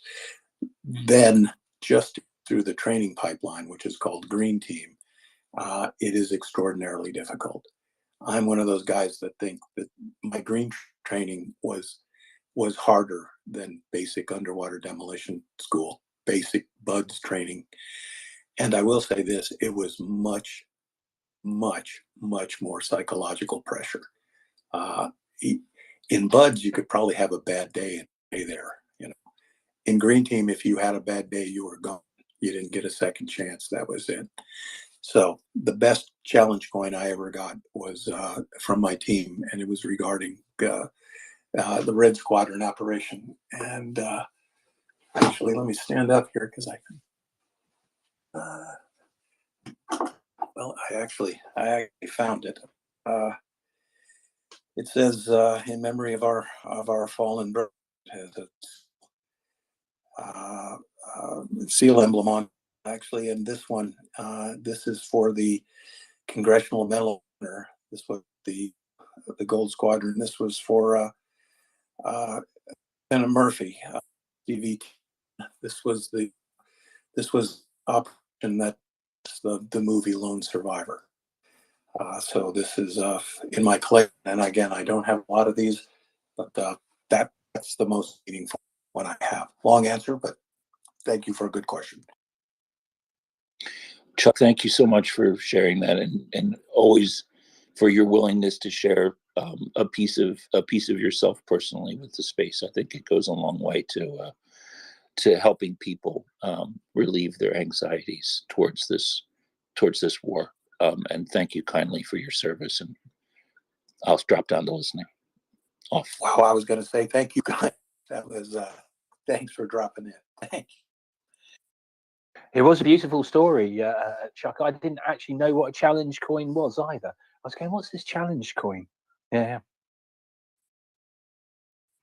With a lot of them, I think he's a challenge coin guy. I think. Yeah, I've learned about challenge coins as well since that particular episode. I knew they'd received medals for service, but I didn't actually know about the challenge coins myself. Ryan, go ahead, my friend. I love waking up in the morning and hearing Chuck Ferrer and some other people talk about training and how the Russians won't be able to field a qualified spec ops team for another decade. From our lips to his ears, right? Well, I only raised my hand because I thought there was one important facet of all that did not get discussed here. And it's not just that they don't have qualified people and it will take a generation to train qualified people and age the unqualified ones out of the system. But you also have to remember that most of the trainers who would have done some of this training got cut out of the sky over Hostomel Airport about 11 months ago. So they don't even have trainers to train the new guys. So the FNGs are going to be trained by an FNG. That is or a Boy Scout, as it's happened, right? Well, I was also going to make a joke about how the first time I got in a firefight in the dark of night, I didn't want to melt into the dirt. But when you're talking to the squadron leader of SEAL Team 6, you really can't make jokes like that. Hearing somebody like Chuck Ferrer say that the first time you get into a nighttime firefight, you want to melt in the dirt is a pretty sobering statement. Well, you definitely don't want to have a unscheduled firefight at night, and it didn't have to be very often, but it was like, oh, this wasn't the way I thought my night was going to go. It doesn't have to happen very often to be one of the most memorable experiences of your life. Yeah, exactly. You never forget it. Right? You'll never forget your first contact, and luckily that wasn't my first contact. So That would be a hell of a Training, way to more break it. training, and more training, right, Chuck? train like you. The more sweat and peace, the less you bleed and war. Dr. White's welcome, and go ahead. Hi, everybody. Hi, Chuck. Good to hear from you this morning here. Well, I guess it's afternoon now where I am. Hey, shipmate. How are you doing, bud? Very well, sir. Yeah, I just wanted to comment about the challenge coin because I bet you can guess what my favorite one was. I've received two, but being a Navy hospitalist that's now working as a corpsman attached FMF with a number of support brigades in Desert Storm was when the Marines I was attached with gave me a coin. And they quit making fun of me, telling me Navy jokes, and treated me like I was one of their brothers. And so I think that's an important part of it as well, is them saying, you've shown that you can hang with us, and we're going to treat you like you hang with us, which was an absolute exciting moment for me and one that I'm very proud of. Yeah, Doc, but you know that.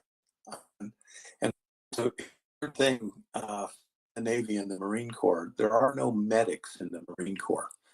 The medics hospital corpsman. I'm going to blow Doc's horn for him.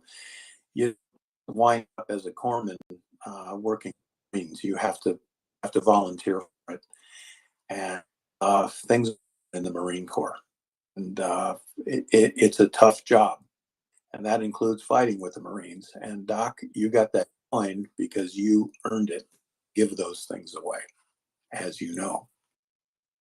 Yes, sir. And, you know, a lot of what I was doing, we kind of got relegated into being MPs and processing, surrendering Iraqi soldiers because we know at that time they were just surrendering left and right, and we had to go through. But that related also to what you were talking about earlier about what kind of information we sought from these people. And I was thinking about pocket trash, I think you called it. All the little things we could pull out of these people's pockets. And we just had things lined up, wind blowing, sand blowing, and we're trying to process them and make sure they're not armed, make sure that they are who they say they are, all the different aspects. And as a corpsman, I'm medically checking a lot of these people because they had a lot of injuries and some of them were just starving and